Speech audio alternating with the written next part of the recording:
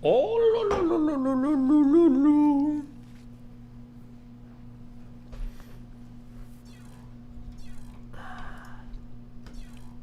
No one cares, bro. I don't know why I'm talking to this guy. I have no idea what we're talking about. He emailed me. He's got a big channel and he like wants to talk about random stuff. So I'm like, okay, let's do it.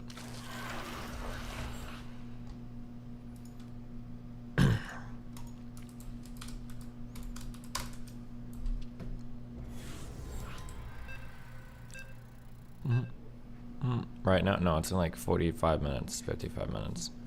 Can anybody tell me, can somebody solve this problem? Why does my clock run slower and slower on my streaming computer and not on my gaming computer? My gaming computer's clock time is always perfect. But on my streaming computer, it always, like, when my computer's been on for like a week, it's like 4 minutes slow. How? Why?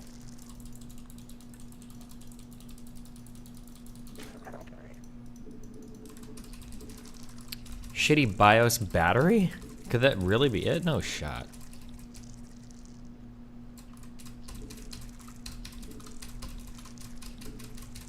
Is this set to auto sync? Yes, all that shit is on. Auto sync, all that bullshit, auto time zone, all of it is on. Nobody knows. Okay. What an annoying fucking problem.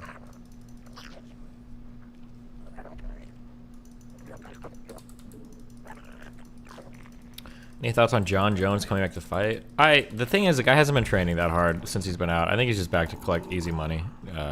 But he's gonna get his fucking ass whipped 1,000,000%. If you know what I mean.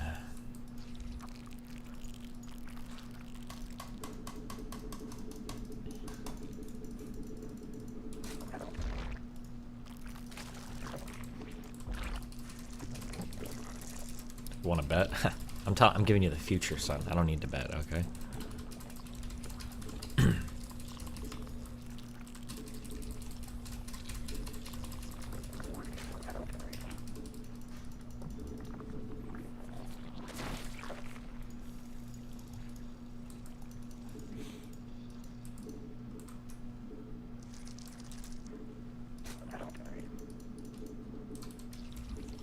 What is this? ZVZ.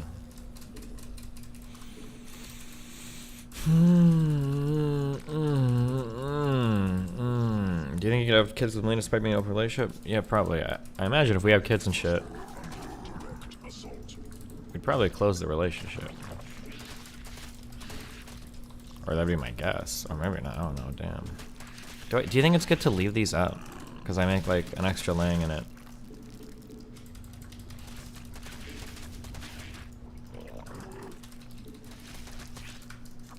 Gives me time to like build my base up here. I never actually know. Swarm forces under attack. Swarm forces under attack.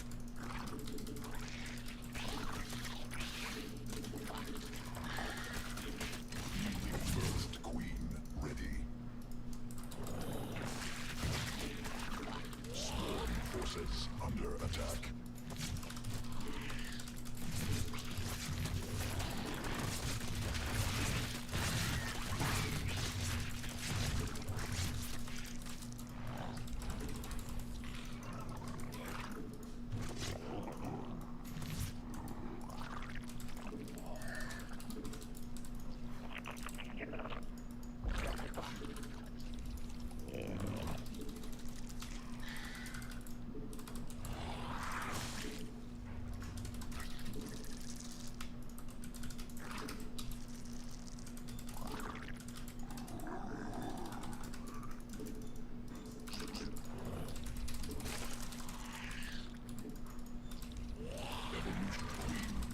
Successful. I should have pulled off gas, I think.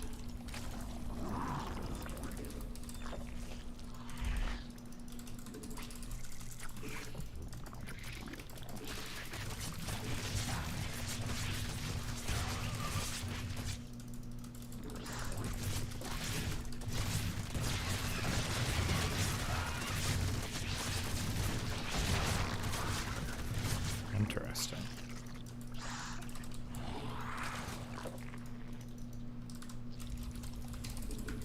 So he's gonna turtle up and do some memes. need to do that. I don't think.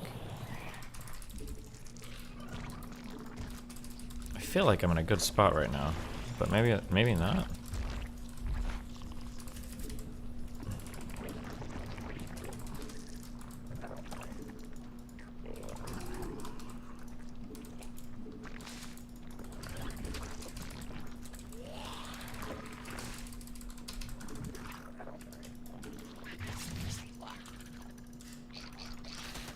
This is gonna be a 1-1 timing attack.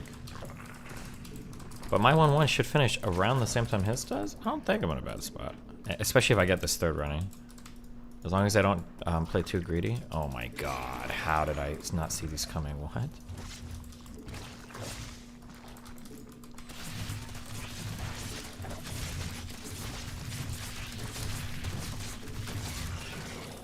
Okay. I think I lost like one drone there.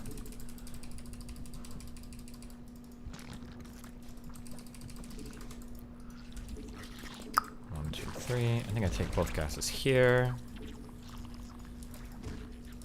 Command unacceptable.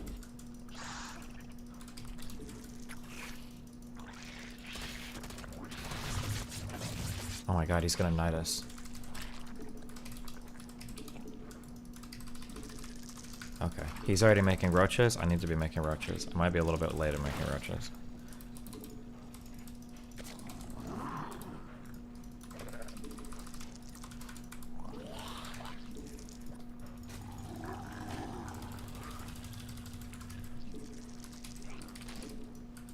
I wonder if getting speed here is greedy.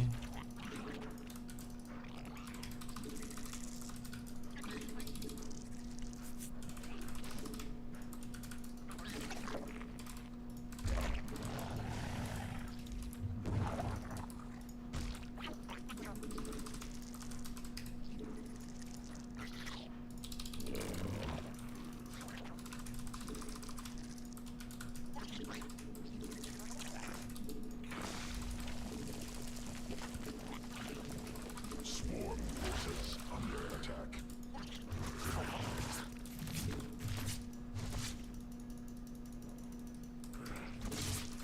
No shot. What the fuck is this meme shit? Bro, you're doing every fucking tech in the world off 2 bases. Swarm forces under attack. Mineral field exhausted. Okay. Forces under attack. Sequences spun. Swarm mutated. Mutation complete.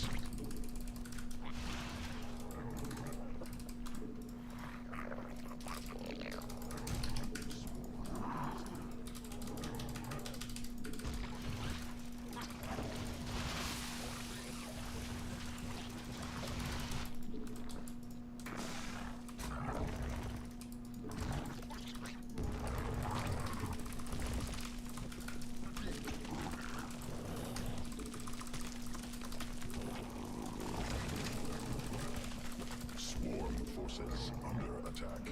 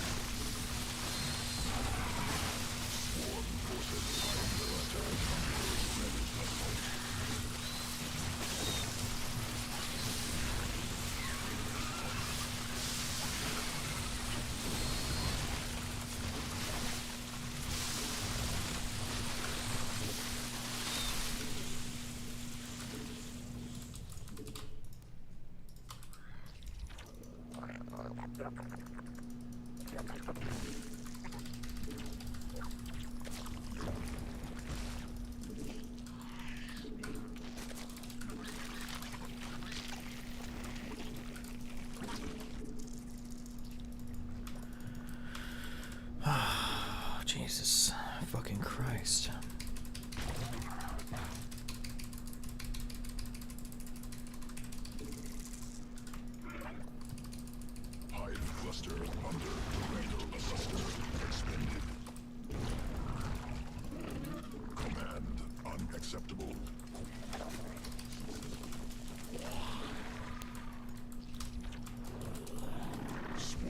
forces under attack.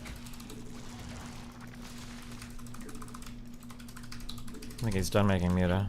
Newly birthed queen ready.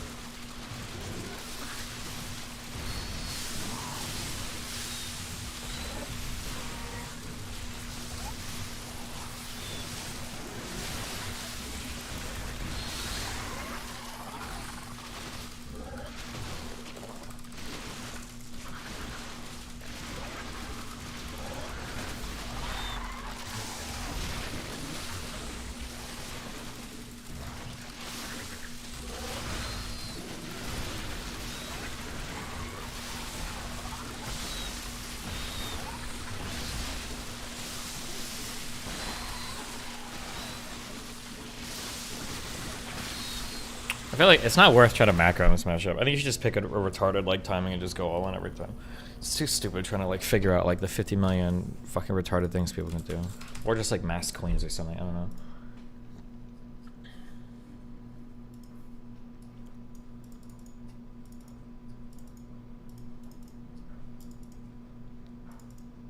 I think we just got an early pool plus expanding, so we had late gas. It was just like 17 like retarded things in a row. I think he did 12 pool,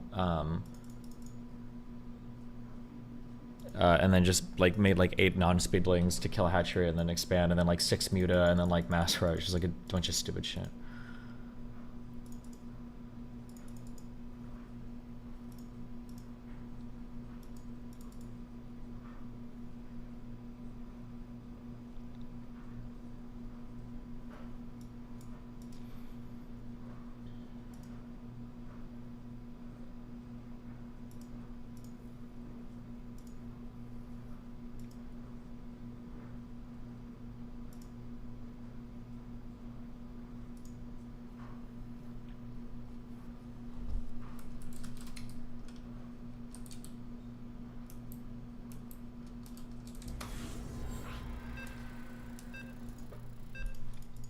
Is there a reason not to go Muta that game? It's just extremely risky. They're super fucking expensive, and they're dog shit units in ZVZ. But if you catch somebody off guard with them, you can do a little bit of damage to like prep for other things. It's just a very big.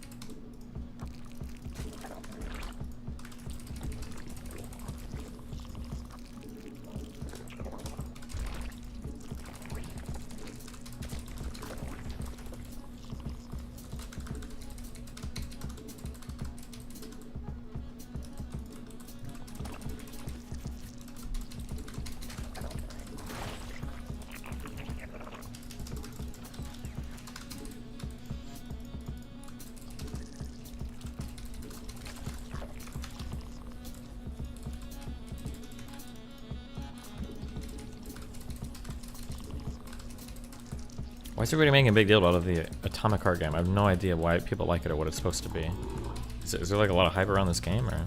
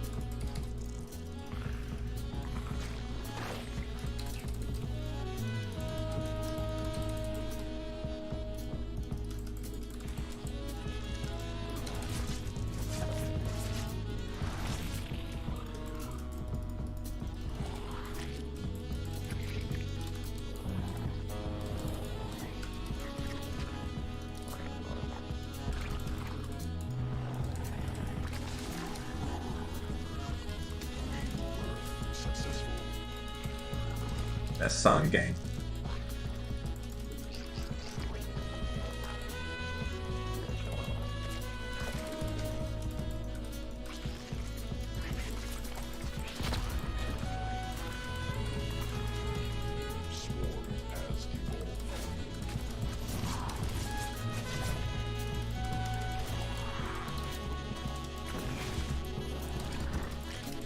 Really? Okay.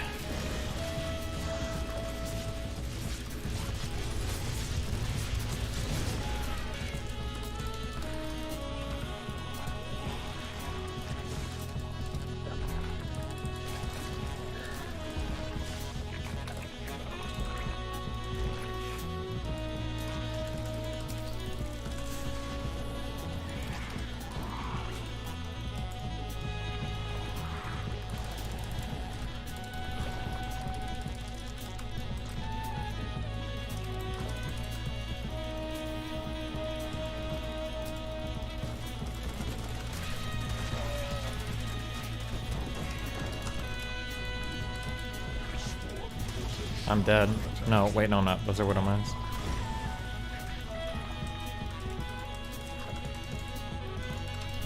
Wait, there. What is happening?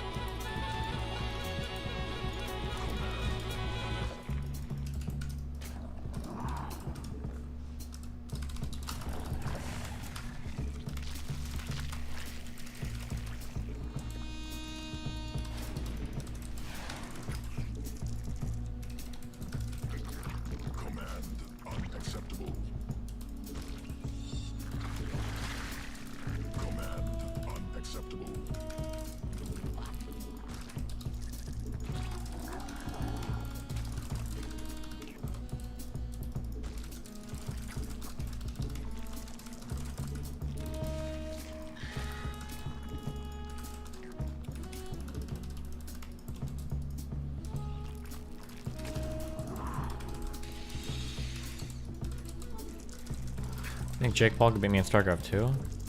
Just because he's the best boxer of all time doesn't mean that he could beat me in StarCraft, dude. Come on.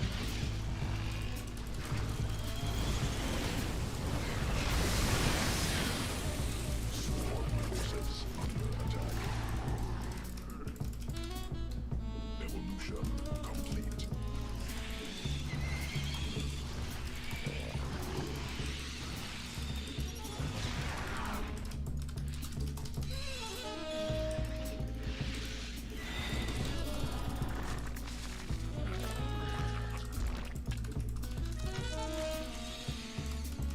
Mutation complete.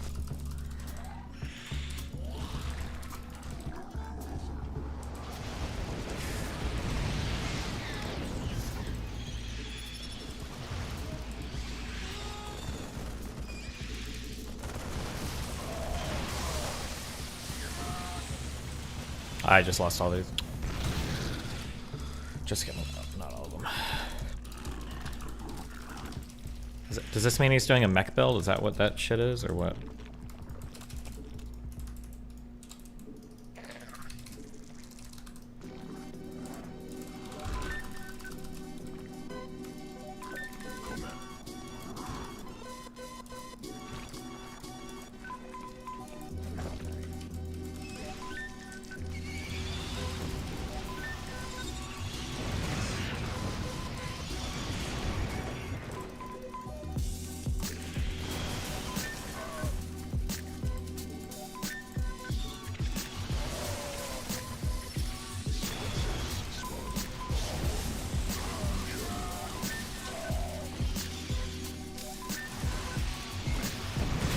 Nice.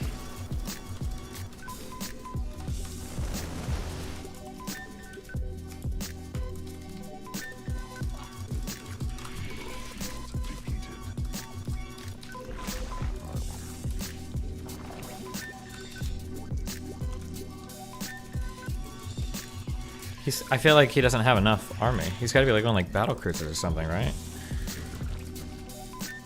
Mineral cluster expanded.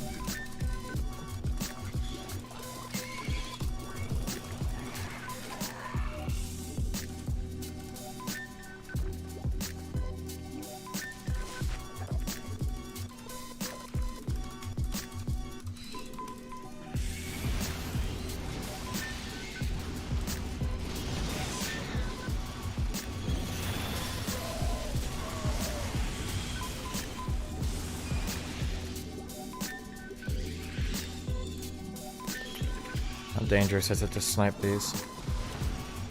Oh, not at all. Well, a little dangerous.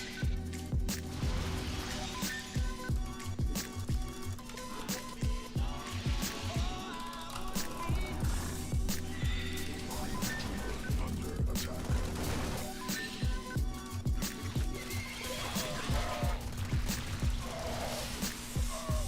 Sequences spun. Swarm mutated.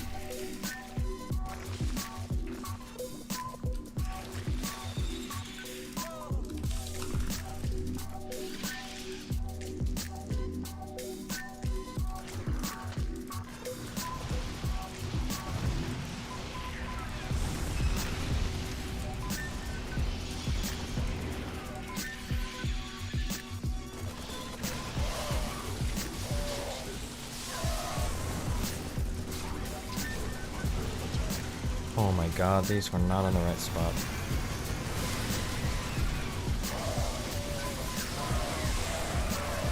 But I don't think it matters. Jesus. Okay.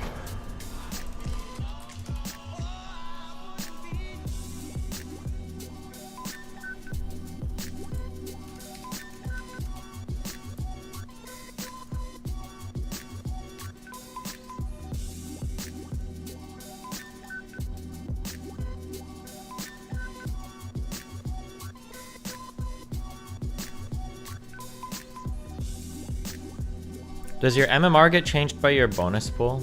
I don't even remember. Am I out of bonus pool?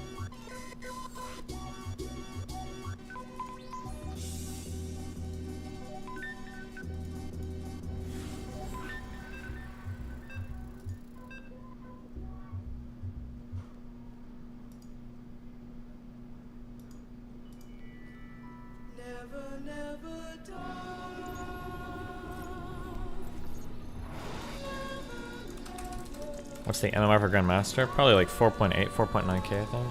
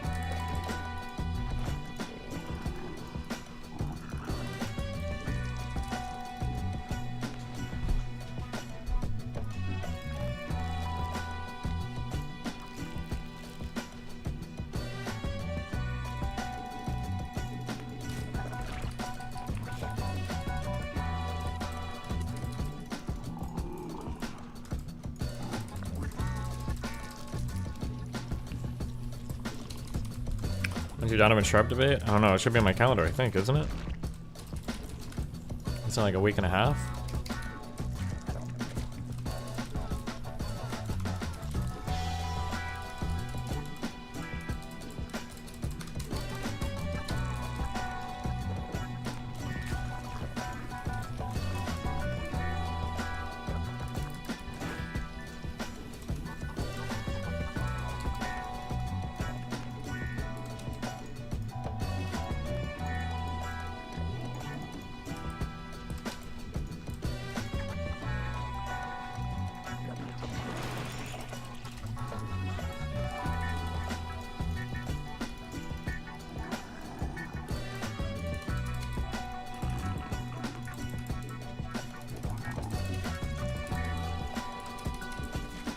Why?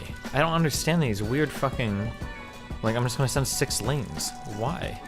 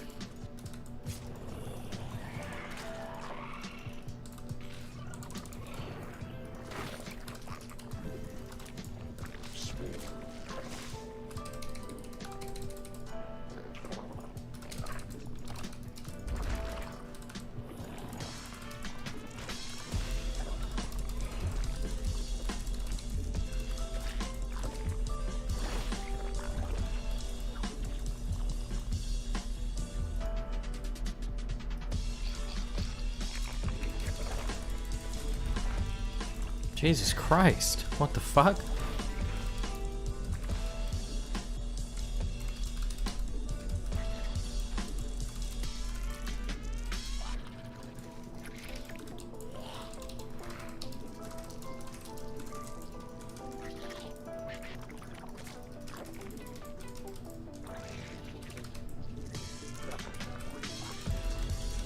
He doesn't even have link speed? It's some goofy shit.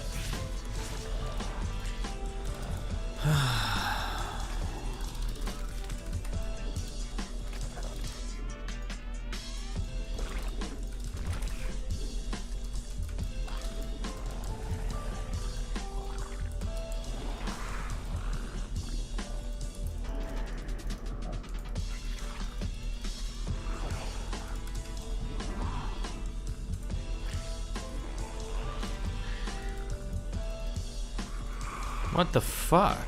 It's just, no, he's just bad. Bro, I don't know what the fuck are happening in these fucking games. If it's like time of day that you queue, or like what the fuck is going on?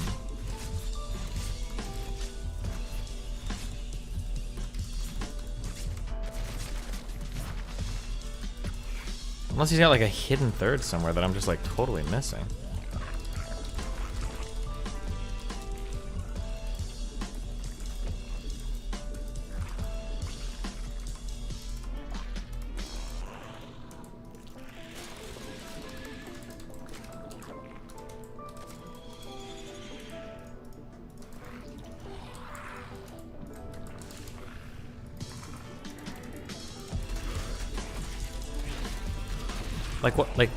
What could he possibly be doing?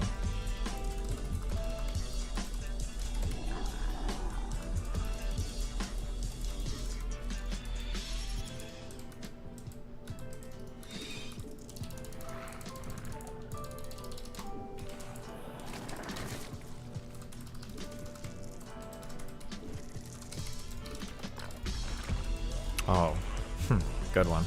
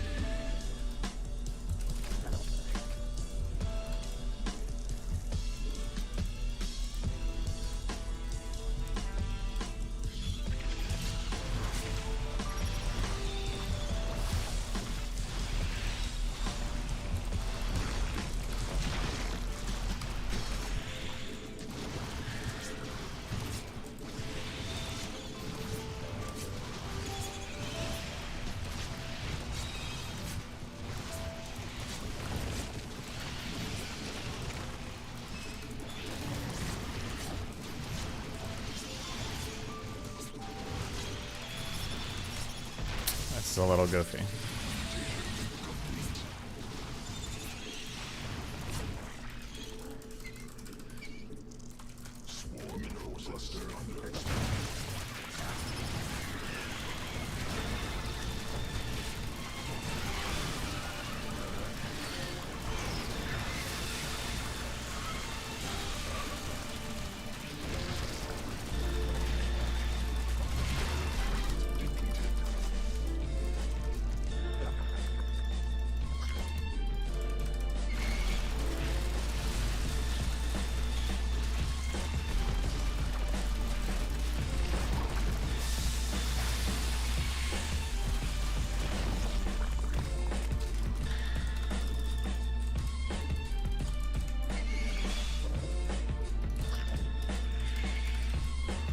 Are these guys master? I don't know if this guy's... Oh no, I guess they probably are master. I don't know. This is just like everything about this guy's build is horrible.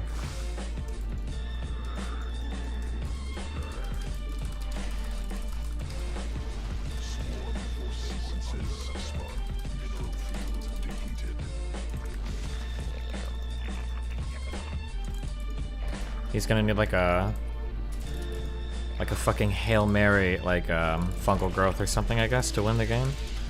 I shouldn't be giving him as much time as I am to build, because technically his tech is better than mine.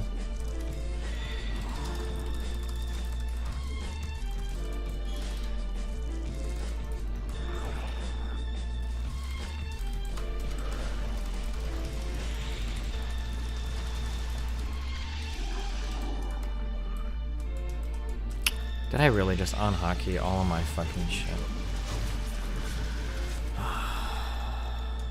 Best part of the SC2 return is the music. Also, why am I yelling at you? I don't know, turn me down. What happened to all the TTSs? Why are they all sick?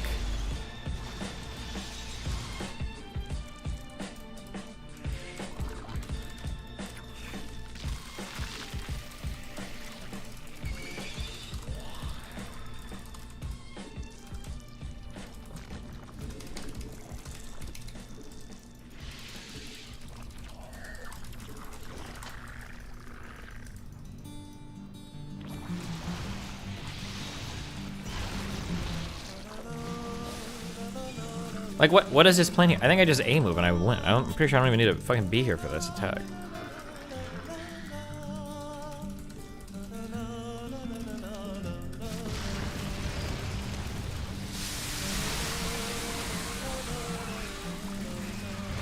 I guess like nice lurkers? I don't know.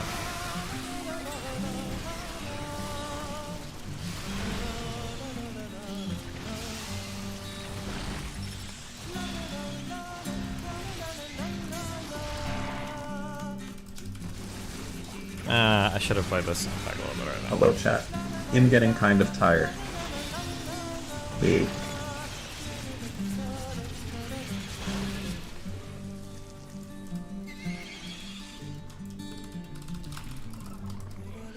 Mutation complete.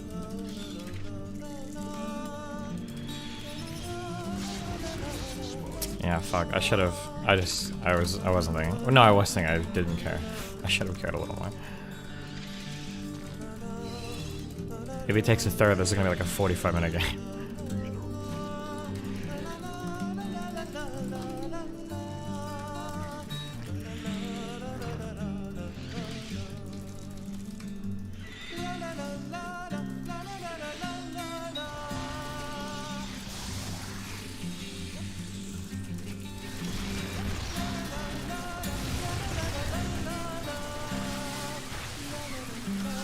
It's just, he's trying to do so much off of like 2 bases.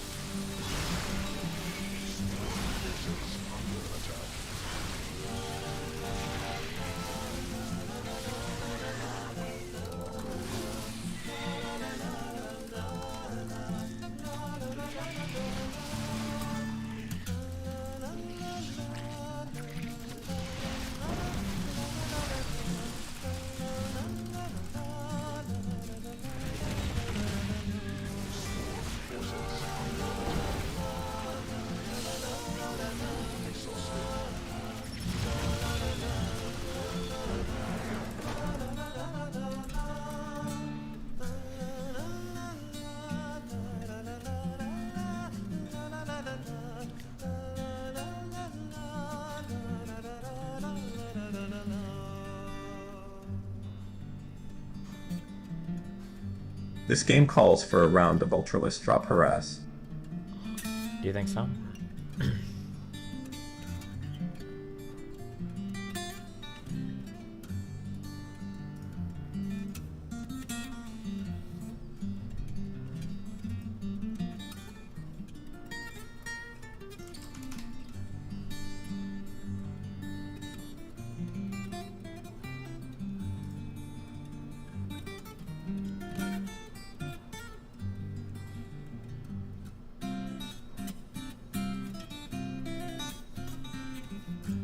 You done did it, chat.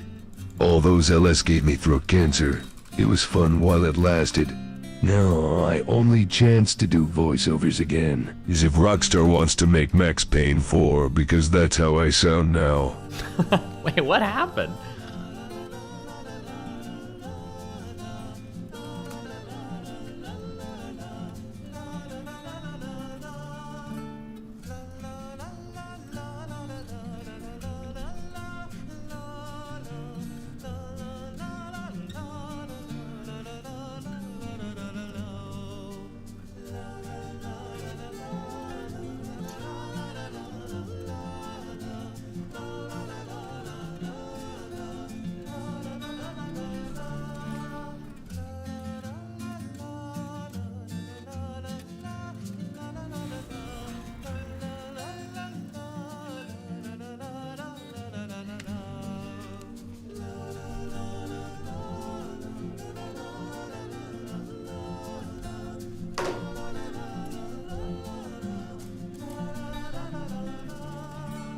It's a tough roach timing for toss before they can get immortals. Yeah, what is that, a 1 base timing?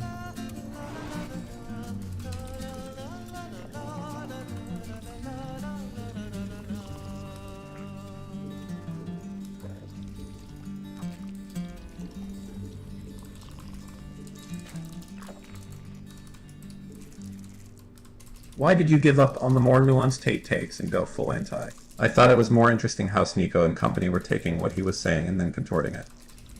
Well, I think my takes on Tate are still relatively nuanced, just not around the sex trafficking thing. I think that's pretty cut and dry. I mean, like, I'll give nuance where nuance is needed, but that doesn't mean you like both sides every issue. Right?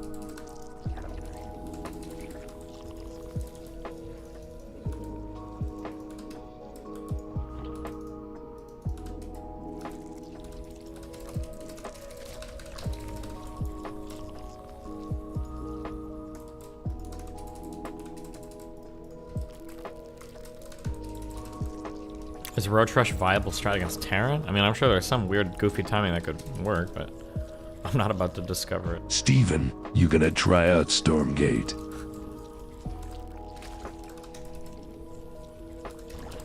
Poor Duke Nukem. What happened, bro?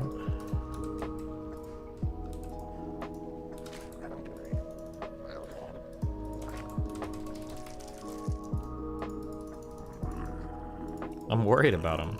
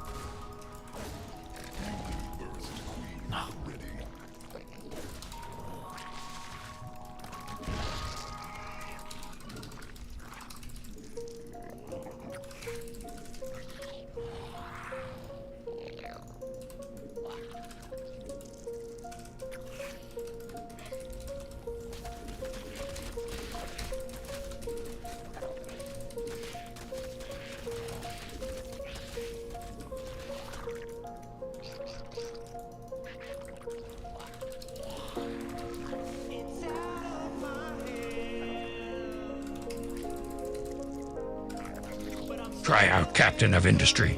You will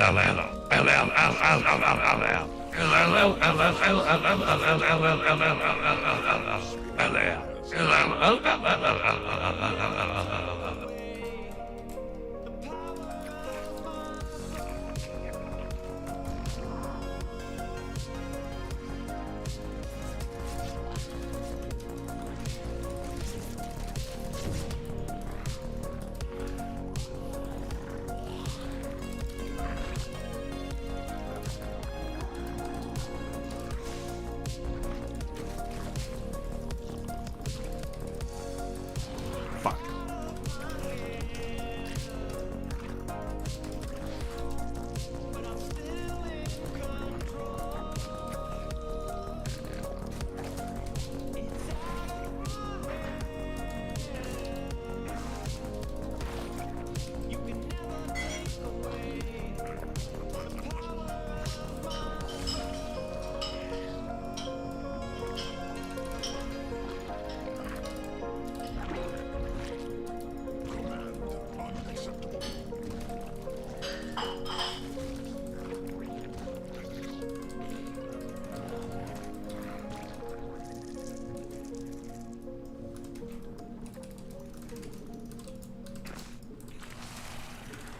Were you trying to enjoy the tunes? Have you forgotten that I'm sick?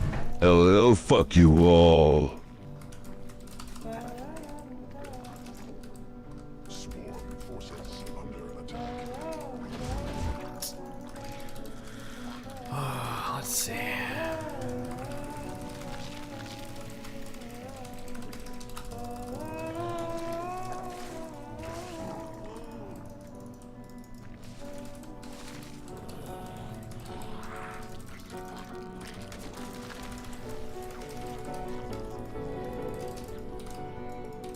I feel like he can play on these cliffs and it's just gonna fuck me hard. I just lose.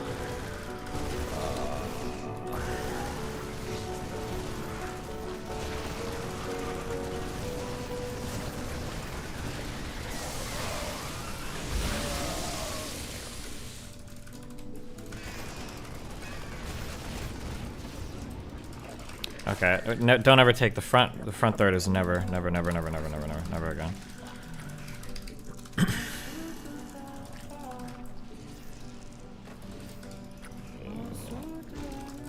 Swarm forces under attack. I'm gonna start my spire.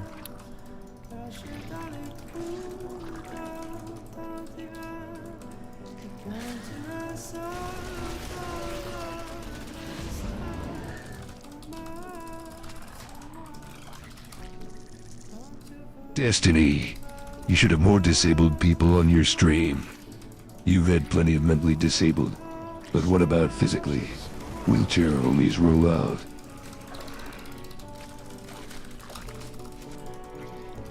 can't even start this upgrade. It is over, Raiden. Look what they made out of this world. The Latlai Lulalo have won. You have fought well. Raiden, I must go now and rest. If you eat some snakes, think of me, okay? Also, play Metal Gear Solid 3 every time you get the chance.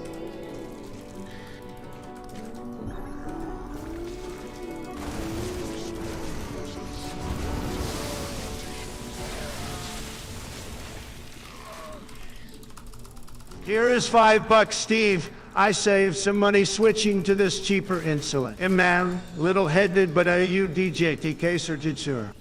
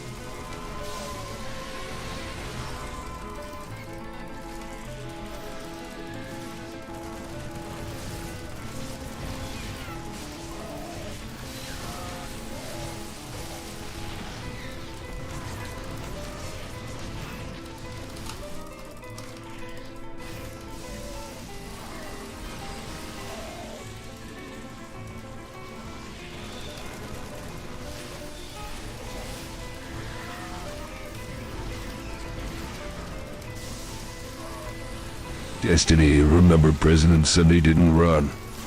He didn't run. He didn't run.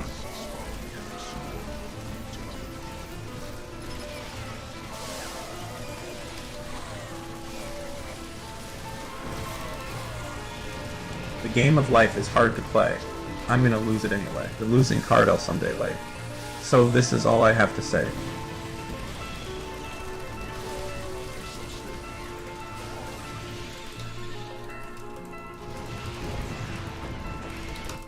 My college just installed this new Cisco Enterprise class firewall in our main building. Everything is so bleak. The walls are coming down. Well, I think they are once again forcing a certificate down my throat. It is all so tiresome.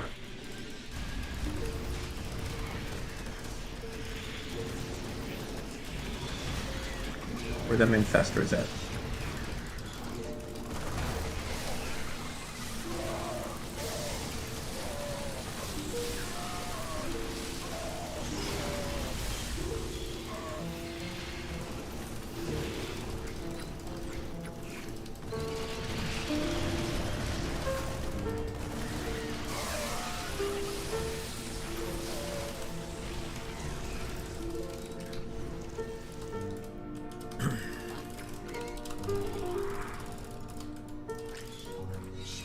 Forces under attack.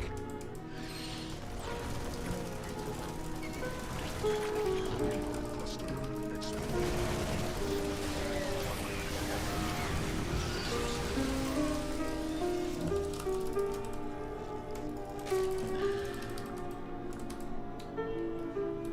Jesus.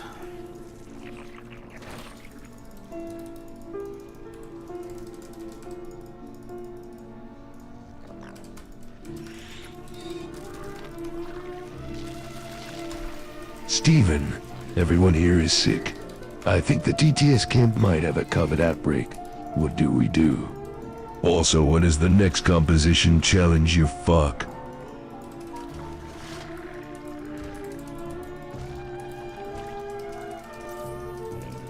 You still speak to Day 9 or Husky.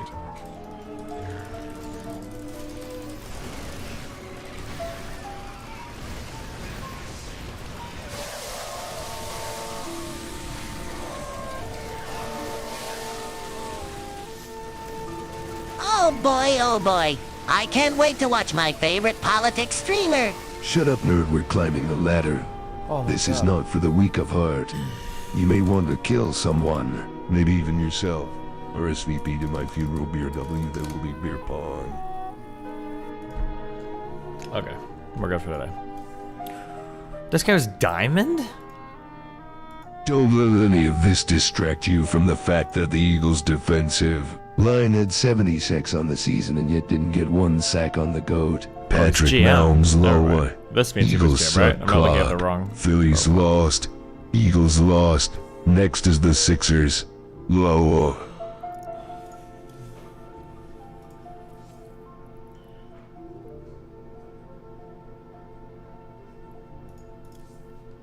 Oh, he could be GM with another race, true.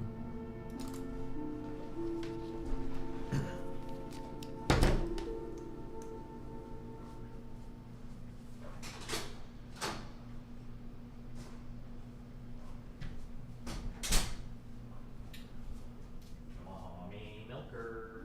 Mommy milkers. She is big milkers.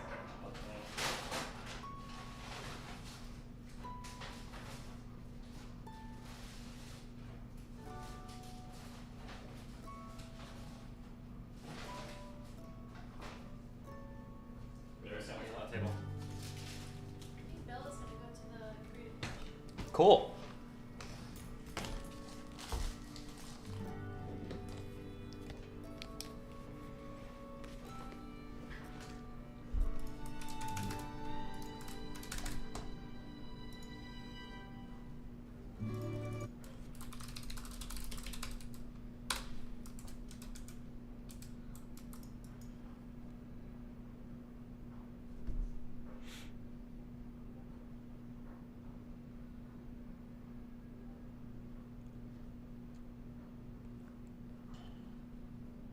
What is the wave?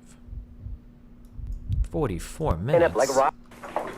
At the beginning of this month, Oh my god, this chicken is so good. Thank you. I appreciate that. Thank you. It's delicious.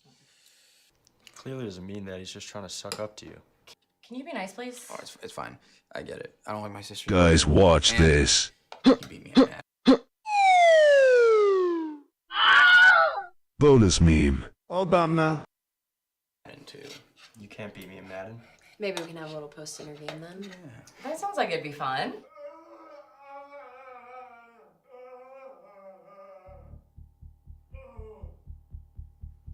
What was that? Oh, boys, my knees are burning. Is that okay? He's fine. He's working. Oh, fuck. Is he hurt? No, he's not. He sounds hurt. He's fine. I'll go check on him. I'll come. Yeah, I bet you will. Ryan, you don't need to check. No, everyone sit down. Sit your butts down. No one check. Sit the fuck down. Oh, Jesus. Dad, are you okay? Oh my God, kids, he's working. Hey, settle down. Guys, hold your horses. Hold your horses for a second. Doesn't anybody fucking knock anymore? What the fuck are you doing, Dad? Sarah, this is my job. We don't This want- is my job. That's- I lost my job, and this is how I'm providing for you. You have an OnlyFans? Yeah. Turns out you can make a lot of money doing this. So are you trying to tell me you couldn't get a job, so now you're just a slut? Not a slut. I'm not a slut. Oh, thank you, African Rose. This live right now? This is live. We're live. Fuck, man. Oh, Eric's here for dinner? I told you he was coming. Don't you think you're moving a little fast? You don't think I know what you're trying to do to my daughter? I swear. Shit, this thing catches up to you. You guys like all the nice new shit you've been getting? PS5?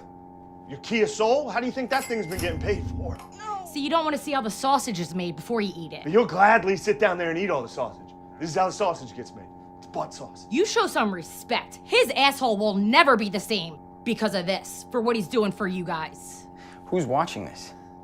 A lot of fellas. Oh, God! Dad! What? Oh, honey. Mr. Hubbard, your penis is out. So, like, how much money does this actually make? 15,000? Holy shit, 15,000? 15K. Not bad. Ryan, turn this down for a sec. Help your father. You listen to your father and turn it the fuck turn down. it down. Ooh, not up, not up. Hey! You trying to kill me? Sorry. Now listen. You think this is something I want to do? Times are tough. I'm doing whatever I can to help. Put a roof over your head.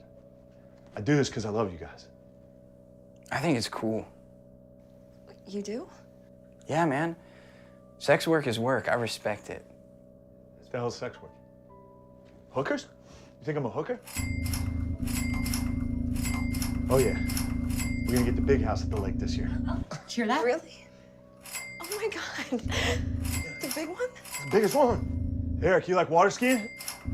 Or are you one of those wakeboard pussies? I do both. I like water sports a lot. Ah, shit! Why don't we go downstairs and finish dinner? You'll join us? I'll come. I bet you will.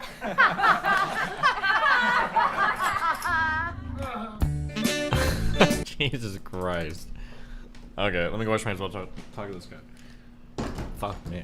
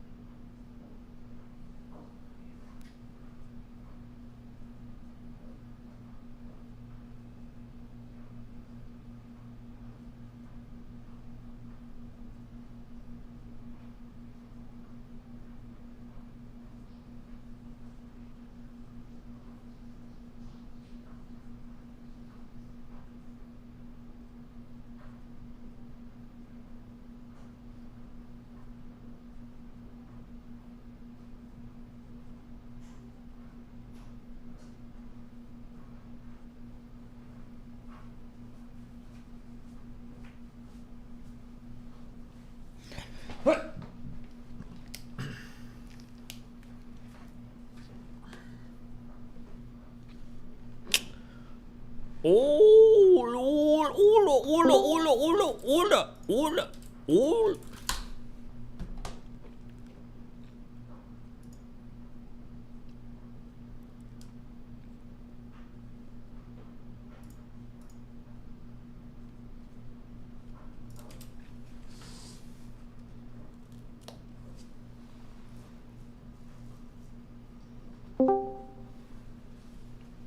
Oh my gosh. What happened? Do you know who Keffels is? Who? Never mind. What's up? Oh, I'm streaming, by the way. Don't say anything crazy. How you doing? I'm good. What are you streaming on? YouTube. Are we gonna do video or just talk? Whatever you want. We can do video if you want. Cause I can do video. I just want to put it on my OBS and record it. Yeah, knocks about. Here, I'll give you a video. Yours is better than mine. I think Keffel spent the 100K on drugs. Unironically, I think she did. Why is it not working? Your camera? Yeah. I don't know. It says imaging edge webcam. Do you have the right input select on? Let me check.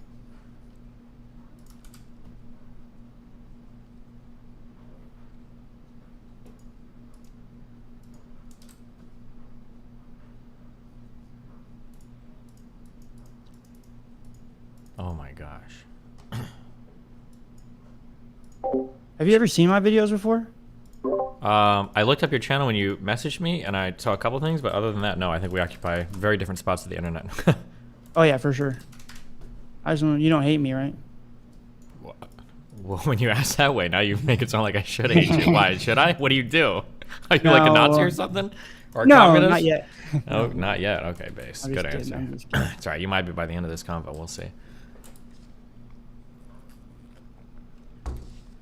You know, I thought I had this already. No, you're good, dude. I stream for 10 hours a day, so you got 9 more hours to get your shit straight, and we're good. You know, I was looking up. It was so funny. I was looking up. I think his name's Athan. How do you say Athan? You know, the guy that made the video Athan's Theory of Everything.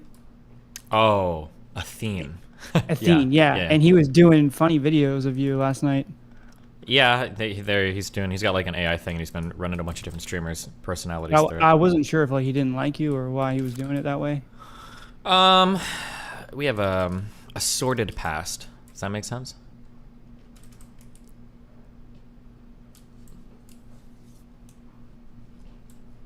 Why is this not working?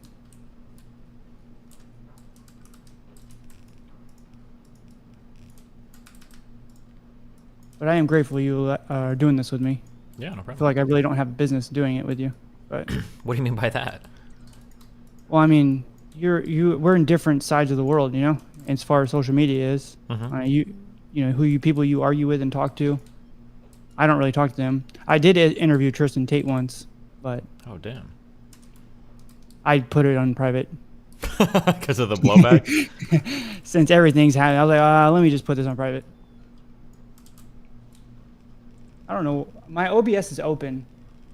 Yeah, I see the camera loading right now, so it looks like what you're doing is I'm guessing OBS is probably capturing your camera, and you're Correct. trying to send the same camera signal now to Discord, and typically you can only do one at a time. If on Right. OBS, do you know how to turn on the virtual camera? In the bottom right, there might be a thing that said Start Virtual Camera. Next Just to like... close OBS. No. Well, don't close it because you want to record, don't you?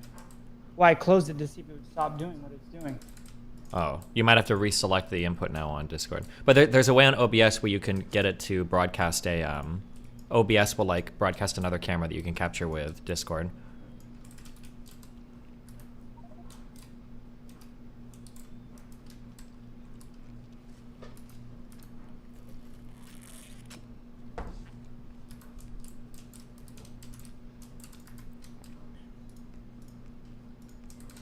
Because I don't know if I'll put this on our big YouTube right now, but I will make clips out of it and put it on our TikTok. Mhm. And then I'll put it on my other YouTube. And then, because I'm trying to switch, which is another question I have for you. Because you switched from League of Legends to something different, correct? Is that how it happened? Kind of, yeah. I was originally a Yeah. StarCraft 2 semi-pro, and then I switched to League, and then now I kind of do a little bit of everything. Trying to be so patient and calm right now. Oh, Huh. nice. There we go. How do I get it back to you and me? On what? How do I put it for both of us so I can see both of us and record it Oh, on OBS? on Discord? I have to select you to see you and then select me to see me. Well, I see us both on Discord right now. Oh, wait. Maybe try, like, left-clicking on one of our cameras. Are you saying, like, one of them's big and one of them's small, or...? Correct. Oh, yeah. Try left-clicking around on our cameras until it, like, equalizes both of us. Haha.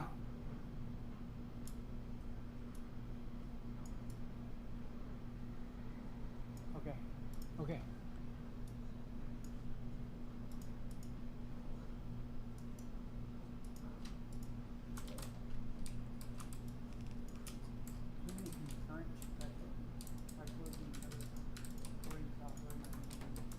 If you're talking right now, I super can't hear you.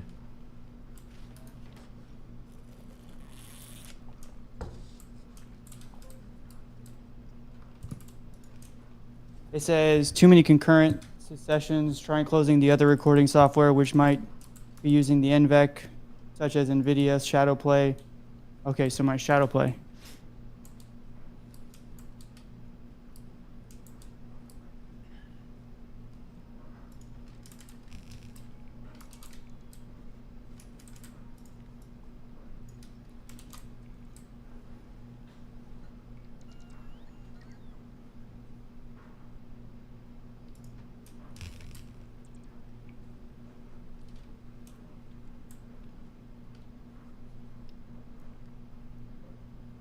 How many people are watching me just fumble like this?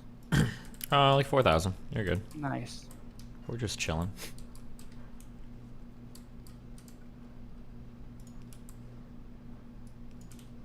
Did you tell them who I was? No, I usually let the guest introduce themselves.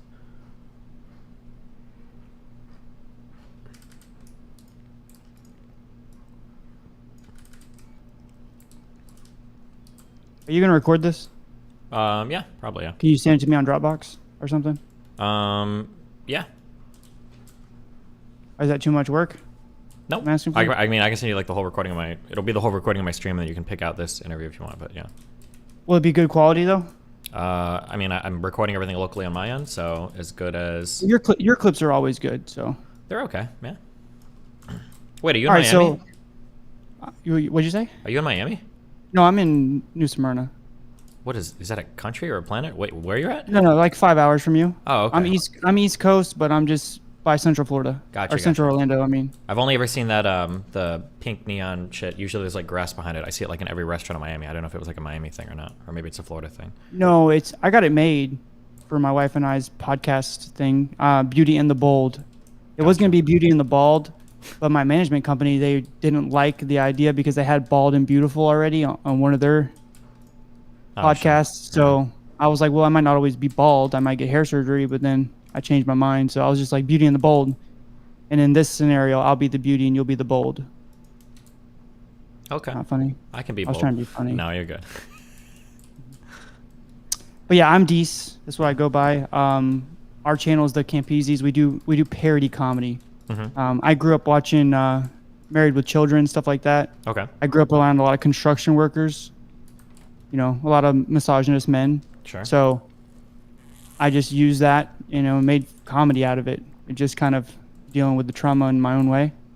And my wife's always been a willing participant. So we've had a lot of fun doing it. And then I never thought in a million years that it was going to go viral on TikTok. And then it did. And then I post on YouTube. And then I post on every other platform. And it kind of just went viral.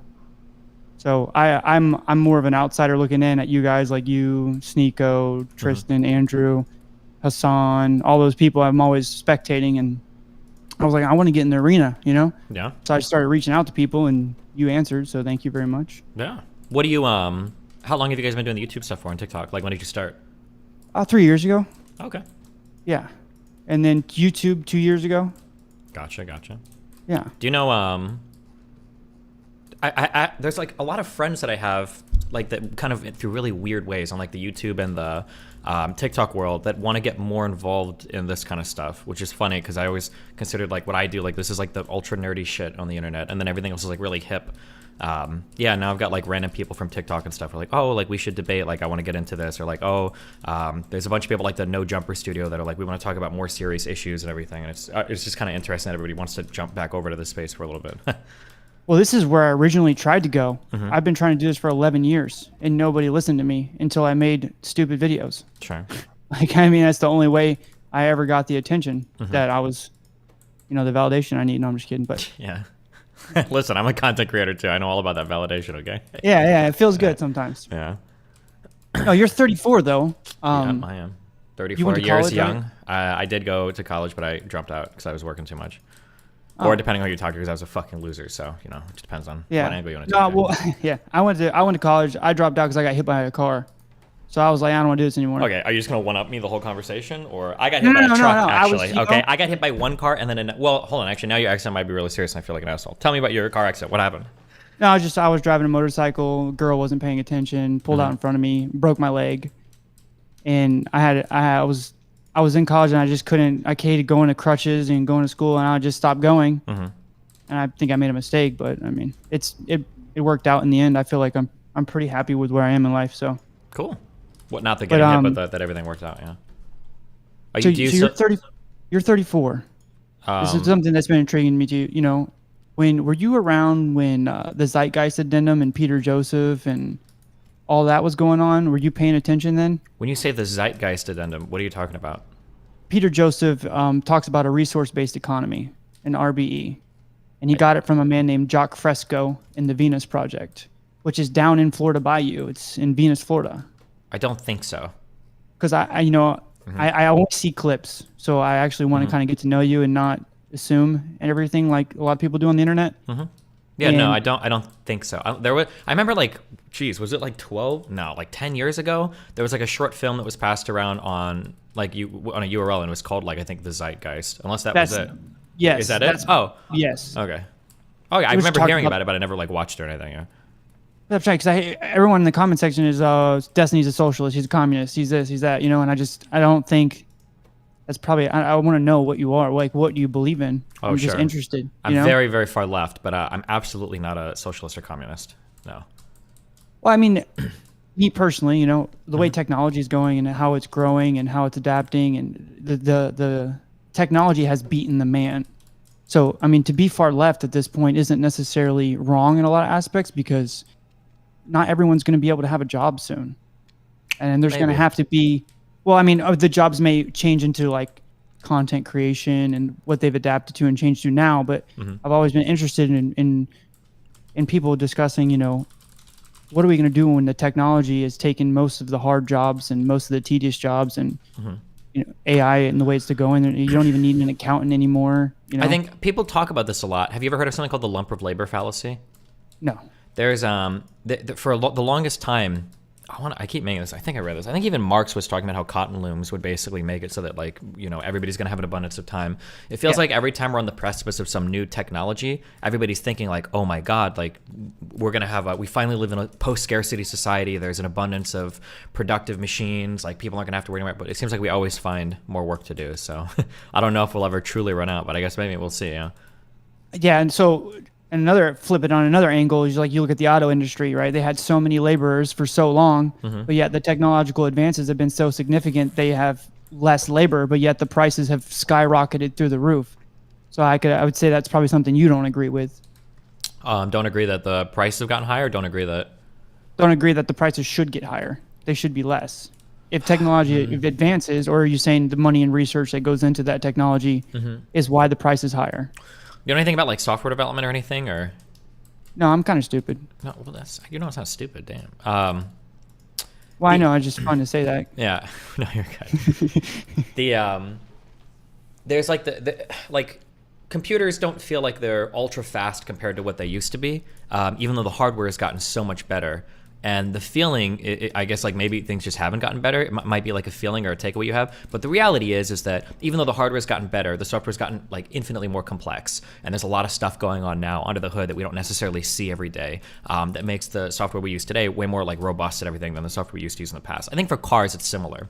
I think we probably take for granted that like cars today are way, way, way better than the cars in the past. It probably doesn't feel that way. But like as like one metric, for instance, I want to say when I was growing up in like in the 2000s, I think it was pretty rare for small cars to get like 5-star safety ratings from like the sides if they would get hit in car accidents. But now like every single car is like 5-star safety ratings from like every single angle. I think there's probably a lot of like under the hood improvements like that we don't necessarily see. So it feels like, why is the same car that I'm getting today that I could have gotten, 20 years ago, why is it still, $5,000, $10,000 more expensive? It's probably because of a lot of those types of improvements, I would imagine. I can see that. And then the other end would be TVs, for instance. TVs used to be really expensive, but the technological advances and how they build them has gotten so cheap. But sometimes I think of those metrics as like, well, the reason why TV are cheaper is because that's where everyone consumes media, and they need to be cheaper, and they want people watching TVs. They want them easily accessible, whereas cars wouldn't be the same situation from that aspect, at least. Maybe. Yeah. I mean, I think the technologies legitimately get cheaper too. I'm sure you remember the how quickly the rise and fall of plasma screen TVs were. I don't even know if Zoomers know about those anymore. Plasmas were the shit, and I feel like they came and went in the course of like 2 to 3 years, maybe even less. They were getting really cheap, and then LCDs started to come up. It was like LCDs are way too expensive, and then it's like, oh wait, never mind, plasmas don't even exist anymore. So I don't know. I think the technologies are we make pretty significant changes, and things come and go, but. Yeah. Yeah. Another thing would be CDs, for instance. We went from tape to CDs, then straight to the iPod and MP3 players. Yeah. Similar aspect there. What is your background though? Is it just? I mean, what brought you all the way here? Where you are. I'm what you call a Wikipedia warrior. Okay. No, I guess I did. I went to school for music.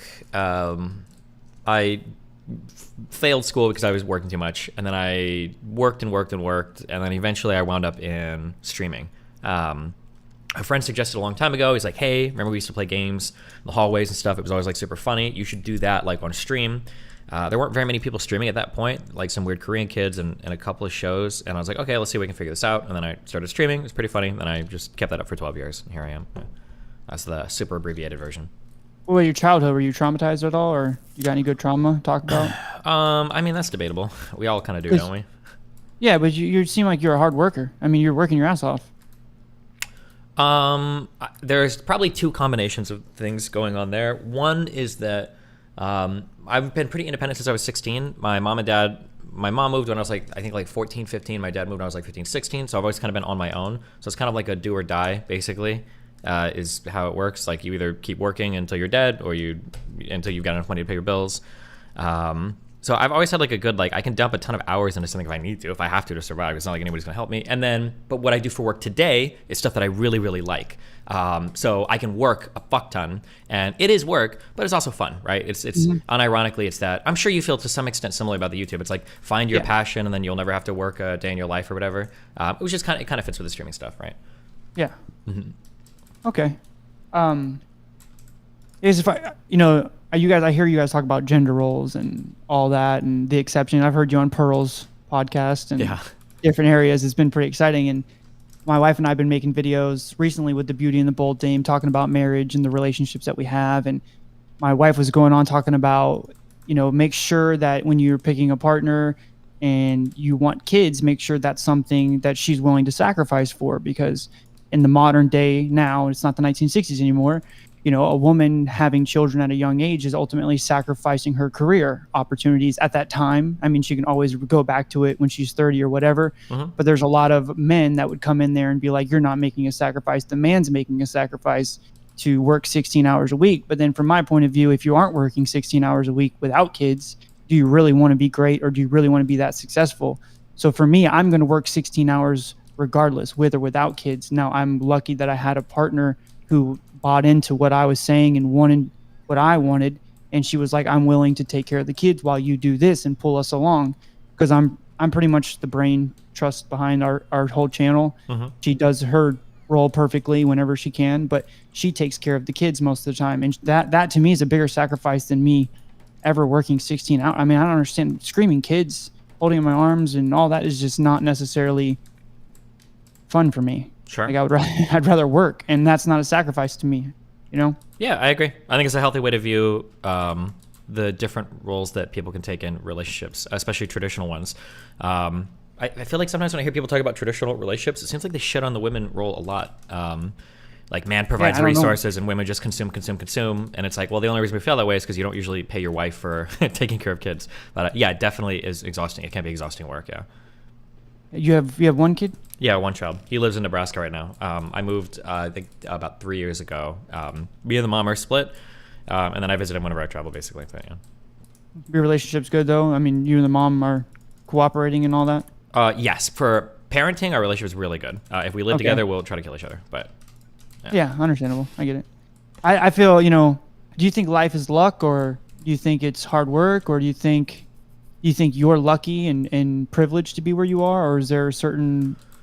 There's a really, really good quote, and it's like, luck is opportunity meets preparation. So I love that one. Yeah, my life is very, very, very lucky. But I mean, like, I was prepared for the lucky breaks that came by. But I mean, like, the only reason I was prepared is because of luck, right? Like for the streaming stuff, for instance, the reason why nobody streamed in the early days is right now you use a program called OBS, right?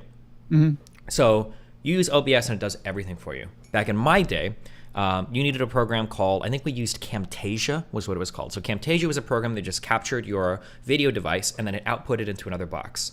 And then you would have to download a program. We used a program called Virtual Audio Cable. Virtual Audio Cable is a program that would route different audio channels to one output. So you'd use Virtual Audio Cable, you'd set up multiple channels so that all of your audio would be routed to one thing. Then you'd have your camera. Then we used another program called Flash Media Live Encoder. And then you'd have to go and find an encoder that you could plug into that program. And then with Flash Media Live Encoder, you would route the Camtasia output to the virtual audio cable output, and then all of that would be routed to an RTMP server that you would use to stream. This is like how we had to stream like that. And when we did that, we had 400 kilobits a second to fucking stream.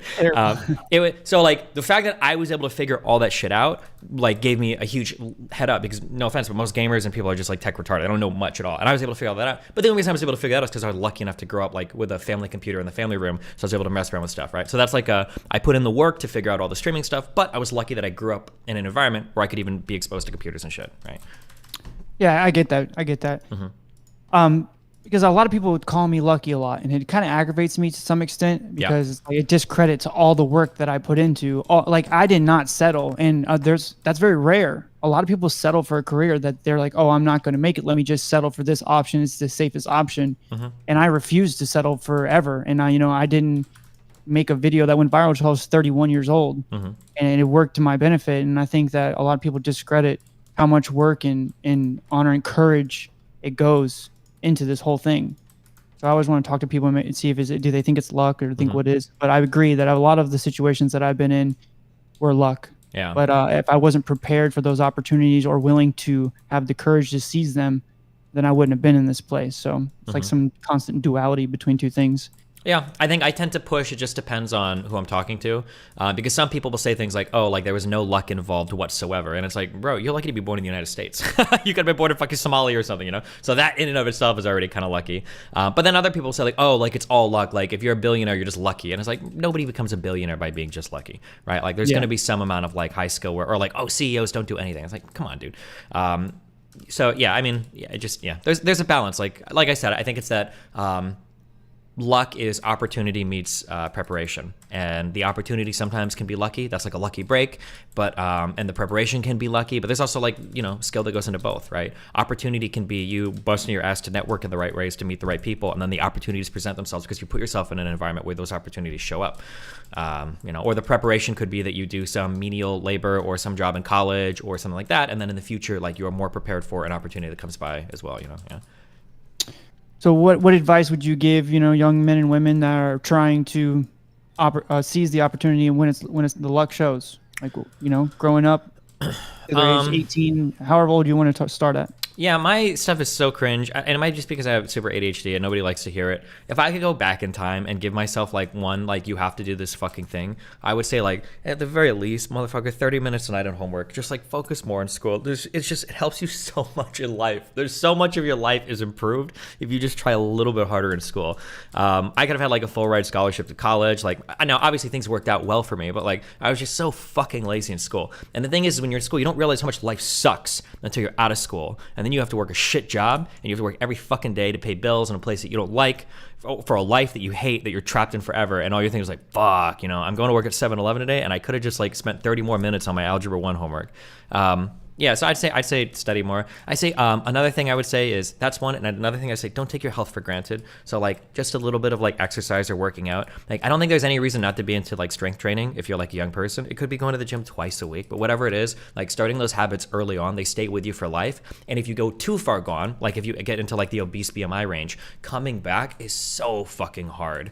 As long as you have your health, you should like pay at least the slightest bit of attention to things like diet and exercise. Again, it doesn't have to be like 7 days a week. Like I'm only eating like the purest of fucking foods, but just like a little bit of attention to it, I think is good. Yeah, I eat really healthy, and then yesterday I had 2 Cokes and a Sprite, so I was, divulging, I guess. Yeah, I mean that's not too bad. Yeah, it's not that bad. Yeah. So the transition you made from, your League of Legends pro streaming to being more of like, I don't know, social justice warrior. I don't know what you would call yourself. Yeah, I'm like the old school social justice warrior. Like the new ones today are kind of crazy. I'm like the old school one who's like, dude, I think gay people should be able to get married. But like the new school ones are like everything is white supremacy and slavery and shit. I don't know. I'm not. I guess I'm like, if the new people are here and like Bill Maher is here, I'm like somewhere in the middle. I think, if that makes sense. Yeah. Yeah, I've seen actually one take of yours was talking about the whole fat phobia, fat shaming thing. You're like, it was a great idea at first, but then it just transforms into something that it's not supposed to be. And I think that a lot of stuff is happening that way that you're talking about. I mean, just one, like, I don't know. Yeah. Maybe it's the fall of the society that we live in. And this is towards the end of it, maybe? I don't know. I mean, I'm sure everybody probably feels that way, that we're like at the end times. I'm sure we've always felt that way. Maybe it's true this time, but... yeah, I mean, like, it's always like, there's always a good idea, and then fuckers take it too far and fuck it up. That's just how it goes, yeah.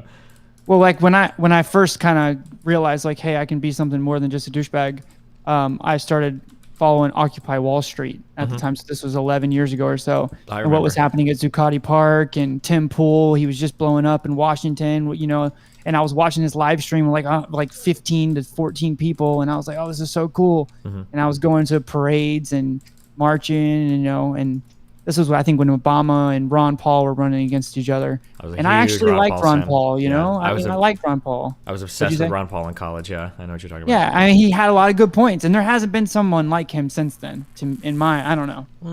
I don't know. I feel like Bernie Sanders was kind of a Ron Paul. He energized like young people with like kind of like a lot of pretty new revolutionary ideas and made them like really hyped and excited. But he was too... I don't know. Ron Paul was kind of like a more of a manly figure. I don't know. Bernie seemed just like a kid sometimes, which I guess would be good. I mean, Ron Paul literally delivered kids, right? Yeah. I mean, yeah, I don't know. Yeah. He had a lot of good takes about the Middle East, like, hey, give them the resources they need rather than, occupying their land, and then they won't come bomb us, which was a great point. Yeah, maybe, yeah. What do you think about race? You mean like couch to 5K or? I'm just fucking with you. I mean, like what? I mean, like what? That's a really broad question. Well, scientifically speaking, right? Mm-hmm. There's not enough genetic differences to define a separate human race. Sure. So, it is a cultural thing. Do you think that is a good thing to have, or is it something that we should dissolve? I mean, like, well, regardless of how we feel, I mean, like, there are people that look different. Right. Yeah. So that's always going to be a thing. There's no way to escape that. Well, some people have brown eyes. People have blue eyes. They look different. Yeah. Some people are 6'3". Some people are 5'11". They look different. Yeah. So why would it be? This is something that gets me going. That's why I brought it up. Because whenever you go to fill out an application, it says, "What race are you?" It's almost, to me, it's racist to do that in a sense. You know what I mean? It's almost provoking the idea, and then you hear the news media just pick whites, blacks, Mexicans over and over, Latinos, and they just spray it. Now, I understand that also there's people who are more beneficial in society based on how it's been shaped over hundreds of years here in the United States and so on and so forth. But I think that I personally think it should be dissolved somewhat, that we should stop identifying people based on that. But I mean, we can say that, but like, I mean, there's still going to be black people and brown people and Asian people and white people and indigenous people. Like, I don't think there's any way we could ever escape that reality, right? Right. I just feel like that maybe society should be somewhat reshaped around those ideologies. But it's hard to do that because there's so many different cultures and people cling to their identity, and that's their identity. And for someone to just shake that identity, it's not possible unless something traumatizing happens to them where they rethink or they get a bit of knowledge that says, oh my goodness, I've been thinking this way for so long. But then a lot of people have cognitive dissonance and they don't want to do that, and it's a mess. It's just something I wanted to talk to you about. So yeah, I mean, I feel like I'm gonna say the same thing that I did before about like a good idea. Like, I think that recognizing race and I think recognizing the realities of our history is important. It just gets a little bit cringe when people get too obsessed with it. When it becomes like the defining feature of your existence, I think it's probably not good. Yeah, I mean, I personally have a problem with people who make something their entire personality. Like people that go to the gym and all they talk about is the gym, and I'm a gym. And it's just like, or certain people that are in social limelights that just make something their entire personality and they run with it. But at the same time, I think even XQC mentioned it. I played a role and it got me famous. The villain role or whatever it is, and I just don't know how can you take society away from wanting to see that and wanting to consume that so much. Like, how do we train people to not be interested in that, in a sense? I know it's wording sort of. Yeah, no, I mean, my guess is going to be that some of this is probably pretty baked in to like human like biology, that we like to identify with certain groups, people that look like us, or at the very least people that are raised like us, we tend to identify more with. That's probably just a really innate thing for humans that is hard to just like wipe away, if I had to guess. Do you believe everything is innate, or are you a little bit nurture, a little bit nature? No, I mean, there's some combination of both.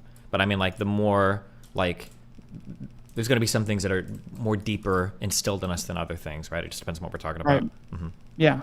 So, like, for instance, what I just said there, like, we tend to like people. I said initially we tend to like people that look like us and everything, and then I corrected it to we tend to like people that are raised around us. People think that we like people that look like us, and we're tribalistic in that sense. We are tribalistic, but it's not about people that look like us. It's about people that we're raised around. That's actually like the most important thing. So that's why a lot of people in cities tend to feel differently about different races of people than people raised in urban or rural environments where you don't have as many like people of color, right? Because you just don't see them. And if you're raised around somebody, you tend to have more favorable views of them. You tend to humanize them more. If you don't, then you don't humanize them more. So yeah. Yeah, I was raised in Orlando, and then my wife was raised in a small town. So I definitely can relate to what you're talking about. She can see it, I can see it. We talk about it with our families and the differences. And my dad was, born in Alabama, so, and it was it was a good time for him, I guess. But there's a lot of stuff I don't agree with from him. Sure. Which I've changed my personality around those things. I had something else I was going to talk about right there. Oh, freedom of choice. Choice. What do you feel about choice? Is there free will? No free will? What do you think? No, I'm a hardcore determinist, but You don't believe in free will at all? no. I guess we're not going to have anything to talk about then. Why, do you not either? Oh, no, not at all. It's not real.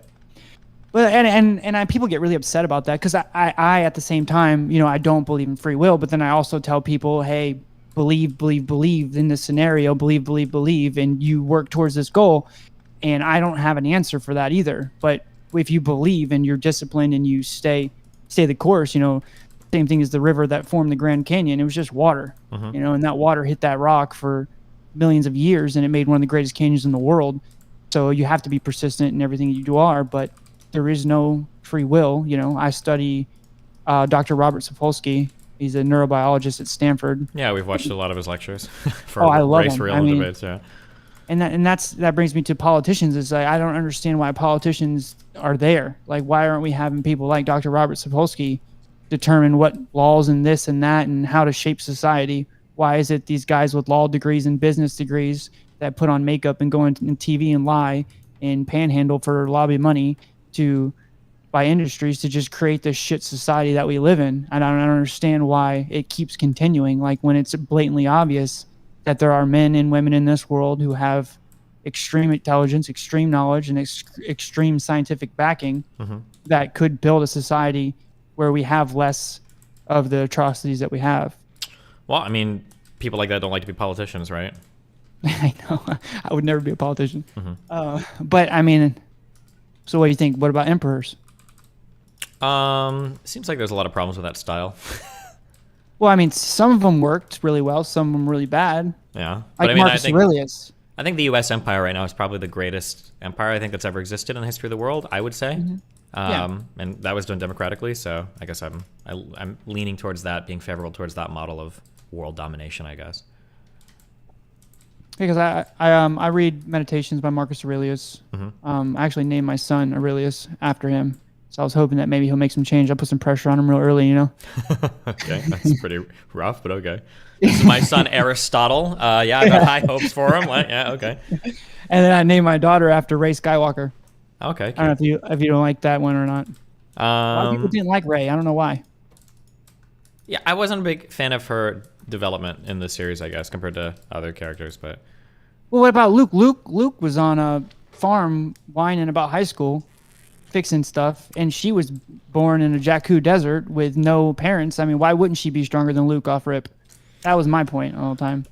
Yeah, I mean, like in universe, there might be legitimate reasons, but I feel like for when we're looking at like classic stories of like heroes archetype stuff, I feel like what we want to see is a character being like really dog shit, and then the character it's typically like character starts, characters confronted with challenge that they can't overcome. They're defeated by said challenge. They go through some arc where they self-improve, and then they come back and they defeat said challenge. And I feel like if you're missing that defeated part, then the victory part doesn't feel as satisfying, right? So like it's satisfying to see Luke beat Darth Vader because when he'd fought him previously, he had his hand chopped off. He wasn't even a match. He was not even close. And the person that trained Luke also died to Darth Vader. So when he finally overcomes at the end, it feels like it's a big rewarding feeling. And I feel like for Rey, we were missing that because it seemed like she was always defeating every single person she came up against like pretty quickly. And it feels like, yeah. Well, I don't want to make you hate your daughter's name though. I'm sorry. Damn, I'm not trying to argue. No, you won't. I like her, Yeah. I enjoyed her. Well, what I enjoyed the most about the series, even though they switched directors and kind of messed it up a little bit, but what I enjoyed the most was Kylo. His thing was, I'm going to finish what you started, talking about Vader. And essentially he was able to save the one he loved by the Force, using the Force without being at the dark side. So he saved Rey's life, which was what he was trying to do with Padme, which was kind of poetic to me, but I don't know, a lot of people didn't like it. Yeah, I thought that was okay. I really don't know why, and I really don't like the idea of them changing directors between each movie. That was a terrible idea. That was like whiplash. Because the whole concept of the first movie, or no, I'm sorry, of the second movie, that like, oh, like Rey's story could be anybody's. Anybody can be this or that. It was like, oh, cool. That's kind of interesting. Because typically when it comes to Star Wars, we think of like, you know, Anakin was the child born of the Force and blah, blah, blah. And it's like, oh, Rey could be anybody. And then in the third movie, it's like, no, actually, she's the granddaughter of the most like genetically midichlorian gifted fucking person of all time. And it's like, okay, well. Yeah, I think they should have went with, who was the guy that trained Palpatine? Plagueis. I think they should have, but it would have been obvious that they were doing that. Mm-hmm. Well, people are saying they changed directors in the original trilogy as well. Is that true? I thought that George Lucas was for all three. I had no idea. Okay. Everybody's saying they had different. Enough people are saying it in my chat that I feel like it's probably true, so I won't fight with them. Okay. Do you watch anime? I used to, but I just don't have the time. But I used to quite a bit. What was your favorite animes? My top 3. Are you a big anime fan? Yeah. Okay, well, this is going to be ultra cringe because they're all very accessible.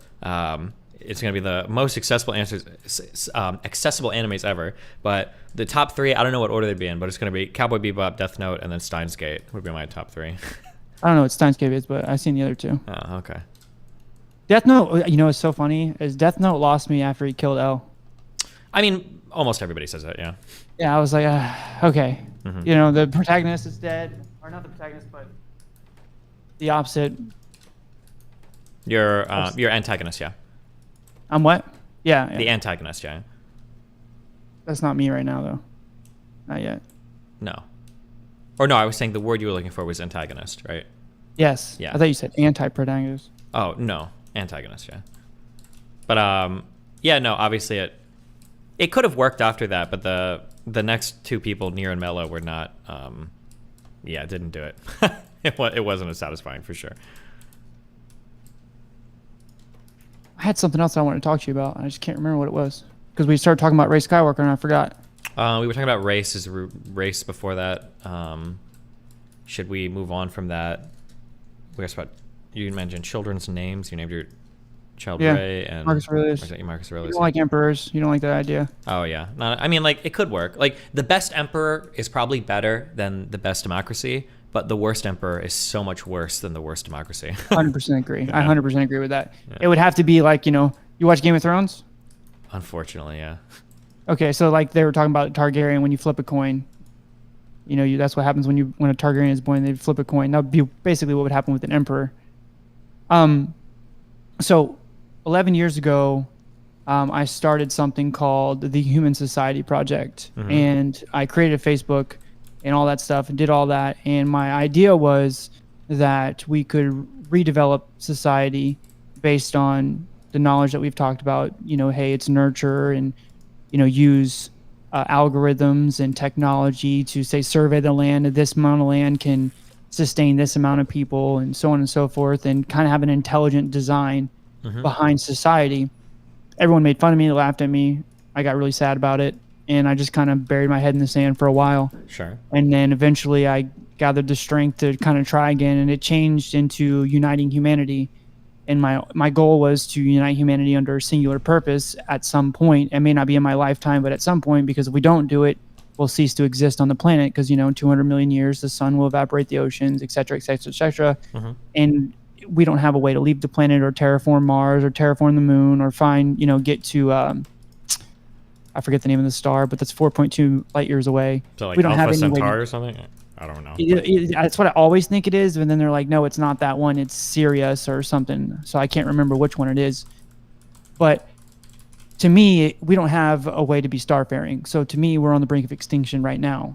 And if we don't do anything about it, we will cease to exist on this planet. And I think that there's something has to be done. Society has to be rewired. And that's just, of course, my opinion based on the limited amount of information that I've gathered in my 2.012 GPA in high school.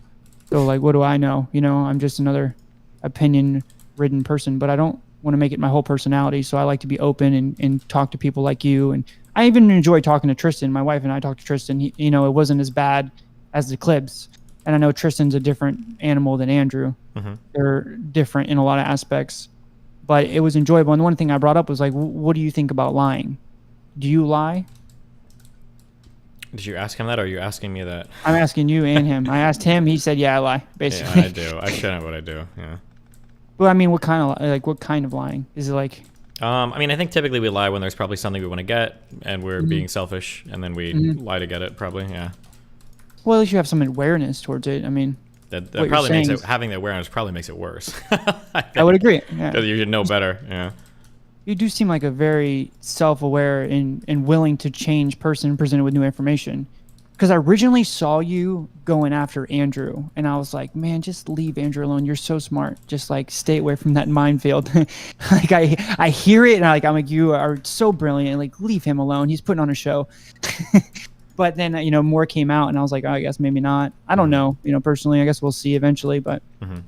And yeah, you mentioned my Andrew arc was funny because initially I was really hard on him.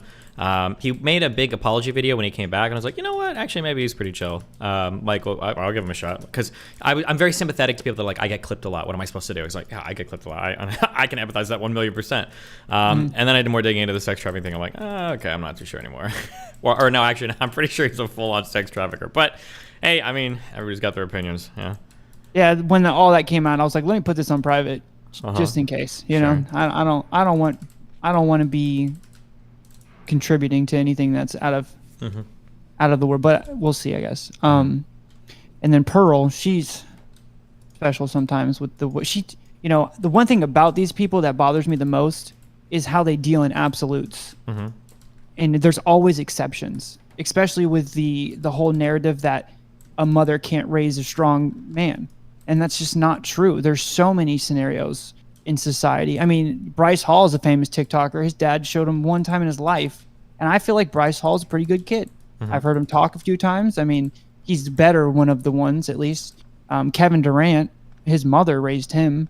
There's always exceptions to the rules. So I don't believe that there should be an absolute narrative or, how people say, oh, I don't think gays should be able to adopt. I think maybe in a lot of scenarios it's not healthy. But there are people who do a good job, and I don't like the whole absolute narrative that is happening. And for me, is why I really wanted to talk to you is like I want to unify humanity in some extent. I want to be the light that illuminates the darkness. That's what I've always wanted to be. That's who I am.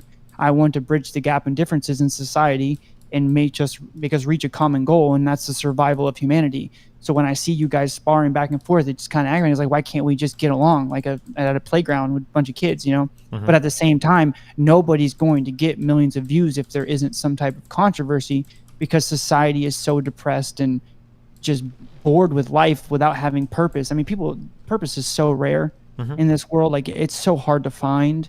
And when you don't have it, you're miserable. And it's tough. So these people consume the content that we create. And I even think most of my videos are stupid. I think they're so dumb, but a lot of people find them funny. And sometimes I'm like, this video is terrible. It's going to do terrible. And then I get 1 million views and I'm like, well, okay. So. Yeah. I mean, I guess it'll depend on what particular we're talking about. Like for a lot of the stuff that I push back on, like there's a lot of stuff that I think is genuinely like probably not good for society. So that's typically why I'll be pushing back on it.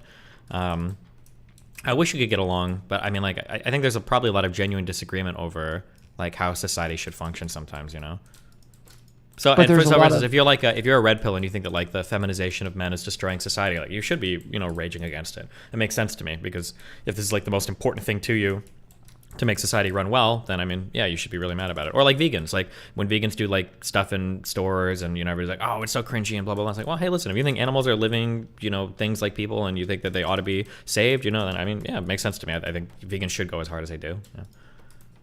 Yeah. But my thing about veganism has always been like, no giraffe is going to build a spaceship and leave this planet. All life will be extinct on this planet at some point. The only way that they're going to survive is if we keep them in embryos. We're not going to build a Noah's Ark spaceship and put 2 elephants in, and they will be saved through genetic testing in tubes, which is why I also don't think that the traditional roles are as important in a relationship, because you do not have to reproduce anymore. You have the ability to scientifically reproduce. It doesn't have to be mother, father, but I believe society should be more geared towards raising kids. One of my daughters is a stepdaughter.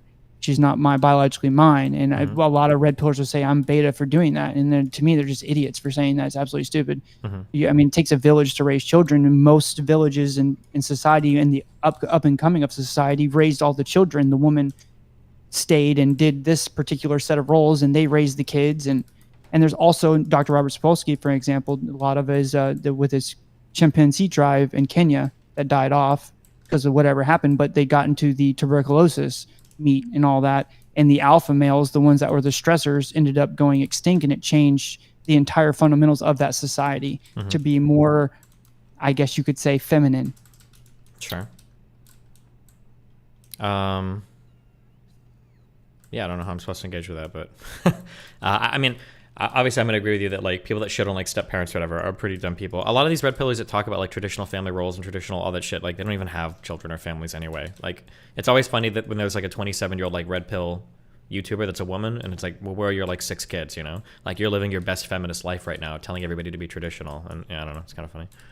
I know, because I have that relationship. I mean, I have it. Like, I have the traditional roles. Like, she's right now taking care of the kids while I do this. But I mean, I don't feel like I'm a red pillar in a lot of the aspects that these big red pillars are. Like, I just don't understand why people feel like they have such a strong opinion with no experience. You have to have experience to really understand something. Now, I made a lot of mistakes in life. I tried a lot of drugs and got in a lot of bad situations. Because I was curious. I wanted to know what the hate and disdain with all these things are in life. You know, I went out and, you know, drank and told girls everything they wanted to hear. You're beautiful. You're the most significant thing in the world. And then I would get laid, and the next day I would be like, I don't want to talk to you anymore. You know, I've done everything good and everything bad. Do you think multiple partners is okay? What do you think about multiple partners? Well, I mean, that's my relationship right now, so I would say yeah, but. Well, the only reason I don't agree with it is because I look at multiple partners as like a pleasure chase, you know? I mean, so it definitely is. Yeah, I don't disagree. Yeah. Yeah, so like I want to discipline myself, and what an opportunity that I have right here to strike down these impulsive urges for that pleasure, you know. Now, I do get significant amount of pleasure off of social media and going viral.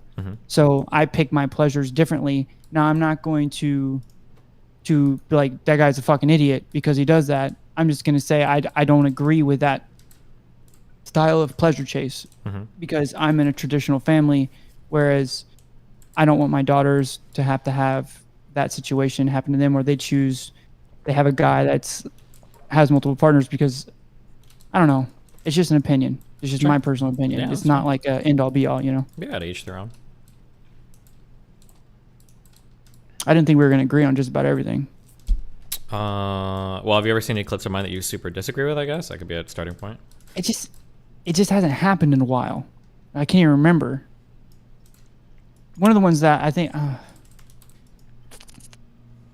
it's just so old. It was the old Andrew Tate ones, because like at first I didn't get any good videos from you. I was like, I just don't like this guy.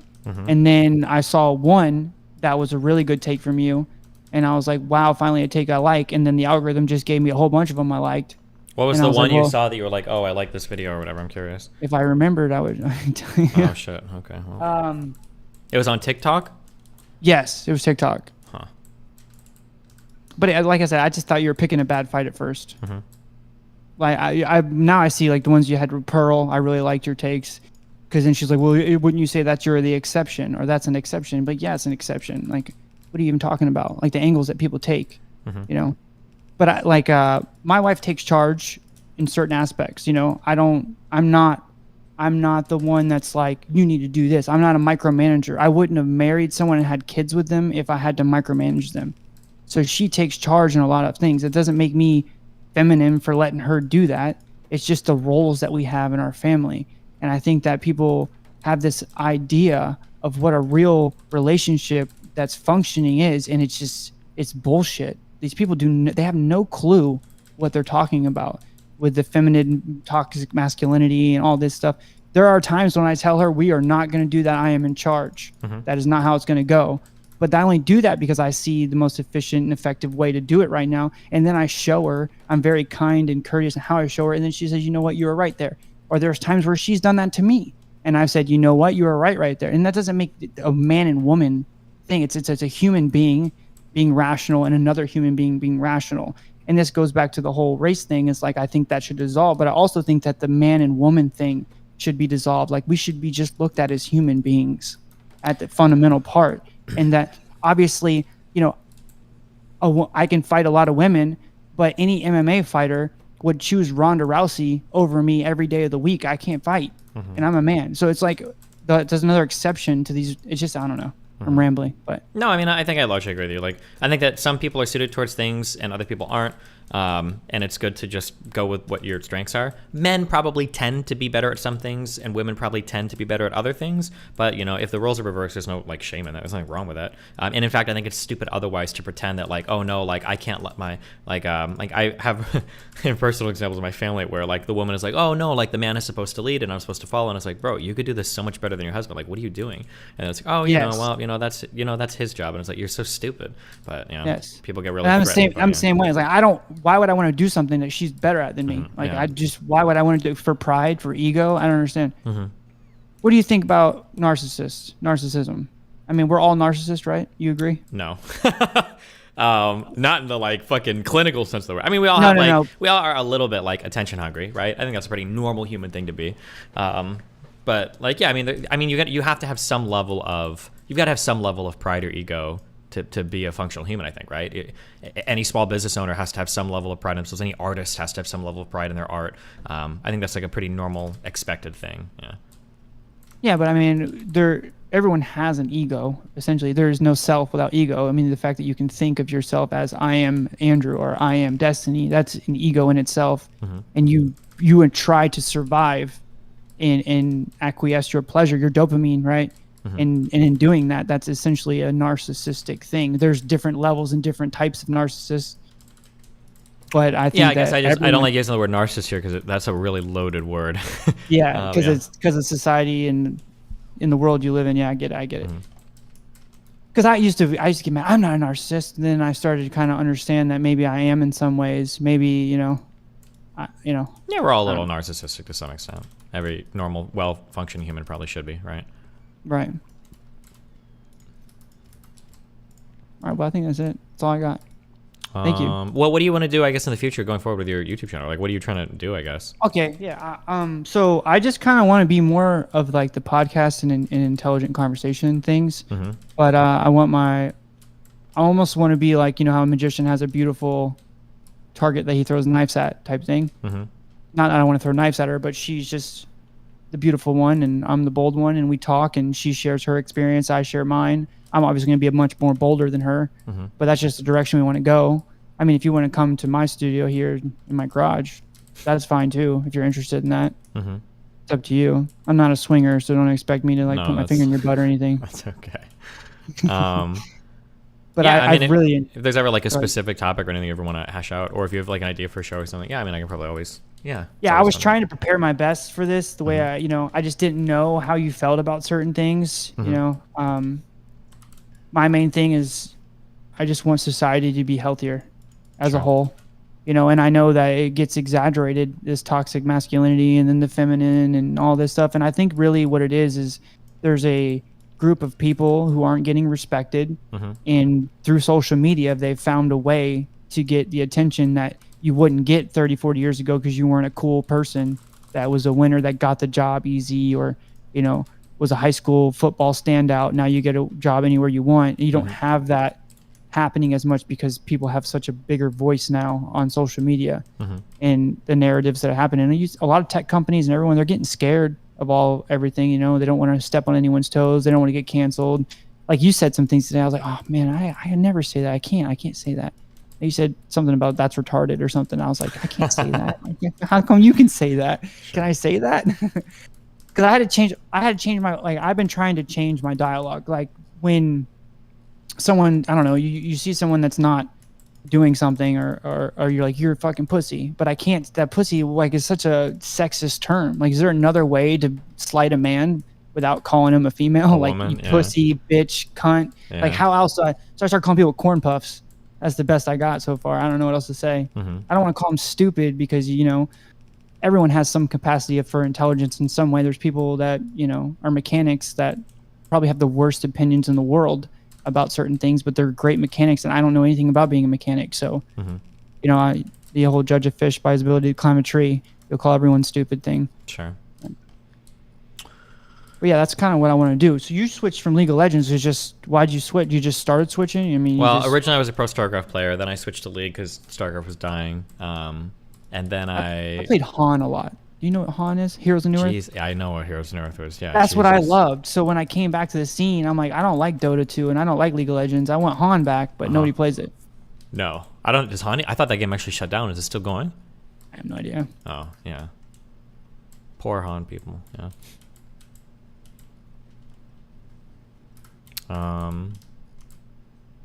Yeah, well, damn. Anything Were they else? talking shit about me the whole time in chat, or what? Were they nice to me? I think they're okay-ish. You sound a little crazy. Oh, so they were but- talking shit. Well, no, if they were talking shit, I'll tell you. You sound a little manic, I'd say. But Manic? Yeah, it's not necessarily a bad thing. What does that mean? Like the idea of like I want to bring the world together and I want everybody to be happy and healthy. Like that's kind of like almost like a manic feeling. I don't even know what it means, but okay. Let's I didn't pay how would I attention in describe- school. No, that's good.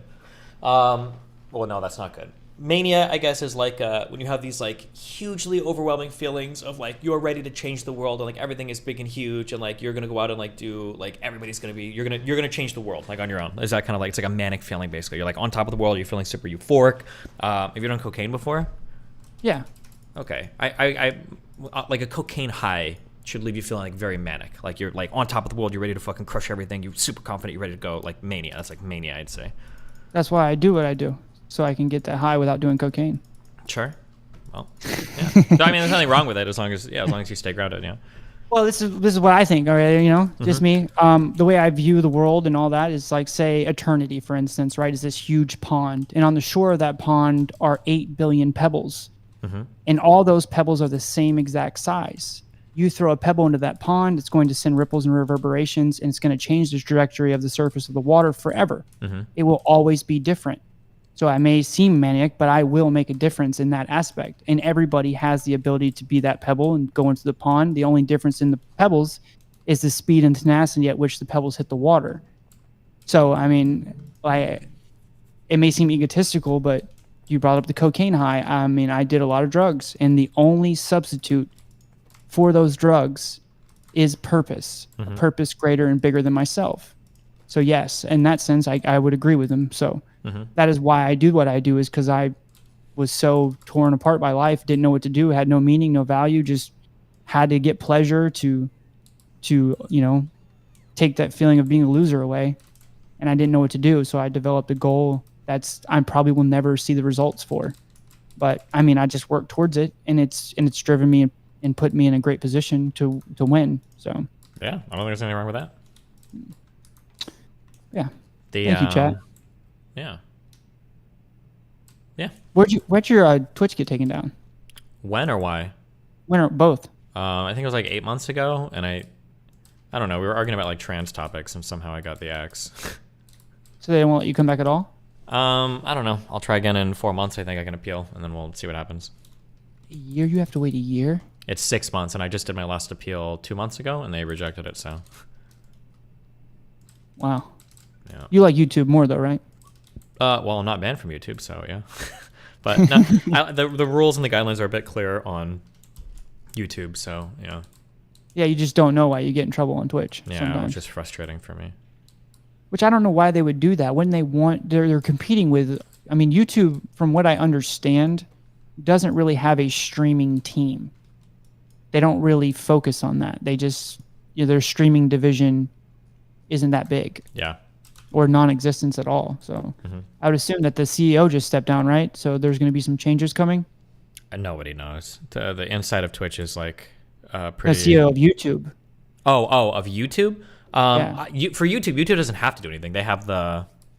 Oh yeah. Because you're talking about Susan just stepping down. YouTube doesn't really do much for their streaming shit. It just kind of works. I don't think they I don't know if they actively manage it or anything. They just. Yeah. Yeah, because I got support from Mr. Beast's creator juice thing. I don't know if you know what it is or not, but his manager, Cooperstein or whatever his name is, okay. He was talking about if YouTube wanted to, they could just take Twitch down Yeah, if it they feels like wanted it, to. but it always feels like they're always like very tepid when it comes to their messing with their streaming stuff. I don't know why. I don't understand. But yeah, I mean, it's working now, so. Would you be interested in having future conversations? I'll probably get some better topics to talk about. I don't know if you did. You have? Was this okay for you? Yeah, this is fine. Yeah, just let me It know wasn't whatever the you want. worst. What? Wait, what did you say? This wasn't the worst one you've had, right? I've had way worse conversations. You're fine. Yeah, but just usually the best conversations I have, because I'm a toxic piece of shit, is around big points of disagreement. But I'll also talk about like random stuff anyway too. If there's like something random that comes up you want to chat about. Well, I that's gotta fine. figure out what I can disagree with you on. What'd you figure out? I mean, I'll have to. Oh yeah, yeah. Well, I want to get clicks too, you know. yeah, true. But thank you, I appreciate it, man. Yeah, no problem, dude. Yeah, if anything comes up or if you can think of anything, just let me know. Yeah, I'll send you a dick pic on Discord later. Cool, sounds good. All right, thank you, man. Yeah, have a good one. Bye.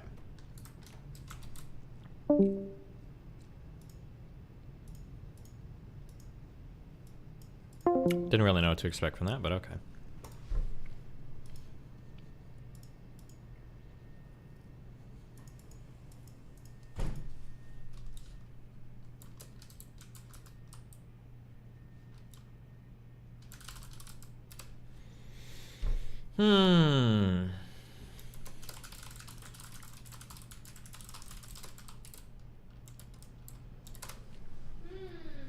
What, Mel?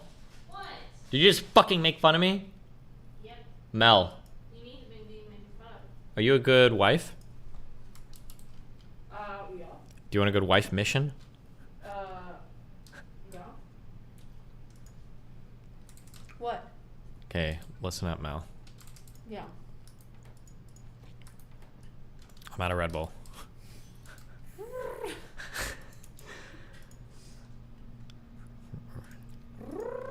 Yep, yeah, you keep doing that. You can do that as long as you, as long as you get me some red Mels. Melly Mel, what are you doing? You can't pull this up. Look, do you see There's what- nothing under here. Do you see what she's doing? No. No, you're doing the thing. No, there's I'm not boobs pulling under anything here. up. You I'm just are. hugging you. Look, she dresses up for stream, but she looks like this for me. What does that mean, Mel? You know what that means? That means I'm getting sloppy work seconds. Do you know that? There's no bra under here. You have easier access. Be happy. No. Do you know what sloppy work seconds are? Are you calling me a whore? Hold on. I'll get you trained. Don't worry.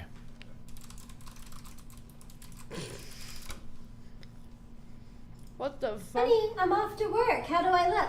Looking good, hot stuff. And how do I smell? Like an oasis of feminine effervescence. You like my hair? As always. Thanks, honey. You always make me feel like $1,000,000. That's my girl. Okay, I'm off to work. I'll see you when I get home. That's you going to stream. Oh boy. That's you coming home, Mel. Hey, I'm home. Pardon my language here, baby, but what the f is going on here? Oh, I'm sorry. Hold on. Is that better?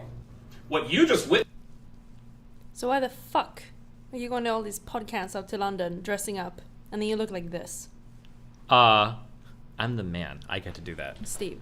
This was the sloppy work seconds, and here's how it works. Your woman gets all showered and dressed up for work. Her hair's done, Her makeup's on point. she smells like a rose garden or feminine effervescence, Her lipstick is perfect. and she's wearing heels to flatter her backside. She looks and smells great all day long at work. Until she comes back to you from work. Her hair is in a sloppy ponytail. Her makeup is all smudged or taken off. She smells like a mix between her sweat and her deodorant. Her lipstick has completely worn off. From what, we can only speculate. And she's either wearing flip-flops or tennis shoes. So your woman looks and smells her best for her boss and her coworkers. But as soon as she gets home, she looks like she rolled out of bed. And then, to make matters even worse, She only showers before work, but never after she gets home. guys, ask yourselves this. Does your woman look her best for you? Or for her boss and or coworkers. If the answer is the latter, And you, my friend, are getting sloppy work seconds. Steve. You time. he only Okay, cuts okay. his hair Hey, how down was your day there at work when he's today? about to see a It girl, was okay? okay. Not me. Just Why do you always okay? keep your Well, fucking hair Kevin long was down there being for me? That extra. longest my pubes get are like. Oh, this you mean long, the though. guy Nice from try. the sales department you can't stand?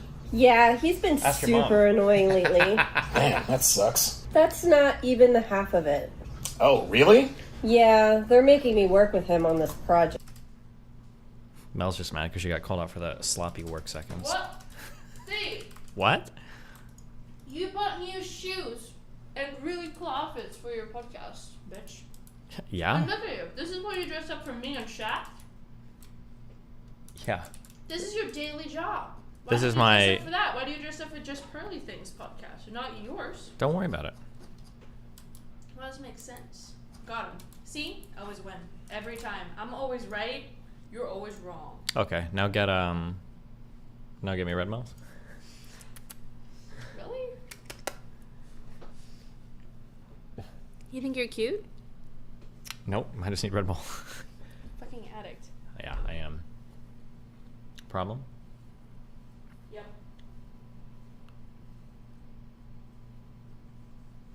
Mel W.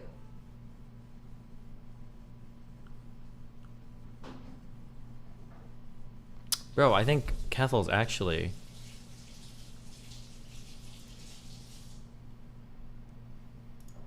Kevels is actually like an opiate addict. Holy shit. Steve, What? you have to come up with some sort of content for us to do. Well, think of something. Chat. Think about something. It would be good TikTok content. To take clips from. Milk so? Yeah, of course.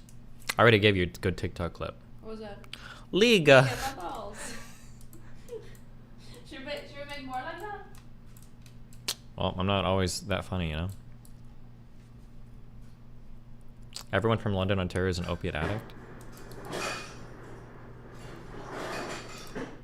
Build the bridge with Keffels. She actually DM'd me to chat, but I mean, like, she fucked me over pretty hard. I don't know if I'm ready to forgive, you know?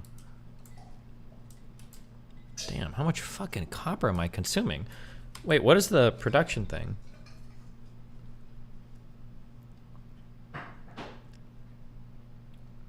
Is this 17,000 per minute? Is that really how much I'm using? There's no way that's right.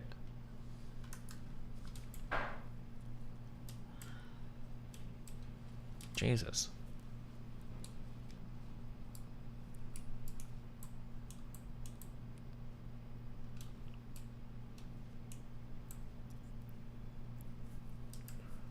Literally just wants cloud off here. Yeah, no shit, Sherlock. The production. Oh, consumption is on the right. Oh, I'm consuming around 12,000 a minute. 12,000 a minute? That's insane.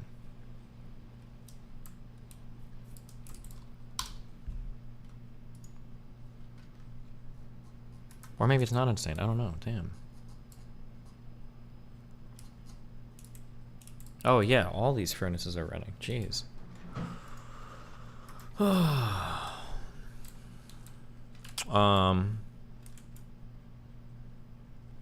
Christ. How can you spend 100,000 on drugs? I doubt she spent all 100,000 on drugs. Could you spend... What would $100,000 on drugs look like? I think it would take you a while to get through 100K for drugs. Unless you're getting... I don't know. How expensive is really nice cocaine? Maybe? Is that what she used all the money on? Apparently, yeah. She's got a big drug problem. Maybe she's becoming nice now that it's running out. Maybe she's becoming what? Maybe she's becoming nicer now that it's running out. No, I think she's becoming nicer because she wants content.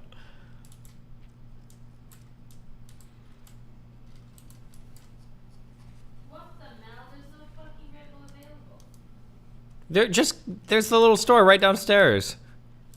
Ah! Mel? I need to take pictures. In that outfit? No. Well, then get dressed and go to the little store. Mel?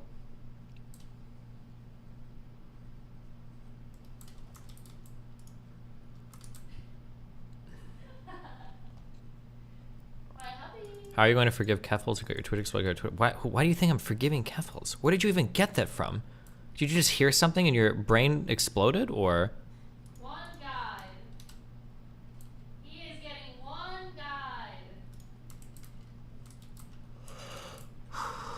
guide. Mel! Yeah, I will. Chill. What? I was gonna say I love you. Really? Yeah?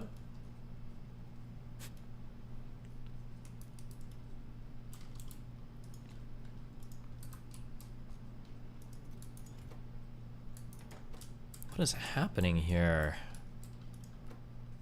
Nano engineering data.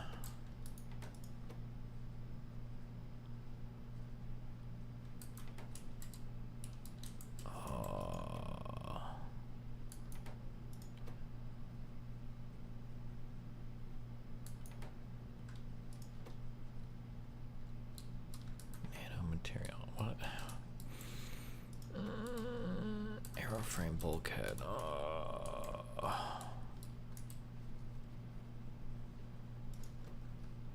Low density structure.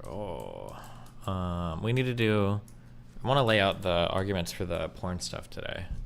I think that the debate with that lady is going to be entirely philosophical. I don't think she cares about data or anything at all. So I just need to write down and sort through the philosophical arguments for and against pornography, basically.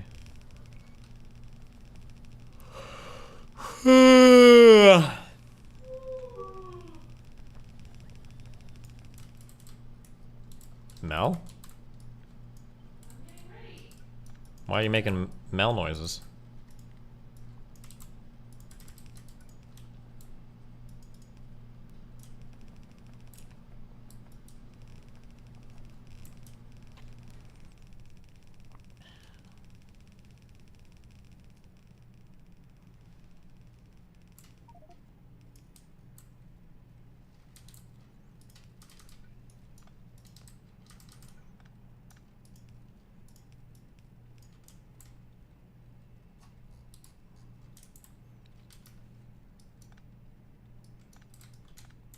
Jesus fucking Christ.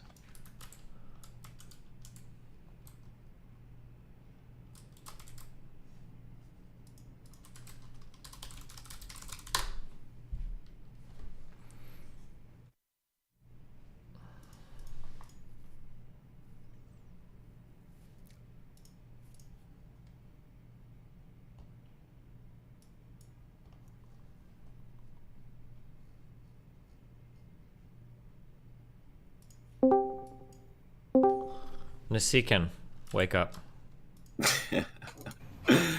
That's me, my favorite liberal cuck. How you doing? Wait, have I talked to you a lot before? No, oh. It's the first time. Okay, what's up? It's and it's Seacon, but my bad, dude. We meet your stream.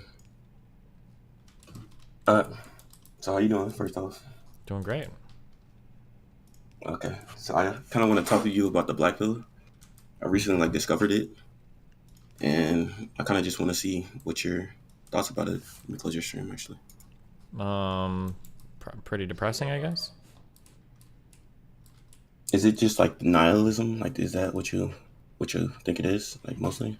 Isn't the black pill accepting that there are huge things about reality that you can never change about yourself, and some girls will never like you because of some bullshit or whatever?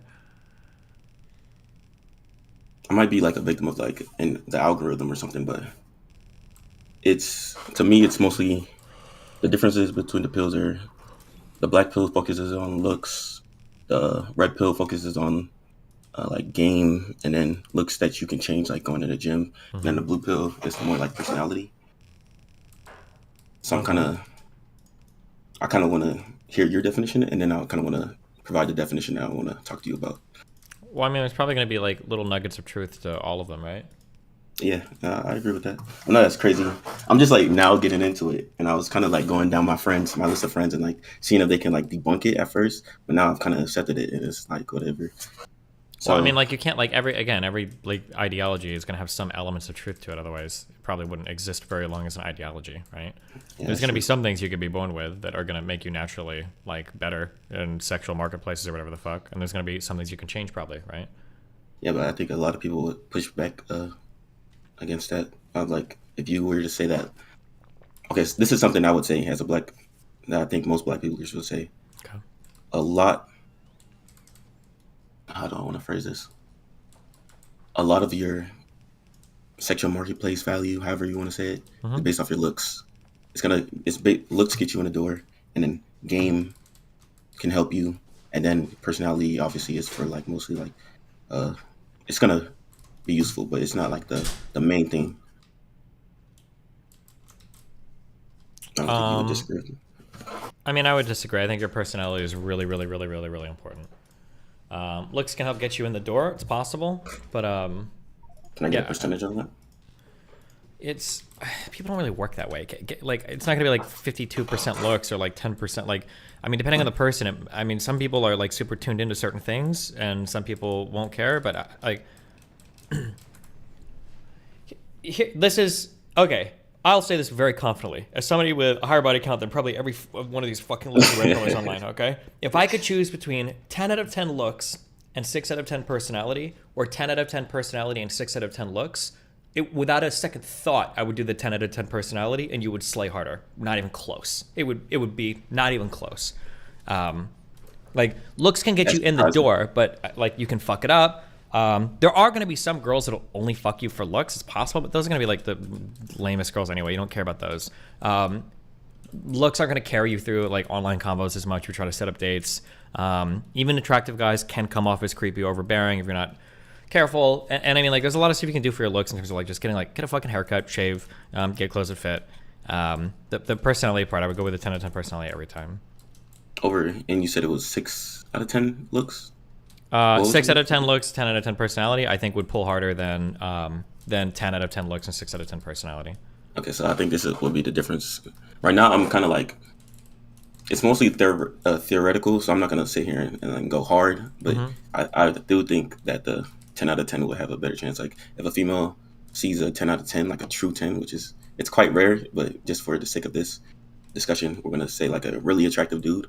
You're going to try to see and get all the personality, because personality and looks aren't like something you either have one or the other, so most people are going to try to give that dude more of a chance. That's where I would say it. Like, there's a thought in the Black Pill that if you're attractive enough, you don't really need game, or you don't need as much game as someone that's way less attractive. I guess that's more sure. favorable. I mean, yeah, I don't agree. Obviously, some people say that, and it's hard to quantify at the end of the day, but I guess like anecdotally, like I did okay in high school, college, and I was like a crazy fucking like acne, like I was so fucked. And also I've gotten pictures from guys that send me email stuff that have trouble. And there's a lot of guys that feel like that are like quote unquote black pilled, and these black pilled guys like look pretty attractive. It'll be like 6'2" dudes with good faces, and they look fine, and they're like, yeah, I just think I'm too ugly because I'm not tall enough. I've had like guys that are like 6'1" say shit like 6 feet tall, like, oh, they don't think they're tall enough or whatever. It's like, bro, like you're so down a bad path right now. Like there's no fucking shot. Yeah, yeah, I kind of understand that, because going down that path, it's if you accept what they think is true, it's kind of brutal. But I guess if you understand, like, I could be like a victim of the algorithm or whatever the fuck, and I could just be seeing like really good Black Pill content. But I kind of see Black Pill as more of a descriptive, not really like it's not synonymous with like it's over, because that's like a whole different movement, I think. But it's kind of like it's just accepting looks, and then they give you things you can do to improve your looks. So obviously you already mentioned the haircut, the improve your style. That's what I'm kind of like focusing on right now. But I don't think, I kind of forgot what you said, but I don't think I necessarily disagree with that. But that's how I would define the pills. It's not really like a prescription. It's mostly the description, and then the prescription. You could be hopeful in any type of like philosophy, like just because you think that looks really does play a huge part, it would impact how you do it. Oh, what I wanted to say was, it sounded like your success kind of came from like what they would call more warm environments. So that's kind of what like does that mean? What does a warm environment mean? It's like warm approach. So a warm approach, there's like 3 approaches. There's online, there's warm, and there's cold. So a cold approach would be like you walking down the street and then you just talk to a random female, like no prior experience. That would be a cold approach. A warm approach would be you have a certain like friend circle. Oh yeah, sure, but like, why the maybe, fuck would you ever, if you're trying to hook up via cold approach, that's like a whole other life. Why the fuck would you ever do that? That's like the hardest thing ever to do. I don't think most people, period, hook up that way. It's the problem is it's kind of like post. I don't know if I want to say it, but it's post COVID. Can I say that? Okay. I want you to get banned. It's post COVID, but so like a lot of the more warm approaches, most people, including me, I struggle with like getting into like environments with like females that's acceptable, especially like now where you just see like the gym things kind of, because I want a female that I work out, so I want a female that like works out, but if I approach a female at the gym, it's the whole new controversy is like crazy. I mean, you can do it, you just have to not be creepy about it, but it's hard to say that because it's like, how do you, like, some people just don't know what comes off as creepy or not, right? Yeah, you don't know if you don't know. Yeah. But I don't, yeah, so there's a whole little thing. Mm-hmm. But I think we got the definitions down. I kind of want to get a little deeper. There's a kind of bigger question I wanted to ask you. Yeah, what's and that? There's 3 main goals. I kind of want to let you choose where we go down.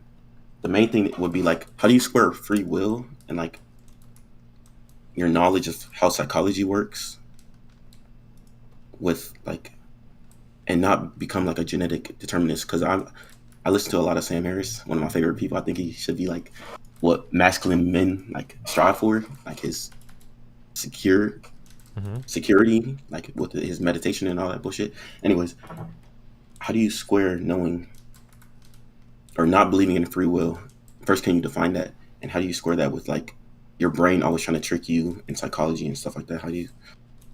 Well, I guess I don't even understand what the question is. Okay. Because like, I mean, like free will, having no free will, you can be genetically and environmentally determined, right? What did you say? Just because you don't have free will doesn't mean that it's all determined by genetics. It's going to be genetics plus environment every time, right? Yeah, but I guess my question would be like, people don't seem to have a lot of empathy for like incels and shit like that. So wouldn't you, from my point of view, let me try to iron this out. Mm-hmm. From my point of view, an incel, like a true incel, because there's obviously all these like fake people that are like 6'1", and you're like a normie. You're not really like a true incel, but like true incels, I think it's like less than 10% or maybe like 15%, maybe. But for these people, how could you not have like sympathy? Like a lot of people struggle to have sympathy for them. Like, well, I think it's because of what it depends on what incel means, right? I think people probably have sympathy for people that like literally can't get laid no matter what, and it's like a huge struggle in life. You can have sympathy.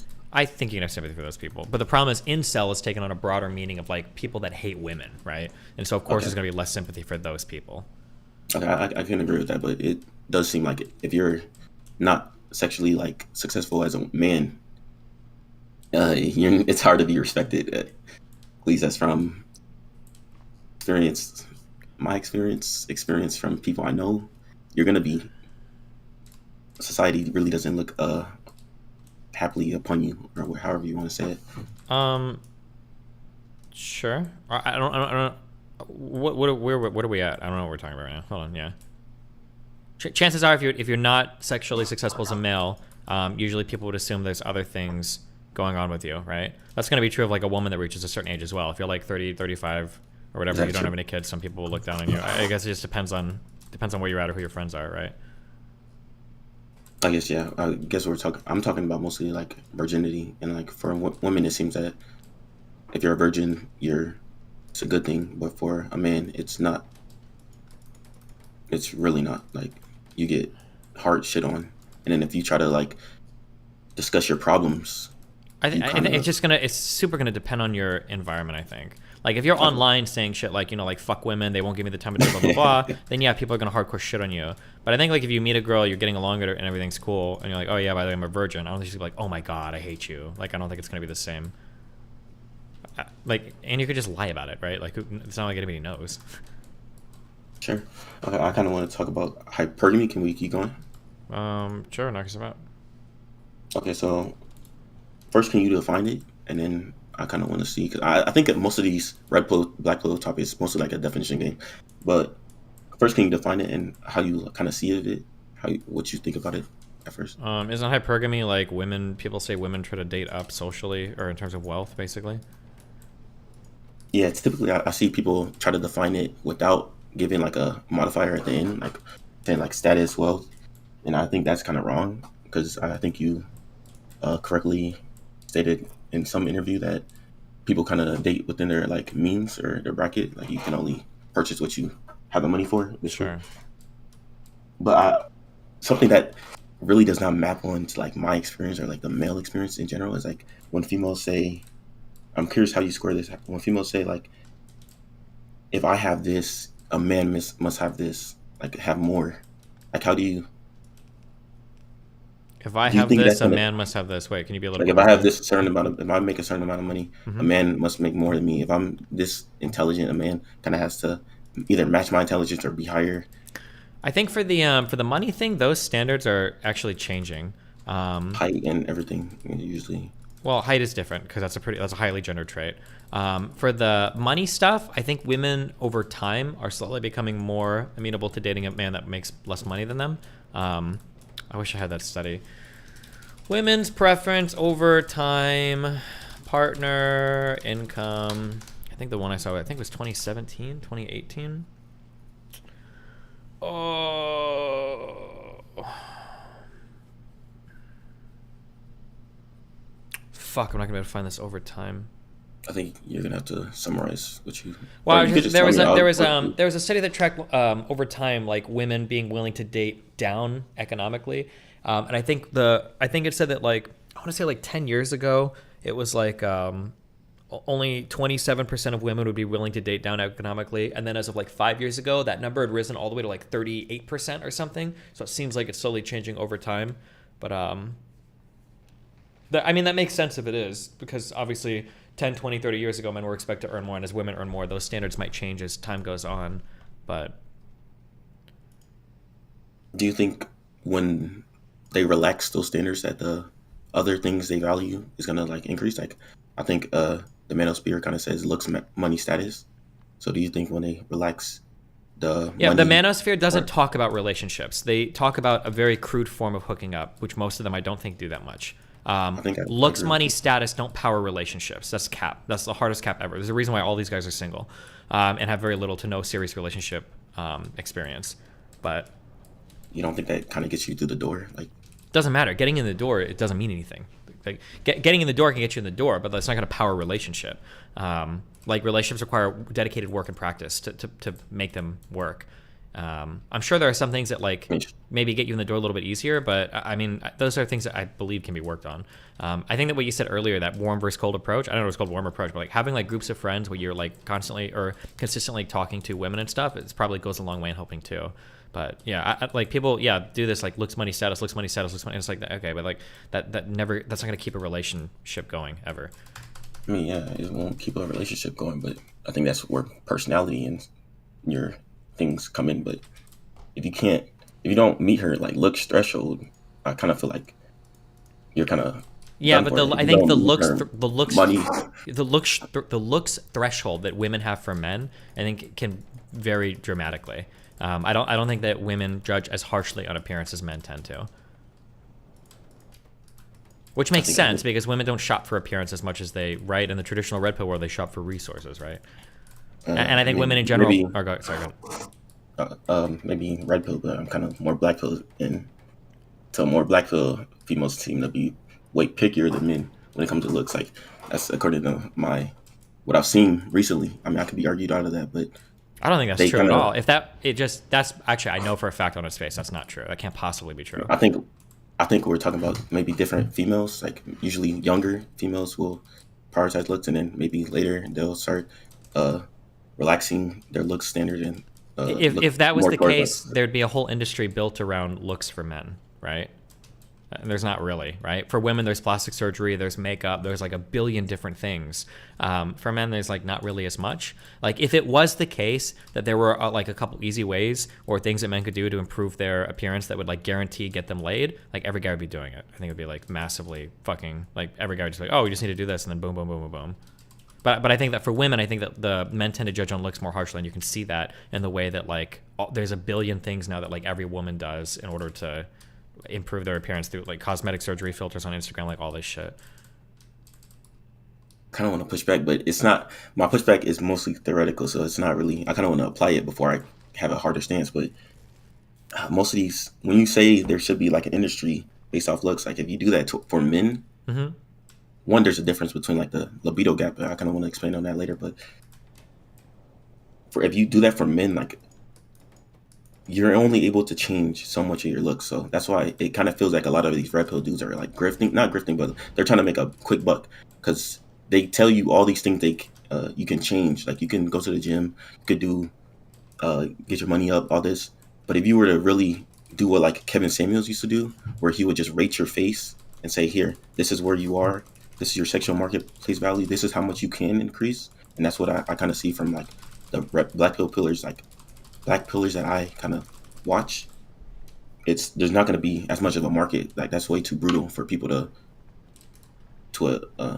acknowledge. Okay, I get. Well, okay. At least that's how I see it. And there's another thing that I forgot how this ties in, but you kind of made me think about it. Like the difference between like I don't think you would push back on this. Like the worst females, or not the worst females, but the lowest tier females, however you rank them, is gonna have way more options than the Chads or whatever the fuck you want to call them. So you're gonna see the worst females have more options than the Chads for what? I guess you kind of disagree, like dating and no, not for dating. They'll have more options for hooking up, but I don't think they'll have more options for dating. I was gonna say that I think you disagree with like the dating and hooking up. How I kind of look at it is how I kind of look at it right now. Hold on 1 second. Mel, do you need me to buy you socks? Yes. Okay. How I kind of look at it is that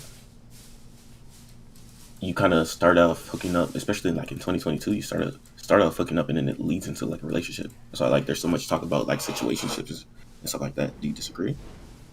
I don't know. I need to get. I don't know.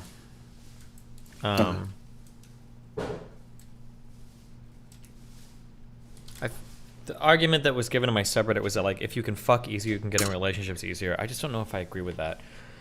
A really ugly girl could fuck a lot of guys, but could a really ugly fucking single? No, I'm going anecdotally off here. I don't know if this still happens. Somebody can tell me if I'm wrong.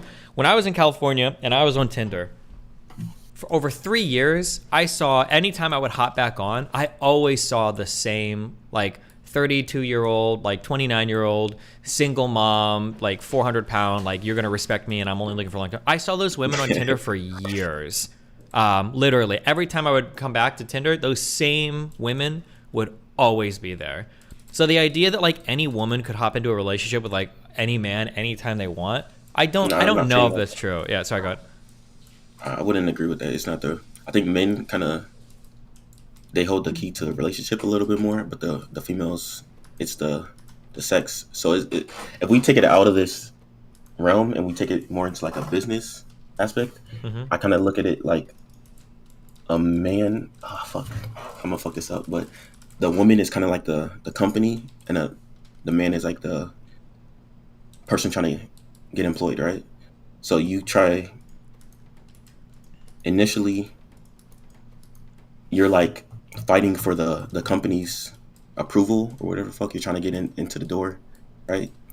And you're trying to get that interview, and then once you get hired, and like that's when you're in the situationship or whatever the fuck, the employee has more options. Like they can demand more. Like once you're through the door, and they can like decide whether they stay or go. Like you have way more power, and I think that's kind of like synonymous with like how men hold the keys to like a relationship, and women, you know what I mean? They have more access to like sex. Yeah, I mean, I think I kind of broadly agree with that. I don't know if I would agree with the analogy, but I think I broadly agree with that. Sure. Okay, I think we're just gonna loop. Can I go to my next thing? Yeah, go for it. Okay, so this is gonna get a little spicy. Okay. Okay, so in a black pill, according to the black pill, there's 3 things to looks, right? There's face, there's height, and then there's ethnicity, and these all kind of impact like your dating prospects. Okay.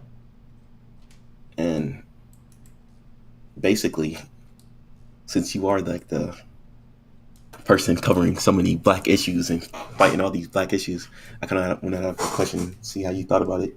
So, a lot of people talk about like white privilege, right? Yeah. Actually, I think I gotta back up. So, when you look at like the ethnicities and like how they kind of break down, you see that certain ethnicities are preferred over others. Like you can look at nationally, you can look at U.S.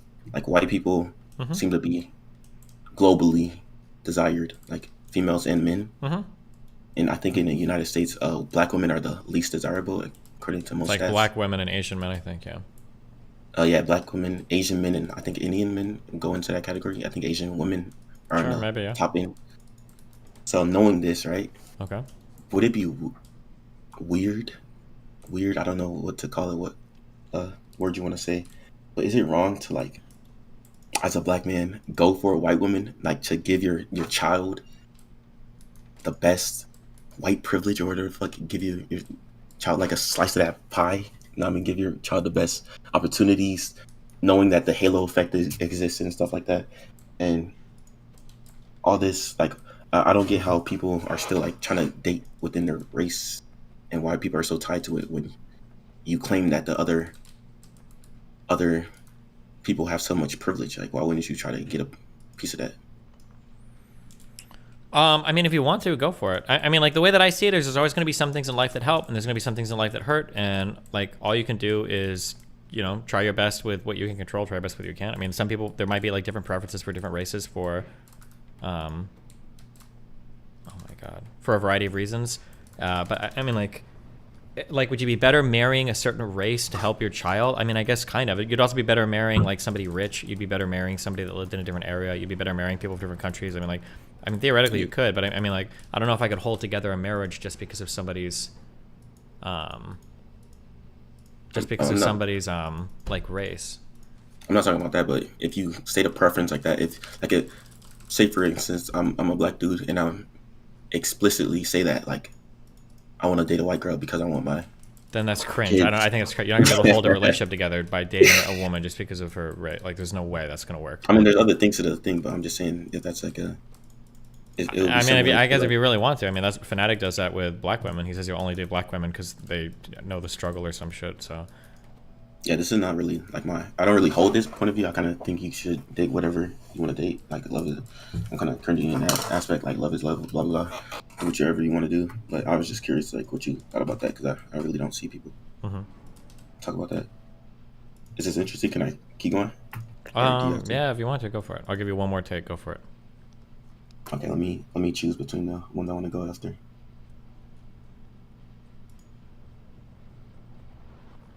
Okay, this is a decent one. This is going to be a hard one for me to kind of flesh out because I kind of thought about it, and it's going to be. So recently, I got into like a little disagreement with one of my friends about like how you should raise your daughter, like what you would tell your daughter to do, right? Okay. And these are some of the givens, right? So these aren't like prescriptions; these are like more descriptive things that I kind of see in the world. So men clearly care about body count.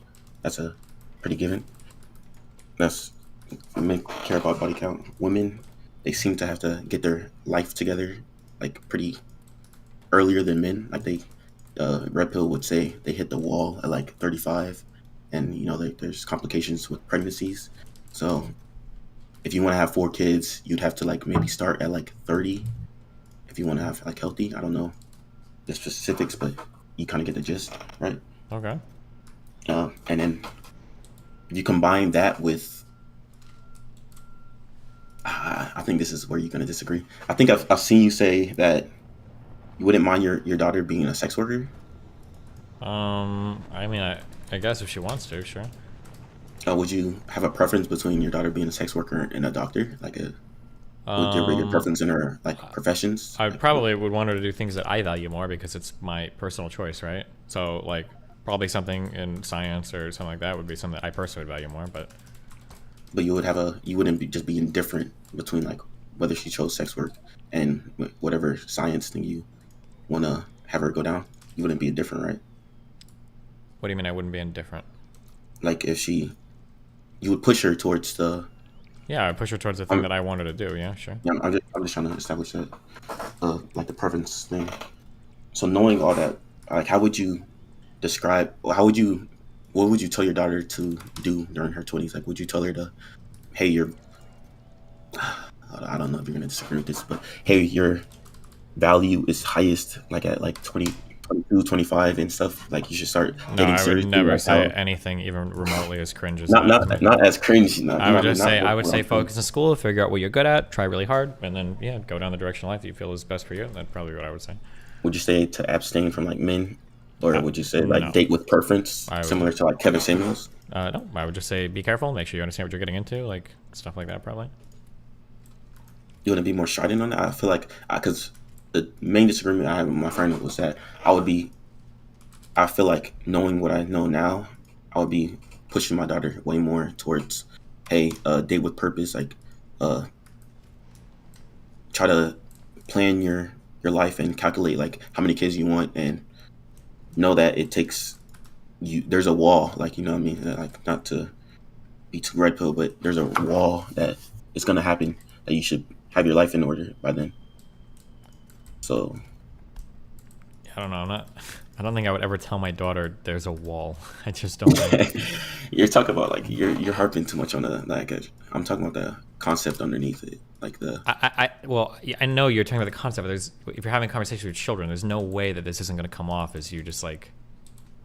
It would just be the worst thing in the world. Like, imagine trying to like pick a partner for your child. Like they're going to rebel against you so fucking hard. They're going to do the opposite so fast your head will spin.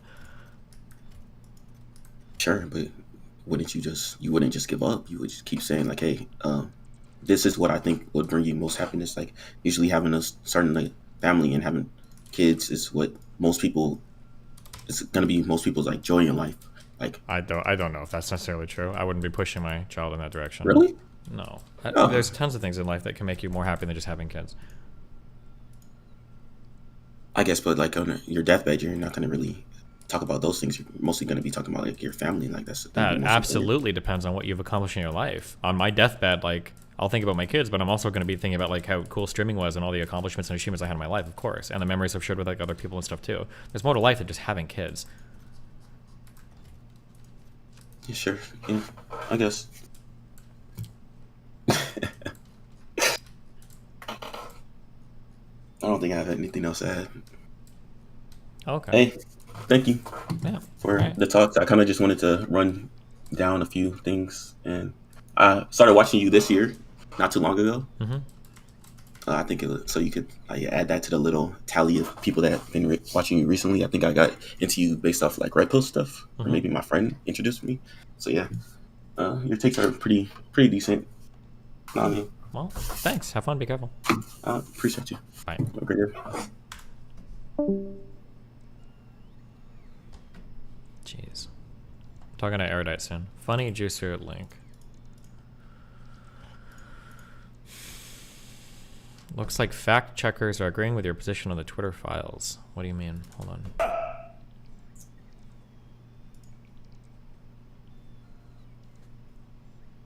Oh shit. Hell nah. What, honey? I thought it was...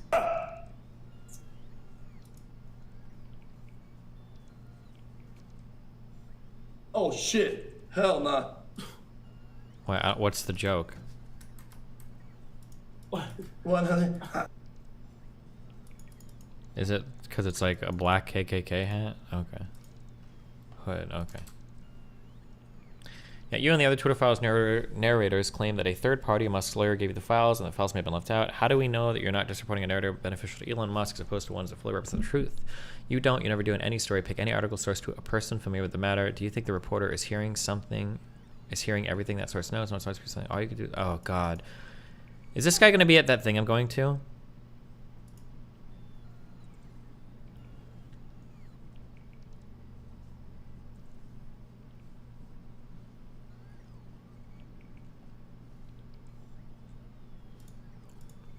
Under is her Luna. And she's having that psychic connection with you during the electromagnetic orgasm. Apparently, if you get it from a man, you become a genius. That's why all of them were gay. All geniuses were bisexual, but they weren't doing it with retards. They were doing it with smart men, and they were doing it since 13 years old. Leonidas, Plato, Socrates, Napoleon, Hitler, anyone who was considered like this mastermind, they were all fucking in the ass. And in your head, you're like, yo, this is so fucking ridiculous, John. Your project's gonna be the funniest. When you see my quote mining and sources, none of you are gonna laugh. Not one. When you see everything I have, you're gonna be like this.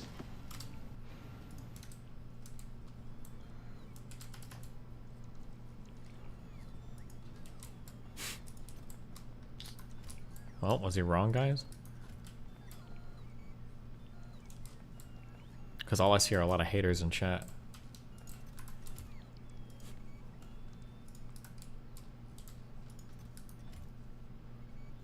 Dude, I don't know what to do with all this fucking shitty processed field. Fuck me, dude.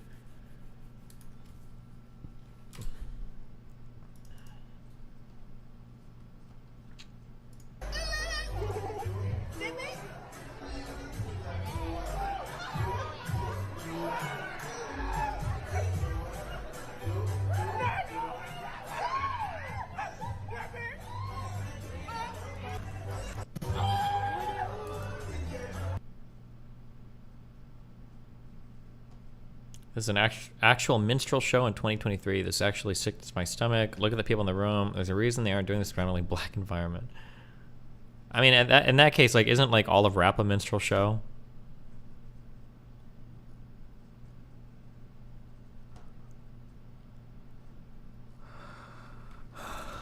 I don't know. I think it's cringe.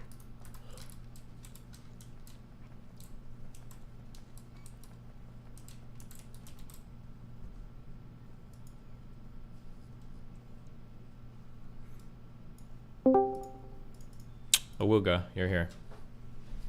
Okay. I wanted to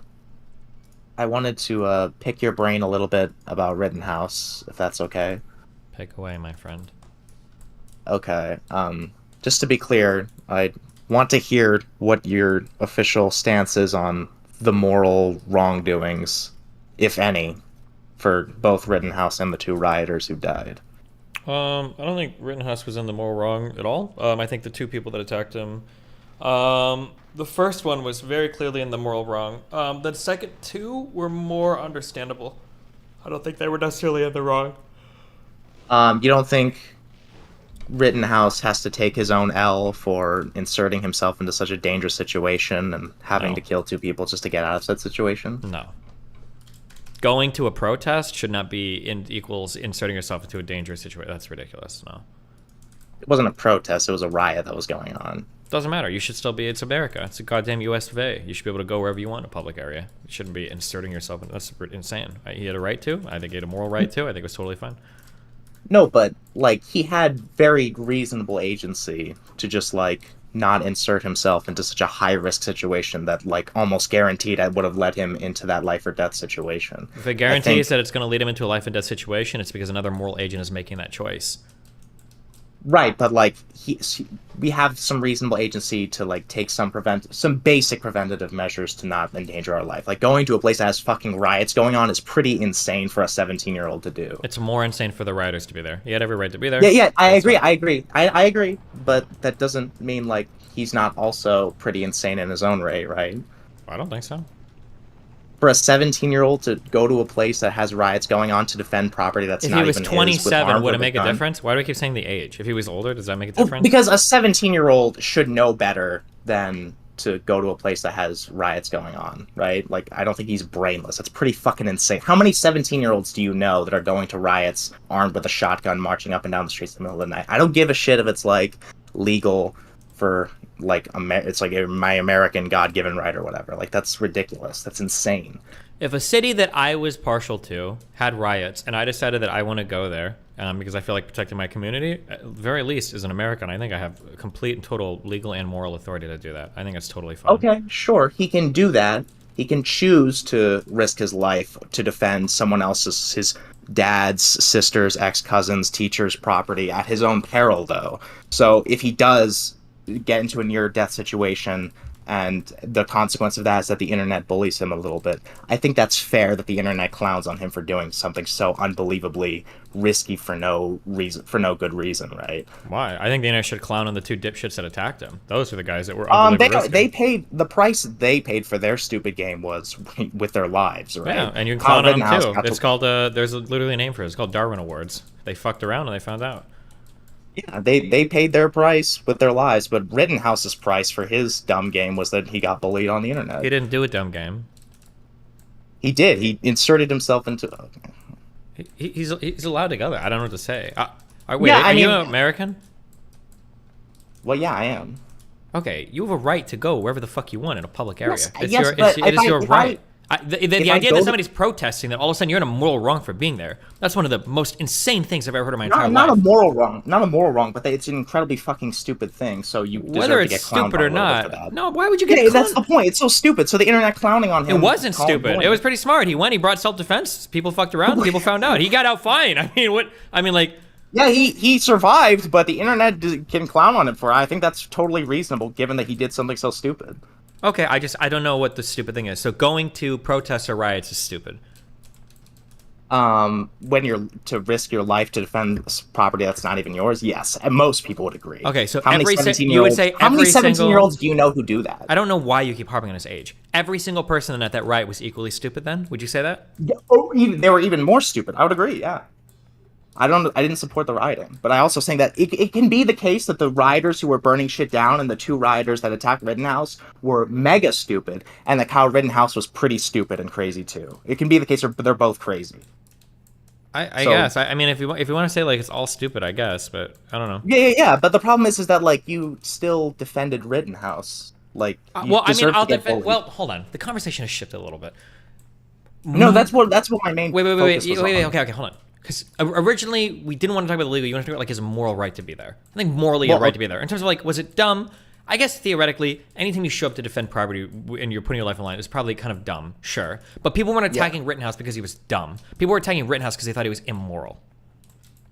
I think the purpose for him getting bullied, like getting into the nitty gritty like that, is kind of semantic. Like at the end of the day, like he's absolutely not semantic. There are dumb things you can do with high moral authority, right? It's stupid for a woman to go out on her own and drink with strangers, but nobody would ever hold her morally accountable for doing so, despite it being an incredibly fucking stupid decision. That's not semantic. That could be. I don't think it's even comparable for a woman who visits a bar to get a drink versus a dude who's like going out of his way to a place that had fucking riots going on and marching up and down the streets with a gun. Like that's the level of expectation for risk between those two is not even comparable. How many people died in the riots before Rittenhouse showed up? Pretty sure the answer is I didn't zero. Care about isn't the it? number. Like the level, it's the number doesn't even matter. Like the level of risk, expectation for risk makes them not even comparable. Like if a woman went to the bar to get a drink and she got raped, I'd feel far more empathetic to her because like the level of the percentage of risk for her was so low. If it happened anyway, I wouldn't blame her for it. But for Rittenhouse, like it was like inevitable, right? That like armed with a shotgun, super pro police, Blue Lives Matter kid, you know, with his hat backwards, he was kind of a neo-Nazi or whatever. Like, yeah, of course. Why did he even get attacked? You're loading so much into this. You can't even have like a real conversation. That was a joke. That was hyperbole. I know he's not a neo-Nazi, or at least he wasn't at the time. I was just joking. But like the point is that like of course I was expecting him to fucking get attacked. Why? How many other people were there with weapons? Well, specifically, he was there because he was anti-rioting, and everyone else was pro-rioting. Like, of course, do the math. Of course he's gonna get attacked. Combined with the fact that he's, like, having a gun open carry, like, yeah, of course.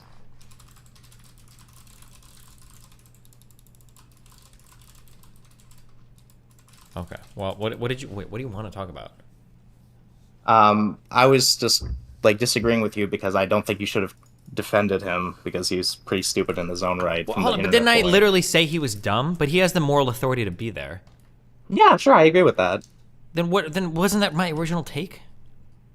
Well, I mean, because you defend him anyway, and like I guess defend the moral authority. I guess you clarified that like you think that there is a huge difference, which there isn't, between like the internet bullying him for like the not being in the moral right versus the internet bullying him for being incredibly fucking stupid and crazy. Like, which is like, I mean, that's just splitting hairs, but okay. I think you just really wanted to defend him because you like that he mowed down 2 dipshit rioters, but yeah. Okay. I had one other question, but did you ever watch me go out with Bose when we did the Trump protest thing? No. Was it like Okay, it's a little bit cringe and I almost maybe got killed. The only thing that triggered me in that entire protest were when those kids at the end told me that I needed to leave and I couldn't be there. If you're an American citizen and you're in a public area, you have a legal and a moral right to be wherever the fuck you want to be. The idea that that you're in the moral wrong for being in a place in public where you can exist, to say that anyone's in the moral wrong because other people are rioting, that's just wild to me. That triggers me out of like the people that were in the moral wrong were the rioters, and the people that were super morally wrong were the people that attacked Rittenhouse.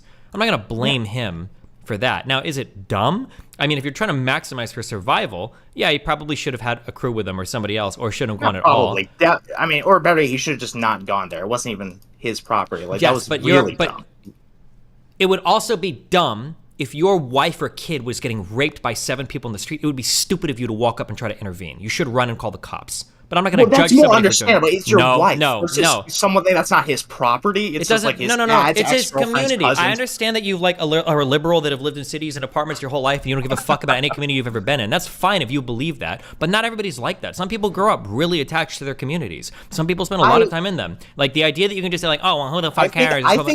This is speculation on my part, but I super doubt whether Kyle Rittenhouse actually like, oh, I genuinely just cared about my community. I don't know much about the case or much about him personally, but like I could tell, literally like, based on what I know, he had right-wing inclinations even before the rioting happened and before he became like a Fox News no star or shit, whatever. Because he was a fucking kid that lived in fucking rural communities. Of course he had Exactly. right-wing So inclinations. there might have been. So I don't know if I buy that his sole purpose was to protect his community because he loved his community. He was a little bit had some right-wing inclinations already. He kind of was Blue Lives Matter. Having right-wing inclinations does nothing. It doesn't do an iota to further any argument that you have. All we can collect is the evidence of what he did before and after. No, it doesn't. Because if you look at all the videos that came out before, it's him fucking cleaning walls. It's like cleaning graffiti off of walls and picking up trash. And then in the riots, it was him walking around offering fucking bottles of water to people. That's all he was doing. He wasn't walking around LARPing. He's like, I'm a police officer, I'm here to enforce blah, blah. There is not a single fucking video. If all that footage exists, or if any of that footage exists, then I would be more amenable to your position. Like, oh yeah, he looked like he was going there to enforce some shit. But like, even the circumstances of him getting attacked was him fucking running away while one pedophile chased him and another guy shot a handgun into the air behind him. Like, every single action that I've seen from him doesn't show any aggression or anything whatsoever. So to come here and be like, well, he's a little bit right-wing in a rural community, like, tell me you're liberal without telling me you're liberal. Like, where were you born and raised? Seattle? Like, what a stupid thing to say. No shit.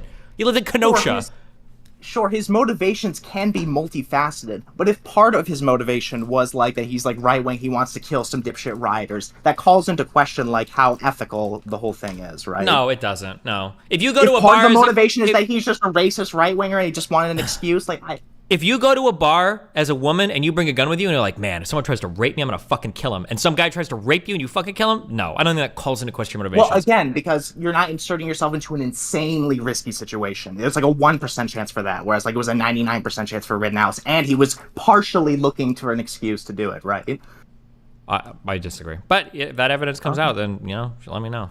But even if even if that evidence did come out, I'm not sure if I would even change my mind on it. Again, if somebody goes into a situation like, man, if somebody tries to do something horrible to me where they try to deprive me of life or liberty, I'm going to kill them. And then somebody tries to do something horrible to you where they try to deprive you of life or liberty and you kill them, I don't think I would hold you responsible. Like, okay.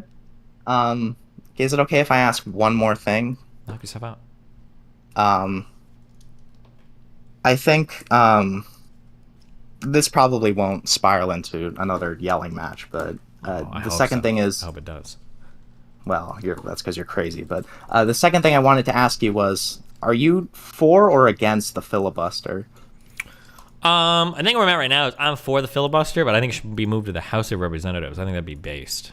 I like the spirit of the idea of the filibuster, but it seems like our shit is kind of fucked right now. So. Right. Yeah. So wait, what would moving it to that? Because again, I'm not super politically knowledgeable, but like, what would that do exactly? Moving it to the House of Representatives. It would favor larger states a little bit more. Because Okay. the House is a little bit more balanced towards larger states or more populated states than just an even 2-2-2-2-2 split between everybody. Yeah, for sure. Like, because I would agree. In that case, I'm definitely agree with that. Because like, my whole thing is that like, I don't want Republicans, who are often like the minority in the Senate anyway, to have any more power than they need to obstruct Democrats. Sure. Like, we haven't been able to make more progress because of that. And it's like, it's not. Yeah, I feel like the GOP is like completely lost their fucking minds. And I'm starting to get a little bit worried because like 40% of the country is basically devolved into like goose stepping up and down the streets.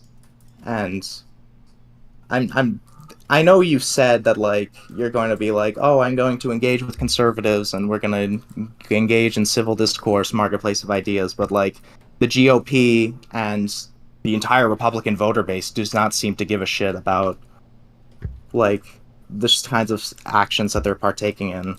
And I don't know if I'm starting to kind of lose faith in freedom of speech because like what you're doing right now doesn't seem to be working much. I think it works pretty well where I'm at. I think it works better than every other fucking progressive platform that I've seen on the internet. I think I have bigger reach into conservative and centrist communities than literally any other figure online right now. I can't think of a single progressive figure that has more reach than I do.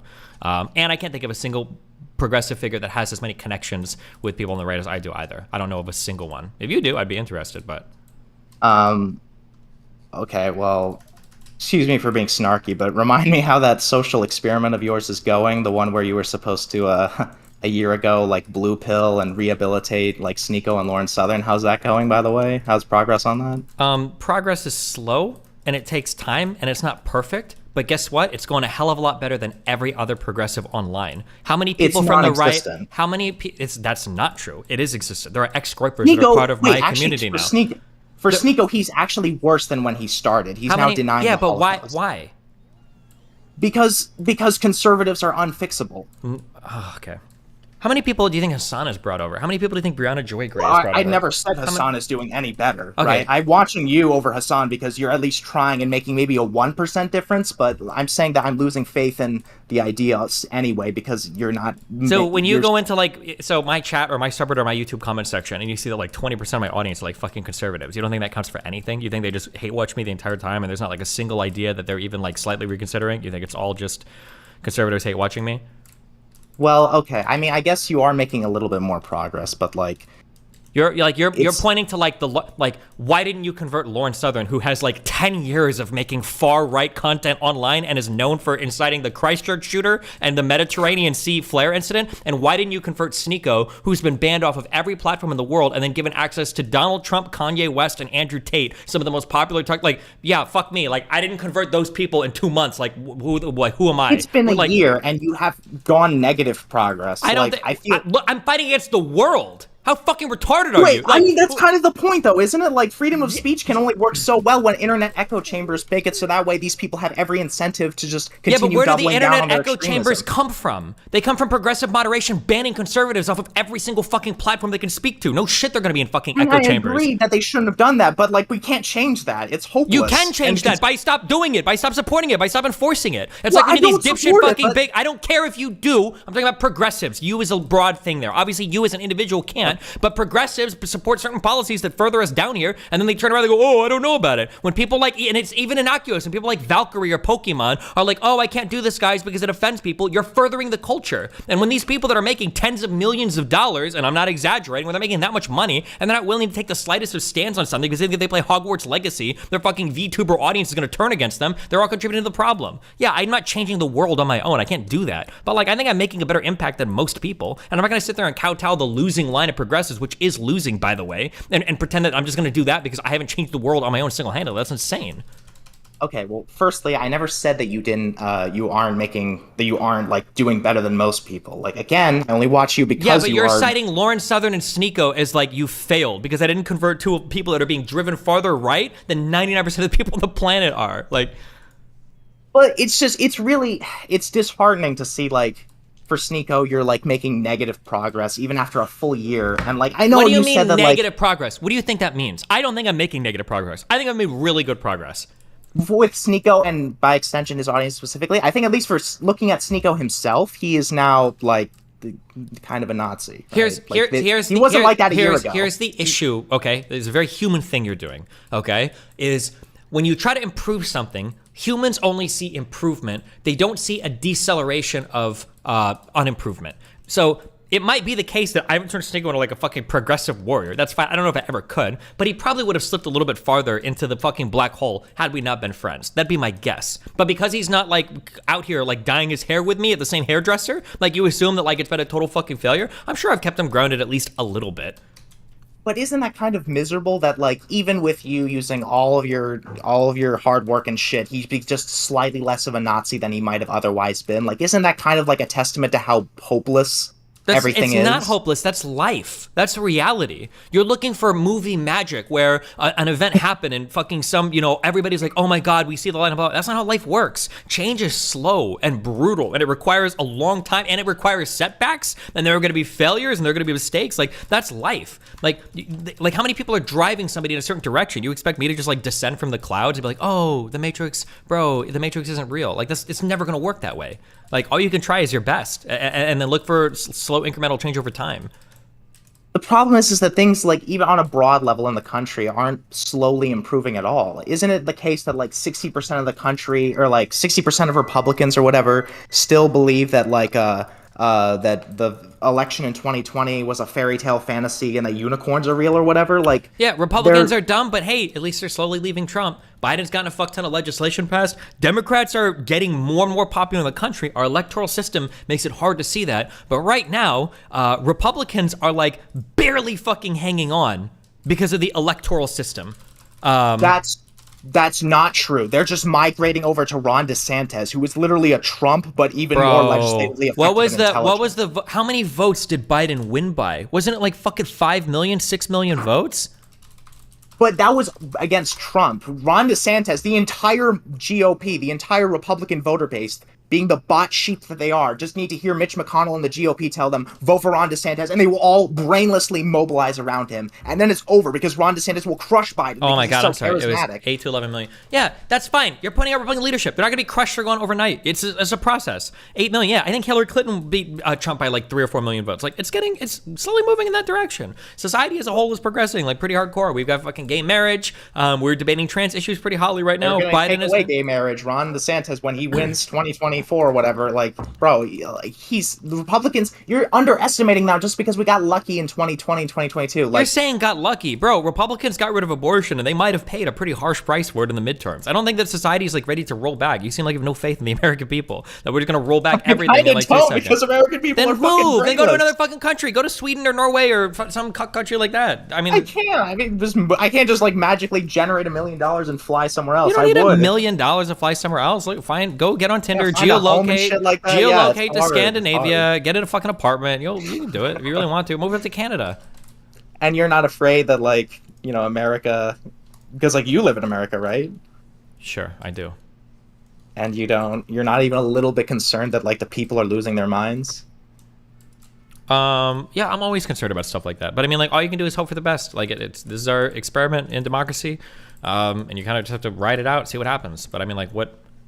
You don't seem even remotely scared that, like, because like you always say like, oh yeah, what's really scary is how, like, there's a people problem. It's not a government problem. The people are losing their minds. But like, you don't seem like even remotely, like, you seem so nonchalant about it. Like, 40% I'm of not the nonchalant. country. I mean, it's crazy. I don't know why. Why are you repeating back my talking points at me? I know how many people don't believe in the last election. Well, because I you said don't that. seem You to probably care, learned it and you from don't seem to care that I- Republicans are still dangerous under Ron DeSantis, who's basically the new Trump, but even scarier than I Trump. know. He's like Yes, it's called living in a democracy, and sometimes it sucks because there's people that have real disagreements with you. Not fake disagreements like you're in a progressive classroom and you don't know whether to celebrate anti-blackness 51 weeks out of the year or 52 weeks out of the year. Sometimes you have real disagreements where there are people that don't believe that gay people should get married. That's part of living in a democracy. You got people that believe all sorts of fucking different things, but you have to live with it. I mean, that's what we do. It's scarier than just whether or not Ron DeSantis disagrees with me on gay marriage. Ron DeSantis, in his shitty little corner in America, Florida, right now, is like so intelligent legislatively. He's like exploiting loopholes in Floridian law to make it so that he can legally arrest registered blue voters to like intimidate voters. Like, dude, that's not just like him disagreeing. That's authoritarianism. Sure. He's even Then scary.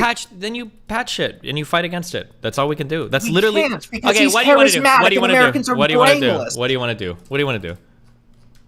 I don't know. But Well, go take the next step. Be a fucking Chad. You want to go kill people? Is that like? Do you want to Rittenhouse everybody? Is that because that's what you're making it sound like? That's the only option. If that's what you want to do, then arm up and gear up, and then do your Black Panther shit or whatever the fuck meme shit you want to do for there. That's fine. I mean, honestly, we might be in due for like something like a civil war. We're more divided now than we ever have been. The conservatives are losing their minds. Like, it might actually be the case where we might have to resort to violence. And I'm scared. I don't want to hurt any conservatives, but like, you just seem so, I don't know.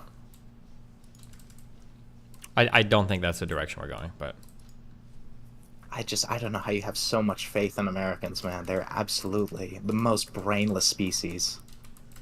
I mean, you say that, but I mean, we're the most powerful empire the Earth has ever fucking seen. So you know, fuck the world. Yeah, once upon a time, but like Once we've upon a gotten little time, bit too cozy. who's ahead of us right now? What do you mean?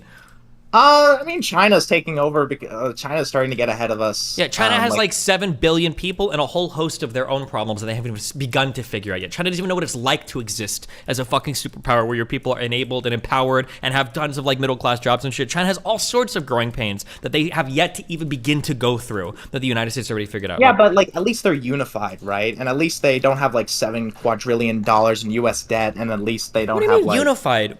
China has all sorts of internal strife and struggle. We don't see it because we're cut off from that entire fucking country. But China as this huge unified front where everybody is like super united on the same page that China might want you to see them that way, but that's not true. There's all sorts of internal struggles that China has been going through, especially relating to housing, especially related to politics. From a military or like threat perspective, like they are unified in that like because they're a dictatorship, they can forcefully unify the people and just force them to listen. Whereas America, since we're a democracy, we have the disadvantage of like letting people to leave to their own devices. So we can be divided. Whereas like a dictatorship can force everyone to just be like, shut up and listen to us. And then they have to. I don't know if that's making sense or not.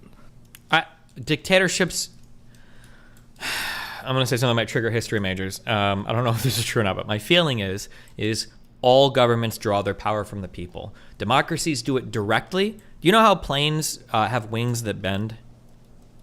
Ridden on a plane before? I mean, ridden the plane? I've been on a plane before, yeah. When you look at the window, you know how the wings bend and it looks kind of scary? The wings bending are a good thing because wings that bend are wings that don't snap and break, right? You have, you might have democracies that bend and it seems a little bit scary because you might get like this rigid wing that never bends or flexes ever and it might look sturdier. But the reality is that even dictatorships have some authority from the people because when they become too unpopular, eventually they snap and shit gets fucked. And it's happened time and time again throughout history. There's no such thing as a dictatorship that's been able to indefinitely hold on to its power. They have famines, they have wars, they do genocides, and eventually the people get fed up with it and they rebel. China's not going to be able to just unify all their people to do whatever arbitrary things that are on the whims of the fucking whoever happens to be in power at that particular point in time. Eventually, like, things will change. I mean, for China specifically and North Korea, like they've been around for like 100 years and they're still going pretty strong with their iron grip on the people, right? And I think North Korea is going pretty strong. Well, thanks to their nuclear weapons, which is a new factor that you're not accounting for. Like you cited history as an example, right? So like, oh yeah, you know, time and time again throughout history, people were able to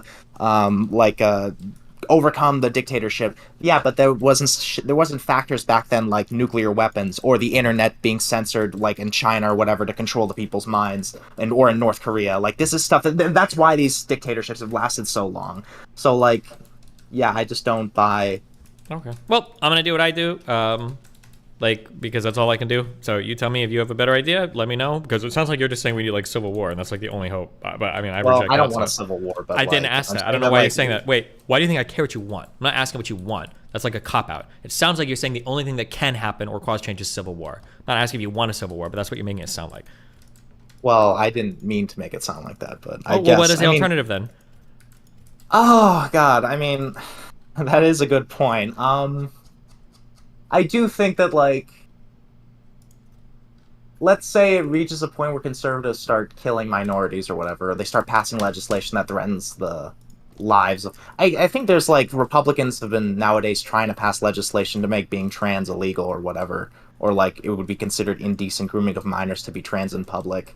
I saw, like, in the news, like, there was a state in, like, Tennessee or some shitty garbage southern state. They were trying to pass legislation for that. Like, let's say it reaches a point where Republicans do eventually pass legislation that, like, starts to threaten people's lives for merely existing. What would you do? We'd figure something out. At one point in time, you wouldn't. This country had slavery. Okay, I think that if Republicans want to take away gender-affirming care for trans youth, we can figure it out. And I'm gotta know. Okay, are you from San Francisco, LA, or Seattle? Which one of these 3 cities are you from? Oh, suck my cock. All right, I think I'm just curious. Which one? I just want to know. It's one of those 3. Which one? Maybe. Okay. Maybe. All right. Just curious. All right. See ya. All right. Have fun. Jesus.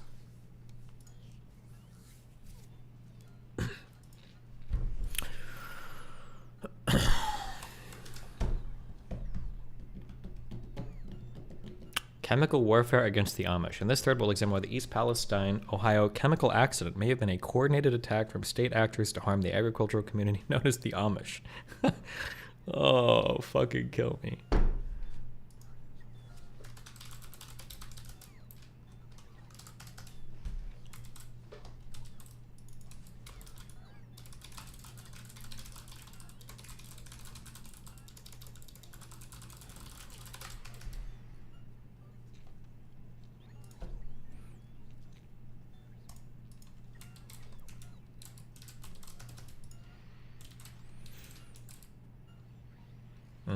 Look at it go. This is not sustainable.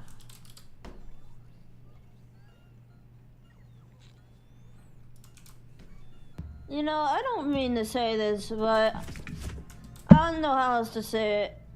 I am racist towards the UK people. Is she drunk or on painkillers or? UKians, that's what I'm gonna call them. I don't like that. Fix it. Fix it now. Fix it. Right now, guys. Fix it. Get to it. Come on. We need to have It's our a surgery? discussion. Yeah, I don't know if it's like still healing or if that's just her new sound now. Don't get me wrong. If you have an open relationship, and I'm sorry, so far I only met one person who's really good at it, and that's Destiny. It's like I've seen lots of poly men, not lots, but I think I can count on both hands. Seven men in my entire life. 7 men who have been poly. Destiny's the only one I've seen to do it successfully. He's the only one I've seen do it successfully. So he's an exception to the rule. So I don't pay attention to that. I pay attention to the majority.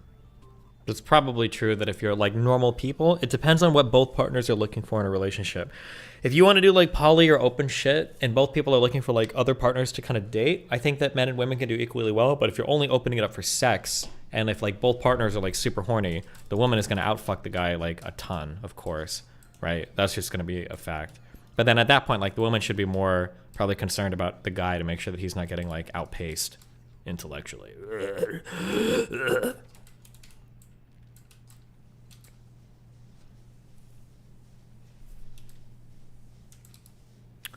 There's got to be a better way to burn off this fuel. Oh, I could use burner inserters.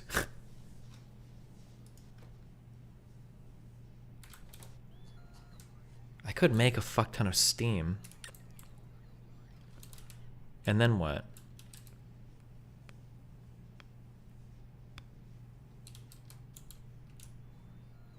Why are you making it? Well, I'm making it why am I making it? Good question, dude. Oh, I get it because in the process of mining this stupid shit, you get a lot of fucking trees.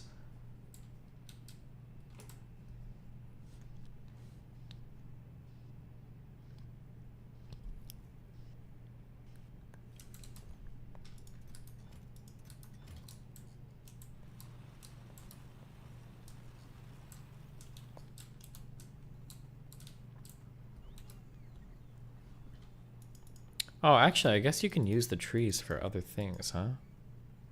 I could use the trees to just make electronic circuits. Are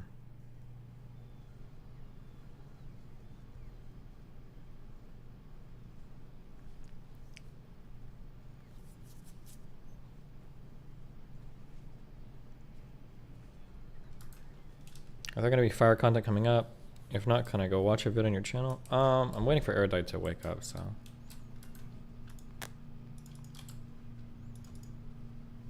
These fungi have been giving us humans. So, yeah, I just think that all these people that are kind of like, people are really missing the wood for the trees with this, I feel, and they're not focusing on what's important. They're not talking about the real issues here, right? Yeah, it fucking sucks to have an addiction, and I hope she sorts that out. Don't get me wrong. But, like, the fact that you are now talking about having this addiction, and it seemingly happened around the time of this GoFundMe situation, did you use the money for drugs? Because if you did, that is fucking insane. Like, you know, I can't imagine a world where that would be, like, accepted by GoFundMe. Do you know what I mean? It's mental. And, you know, this is why. Obviously, she can't prove that she didn't use the money on drugs. But I think what she ought to do is at least release, you know, some information about the money now in order to try and establish what happened with that. But yeah, I don't know. Not going to happen. Just my thought on what should happen, but there we go. So, yeah, I just think that all these people that are kind of like...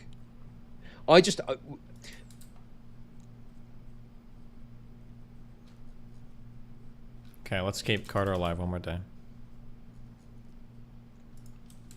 Destiny, TikTok. I know that the girl made videos. That was the whole point of her coming over. Are you linking these every single fucking day? Are you one of the people linking these videos every day? I've seen it. Thank you. Yes. Jesus.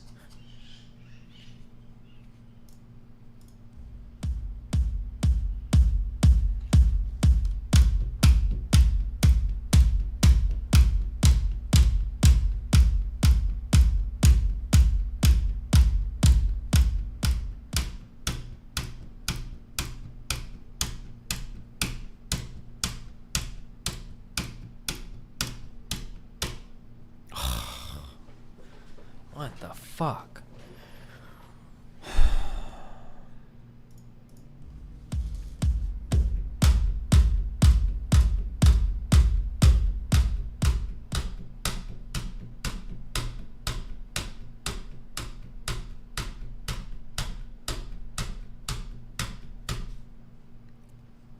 Oh! Oof! Ah! That was nasty. Oh my god. Let's hold on. Do we have a 950 in here? Do we have a 950 in here? Hold on. What? Hold on.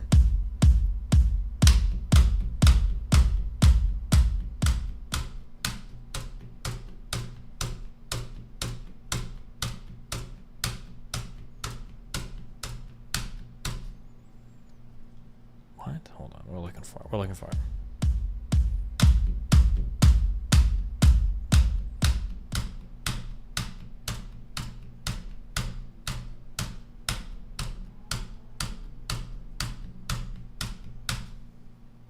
Oh fuck, I missed my first hit. I need to use the enter key, hold on.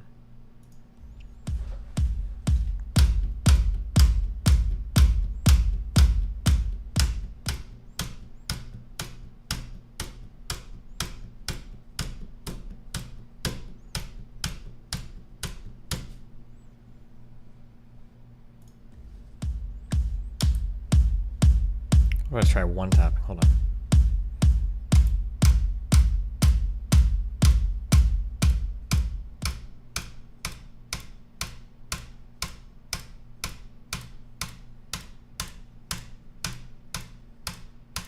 No, that sucks. Not good.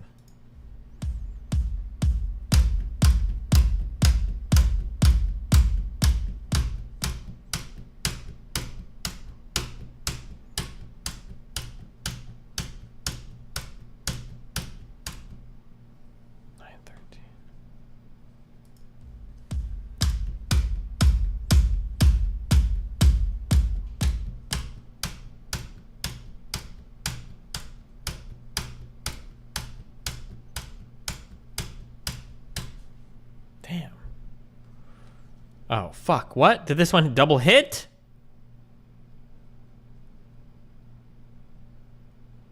Oh, this would have been like a 920.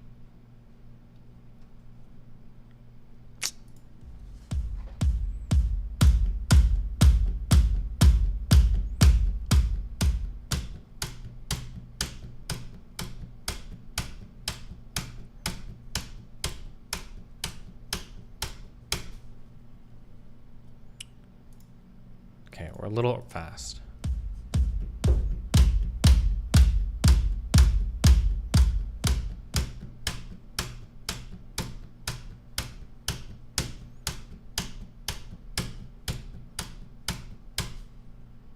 What? Oh, this would have been a 9. This would have been like a 930. How? I'm like, I must be hitting one of these keys on the side.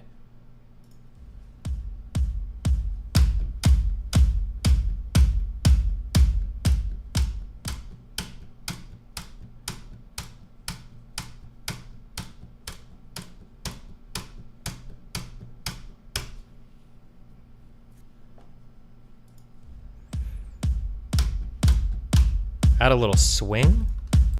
Do you think swinging would help?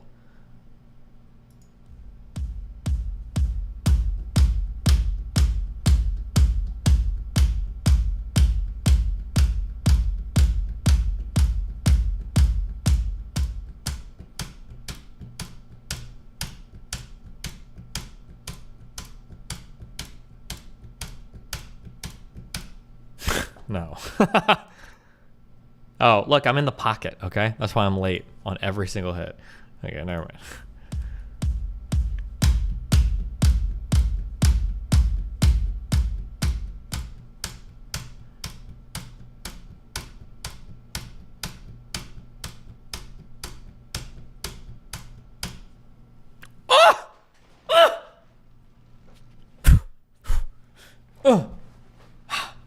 Oh my god. Do we have a 960 in here? Do we have a 9? Do we have a 9? Maybe a 955. Do we have a 955? Let me find it. Hold on. Let me find my 955, okay?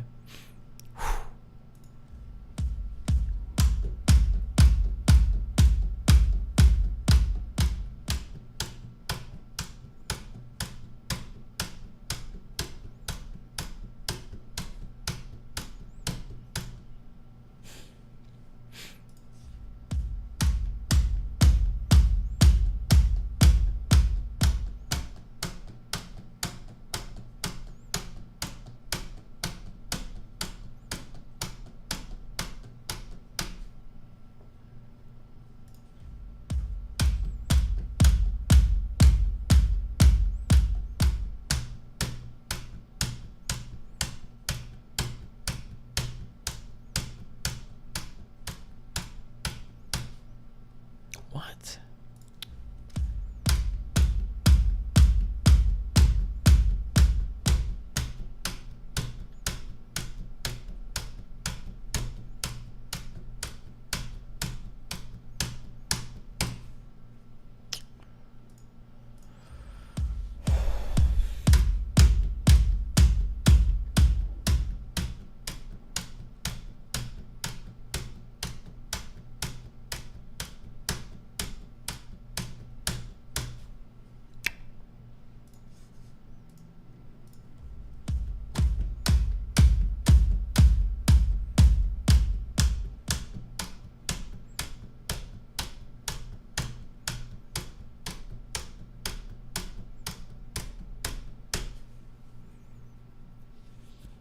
Okay, one more.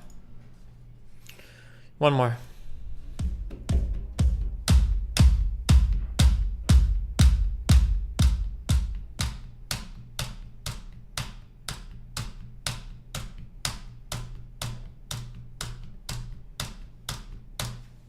What? Is the spacebar that much worse? Hold on.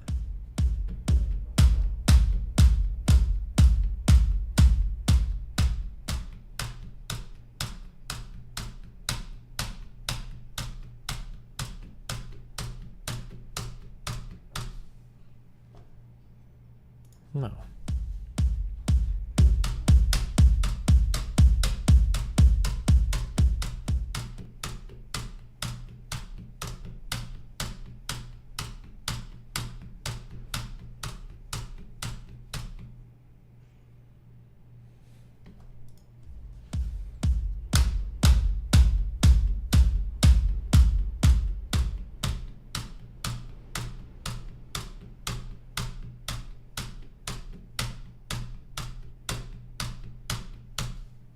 Ah, guys. I don't know if I can do it again.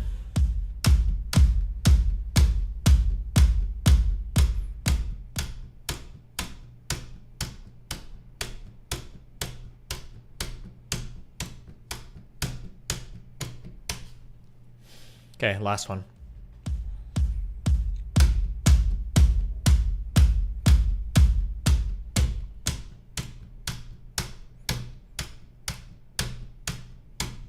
No. That was so fucked. I double hit, yeah. Okay. 952, okay. That's pretty good.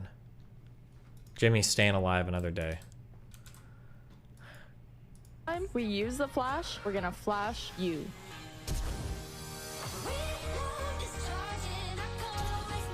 Yeah, you know what to do. What? Every time we use the flash, we're gonna flash you.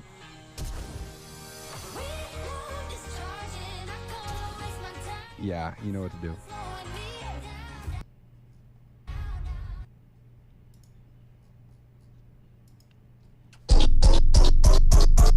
Shadow Wizard Money Gang. We love casting spells.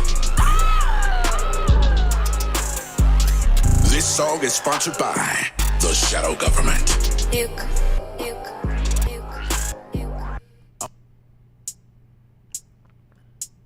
Nuke Radio.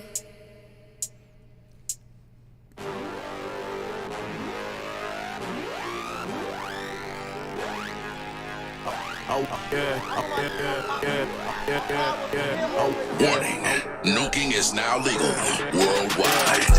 I walk into Balenci, make them wipe me down. Oil filter on the Glock, you won't hear a sound.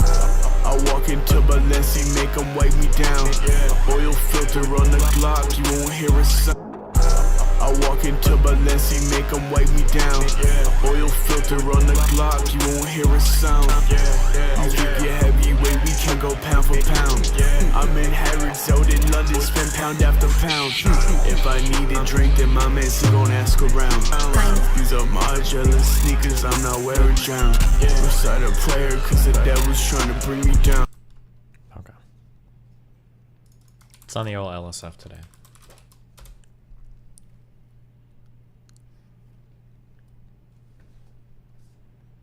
Oh, damn. Chud back with a vengeance. That was the clip we just watched, right? Did you guys see this? So...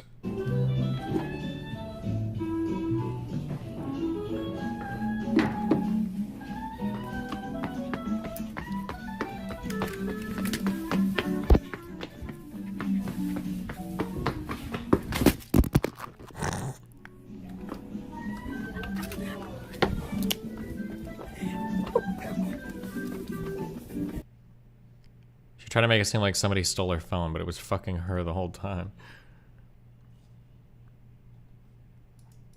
Hey look, I'm about to block you, alright, little bro? Please, can I ask you something? What? Steve, you said you were playing me on FIFA. You added me back. Let's go. Bro, I can't play. Listen. If you miss me, you could spell your best player. Like, who are these people? Like, who is that? Like, bro, who the Steve, we only want to 1v1 you in FIFA, and we want to do it so we can have like a group, like we all call, and we want you to wager our friend for like, can you wager him? In FIFA? Yo, who the fuck? Yo, bro. First of all, hey, the dude. Hey, look.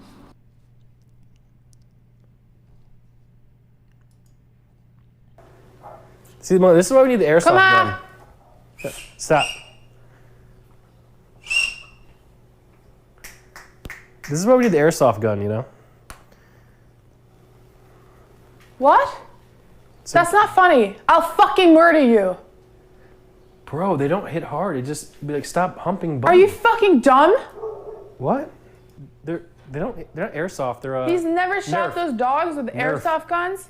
And if you ever do that, I'm fucking killing you publicly. Putting an example out there. Okay.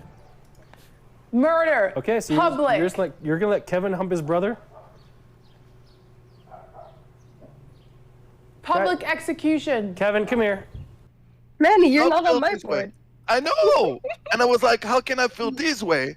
and I realized that anytime I feel like I want to give money or subscribe to a Pretty Woman's channel, I should jerk off, and when I'm done jerking off, if I still want to give her money, that's the one, right?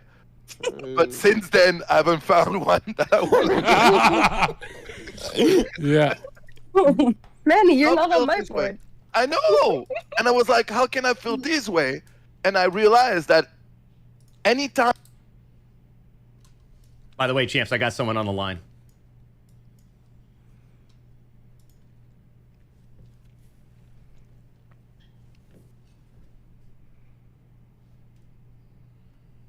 Did you install OBS after the update? Yes. We still having issues, Doc. Yeah. It's your face.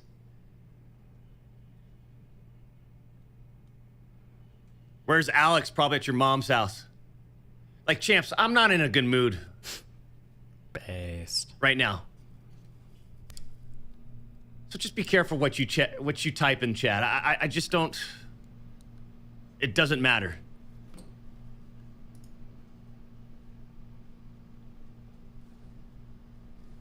By the way, champs, I got someone on the line. Hey, man.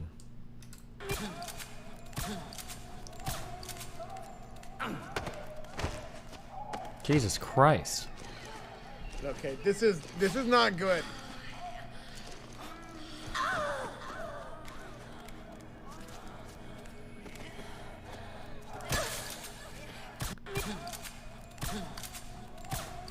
Thank you, Hideo.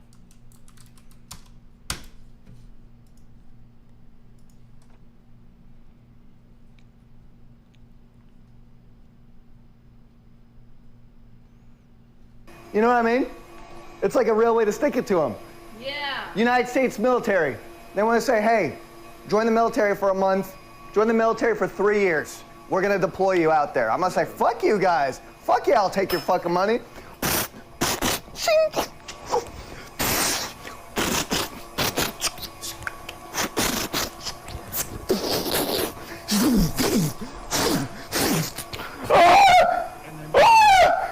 Fuck you guys. Give me your fucking money. Take the benefits, go home, call it a day. I believe in sticking it to the company and taking what you can from them. Nice.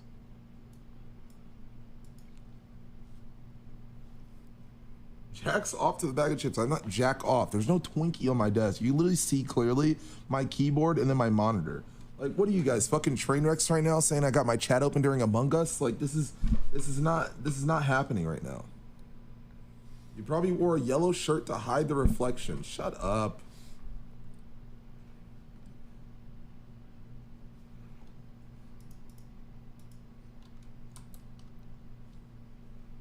Wait, was there a thing? Did I miss something?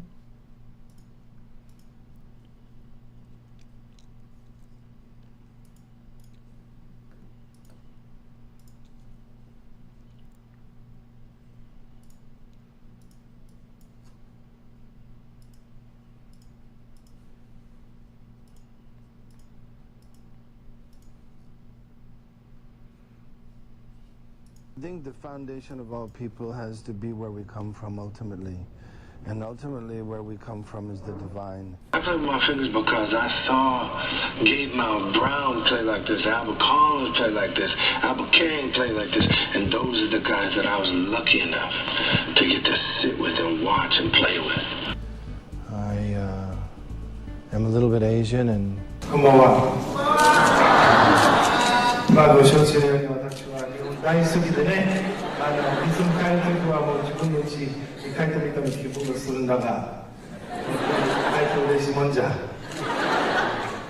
I'm a Russian Mongol, and I'm Russian.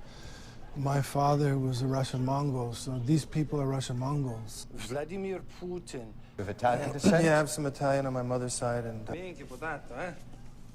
Anybody know why Richie did Bobby Lupo? I'm Russian.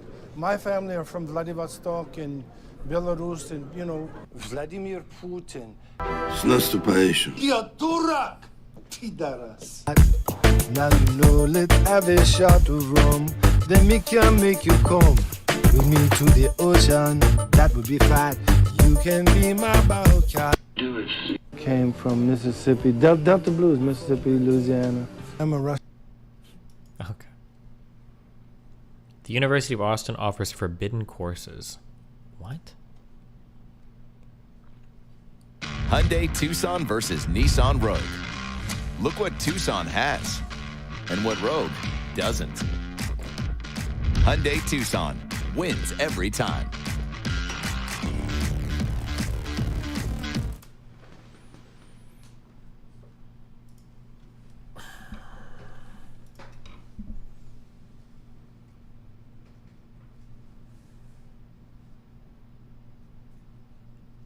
Cool.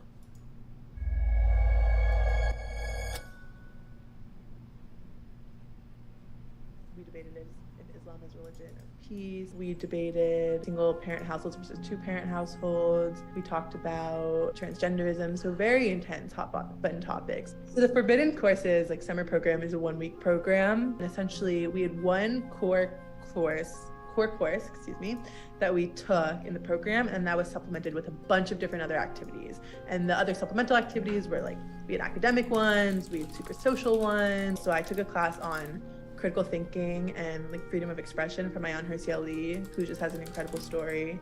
We essentially learned a bunch of different logical fallacies and John Stuart Mills and all. Okay, so it's just like a normal course. It's like now today it's considered like super edgy. What? Okay. That's kind of sad.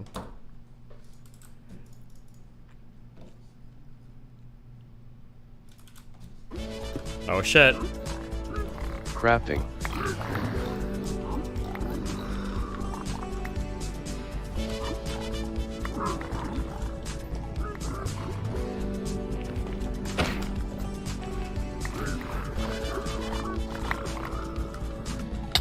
Zoomers will never give up. Oh, could you fucking tell me? When crafting. He forgot to change difficulty back to easy. Have you killed my mending villager?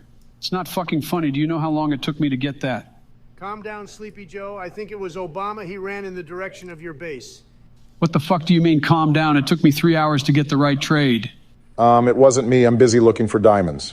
Well, one of you is fucking lying. Homie, I swear on my mother's life, it wasn't me. Swear on your wife's life it wasn't you, Donald. Okay, it was me. Don't come after me because of it, though. You're done for. I'm gonna bed trap your ass. Which one of you killed my mending villager? It's not fucking funny. Do you know how long? Okay.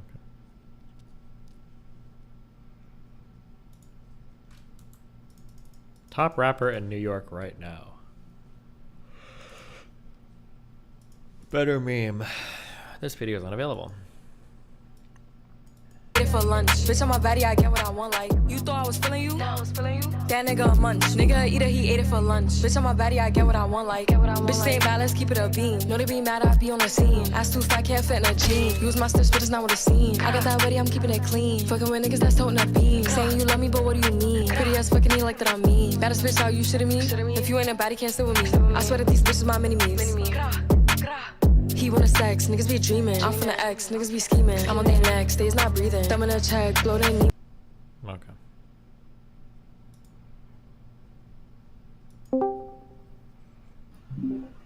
Yo, Steve. What's up? You busy? Nope. How you doing? I'm doing fantastic as per usual. Why do you keep posting all your shit online? Why don't you two just stop talking to or about each other? Oh, you want to jump right into it? I was gonna jump on something else. Hold on one sec. Let me get a Red Bull. I need one to deal with you. Your ass. One sec. Like you're gonna cook me?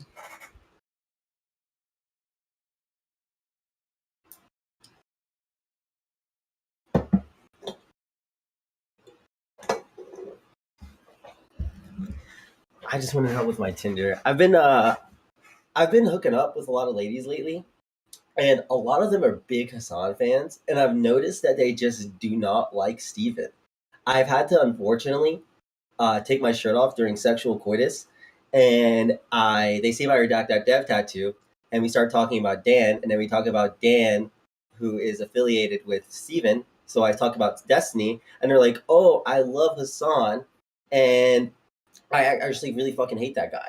The conversation doesn't flow like that, of course, but it ends up like getting me in a lot of like. I've actually had one girl not talk to me anymore because I was like, oh, I did a lot of content with him and I showed like them the league stuff. And I was like, I don't really do politics though. I'm not really into that. But they were like not digging the vibe that I liked him. And I kind of like, I called Hassan a grifter. And they were just like, I don't even know what that means, but like, it sounds like you're just kind of like really don't like the things that I enjoy. And like, I don't really want to be there for that, kind of what the vibe was said. You know what I mean? It was like I was giving negative energy. And I do think Steven gives off like, I think I've picked up some mannerisms from Steven, and I think everyone's done this, where Steven has a sort of way of interacting where it's like let's say Mr. Moot and Steven are on stream. They'll be like a good like 6 times when they're interacting, and it's like they're like I love hot dogs on a hot dog with ketchup. And then Mr. Moon will go like, do you seriously like hot dog, like ketchup on your hot dog? You are literally brain dead. And it's like, that's how they interact. You know what I mean? It's like negging, but it's like with each other. And I feel like that's negative, you know? And I feel like I do that with a lot of women, if that makes sense. And I think I get that, I give off that vibe. You guys go with me? How many meeting that many girls that not only watch Twitch, but pay attention to this niche? So surprising. But I match with a lot of girls that are into like Twitch communities. I thought about bringing one on stream soon, but surprisingly, a lot of girls watch us on that are into like my whole like emo, Deftones online vibe. If you get me. I need water.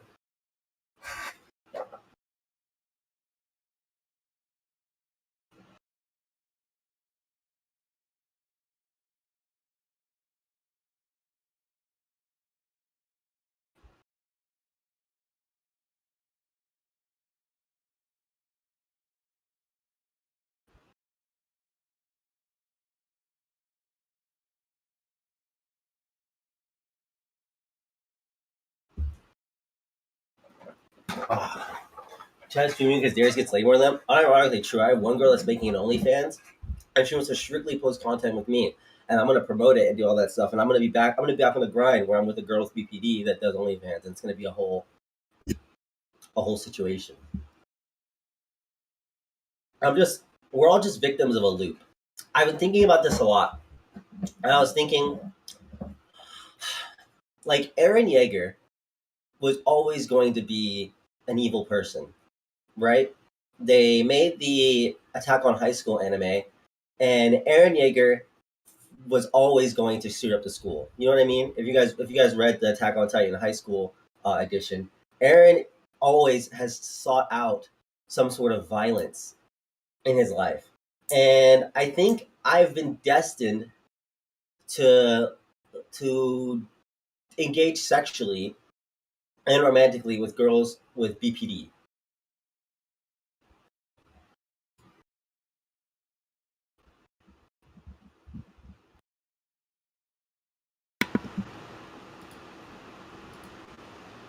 They wrote it like that? Well, I mean, God writes us all in unique ways.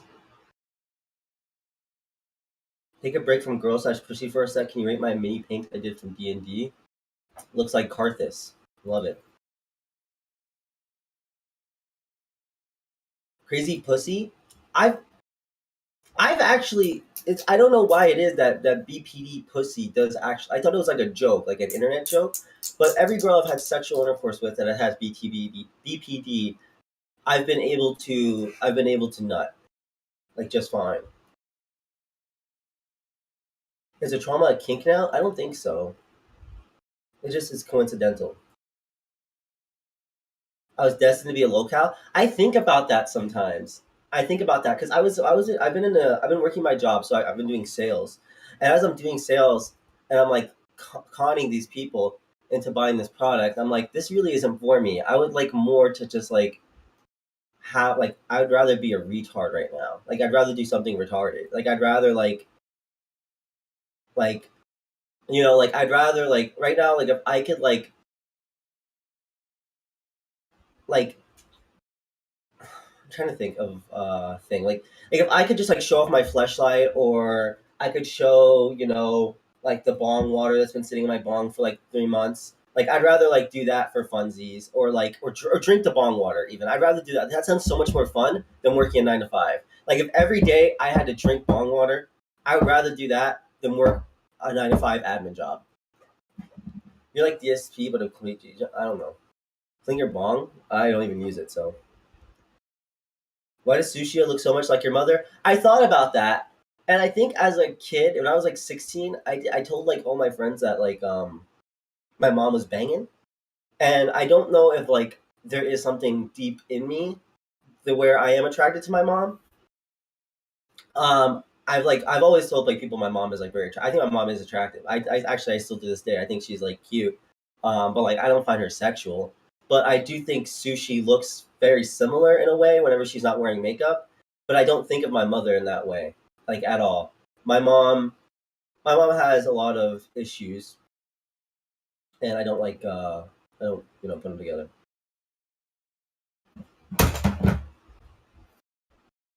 My mom doesn't have BPD though. I think my mom has a savior complex, which is not BPD. I think.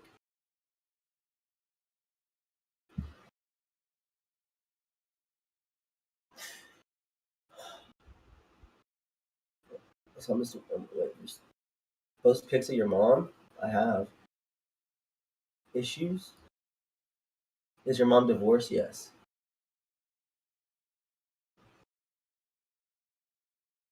The success of sales heavily relies on the quality of the product being offered. Yeah, so I work for like I want to just dox myself because like I don't really care and I want to switch jobs like quick, but like I work for a company that does like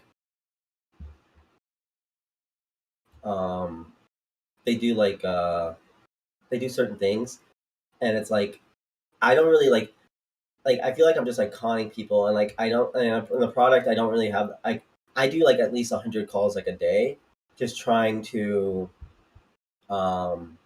like sell to people, and I've sold to like nobody yet. So like I'm doing like 100 to 120 calls a day, and I'm not selling anything. I'm doing cold call sales. Yes.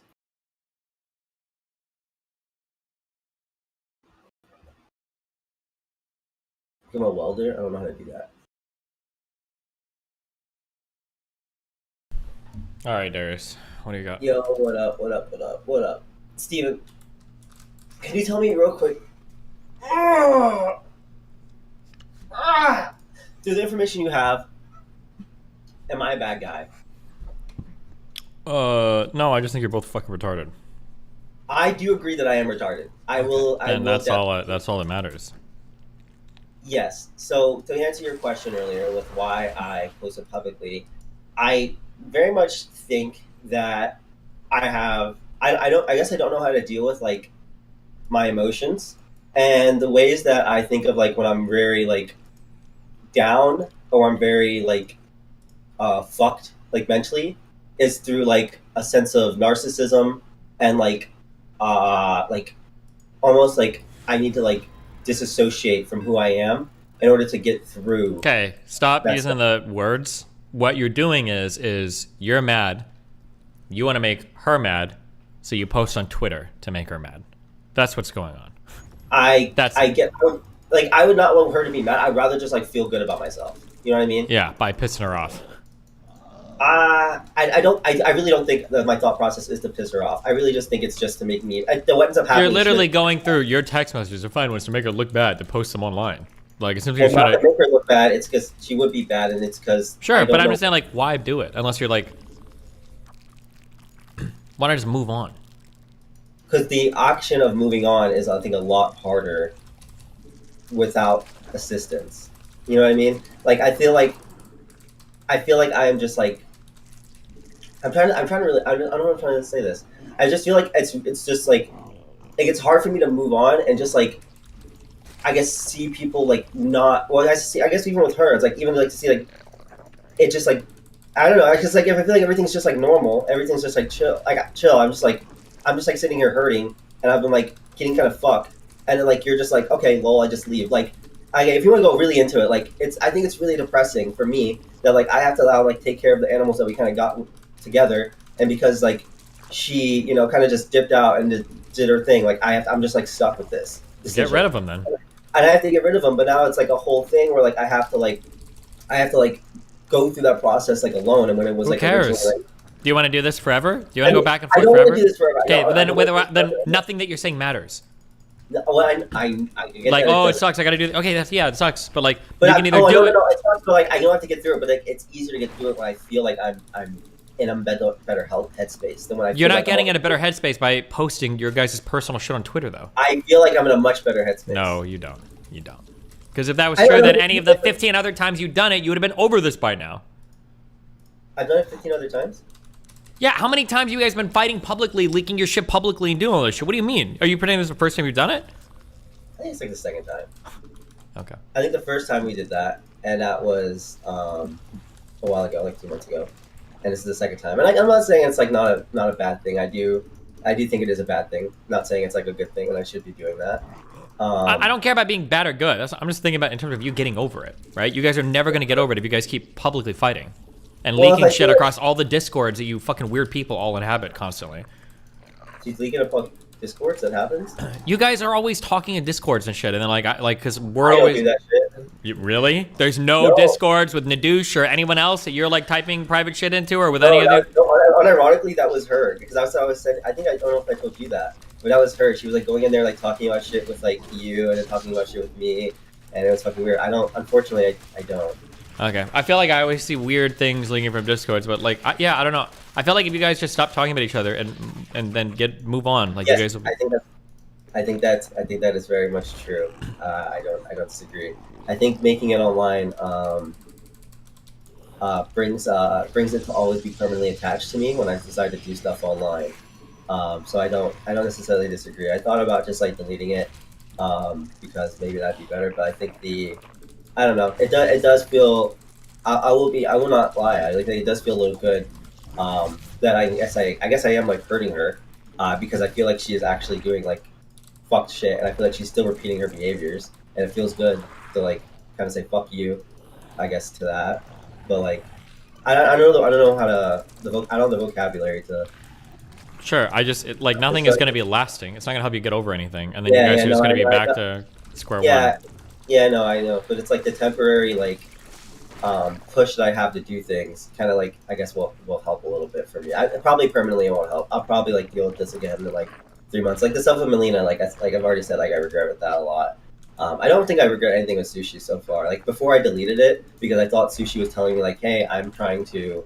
Me and Sushi, when like we talked about like her when she posted like a longer apology or whatever, and then I responded to it. I deleted the Twitter because I thought she was trying to like actively like work on changing and like fix stuff, but then like shit happened again, and then I saw that she was like doing almost the same exact thing, and I was like, okay, this is just fucking annoying. I don't even know why I deleted it when like I feel like I was kind of just like manipulated into deleting shit. If that makes sense. Okay. Fuck, I can't go on what I was gonna say anymore. Fuck. You wanna go to what do you think? Like, do you think I don't know? Like, what's the perfect thing to do? Like the perfect thing to do is just like do nothing and then just like I guess just live. Like I don't know. Like how do I feel good? Oh my god. Unbelievable, dude.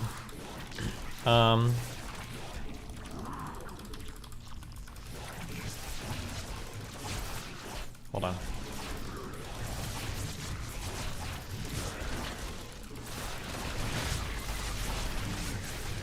It's just like so. Okay, it's just like so crazy because like as a girl on the internet, like she could just like go on and just like get like so many people to just like dick ride anything. Like even the time that like we were having an argument on stream, I already saw like she was getting a bunch of DMs like, oh, like this is a common gaslighting tactic that men do and stuff like that and blah blah blah blah blah. And like I of course I get like my fucking shit or whatever. I get like some people are like, oh dude, like I've been through this similar shit, blah blah blah blah blah. But it's yeah, like I don't disagree with any of that, but I'm just saying like nothing like re-engaging doesn't help you with any of this. Yeah. You just have to like let it go. It sucks, I guess, but like there's everything you're doing is just furthering your own like torment. But I don't know what to tell. Like you guys, like what you should do is if you want to get over it, then you should both just block each other on everything. Yeah. And then just stop. But do you think let's say Melina and you broke up and then Melina decided to like just dump like a whole bunch of like issues you guys had. Would you blame her for doing that? if like she felt like, let's say you fucked up really badly, and then she just like went and just like dumped a whole bunch of stuff, just to, like let people know like, hey, this is what I've been going through. Like this motherfucker's just doing the same shit. Like she saw you just kind of living and doing your own thing, and she dumped like all your stuff and was just like, fuck this guy, like whatever. Like, would you blame her relatively for doing that? Yeah, I'd probably give my side of the story, and then I'd ban it all from my chat, so that people knew my side, and then I'd be done with it. No, but would you like, would you be like, hey, like, that's like, fuck, that's like, would you think she's like fucked for doing that? Yeah, of course, but I mean, people do dumb shit. I mean, what are you gonna do? Yeah. Well, when someone else is the aggressor, and you're kind of like, I guess looking for, I guess when you're even looking for like people to understand your trauma or whatever that you had to go through. Then you have like a couple close friends. Don't try to win battles in like the fucking ring of public opinion. Yeah, I guess my thing is that I don't have any close friends, because like that's the thing that sucks, is like I lost a lot of my close friends because like Sushi was like fucking around with a lot of them. So like I don't really have those people anymore. I've just been like talking to people that were my close friends, are like girls that I'm like in sexual relationships with, and like it's hard to like separate the two. You know, it's like hard to like view it as like satisfactory, I guess. Sure. He runs a Twitter farm sympathy. I guess that's what I'm fucking doing. I guess that's what I'm like. I'm not trying to like farm sympathy, but I'm just trying to like. I guess that would be what I am. I'm trying to do it in like a negative way, but I'm just trying to get like my own little like closure with it. And like also it keeps me. I don't know. I feel like as the more I like post stuff, and the more I'm very much like. I feel like the way you think about things, Steven, with like relationships with people is like pretty good. Like you're always willing to give somebody another chance, and as long as they're not like doing the same behaviors or they're not like actively trying to fuck with you, it seems like you're pretty good with like. Yeah, don't copy my shit. I let people walk all over me all the fucking time. I'm the last person in the world you want to because so deal with a lot of shit. Yeah, but that's not a good thing. You should just set a boundary and stop talking to her, bro, or you're gonna be fucked forever. Or maybe you want to be fucked forever. I don't know. It seems like you guys enjoy. Sometimes people like to just have their lives be messes forever. If that's what you want to do, then knock us about, you know? I don't think I want to do that, but I want I want to be in a better place where I can deal with those things better. Like no, or like with Sushi specifically, my goal of like becoming her friend afterwards was just to like expect the chaos and like know that like, hey, I can just like and just remove myself from it when it happens, or just like keep someone at like a distance. So that way when things do get chaotic, they're not as mentally affecting on me anymore, I guess. Which is like, might just be kind of a little silly for me to do. Because I'm not in like a place where I can do that. But it's like, but you are like, as far as like what you like have your shit straight. Whereas I kind of don't have my shit straight. So like, when something like that's pretty chaotic happens to me, it involves like a lot of other shit. If that makes sense at all.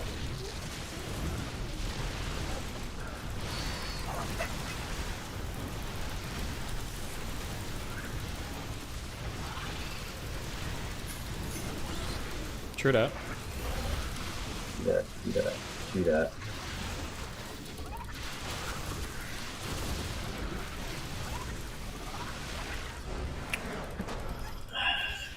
I don't know the fuck. I don't know anything you just said. Stop. Listen.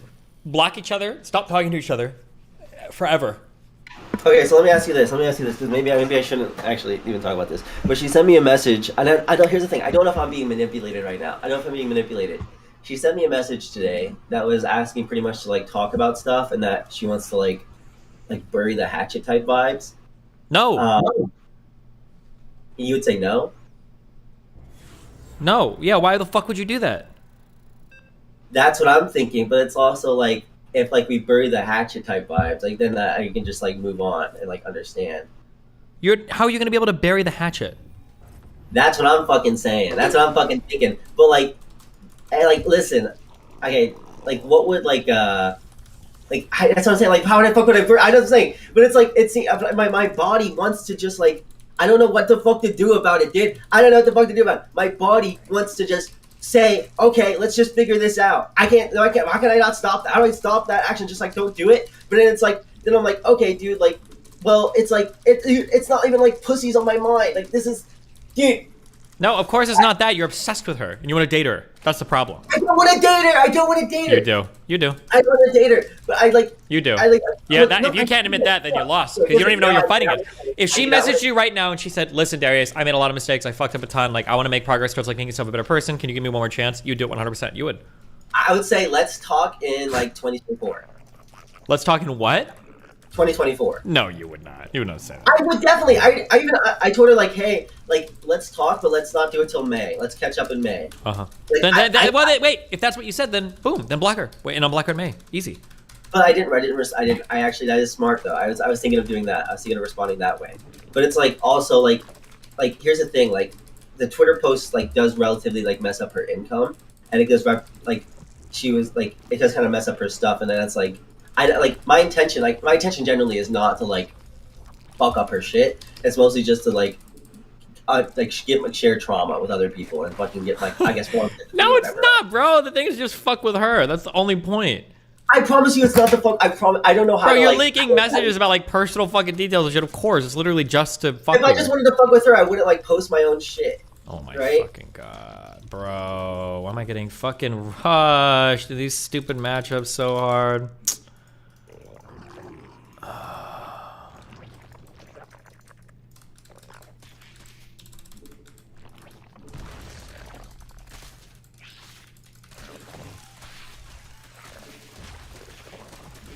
Okay, yeah, maybe there is some like deep like because I feel like whatever happens, like I do like get into this mode where like I think I'm Griffith. Like I think I might be slightly autistic. Actually, I've been thinking about this just a lot. slightly, because like I think I'm like one of these like anime villains sometimes, and I'm like, you know what? I'm gonna get my vengeance, and I'm gonna become like Sasuke and or Griffith and or Garou from One Punch Man. And I'm like, I'm gonna get back. But it doesn't generally. What happens is I revert back to like that Naruto-esque mindset where I'm like, well, actually, I just want to be friends with everybody. You get what I'm saying? Yeah, I got you, buddy. Hold on.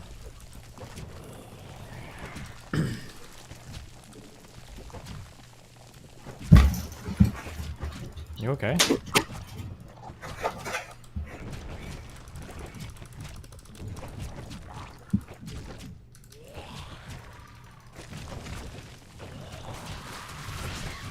God, I'm so fucking good at this game, dude. Jesus Christ. I go away for months and I come back and I just trash these fucking kids. Sorry, okay. No, you're not being Naruto, you're not being Sasuke, you're just being a loser. And you're simping hard. And you just need to block people and stop talking to them. That's all you can do. Yeah. How come you don't do that? If somebody is genuinely hurting me, yeah, I separate. Because that's the only way you can do it. If I totally separate somebody, stop stalking their social medias and stop reaching out to them, I'll probably get over them in a week or two. But if I keep like DMing and looking at everything and checking their socials and all of that, I'm gonna be obsessed with somebody forever. Yeah, when somebody hurts you, just fucking cut off and leave.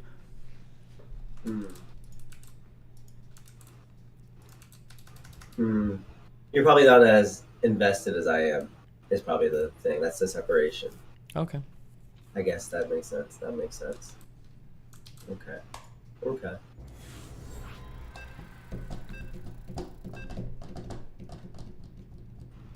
thinking.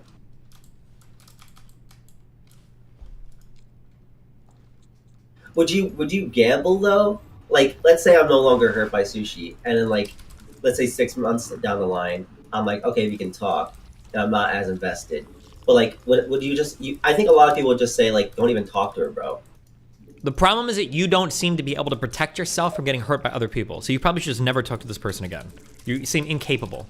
So you're always going to be at a place where she can just suck you back in and you're going to get fucked. Because you can't like protect yourself. So I would just never talk to that person again if I was you. And she shouldn't talk to you. I don't know, but you guys keep doing it.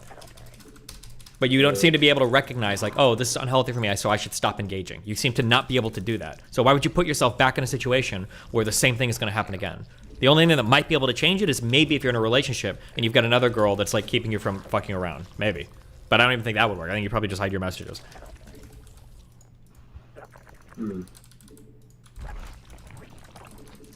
Intriguing.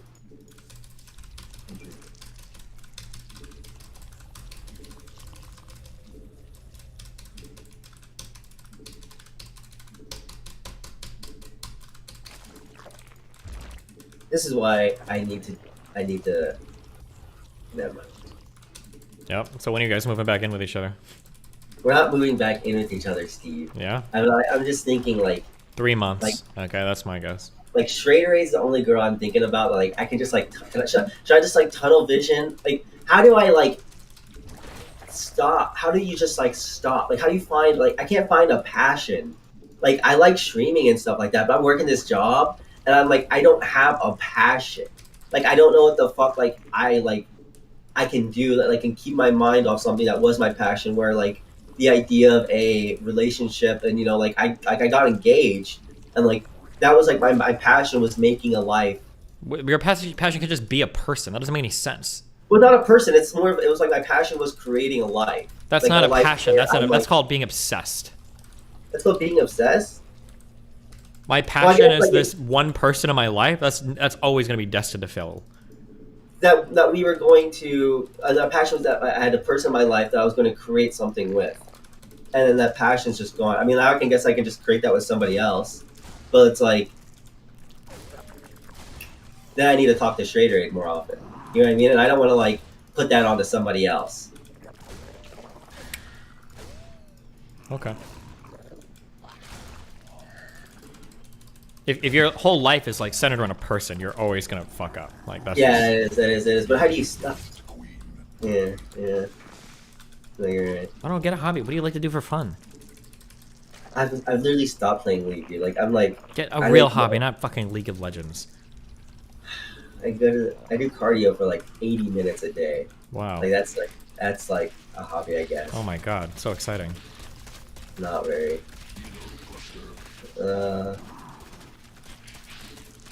Hobbies cost money too, and like income is a thing. Get into fucking I don't know ultimate frisbee or some shit. I don't know. Find some social activity. Have you been like I like sexual intercourse. Like, have you been to like sex stuff around in your area? Like in Miami, do they have a lot of like sex parties? No, I don't know. It maybe I've never been to a sex party before. Would you say that's like a healthy thing? Is if I wanted to join like local like I like FetLife? Yeah, try that I guess if you want. Do you think it'd be a good idea, or do you think I should no longer like? I have no FetLife experience, so I can't help you with that. I'm not sure, but try it. Yeah. Intriguing. Yeah, true. Quite, indubitably.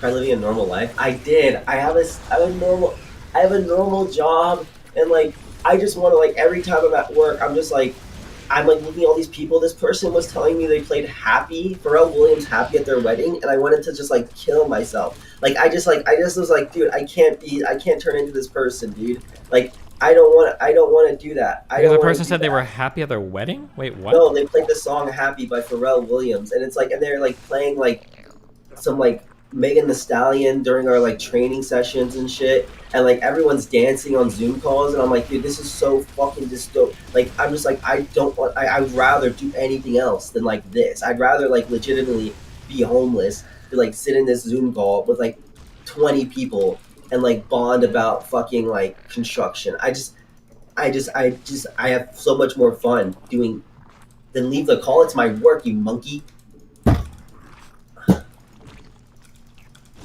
Get a different job. What is going to be different? This is how a lot of corporate is these days. I work for like a tech company. Like they fucking like this is how all them are. I worked at DoorDash on the executive level or whatever, and they fucking like, they fucking do the same thing. It's on the executive level. What does that mean? I don't know what the fuck that means. It means I work in an office. When you say you work at DoorDash, I usually just say executively because people understand that. Because when I say I work at DoorDash, like people think I like deliver food, and like I have to like I'm just like. I work in the office. Or okay, office or corporate, maybe, yeah. Corporate, yes. And like I say that because it's like, whatever. It's like it's all very much like that. And I don't want to do fucking labor.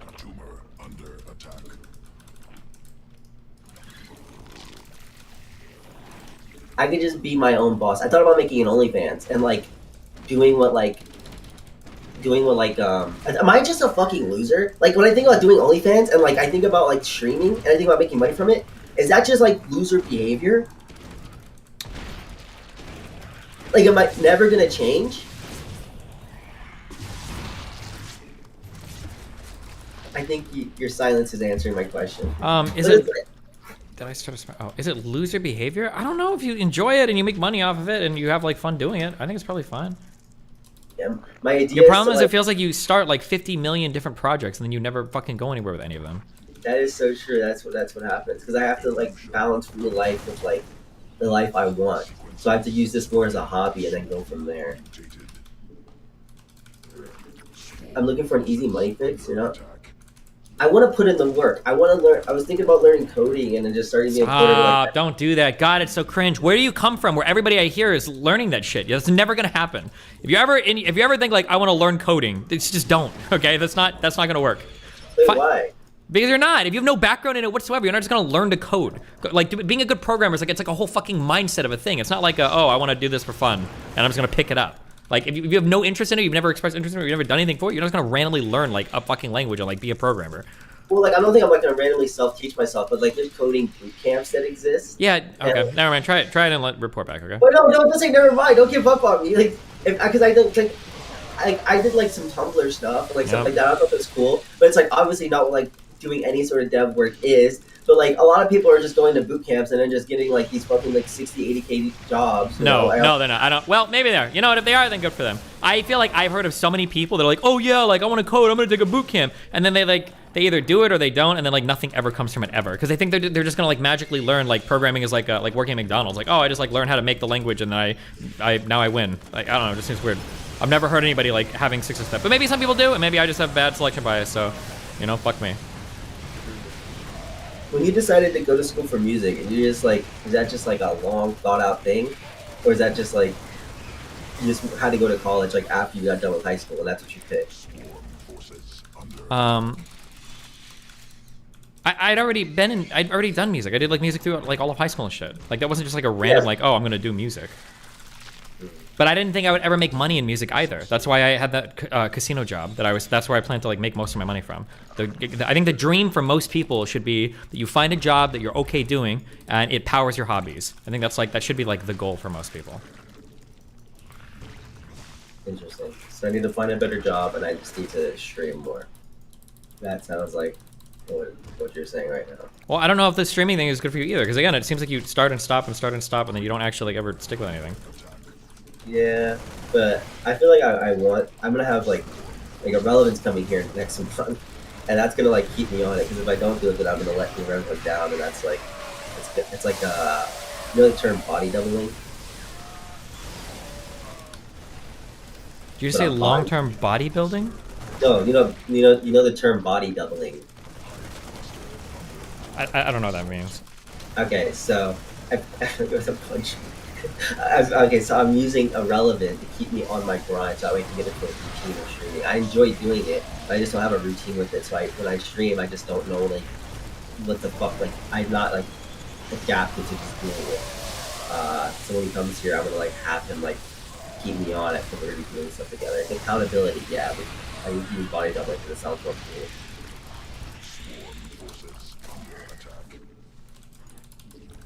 Okay, well. She's streaming to get validation from potential viewers. I don't stream for validation. I literally go on stream and like eat dog food, bro. What fucking validation am I getting? I can go out and just go on fucking Tinder and get fucking like validation there. Like I don't need fucking streaming to do it. I do streaming because it's fun to just fuck around. It's fun to like just troll.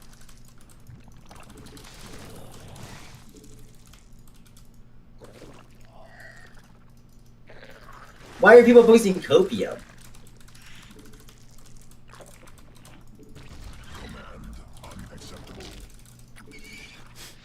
I farm at Mega Lulz and that feels good. You can literally make the argument for anything. I get currency for my job and that feels good. Like, what does that mean? Like,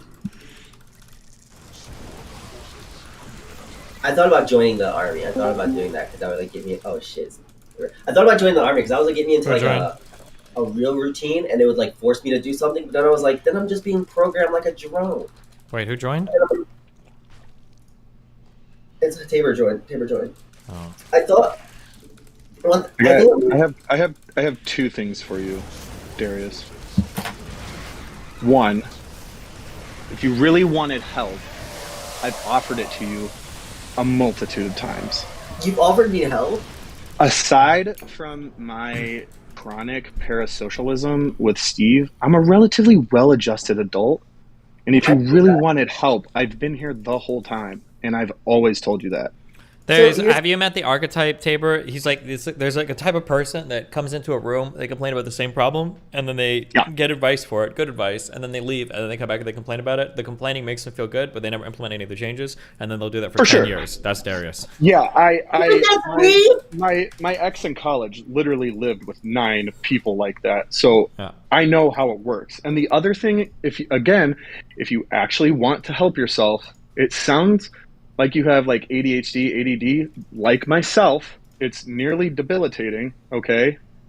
You need to learn about ADD and ADHD to help yourself. And that's something I started doing about 2 years ago, and it has helped me so much. I can see things and triggers and understand how my brain works because this constantly starting and ending of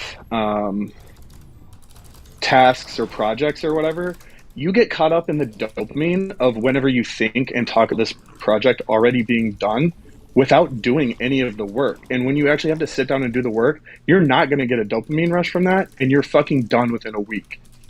So you need to learn how your fucking brain works so you can help yourself.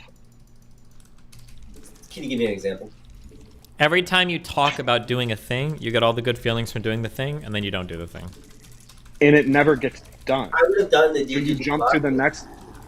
Dude, you jump to the next project constantly. I watched you do that first coding boot camp. It was over in a week and a half. First off, I didn't do that. It was like I was a Udemy course, and I was just catching the waters before I spent $10K on a fucking boot camp. But I you spent $10,000 on a boot camp? No, before I did. I didn't do it. Okay. Because I didn't finish the course, of course. Udemy is pretty good to just put my toes in, but I do drop things as soon as I do believe I do drop things, but Darius, here's the thing, Darius, I do it too. I'm so bad at it, and you know what's even worse? I have fucking money to blow. So when I realized this was a real problem, that's when I had to start educating myself on the issue, and it has gotten so much better. Even in the last the first 6 months I started learning about it, a lot of my fucking behaviors changed. And I truly believe I'm not comparing it to depression, but when you have something like ADD, depression, ADHD, it never goes away. You have to learn how to deal with it. So you're always going to be plagued with this shit. We are just dopamine craving monsters. Everybody is, but people with ADD and ADHD are 20 times worse. Yeah, I've noticed that the only thing I really kind of follow through with are usually things that are forced by other people. It's like this other girl wants me to she wants to do an OnlyFans. I'm like, oh, that'd be a cool idea. She wants to she has BPD and she's has some fucking some shit going on. Are you going to be doing OnlyFans when you're 50? Are you talking about sushi right now? What are you talking? No, it's this girl that actually unironically has the same exact thing. You're dating another girl with BPD that wants to do OnlyFans? That's what I was saying. So that's why, but it's she wants to do it all the things. Never mind. Forget what I said. Find God. No. How you? Listen. It's other people that want to work on things that usually are with me. Usually want no one's gonna sit there and do a coding course with me. You know what I mean? I'm not saying I need my hand to be held, but having in my life I didn't have good guidance. And my mom, the best thing my father taught me growing up was how to successfully steal clothes from the Gap, and how to put that aluminum foil around a trash bag, and that'll make it so the stuff doesn't get detected, And I was able to learn that. Now I fucking know that or whatever, right? So I don't have the person. Well, probably my roommate is probably the most helpful, right? But he has his own shit that goes on in his life. But I don't have the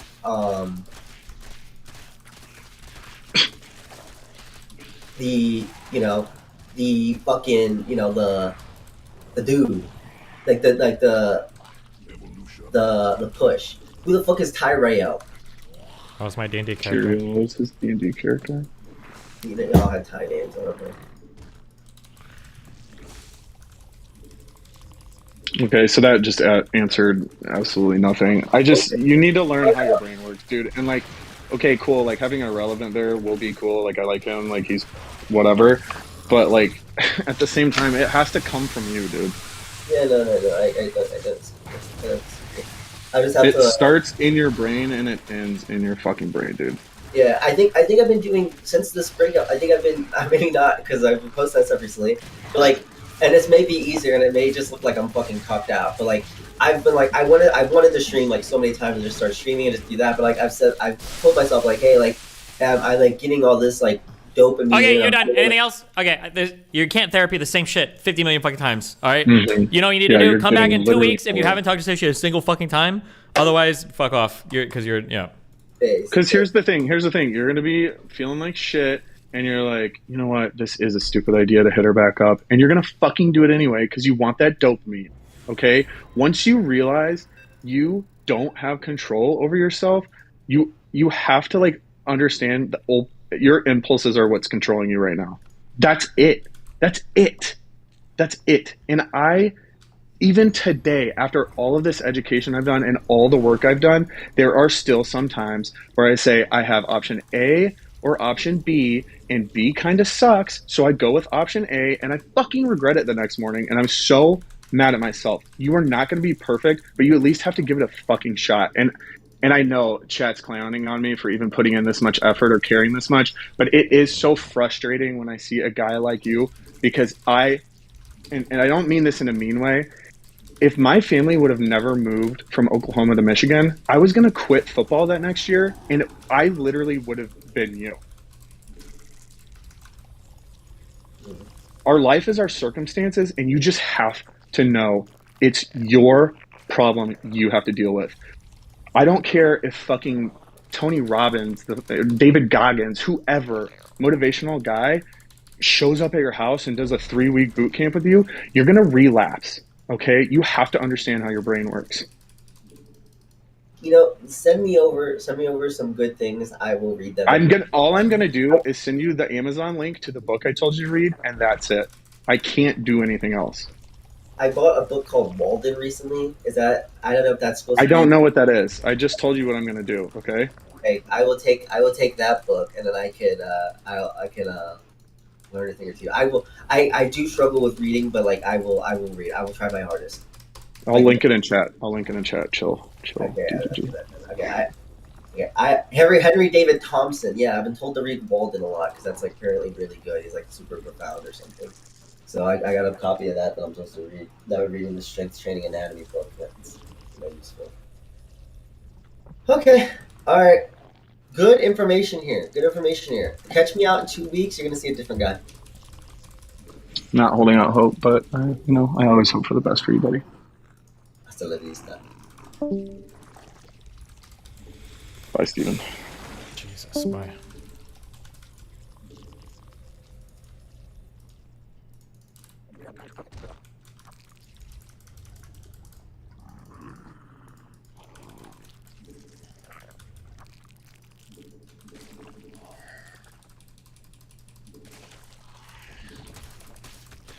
He went gas pool, so why? But he didn't send any early links, so what the fuck does that mean?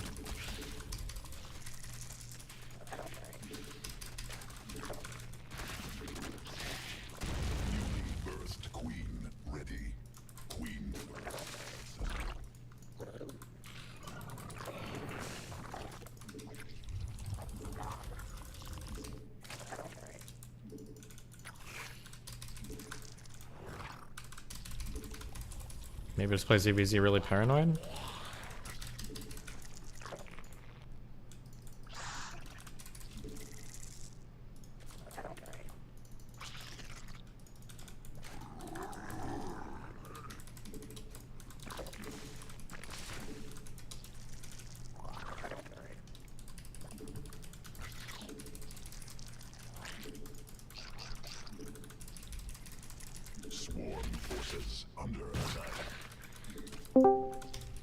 Who joined? Hold on, there you go. Can you hear me? Hi, what's up? You DM'd me. You said you wanted to talk about porn! Oh yeah, like what your favorite kind is and like what kind you would do and you know. Shut the fuck up. Is that actually what you wanted to talk about? No, Jesus. Want me to give you a minute so you can finish crushing on 12-year-olds? They're not 12-year-olds. The guy people who play this game are old. Bro, he's doing the same shit I'm doing. What a cringe lord. Oh, okay. I'll just do it better. Yeah, what do you think about porn? Do you think it fucks all of society up and it's degrading to women, or what? What do you think? I think it's like almost any other technology or like creation. It's like cosmetic surgery isn't bad. It's like addiction to a cosmetic surgery and like obsession with it. You know, porn isn't probably inherently bad, but like obsession and like addiction to it definitely seems to be. I don't know. I feel like especially in the case of porn, it's been around for so damn long that it just feels arbitrary to just be like, yeah, it's all just bad. That just feels like not what we find about almost any other kind of like technology or. What do you think is good about porn? The issue is just because it's not bad doesn't mean it's good, right? It could just be mostly neutral. Like I think a lot of these things are just neutral. Smart. Really? Yeah. For example, probably some element of benefit is like if you engage in a small amount of porn, it probably gives you like greater sexual like exposure and helps you like figure out what you're actually like into. But mostly I think porn is probably neutral to negative for the most part. Huh. Oh my god. Why, what do you think's good about porn? Yeah, probably porn is mostly bad. agree with what you're saying there. That's boring.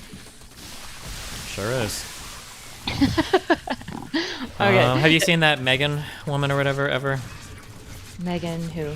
I don't know. Megan something. She's a big like feminist that's like super anti-porn and sex work. She got into an argument with Ayla on some panel No. they were on.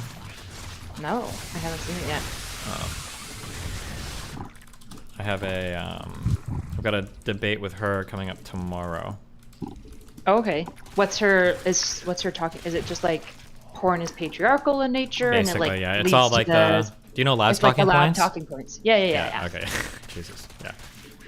Okay, so it's all of those talking points. I mean, I think it's an actual interesting critique on sex work specifically, right? Like, does it contribute to like the ongoing like sexualization of women? Like, probably, and thereby by participating in it, are you like doing a disservice to other women? Like, if that's your worldview, I guess to some extent.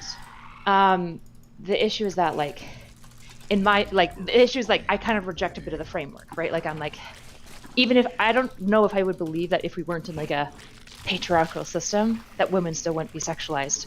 I think they probably still would. Like I would suspect that a lot of these things, like women being sexualized, seems to be the case that like universally, men tend to be a lot more visual, a lot more like sexually visually inclined. That's why the industry is like so damn old. I don't know if it's really a representation of like a patriarchy necessarily, although like elements that are like harmful to women obviously emerge out of it, right? Like I think there's conversations we had about like violent porn, stuff like that. But yeah. So you think even like a female-led society that like porn would still be like an emergent thing or whatever, or? I'd suspect so, yeah. Huh. It would look probably a fair bit different, which is why I'm saying there's elements to porn that are probably worth like a feminist critique. But I would expect porn to still exist, absolutely. The issue here's the shit, right? As much as like we talk about the sexualization of women as being like this bad thing, there's also this reality that like women like it to an extent as long as it's being consented to and it's in an environment that they want to be sexualized in, right? Like when a girl goes to a club and she's looking fucking fine, there is that energy from a lot of girls of like, I want men to look. I just like don't want them to like touch without me saying yes, right? Which is so it's like to some element, like even if we have like a much more female-centric space, like there is an element that like women want to be sexualized. Like there's a value to feeling desired by men, and which is why I just don't see it going. I also find like blaming things like patriarchy and like stuff like this very A little low resolution. unsatisfying. Yeah, because you don't really get much out of it. Well, it's just like the common boogeyman. Like it's just like when like Christians just try to blame like everything on like sin or heathens. It's just like it's so uninteresting. It's so like not. It's probably a part of it, well, not the sin and heathens, but like the patriarch is like, yeah, it's probably a part of it, but like what an uninteresting part to like focus on. There's way more things like what's like questions about like fundamental human universals, like what would emerge in all cultures. Like that's really fascinating to me. Yeah. If you had a matriarchy, what would porn look like? That's a really interesting question to me. I have no fucking clue.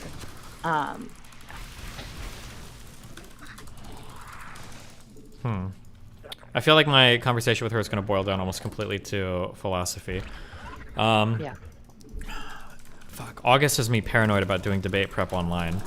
I haven't seen her put out any good arguments, and my worry is that if I explore this topic with you actually on stream, I feel like I might be able to argue her position better than she can, and I don't know if I want her like biting arguments for me.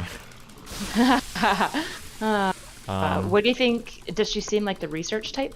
No. She doesn't believe like in research. Like in her Okay, conversations with good. Ayla, she like anytime Ayla would Okay, like yeah. cite a study or anything, she'd be like, "Well, I just think that it demeans women." Like that's what she's like. She's not like a research kind of person or numbers person. That's why I said I think that it's gonna come down almost completely to philosophy. Okay, well, real power level, steelman her worldview right now, and then all in secret, develop a whole new like kind of line of rhetoric to defeat your own steelman of. Okay. Hold on. Like playing chess with yourself, where you jump on both sides. I don't think I can lose this. The Steelman version of her argument is that pornography encourages men to look at women in ways that they never should. And by normalizing pornography in society, we are telling men that like this is going to be a part of society and you ought to look at women this way, and we're going to reinforce those types of views. So for instance, on a fundamental level, when a man engages with pornography, he's saying, I get access to the female body for my pleasure at your expense in exchange for money.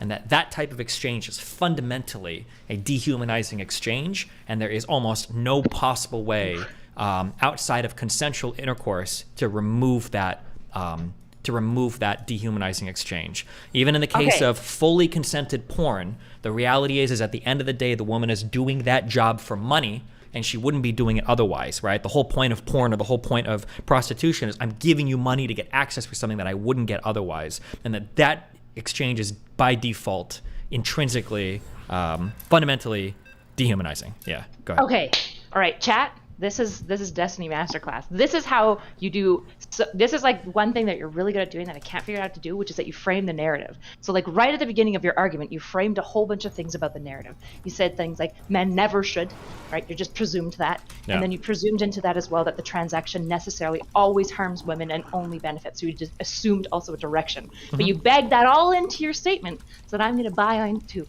all of that, and I'm left arguing in your framed network. Whereas I would basically argue.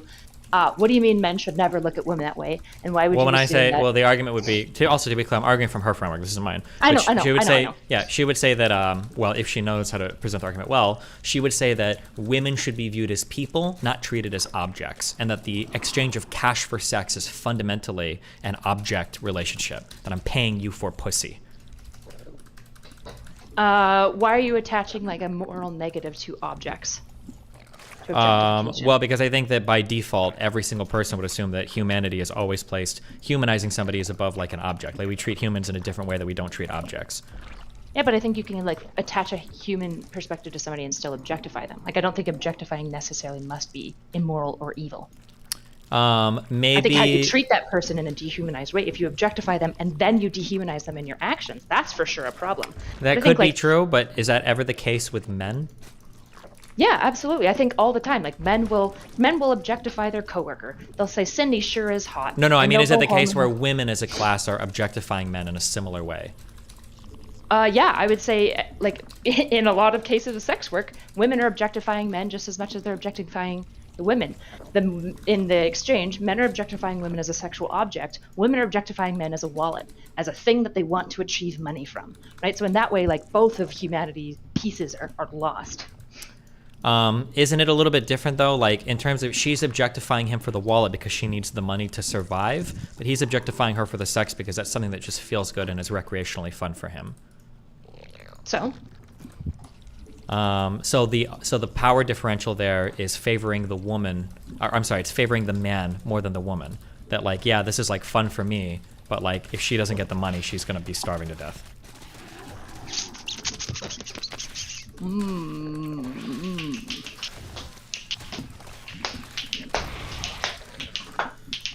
I guess that's like kind of begging the question that like women must be doing sex work for money. Well, that's why it's sex work, right? Otherwise, they'd be doing it for free, and you'd just be having sex. Well, right, but you're assuming that like the woman doing sex work wouldn't have other monetary options, right? If she didn't want to do sex work, there's probably other options for her within the system. Or are you constructing a system now where women must only do sex work? Because in that case, that would be pretty fucked up. Yeah, maybe.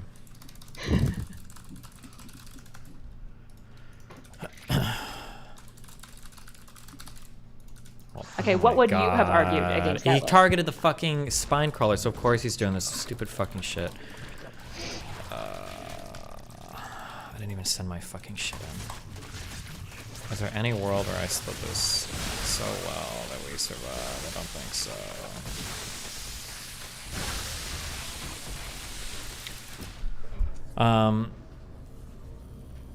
Do you want to walk me through how you would have argued that? Or sorry, argued do what? you want to keep it at your own position? Or your steelman position, I should say. Okay. You said that, what was your last response?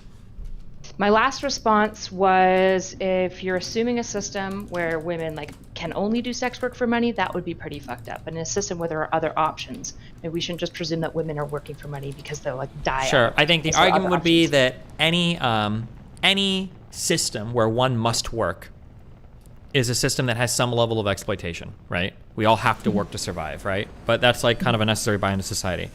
However, having to work with your body and using your body for money is going to be fundamentally a bit different than just like working a fast food job.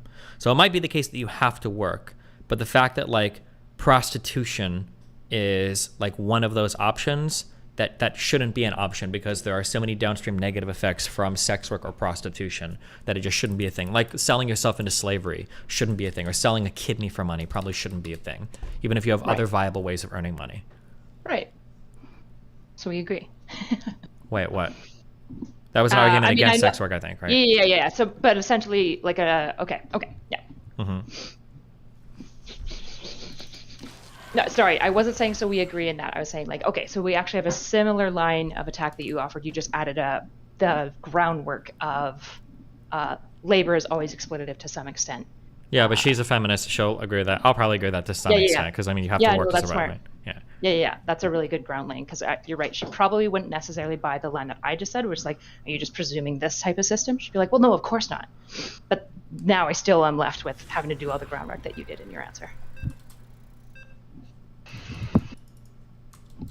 All right. Well. What? It's just it's annoying that we never disagree on anything. We can't really fight about much. All the steel ending's kind of fun. Well, wait. What's the response then? If she says that, do I just lose the argument? If she says what? That was your response to her.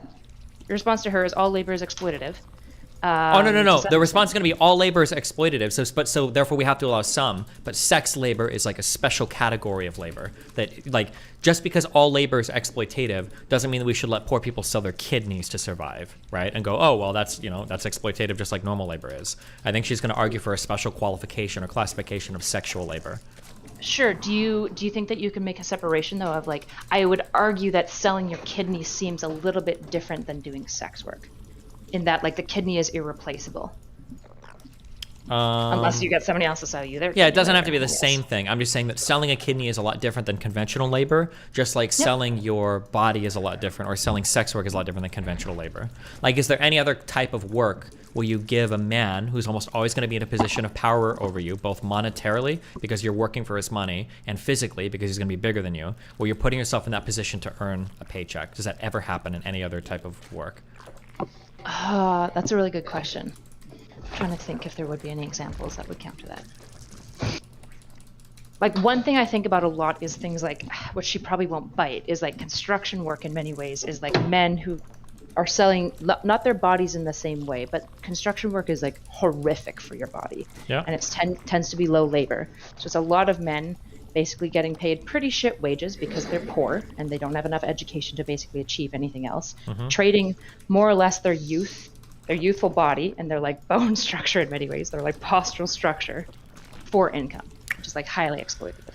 True, but I would still lean in to the differences between sex labor and even construction labor. Like when you're doing construction, nobody else has access to your body. The foreman isn't going to take advantage of you more than you'd want. Like you can walk away from any construction job and nobody's going to be there that's physically overpowering you to force you to work. Like, so does Megan presume there's no way to do sex work that isn't exploitative, like to a maximum amount? Like, well, because I don't it's know like, what she sure, thinks. in bad situations, right? But like, can we create like, is there systems or brothels? Like, I think about like Madam Jen or like probably Ayla, like who are very, very comfortable with their sex work. They really get to just like decide the terms of like what it looks like, and like probably don't come across too many awful situations because they've been able to like kind of vet that out and like build their business in a way that protects them against that. Yeah. Would she be opposed to that? I don't know. Like Fuck. There was a paper that I read a few months ago. Somebody emailed me related to some lab stuff, and it basically, I wish I could find that paper. I think she's a famous feminist scholar. I don't know if Joanne is here, she might know. But basically in this paper, she goes to lay out how every single transaction is coercive in nature when it comes to sex work between men and women. That's like an inescapable thing. Because of the power differential, because the woman's doing it for money, because she's always in a vulnerable position where the man could take advantage of her, where it's access to her body in an intimate way, that these are things that set sex work on its own kind of individual path that is fundamentally different from other types of labor, even like hard labor on male bodies or whatever. Yeah. I mean, unironically, I've heard like some arguments being made of like the closest is actually like some sort of like coaching, like therapy type dynamic. But even then, it's going to be hard to compare because in the therapy dynamic, it's still a therapist that has I'm gonna die. the I'm gonna highest lose level again. of power. I'm gonna lose because I didn't build this fucking early enough because I'm fucking retarded. That's why. I hope you're happy. Oh, actually...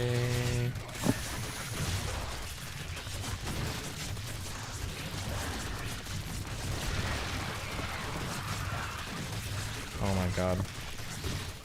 So what does Megan have to say about all the women that enjoy doing their sex work? Like quite a bit. They don't feel coerced. They like, would she just basically be like, just because they don't feel coerced doesn't mean that they're not being coerced, and it doesn't mean blah, blah, blah, blah, blah. Don't they normally all say that those women are coping? Like, I think that, if you check out Ayla's Twitter, I think she's like literally said that verbatim, that like you have a bunch of trauma, it's unresolved, like you don't recognize how traumatized you actually are, or whatever. Interesting. Well, no, it's not interesting. It's really boring, but. Well, that's what I mean. Like it's an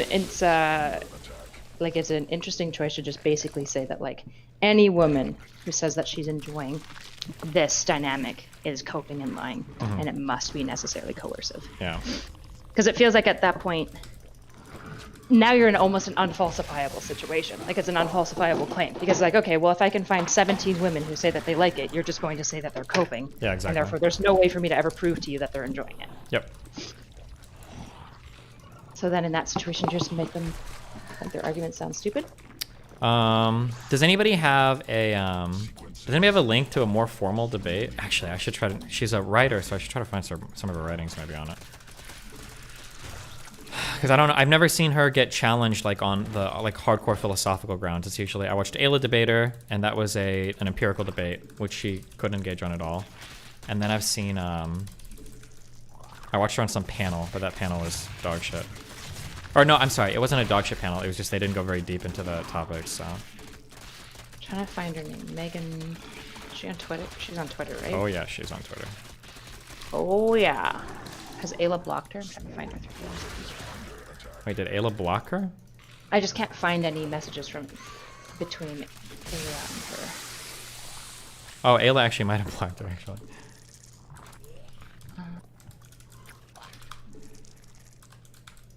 Do you know what her Twitter handle is? I know I responded to her semi recently. Someone in chat should be able to link you.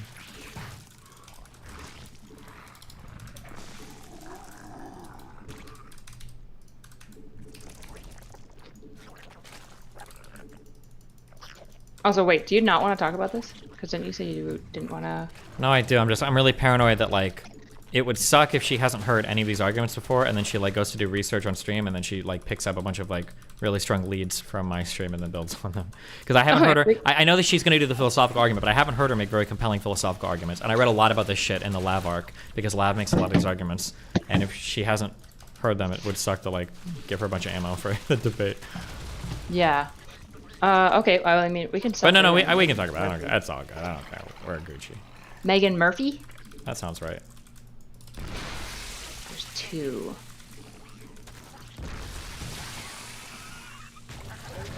This girl can eat.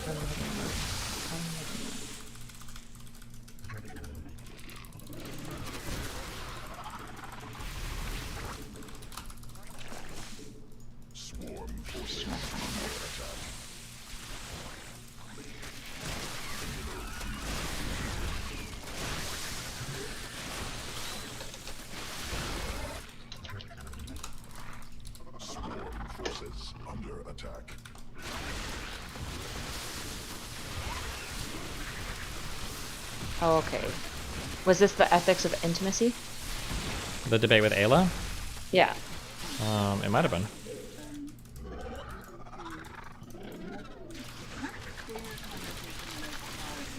Oh, but if you're looking at the debate with Ayla, again, they don't get into... I don't know if Ayla does the philosophy stuff as much, so... Right.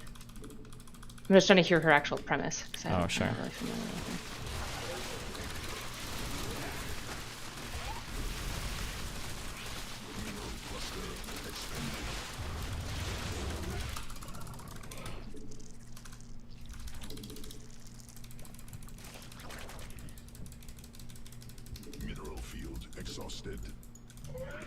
Does she qualify ever what she like frames as porn as well?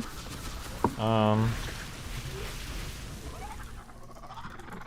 don't know, but it's probably just gonna be whatever. It's probably gonna be pretty obvious, no?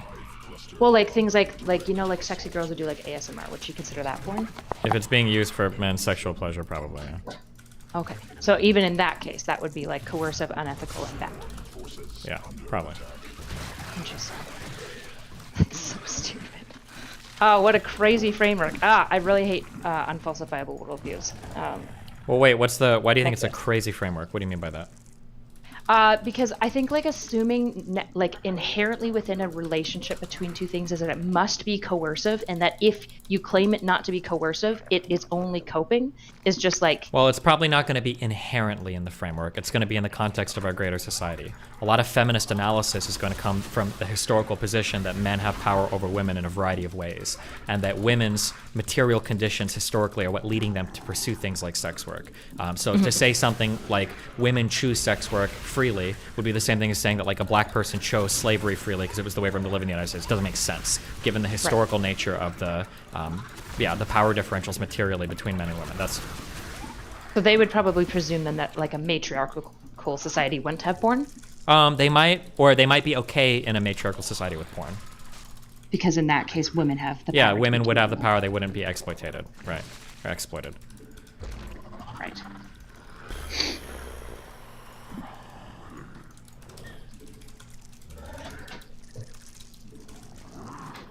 Understood. Well, I don't know. I would need to think about it more. Mm-hmm. I don't think it's like very compelling. I feel like I can win. It would suck if I set this conversation up and then I just get like crushed because I just don't even know like what I would say in response, I guess. Yeah. I mean, yeah.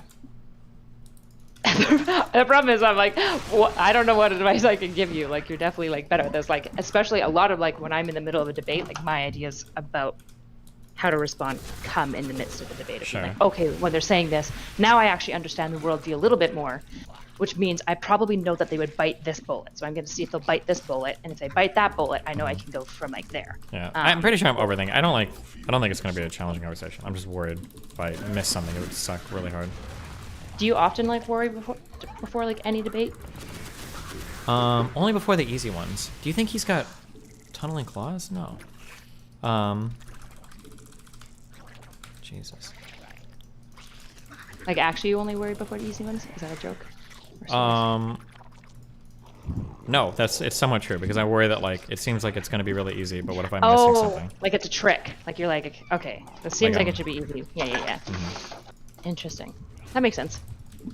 Does it? Sort of, yeah. Because I think if you like, if you tend to like try to like give the benefit of the doubt to like your interlocutor, and they have like a really like it seems like a really weak position, you probably like can't really imagine yourself in that position being so staunch in that worldview if it's such a like shitty worldview. Sure. So you're like, there's got to be something there. Mm-hmm. Like I've noticed for myself, if I like, I don't know if you had this, if I'm debating somebody who I think is like ends up being like just kind of like maybe is like dumb or like isn't following the conversation closely, I'll usually just assume they're being bad faith.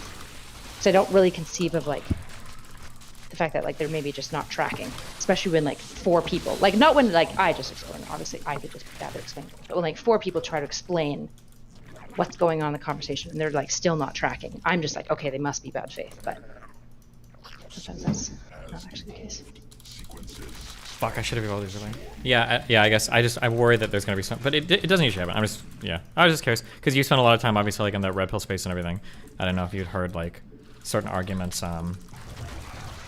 related to yeah, they don't care about porn. the feminist shit or ethics. whatever. Yeah. Yeah, the feminists tend not to wade into the red pill space very much.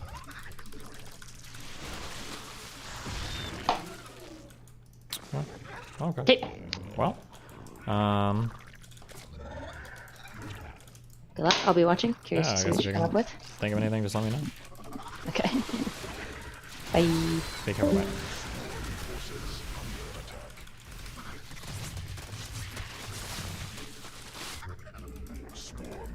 Dude, I don't like these battles. I don't know like who wins or loses. I have no idea. I can't eyeball it or anything. I don't think I like the Ravager.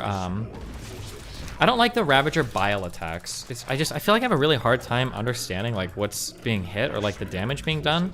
I feel like one of the things that StarCraft has always done really well artistically is it tends to communicate like damage and effect like really well, just like visually. Like you can just see it and it's awesome. I feel like for the Ravager bile shit, I feel like it's really hard to tell sometimes.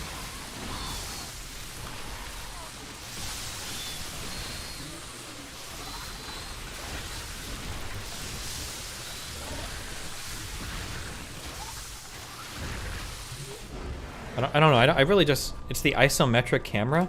I don't know what it is. I have a really hard time telling like what's going on. And like Sonic Storm, I can see very clearly. Ghost Snipes, Fungal Growth, like all of that. But the bile shit is just like random shit in the air. It's hard to see the damage. I just like, I super don't. I just super don't. I don't know. I don't like, I can't eyeball it at all. It's so weird.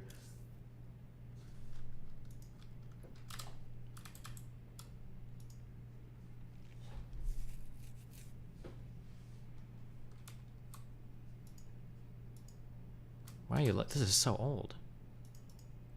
Oh no. How you doing? Do I want to watch the? I don't want to get triggered. Great. Everything is great. Looking forward to moving to Europe in May, getting ready for all that stuff. Stream's been good. I don't know if you saw that Destiny and I kind of got into it for a second, but we fixed it. It's not a big deal. And one of the discussions that came up, I really wanted your opinion on, so I'm very excited that you were willing to talk to me about it. Okay, yeah. One thing here. So I think I'm hearing it will affect sentencing, it affects the way we talk about these topics. Yeah. Girlfriend here. Specifically talked about made me want to talk to you about them. So like example, the way men feel about violence, the way men experience violence, the trauma men get from violence. Okay, hold on. Let me grab a rubber real quick and then we'll listen to this. The problem is the only way to see it is to look at the ground and the units cover the visual problem. Yeah, and the effects aren't very big too on the hits. I don't know, yeah, I don't really like it.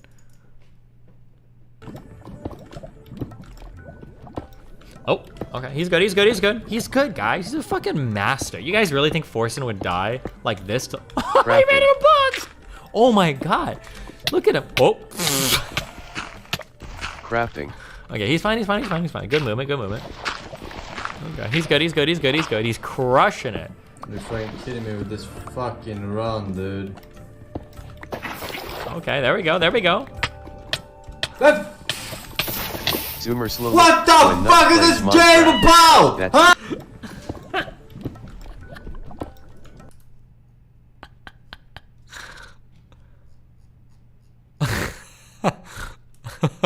Hold on one second.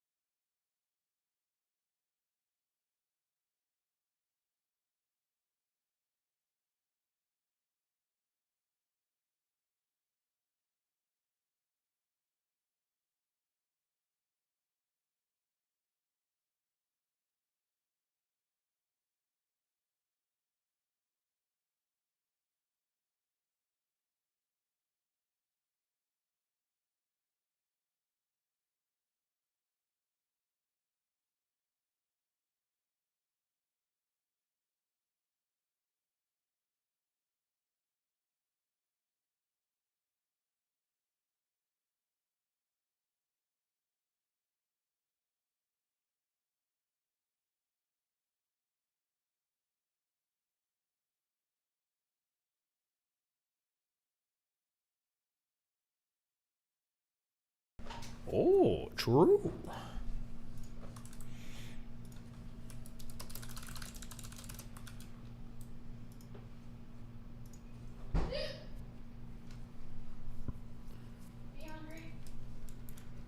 Nope.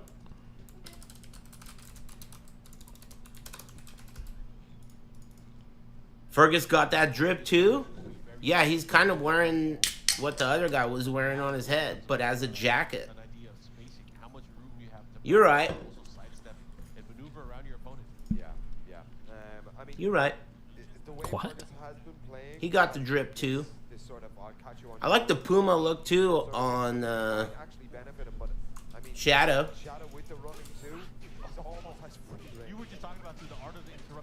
He got that napkin drip.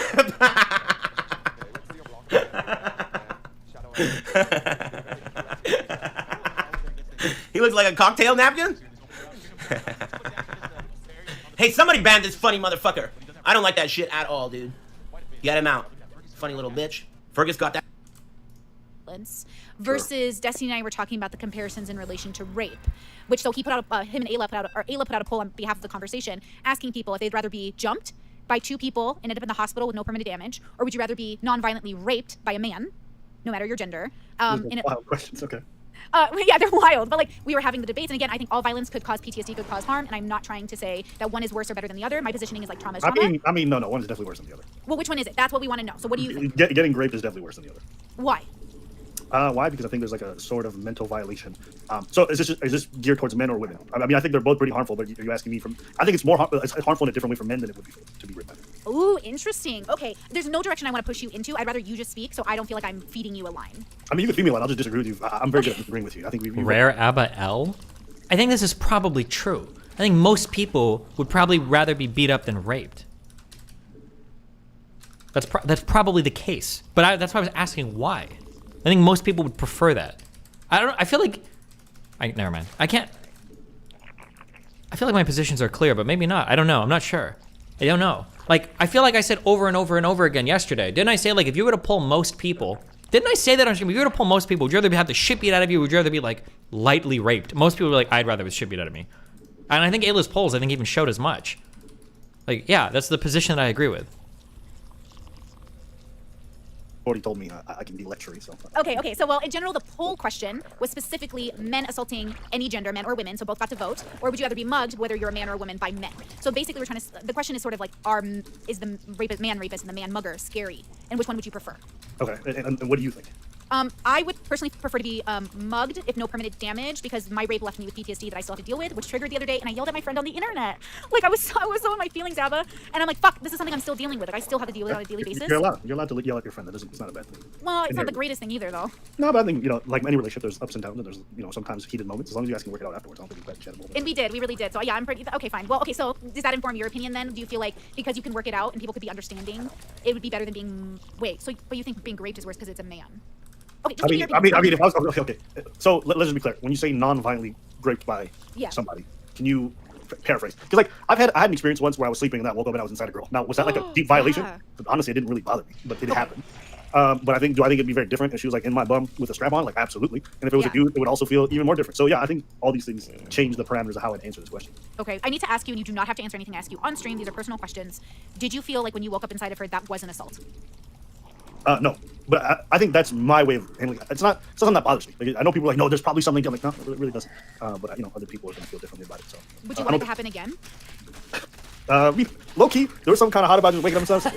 Maybe if this person was like hideous, I'd probably feel differently. It's kind of fucked up to say. In this era of like, no, all these things are terrible. If you're asking me honestly what I thought about the experience, like it wasn't. I don't think it was terrible. Okay, and then is this a person who used to be a lover, or is this a total stranger? It wasn't a total stranger. It wasn't. I used to be a lover either. It's like somebody. Oh, really? Okay, I will fully accept the way you feel about the situation if that's the case. I know some people with similar stories who were men and they didn't feel as violated. But what if it was a man and you woke up and let's say he was like blowing you or something? Yeah, we throwing hands. I mean, that's it. What do you mean? Okay, so talk to me about that. Well, I mean, it's just a double thing. It's like I don't even know how to answer that question. It's just it feels like I'm being violated in a completely different way. Maybe it's because as a straight person, the idea of engaging in like homosexual acts for me is like something I would never do, and so I think there's the double violation of not only someone doing something I don't want done to me from someone I don't want done to me from, but also they're like pushing me past a boundary I would have never crossed consensually ever. You know, like I can imagine scenarios in which I would have woken up and allowed somebody to do that to me. You know, like someone being on top of me or whatever. On the side. A woman specifically. Like I could have requested that beforehand. It's like a sex act I could have seen myself do. But the idea of a man forcing himself on me is just like, it's also like almost emasculating in a way. Okay, so do you think this is what I was saying one of yesterday Steven's about points was, and to give credence to it, was that the social stigma against rape is why people have a harder time getting through the trauma. The social stigma men feel when being raped by a man is different than being raped by a woman. For sure. And so so talk to me about that, because I kind of feel like if you feel it's traumatic, then the rape itself is what's traumatic, and the aftermath may help you get over that trauma or it may not. That having a supportive family could help you get over it, but that doesn't mean that the trauma couldn't exist. So I just wonder, like, I'm confused. What is the disagreement that you guys have? What did you get to the core of it? Well, okay, the only place we fully disagreed on was whether or not women who were sexually liberated / promiscuous had a less traumatic time during the rape than the person who was maybe sexually repressed or more modest. I'm going to reiterate this for the 50 millionth time. I understand it's hard for people to understand, or maybe I'm just horrible at communicating, or I don't know. Or maybe I just give up on this completely. I don't know if a more promiscuous or more sexually open person would have an easier or harder time. I thought I said verbatim on stream. I thought I actually said specifically that it could actually be completely and totally the other way around. That a more promiscuous person or more sexually liberated person actually has a harder time dealing with rape, because for them, they wouldn't, like, their values don't comport with like rape as much as like maybe a conservative person would be like, oh, like boys will be boys, that's what men are like. So it might be the case that a more sexually liberated person has an actual harder time dealing with it. Maybe that could be the case. I don't know. My only wondering was how much did like those social views play into it. That's what I was wondering. That's it. Not saying that like one is necessarily true, just that I'm sure it has some impact. That's it. It's such a wild hypothetical. Okay. But then, of course... Okay, what is arguing because they're sexually repressed and they already feel shame surrounding sex, that a violation of that sort would be worse for them? Right, versus, and then they might have a support system, but versus the sexually liberated woman might have a resource to go to, but I haven't seen that be the case, but maybe it could be. But then men brought up being mugged, and Destiny was talking about that, which I confused with getting into fights, because I grew up in a different environment. We don't have to get into the weeds and stuff. If we're just at the core of it, which is like, do women who are sexually liberated have an easier time with themselves versus men? I mean, I don't have any personal experience with that, so I couldn't imagine, but if you were to explain it to me logically, I could understand how that answer would come about. But there's probably a first-hand experience that I'm missing in this regards. But I do think like having an environment, having a more positive attitude on it, might be able to help. But I think the problem with this is it's such an emotionally charged topic and it's such a personal traumatic thing that it almost sounds like when you make that argument, even if it may be valid, it almost sounds like you're telling women who have that right to get over it. You're sexually liberated. It'll be really easier for you to get over it, which is super insulting. So I don't think it would go over well. I think if you said it to men, I don't think most people would care. Really? What about like even gay men? Because like in that poll on Twitter, it was amazing. Even the gay men in the audience were like, yeah, I'd rather be mugged than raped. Like who wants to be anally raped unconsensually? Like who wants that over being mugged? So you have to imagine there's the extra layer, right? For you guys, it's your violation of your boundaries. For us, it's a violation of boundaries. But if we're raped, then it's also incredibly emasculating. We failed at the most basic thing that we're supposed to do, which is protect ourselves. And so I think like that aspect of it is very hard to come around. It's like if a woman gets mugged, she feels unsafe, but it doesn't make her feel any less feminine or capable. Whereas a man, if you get mugged, it's like not only is it emasculating, someone took your shit and punked you, but it's also like you no longer feel safe and you're constantly paranoid. So Okay, so do you think it would be, because what I'm trying to figure out is, I have a really hard time comparing traumas. I feel really bad about trying to say that, oh, well, you getting mugged isn't as bad as getting raped, because like, I don't know that, right? Like that could be very traumatic to a person, maybe even worse than my rape, even though like we could both get PTSD. I'm trying not to cast judgment here, but I do think, go ahead. I think we're just doing averages. I think we're just saying on average, I imagine that people who get mugged probably don't have as much of a traumatic experience as people get raped. I think that's a pretty easy one to make. I think most people probably true. Okay, how do you feel about this? Because like, again, we get lost in the sauce about the word jumped, like getting jumped. What does it mean if I said, Abba, I got jumped? What do you imagine happened? It means that a couple people ambushed you or jumped you in the sense like there were multiple people beating on you.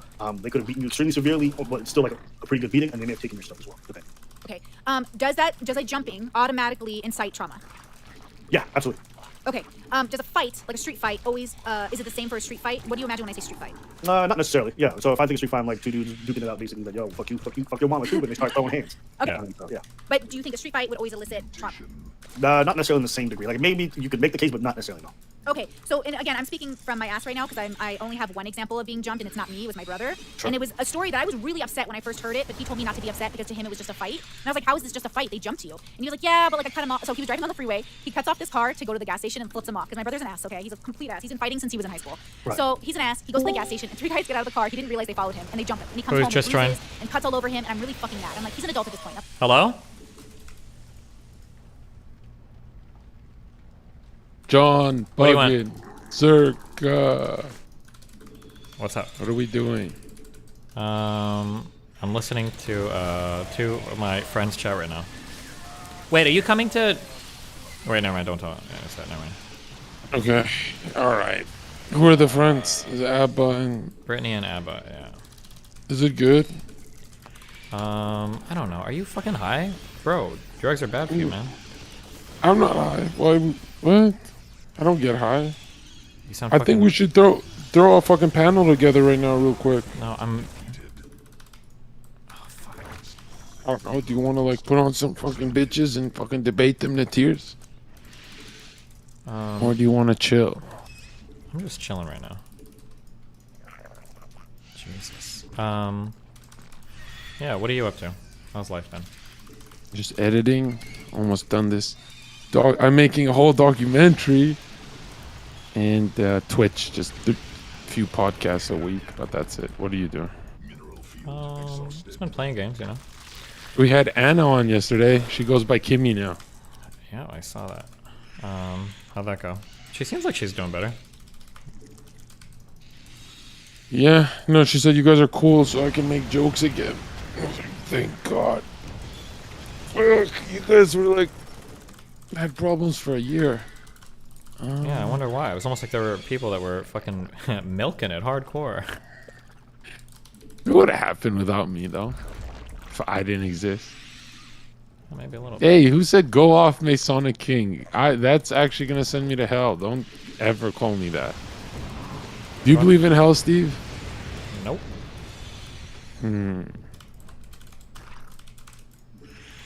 What up? You know, like energy can't die off, right? It can only be transferred. Have you heard of that? A little bit. I mean, it can spread out over time and kind of lose its effect, right? Isn't that what entropy is? The thing is that no object or person ever stops that vibration. Even when they die, the vibration's still, you know, existing. So it's like there is no death. Really? Is that interesting? I don't know if that's true or not, but okay. Someone said, I believe in hell. It's any conversation with Zerka. Ha ha ha ha. Nice. Yo, who do we have now that you're not cool with Lav Loon? Let's like, hey, any bitches in chat want to debate? Any feminist bitches? Oh yeah, we need crazies to replace them. I don't know who. I have no Bring idea. Pixie. She almost cried last time. No, Pixie's cool. I don't think she'd ever go like full Lav Loon. Did you pipe Pixie? Did I what? Pipe sex? No. Why? Do you want me to? Is that what you think No, about it's at like- night? The people that I... Would you why would you chill with her if you're not gonna fuck her? Why? She's a cool dude. You could chill with a girl a couple times, but if you don't get any, just she's like you're totally losing money, bro. Oh yeah?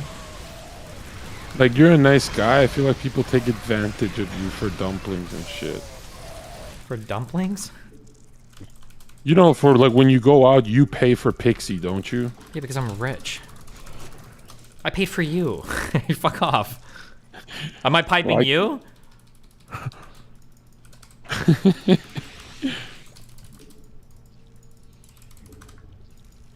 Am I interrupting? Because I'm just editing, so I kind of want to chill. I want to have some downtime with you guys. Yeah, chill away, dude. I'm just playing games. Okay, I'll Chad, get your questions. I'll read them to Steve. This is your one chance to the offensive ones that he ignores. I'll get them to him. Which chat am I reading here? YouTube chat. Okay, sorry guys. The first question is. I'm going fast. Slow it down. This little bro is missing his fucking weapons upgrade. Because I killed his NG Bay. No, questions for Steven. This guy is gold. Thank you, Mush. But questions. Yeah? Okay, which chat is more likely to have pedophiles? DGG or YouTube chat? Good question, dude. That's such an easy one. I love DGG, but come on. Those guys are so... When you play Mutiling, do you upgrade flying damage upgrade or bigger splash damage? I think you upgrade Carapace because lots of little marines are shooting little bullets, so the Carapace does a lot. But if you upgrade the attack, usually it's like 20 mutas hitting one thing. The attack upgrade doesn't help as much. You know, Steven, I was thinking, why is the legal age limit what it is? Like, when you look throughout the medieval ages, you look at different countries and stuff, like, how do you determine that cutoff point? It's just arbitrary. 18 is about what we've decided. Yeah, Seems but to that work makes well me with un- like school and everything too. It's gotta make you a little uncomfortable that there is no real like thing we can all cling to. So technically, I mean someone could make an argument for 17-year-olds, right? No, somebody can make an argument for 13-year-olds. Somebody can make an argument for 25-year-olds. You can make an argument for any age. This is just what we've settled on.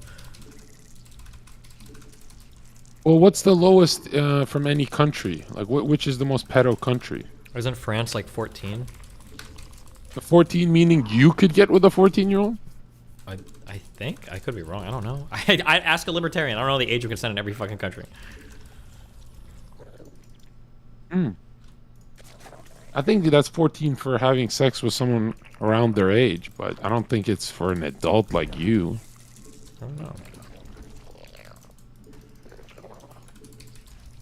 What about this argument, like, if she's 18 and she's like got no hips and very skinny and, you know, looks like a little 14-year-old boy, that's creepy. But if she's 18 and got huge knockers and huge ass and very womanly and looks 30, isn't it funny how we see age as number, but really it's like, dude, when I stand next to Steven, I'm clearly older than you, just on face and how I look. Like, we don't age at the same rate, do we? Age of consent and whether or not somebody's a pedophile are two completely, totally different things that have no relation to each other, right? There might be a pedophile that's attracted to some adult women because they've got childlike features, right? And there's a lot of people that like abuse Mr. children Girl. that just do it because they're like, it's like convenient, and they end up like abusing children that they babysit and stuff. But they're not really pedophiles, just like That's what Mr. Girl said. Because, yeah, like, you know those red pill guys who say 18 is the hottest chicks? I really disagree. I think 25 are the hottest because that's when they're peaking. Their bodies are like peaking hormonally and all that. But then they get angry because that's too old, I guess. And I'm thinking to myself, if you really like the young features, you're potentially a pedo. Like Mr. Girls, he likes that, right? I'm not putting words in his mouth. I'm not here He to said that. I don't know if he's a pedophile. I don't think he's a pedophile. Okay, hold on. Interesting conversation topic coming through. Hello, what's up? Hold up. I was going to ask what she said. Because she said, I said there's no shot you said that. You did not say you'd rather... Hold up. I don't know what you're saying. Your mic is cutting out half your words. Okay, so she said she doesn't know, she believes, she can't remember clearly, but she said Destiny would rather get graped than punched in the nose. And I'm like, there's no shot that's true. Then just punched in the nose? What kind of punch are we talking about? Oh, okay. Oh, What they get kind my of punch nose are we talking broken? about? Yeah, I'd rather get raped 100%. Yeah. But I'm a huge outlier there. I know I'm a huge outlier there. But yeah, 100%. That's the easiest decision in the world. Yeah. Abba. Okay. I mean, I don't even know how to respond. I mean, listen, if somebody... Wait, what? You'd rather be raped? Yeah, easily. Oh Like, my have my God. fucking nose broken? Dude, Yeah, why are you fucking 100%. lying? What are you talking about? Okay. Wait, is this Zerka? I've always wanted to talk to Zerka. You're crazy. I love you. No, we need to get to the bottom of Why this. are you guys letting him get away with that? He's clearly lying. He's been hit in the face before. Well, you have no idea what my background is, firstly. Okay. And Even no one has ever struck you in the face. You said you can't go through that again. You'd rather be raped, anally raped? Are you fucking retarded? Are you crazy? Okay, well, hold up. Do you think you would enjoy your grape? No, of what course the not. fuck? No, not if it's rape. You don't enjoy it. Of course not. So, like, a dude just ravaging your bumhole, you feel like that's much easier to handle than... Damn, Abba, you're extreme. Yeah, this is AIDS. That's extreme, Abba. You can't say that on YouTube. Good one. Ravaging your bumhole is definitely acceptable on YouTube. You definitely use that. Sure. Been monetized. Personally, I think I wouldn't care that much. I said this on my podcast yesterday. But having like a nose broken or whatever and going through the whole process of going to the hospital, doing all that shit, I wouldn't want to fuck with that. It'd be annoying or whatever. Yo, Steve, people flipped because I said this, but Stop. I had a Hold on. choice- Brittany and Abbott had an interesting conversation. I don't need your coked out This is on fucking ass. topic. This is on topic. If I had a choice between having a finger up my ass or killing myself, I would kill myself with a smile on my face every single time. No, you wouldn't, Zarka. I swear on Jesus' name. Okay, how about this hypothetical? A finger in your bum or losing your legs? I'll lose my legs. What the fuck? You guys don't believe in. You guys just don't believe in trauma. That's the problem. Okay. Trauma's real. Bro, if a girl ever joked, played with my ass, I would go to jail. That's the first time I'd fucking beat up a woman. Listen, now I'm starting to believe you secretly like that shit and you do it all the time. Because here's my thing. You called out Destiny for lying. You definitely lying out your asshole right now. You probably got a finger in your bum right now. You can't. I know what you're trying to say, but Abba, this is going to sound really weird. I had a nightmare once where I did get raped and I felt the pain. And so it penetrated my psyche for life. Do you understand? Like, I had that nightmare. Do you feel like you have to say this because you're Bosnian? No, bro, this doesn't make me sound cool, bro. I'm saying this makes me sound kind of gay. But you've never had a nightmare where you're like getting raped? No. Or you've never had a sexually weird nightmare? Nah. Nah, I've never experienced that. Honestly, bro, I think I want you to logic brain this and just be honest for yourself for a second. You would rather lose your. Okay, let's say if it's a woman putting a finger in your bum, right? She just putting an index finger. Legs, but I could easily pull the trigger on my fucking head. That's painless. Okay, so you would not give up your legs. I don't know about that one because then I have to like live like that. Okay. But he would give up his legs and then kill himself after. That's what he would do. Yeah, there you go. There you go. No, the point I'm trying to make is, you know how guys say like, "Oh, I've had a girl like play with my asshole a bit." That's literally trauma speaking. That's literally every time. That's literally someone self-reporting trauma. Like, you had a girl play with your asshole. What kind of straight guy are you? Zerka, wait until I use a strap-on on you and then tell me you don't like it. Don't. Wow, rape joke. Careful, Brittany. Don't hate on it yet. Careful.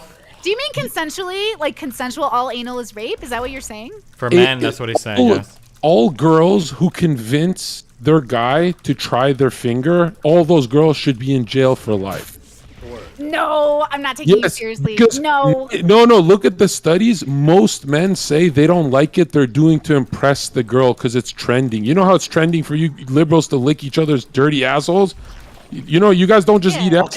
You finger each other's assholes too. You gotta listen, I'm so ashamed of it, but I love getting my ass ate. So I have to try to convince women to do it. I don't buy that. You think they're convincing me? You've never had your ass ate. Come on. So many times, bro. That shit's fire. Bro, you're my YouTube hero. How can you say that to me, bro? Listen. I'm subscribing from your fucking channel right now. Are you serious? I know. I've just lost 100 Bosnian subscribers right this moment, but I'm okay with that.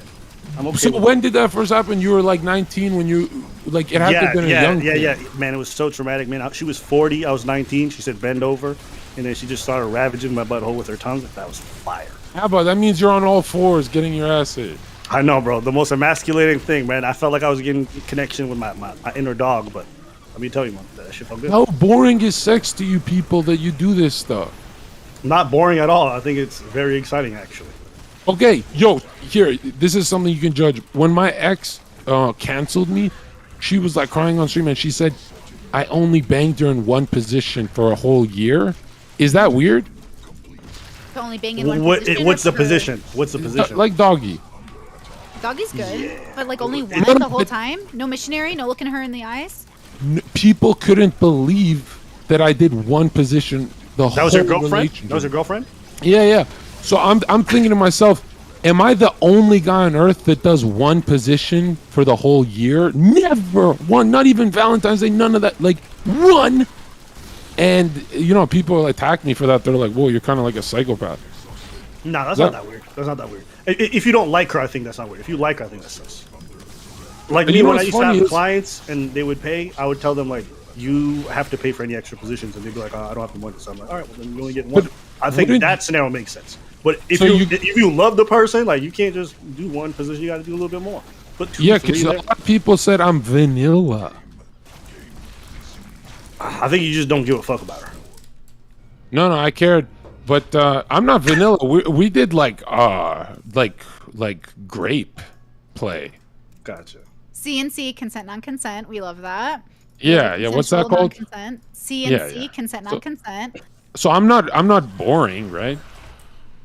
Did you only do the CNC from the back, like only doggy style? Yeah. I guess I'm Okay. vanilla.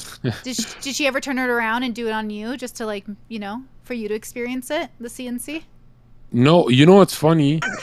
I don't understand this, but I don't think I've ever done any like liberal positions or any of that ever in my Doggy life. style's pretty liberal. It's what do you No. CNC is a liberal pastime, really. The conservatives and the liberals have this in common. We both love to play rape.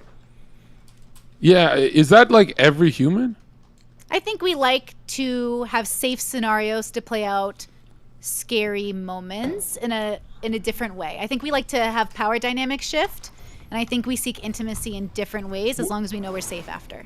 I asked her, and I talked to many girls, and they always say why rape play is so exciting is because it's her saying I fully trust this guy. Like so the most cozy she can feel. But when I looked at the studies, 85% of women have a rape fantasy with a stranger that they've never met. It's not even their fucking husband. So 85% of women have a rape fantasy. 85. I don't think that means what you think it means, Sean. Yeah. It doesn't mean husband. It What doesn't do you mean think- John what do you- Zerga. It doesn't mean that they genuinely want to be raped by a stranger, and they would like it. That's not what that means. Do they mean their partner is playing as a stranger? Because No. that's something I've done. It whatever you're reading, probably means that the person has a rape fantasy, but it's still gonna be in a safe way, right? Like the ideal rape fantasy is you get raped actually, but the person doesn't actually go any further, and it's like a fucking 50 Shades of Grey thing, right? But it doesn't mean that if somebody says, yeah, that would be really hot if it happened in a fantasy, that they actually want to get raped in real life. Those are two totally different things. Zerka. Right. Well, Yeah, a fantasy but- is in reality, right? Yeah. It's play. Exactly, You're just playing yeah. it's adult play. Yeah, impregnation fetishes when you reach a certain age, I think, become hot for everybody. It's super hot. But if a girl were to Reading send is me a fire. text afterwards and say, "Hey, I think I'm pregnant and it's yours," I would kill myself, right? So it's two different things. Okay. Now, what about this? Have you noticed, people say it's sexist when I say, oh, it's great if she sucks Okay, dick. is this but what if we're- are we doing this now? The man should not eat pussy because think about it. If I'm acting all feminine, that's not the sexy Zerka that chat wants. They want the masculine Zerka. So I'm not going to do feminine shit where I eat pussy. What the fuck? What am I, a fucking I like a dog? feminine man personally, but that's just me. No woman likes a feminine Any man. guy that says he doesn't like to eat pussy is gay. You're gay, bro. But that's cool. I accept you. But that's gay shit. Okay. How is that gay? It's What? gay shit. Maybe you have to texture. Actually, a lot of people I know with autism don't go down because the No, texture it's is just gay shit. weird. If you're a guy and you're Oh. out here saying shit like that, oh yeah, I'd never eat bug, you're gay. But that's cool, dude. Welcome to the club. Be gay. Be gay with me, okay? I'm 28 years old, and I've never had to eat pussy. Yeah, I know. God That's bless great. me. Because you're looking for your dream dick to suck, you know? It's okay. It happens. But Steven, you have to eat it every time. You don't have to, but if you're straight, you're maybe drawn to it. But listen, you're just looking for that good dick that you're looking for. That's fine, man. So I just, it's just funny. Like when you're eating pussy, do you guys feel like you're her pet? I feel like I am going to rock this woman's world right now. That I am going to give her every What? reason to move off the pillow. No, but if you're a guy, you're supposed to be masculine, I thought. It's not. I don't know why. I'm not sure that masculinity or femininity plays a role in Okay, so oral. how far are you gonna take it? Can I also wear a tutu dress or just eat pussy? How feminine do I gotta be? Should I wear a fucking pink tutu dress? See, you draw the line at a tutu dress. No, I mean I like men in dresses, but I'm saying, what do you have to wear a dress for? Just go down on her. Just be naked. Just be clothed. Just doesn't matter. Your I'm talking to mouth the will boys. matter. Destiny, Abba, they'll say, I'll never wear a tutu dress, but eating pussy's fine. If you could get the best sex out of your life and all you had to do is wear a tutu dress, you're crazy not to. It'd be crazy not to wear the tutu dress. How do you even maintain erection doing submissive shit? I don't even get that. Ask Well, a part one submissive- is try not being gay. It's a good It's like start. me going to bench press and then I start like licking on the bar. True. It's like it's bench press time, bro. You gotta fuck that bitch. I don't know. Maybe I'm vanilla. What's No, it taste like? Deliciousness. A All the waterfall. time? Everything. I've never had bad. I've never had. I don't. I know, rarely Destiny. have You bad. don't eat ass though. Why do you think that? Oh, you eat ass? That's what your mom likes, you know? You know, shit comes out of assholes. When piss comes out of dicks, you still let your girl fucking suck it. Yeah, but I'm not sucking. you be kissing her afterwards. No, he probably makes her go to the fucking bathroom and rinse her mouth out and everything, probably. Abba, you got 1 million subs. You're telling me you eat the box still. Can we hold on, Abba, Brittany, if you guys are in here, I want to have like a good conversation, not like get it retarded down to Zerka's level of fucking autistic stupid shit. If you guys have time you want to talk about it, we can talk about it, but I can do Okay, these I'm editing, keep actual going. fucking retarded convos with Zerka anytime. I don't need him dragging you down to it. Okay, I've got time. I've got about an hour, so I'm here if we want to have more of a discussion. I don't know if did you watch me and Abba at all? I started to, and then this fucking clown popped in, and now I don't. Okay, I think I think the conversation went in the direction you had originally really wanted it to go into, which was to ask those like hypotheticals. So yeah, I'm down to have it. But don't you think it's interesting that we all have different experiences? Where like, I don't know if you're really serious, Steven, that you'd rather like get raped than punched in the nose with a broken nose.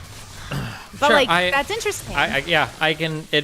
I can say that I'm an outlier there. I don't know what else to say. If you think I'm just lying, you think I'm lying. The reason you said was kind of stupid, though, just in the sense that The you're like, reason why is because I don't think I would carry much trauma from like adverse or rapey sexual interaction. I don't think I would. With a man or a woman, does it matter? No, I don't think. Well, I mean, like, Okay.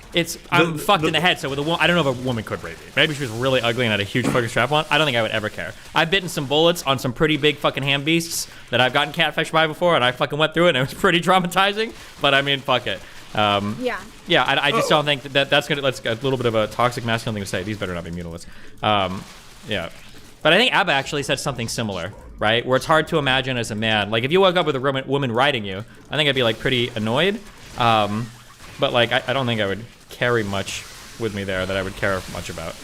Yeah, because I don't think the harm there is like somebody destroyed me or somebody violated my sanctity or like I didn't feel unsafe afterwards, if that makes sense. It never felt like that's not a situation I couldn't get out of.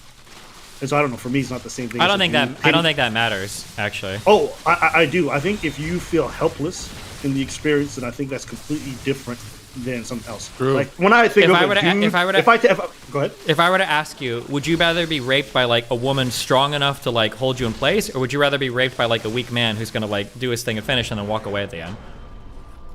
Huh? Repeat.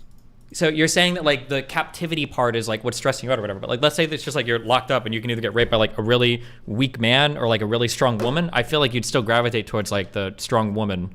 Like if it was somebody that could theoretically beat you up as a woman. I think that for men, I think it's the mental thing of one being penetrated and then two having it be a man is what makes it really fucking. Oh, Steven. But the only way a man could do something to me that I didn't want is I allowed it. So, Abba. So if you're asking me, like, do I think it'd be worse having it done by a man versus a woman? Absolutely, I think it's way worse having it done by a man. Yeah. People can feel differently. I don't really care. I would much rather it was a woman because I think it is a different implication. Now, if she's so strong that she pins me down against my will, and I really don't want it in that moment, and she's just doing it to me, yeah, I probably would feel emasculated to a degree, but I don't think I'd feel as violated as if a man did it for sure. That's interesting though, because when you say emasculated, it seems like it's not the experience itself. It's like the fact that it's a woman versus a man doing it is like what changes it, or what is the feeling? Partially that it's a mixture of both who's doing it, what gender they are, and also the weight. No, don't even respond to him. Don't even respond to him. Sorry. But just like this the idea of feeling helpless in that scenario. You know, I have no agency. I think that's sure. Okay, so here's like a question. Okay, let's say that you're just like, okay, all of these examples are very triggering. If this is like a problem for anybody, please let me know or whatever so that we don't get fucking insane. There's like a bunch of screaming here, okay? So just saying that to get the other way, okay? Let's say that you're locked in a contraption, okay? And then somebody's gonna come behind you and rape you, and it's either gonna be a man or a woman with a strap on. All else equal, you can't move, you're restrained or whatever. Does it change in your mind if it's a man or woman doing it, or at that point is it equalized to you? No, absolutely changes. It's still for a woman. Okay, that's why I'm saying I don't think it matters the pressure or the being locked or whatever. There's still something fundamentally different about like a man doing it versus a woman. It's not like the strength of the domination aspect. Yeah, that's what I was saying. No, that's definitely true that it's different between the genders. Absolutely. I think what also adds to that, if you're in a scenario where you feel helpless, I think it does change the dynamic a little bit because you feel like you couldn't do anything as a man when you should be able to. Because I think part of being a man, at least like in the traditional sense, is that you're able to defend yourself or defend the people close to you. If you feel like you can't do that, then that's also another layer of manhood that you feel is wrong. Sure, I don't disagree. I think, and then there are ways that apply to women as well in terms of feeling helpless in an area because you're probably somebody that you thought you could trust, and now you're vulnerable, and now somebody's taking advantage of that for their own pleasure. There's a whole bunch of stuff with that is shitty. Yeah. Yeah. Brittany, were you trying to chime in? Not necessarily. I think that ultimately, because I'm such like a individualist in my head, I think just like it's going to impact the individual as it impacts the individual, and I'm not here to decide like what should impact you more or less. After the validation, then we can discuss whether or not our emotions are in a proper place, and then whether we can reframe how we feel about our emotions. But it's weird hearing you guys talk about how anal rape would be so bad with a man, but I'm bisexual, so you could even say I'm pansexual. Like I'm not really focused on the gender of the person raping me. My brain just like, it's the fact that I just don't want to do it, and I'm like now being forced to do it, which is so awful that for me the gender just possibly doesn't matter. That's as possible. Much as But you remember what we talked about before. I told you, like, for you, I don't like. Yes, there's some women who feel less pure or maybe less whole, but I think women are probably gonna have a easier time like not having to feel like their entire femininity is completely robbed of them. Whereas a man, I think if you told any man he got anally raped by somebody when he didn't, I think most men would feel like less of a man. Absolutely. There's also here, I think there's a big thing that plays into this with the different ways that men and women view sex in general. I think that in general, sex for us is a more external process, assuming you're not gay. Like we have an organ that comes out of our body and goes into somebody else. And I think that in general, we tend to try to take sex. We're not in the position of like protecting it. Women tend to be like guarding sex. Like, okay, well, I dole out sex to men that I think are worthy of it. And men try to chase sex. So it's strange for a guy, like just on its face, to be like somebody's gonna come and take sex from you, because the guys generally think, well, I would almost always give sex to anybody. Whereas for a woman, you're generally like not giving sex to anybody. You're more selective for who you dole it out to, and it's an internal process because something's entering your body. I think that those two things have a heavy impact on how you view somebody in a rape, I think, in general. So like when you talk about like a woman, you wake up and a woman is riding you, like you're still inside her. It could be a rape experience, like you didn't ask for it, you didn't want it or whatever, but the process is so externalized and everything that I think our engagement with it is like almost on a physical level, it's different. Yeah. I could see that for sure. I guess like, yeah, all that, for me, like I'm very sensitive to like the idea of being impacted against my consent basically about anything, though not too much. Like I can handle a lot. Like a lot of unconsensual things happen on a daily basis. Like an old lady touches you at the grocery store. It's like, okay, I didn't consent to that, but it's fine. It's no big deal. I'm not threatened here. So like the threat, I think, is a part of it. But also like, I think it's just, I don't want to compare people's traumas, but you're bisexual, Destiny. So do you think it's so just to clarify, it isn't the gender of the person, it's the chance for violence or escalation. But as a woman, when you're being raped, like there's always that escalation if you're raped by someone stronger than you. So there's always the chance for death or violation in that way. So do you guys think if you were raped anally by a man and it was nice, would that change things? It was nice? Yeah, like Ayla's non-violent rape, whatever that means. Like you didn't feel it, you don't remember it. Like, how do you feel about that idea? Like, for me, I still think it's as bad. But for some people, they might think it's better because you don't remember it. Well, I mean, if you don't remember it, by definition, it can't be bad because you would never remember it. Or you would. Well, no, because you usually have the physical trauma from it, like vaginal or anal tearing. You have to go to medical professionals. Well, she just said. STI. Didn't you just say that it was a gentle rape or whatever? Well, I mean, that I don't even think. Okay, fine. Like, oh God, how do you have a gentle rape? See, I don't think that's possible. I don't think there's like. There's definitely differences. There's a complete giant difference between someone beating you over the head and punching you in the face while they're taking over you, and then somebody you know, or maybe some you don't, but like I think there's a difference between those. Now we can just say all of the rapes are bad, and that's fine. We all agree on that. But I think you can agree that some of these forms of rape are worse than others. You don't believe that? I mean, that's obviously true. I would say, yeah. Yeah, Brittany, know what my hierarchy is, but I don't want to project that onto other people because I don't think it's objective. Yeah, that's fine. I think we can make generalizations, and they don't apply to every individual, but I think we still have that conversation. I would say this. I think what Destiny said was pretty true earlier, because I'm curious. If you woke up, okay, and you had a strap-on on you, and you were inside a dude, would you feel like that's as traumatic as someone being inside of you? Are you talking about me? No, I'm asking Brittany.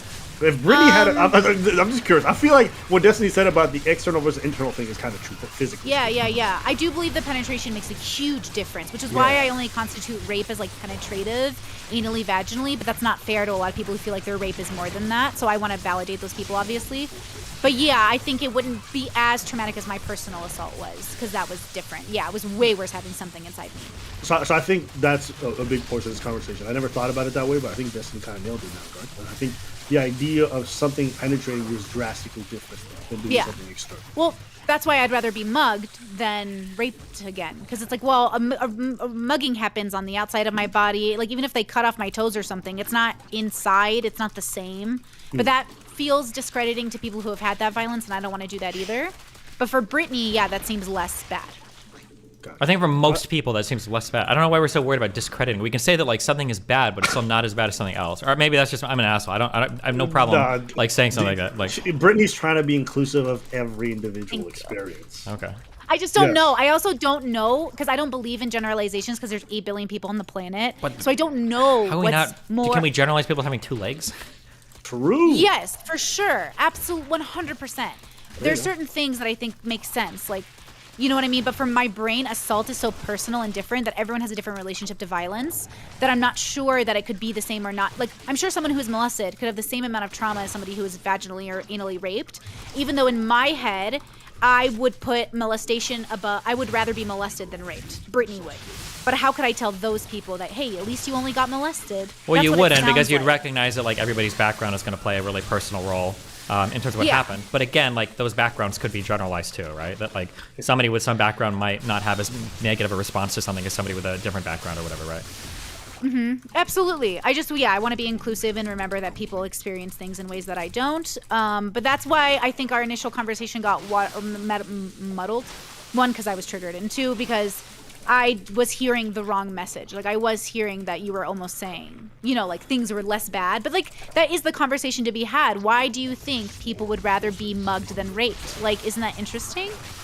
Yeah, I mean, I think it's interesting. I think the reason why is because there's a whole bunch of things surrounding rape that make it fundamentally different than like fighting, right? Like, so firstly, like if you're fighting somebody, you tend not to fight for fun, right? But like if you get raped, you do sex for fun, right? So rape has the chance of ruining an activity that you otherwise would like to, I would imagine, continue enjoying. Whereas like fighting, I mean, maybe if you're a professional fighter, maybe getting mugged can ruin boxing for you, but rape can carry over into like just like things that are supposed to be fun in life too, which sucks.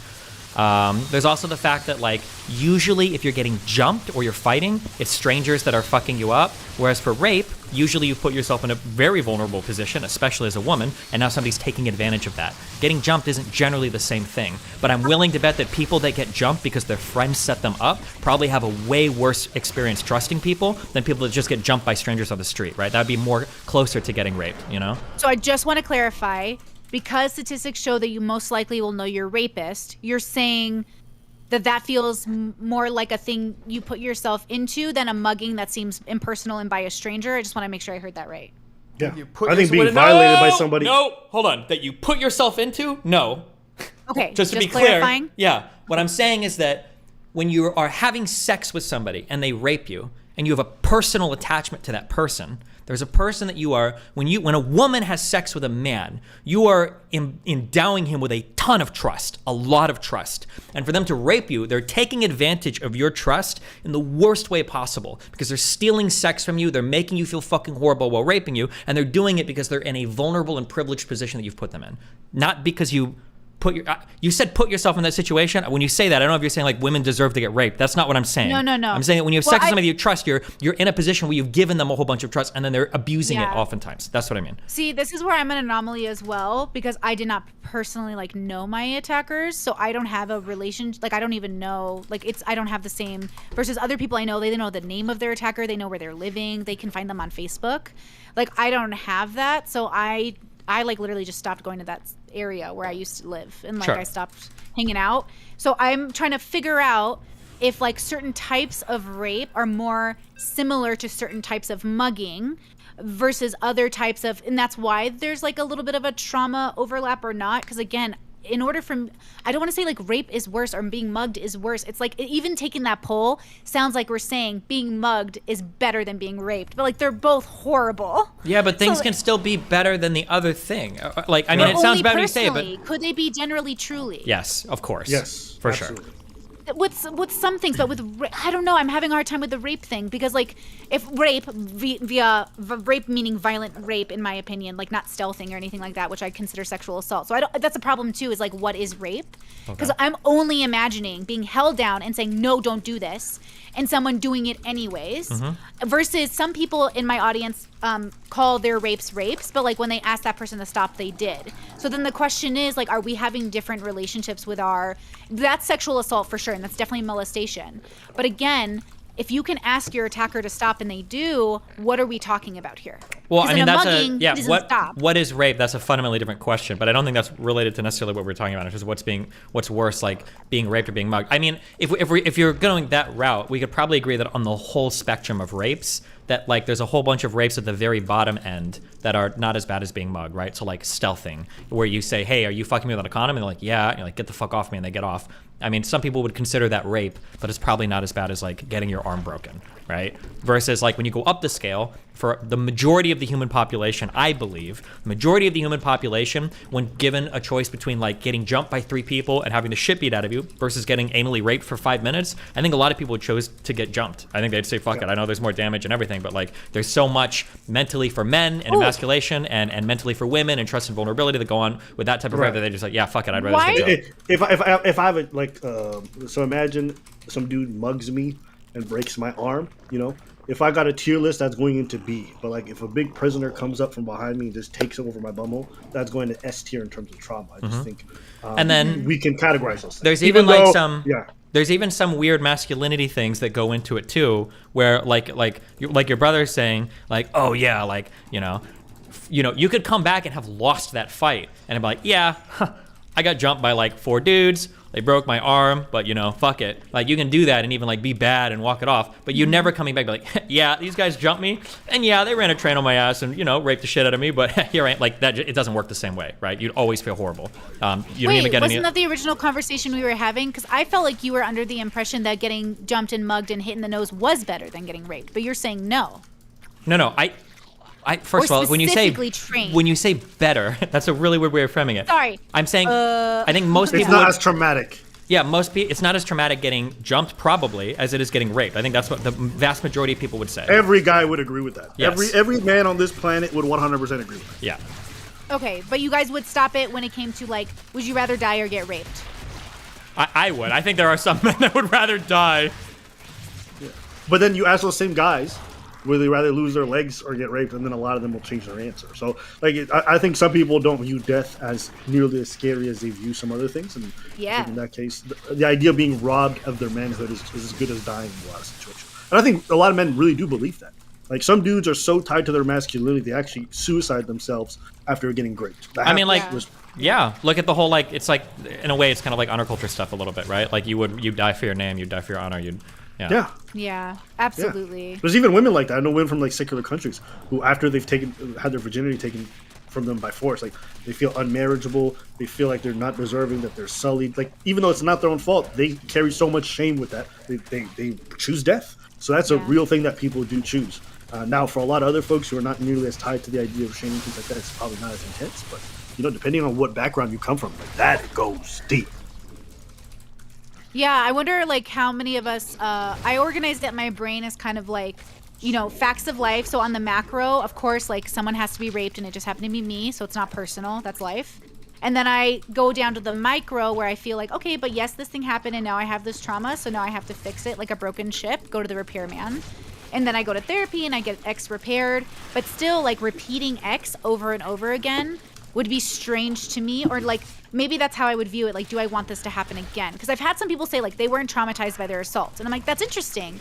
But then if you talk to them enough about it, they might get triggered when you talk to them about it, when you question them on that. And then that's the question. Are you getting upset when I question you because you're actually traumatized? Are you getting upset that I'm even questioning you because that's traumatizing, questioning you about it? Because that's quite an anomaly. To be like, yeah, I was assaulted, I was raped, but I don't have any trauma from it. That's a very unique perspective. And that's one that I would love more research on, but I don't think I've ever met that person, because every time a person says that to me, they usually get pretty upset as the conversation continues. Yeah, but it's going to super depend on how you approach it, because the way that you're talking sounds to me like it would trigger the fuck out of somebody that wouldn't have trauma, because you're basically insisting that, like, my point of view is the only right one, and if you're giving me a different answer, it's actually just because you don't know yourself. And then you would push and push and push and push on that until eventually the person gets triggered. Yeah. I've had someone do that to me about the sleeping stuff. Like, people are like, Abba, you don't even realize you're traumatized. And I started getting triggered. Yeah. So, like, bro, I think I know my experience. Like, no, you're broken, and I think I know better. No, shut the fuck up. I just told you I'm okay. No. You need to see it. I'm like, oh my God. So yeah, that would piss me off. People trying to detail and tell me who I am. That would annoy me way more. 100%. So that's the thing. I felt that way when Steven was talking initially. So I'm trying to figure out, how do we have these conversations without getting triggered? But then it's very difficult, because it's like, well, how do you know you're not traumatized unless we look at everything in your life, the way you talk to your partners, the way you do at work, the way you, because a lot of people look like they got life figured out, but behind closed doors. I mean, all you can do are ask for, like, maladaptive behaviors, right? So if somebody says some shit like, oh yeah, I don't think I'm traumatized, it's like, oh, interesting, like, tell me about your personal life. It's like, oh, I would never be friends with a man ever again. It's like, yeah, exactly. See, right? Exactly. When I hear women say, like, I hate all men, men's tears, I'm like, girl, go to therapy. And they're like, no. And I'm like, okay. Like, you're traumatized. Like, go to therapy. Well, sure, but now, that's the thing. Yeah, but now at the very least, you've got a behavior that you can identify, right? And you can disagree at that point, but it's like, okay, but like they should know, and they probably do know a little bit. Like, this is probably maladaptive, okay? Yeah. Yeah, I think it's just hard to face yourself. And look, I don't think people have to. Like, lots of people in my life have had, like, insane trauma, or rather, possibly trauma-inducing events. And so they can decide how to feel about it. It's not my job. Just like with my brother, it is not my job, because I was pretty upset with him, on behalf of him at first. And then he told me, do not do that. I am okay. We're not filing a police report type attitude. So who am I to tell him that he should feel traumatized? And at the same time, I wonder all the same, but, like, I will support his belief around his fight. Sure. Like, I mean, that's all you can. That's all you can do, right? Basically. Yeah, it sucks, sure. But yeah. And same, the way I define rape might not be universal, so I don't want to. If somebody else considers something that happened to them rape, like, I want to have that conversation. But even then, can we really define rape? Because I feel like we can, but apparently we can't, because everyone has a very different definition of it. So now there's, like, a lot of weirdness in my head about, are we having the same conversation, or are we putting the same weight in the words when we're having the conversation? I mean, you can just. I don't think that part is very hard. I think you just define it at the start of the conversation. We say rape. What are we talking about? I think you can do that. Yeah. Okay. Yeah, that's one way to do it. Oh, actually, my audience really wanted your definition of rape, Steven, because they felt like that was the crux of the issue. I don't think it was the crux at all, but I don't even have a good definition of it. I don't really care. I would just say, like, unconsensual sexual activity. I think getting hung up on the definition being, like, rape and sexual assault and all that is really boring. I don't care. Ooh, remember what I told you, Brittany? I said that. I think it's stupid if someone's like, I was raped, and like, no, actually, you were sexually assaulted. Like, who the fuck? Well, that distinction is so autistic to me, and people try to do that all the time. It's kind of like the similar one. It's like, no, that's not racism. That was prejudice and discrimination. Yeah. Okay. Good luck with that, buddy. I think the nuance, though, is that these things are different, because when you're actually in therapy, they ask you these questions, and they ask you to reframe how you see it, so you can give yourself, like, a little bit of a reprieve from the pressure of the word you're associating your assault with. I think if they're doing that, though, they're probably just trying to, like, deprogram whatever, like, social stigma is fucking your brain up. I don't think that it's I couldn't deal with this for so long, but then my therapist told me that it was rape, and now that I know the word is rape, now I feel I can deal with it. It's probably more just like I had a really bad sexual interaction with somebody, and for some reason I felt weird about it, and now my therapist told me that was a bad sexual interaction, and it's okay to feel bad about it, and now they probably are able to deal with it. That's probably more it. It's not just like fixating on the word. It's just like fixating on like the expectations of what happened. Yeah. Generally, the fixation on the word is also used to invalidate certain experiences. It could be. Well, it's not as bad as what you think it is. Mm-hmm. And also, if we're being honest, a lot of these definitions do overlap in a tremendous way. It's not like they're completely separated from each other. So oftentimes when I see those conversations unfold and people are trying to like nitpick at the definition super strongly, it just feels like a disingenuous way to... Kind of, but I also... See, now I'm confused, because now you guys are saying we can say generally something is worse than the other, but isn't that what you're doing right now by saying we shouldn't decide what's sexual assault versus rape? Because that's what your initial... That's why there's confusion. That's not saying whether something's better or worse. It's just like, where do we like define some terms, right? The reason why I get weird about the people freaking out over the rape thing is because like sometimes I'll see, this is a Reddit and Twitter thing I see a lot. I don't know if it happens in real life conversations, but people will have a conversation where it's like, I woke up today and my boyfriend was inside of me and we haven't really talked about that. I'm not like a big fan of that. And people are like, you got raped, you got raped. And they're like, fucking, it's insane. You need to break up with him, you need to file a police report. And it's like, bro, holy shit, calm the fuck down. Where people are like rushing to like give the biggest word possible to like make something like catastrophic. And it's like, there's no reason for this. It's absolutely absurd. But on the flip side, like what Brittany said, somebody might be coping really hard and be like, I don't think I was raped. I don't think I was assaulted. Like this guy, you know, it was my fault, blah, blah, blah. And having somebody say like, listen, like you did get raped. It's okay to accept that and process those feelings. It's healthier than just saying like nothing bad happened. That could be like the flip side of that as well, you know? Yeah, but even the flip side of like, see, my brain, and maybe it's just my brain, hears you say we should be able to say generally what's worse, mugging or rape. But then that's the same thing. What's worse, sexual assault or rape? It's all the same to me if we're going to start playing the game. No, I think if you want to have that distinction and you want to make those definitions clear on a macro scale, that's fine. But if someone's relaying me an experience, I'm not going to be like, actually, honey, you weren't raped. You were sexually assaulted. Like in that moment, it feels like the most retarded thing to do in that conversation. For sure, 100. Yeah. Okay, 100. Because there's so much overlap, it sounds like you're just trying to discredit what they're going through. Exactly. Right? Rather than, but if you're asking me like, are there differences? Absolutely, there are differences. And when it comes to sentencing, when it comes to legal framework, I would treat them differently. But there's nobody, like, people do that all the time too. When like someone's like, well, this person beat me up and said they hated Asian people. Like, actually, that's not racism. That's just prejudice because it was a Samoan part. Like, I feel like that kind of line of talk is just very autistic and stupid. Yeah, it's not worth having at that point. Yeah. But isn't that why? Oh, go ahead. Random voice. Hi, Brittany. Hi, everybody. I have a question, and I don't know if this is an insensitive question for some, but I'm very curious what you guys think about this. And I'm sorry if it's already been spoken about. Do you guys think that rape from the back versus rape from the front is worse? That's a hard one to imagine. I mean, which is worse? Oh my God, sorry. Which one is worse in your opinion? You mean, are you asking us like if the dudes look at me in the eyes versus not looking me in the eyes, which one's worse? No, ass rape or pussy rape, which one is worse? Both are equal for me, I think, because I like both in real life, but I hate both in the context of rape. Yeah, you know what? I mean, this is gonna sound kind of fucked up, but I know in countries where people try to maintain their virginity really hard, I think vaginal is actually worse. There's plenty of women out there who are actually having plenty of premarital sex, but they will not have any vaginal sex ever because they want to maintain their chastity for marriage. And so I think in those kind of scenarios, that would probably be worse. Outside of that, I don't think it matters. But like physically, it would hurt more to get ass raped, but then you can get pregnant if you get pussy raped. I think that this might come out as really unpopular, but I can defend this to death. I don't think the physical part actually matters almost at all when it comes to how bad like rape is. I think the physical part is way, way, way down on the list of things that matter. Like the physical trauma from it, like the tearing and stuff. Yeah, I don't think that matters that much, yeah. Oh, it does when you're in the hospital a few days later. You getting raped so hard that you're like actually telling you need hospital attention is so that would be unfathomably rare. That's like some insane shit that's going on. But like you can, yes, what I just said was true. Yes. I mean, myself included, but every person I know gets they go to their doctor and for sure get treated for the cuts and the scarring inside, which I don't have, thankfully. But a lot of my female friends have literal scarring inside their vaginas from their rapes. Bro, so that does take some medical care. How did you just allow the female Zerka to come in here and just throw this whole shit out? Sure. Well, it's an interesting question. but like if you remove, there's no way you were shitting on just- fucking Zerka, and now you think that's an interesting. Wait, did you call me the female Zerka? Hey man, that's what it sounded like. I thought he got you to come up on this live stream and say that shit. No. That sounded like an exact Zerka question. I'm not gonna lie. I think that for rape, I think if you took away all the, this is why I don't like when people bring up like pregnancy or STDs either. If you take away all the physical trauma, and if you take away like the chance of STD or pregnancy from rape, I think it's still basically just as bad. I don't think it affects it almost at all.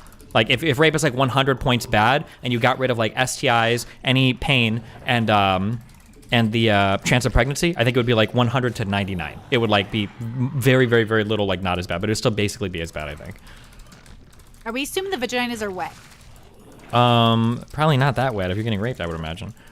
Actually, Well, you'd be can surprised. happen, actually. A lot of I know Yeah, it can that's happen. wet. Oh my god, it's like the Sometimes most it happens. autistic. I know it can happen. You can also come while getting raped. It's possible. But on the just- whole, yeah, in this you're probably not scenario. going to be as wet while getting raped as you would be in a consensual sexual interaction with foreplay. Otherwise, women wouldn't complain about not having foreplay to get wet before they have sex. In general, you're not going to be as wet getting raped as you are like having a consensual sexual interaction. Well, considering what Zerka said earlier, that 85% of people are. All right, let's just stop. Good one. Let's just stop. Okay, actually, Nino, you want to ask another Zerka question? I didn't mean it to be a Zerka question, and by the way, this is the worst insult I've ever had in my life. It's not an insult. I really thought it was a Zerka question. But okay, well, actually, I'm curious. Why did you want to know? I'm just curious what the general population and you guys think about this, like general population, aka Destiny's fans. Yeah, that's all. Way to go. I bet you feel like an asshole now, huh? No, I don't. Not at all. That was a Zerka question, but I stand by that. Okay. I want to. Brittany, do you have anything else you want to say on this before I might change? No, the topic please a little bit? go ahead. Okay. So, Destiny, I'm curious because I recently saw some articles coming out of Scotland that I thought were really interesting, and I want to ask you. This is your favorite topic, the trans topic. I want to ask you. Do you feel as though trans women should have access to women's spaces and it should be normalized? Probably not. No. No. Why? Well, wait, hold on. When we say women's spaces, what do we mean? Be it restrooms, change rooms, sports rooms, Sorry, whatever. I was thinking like fucking college sports. I'm sorry.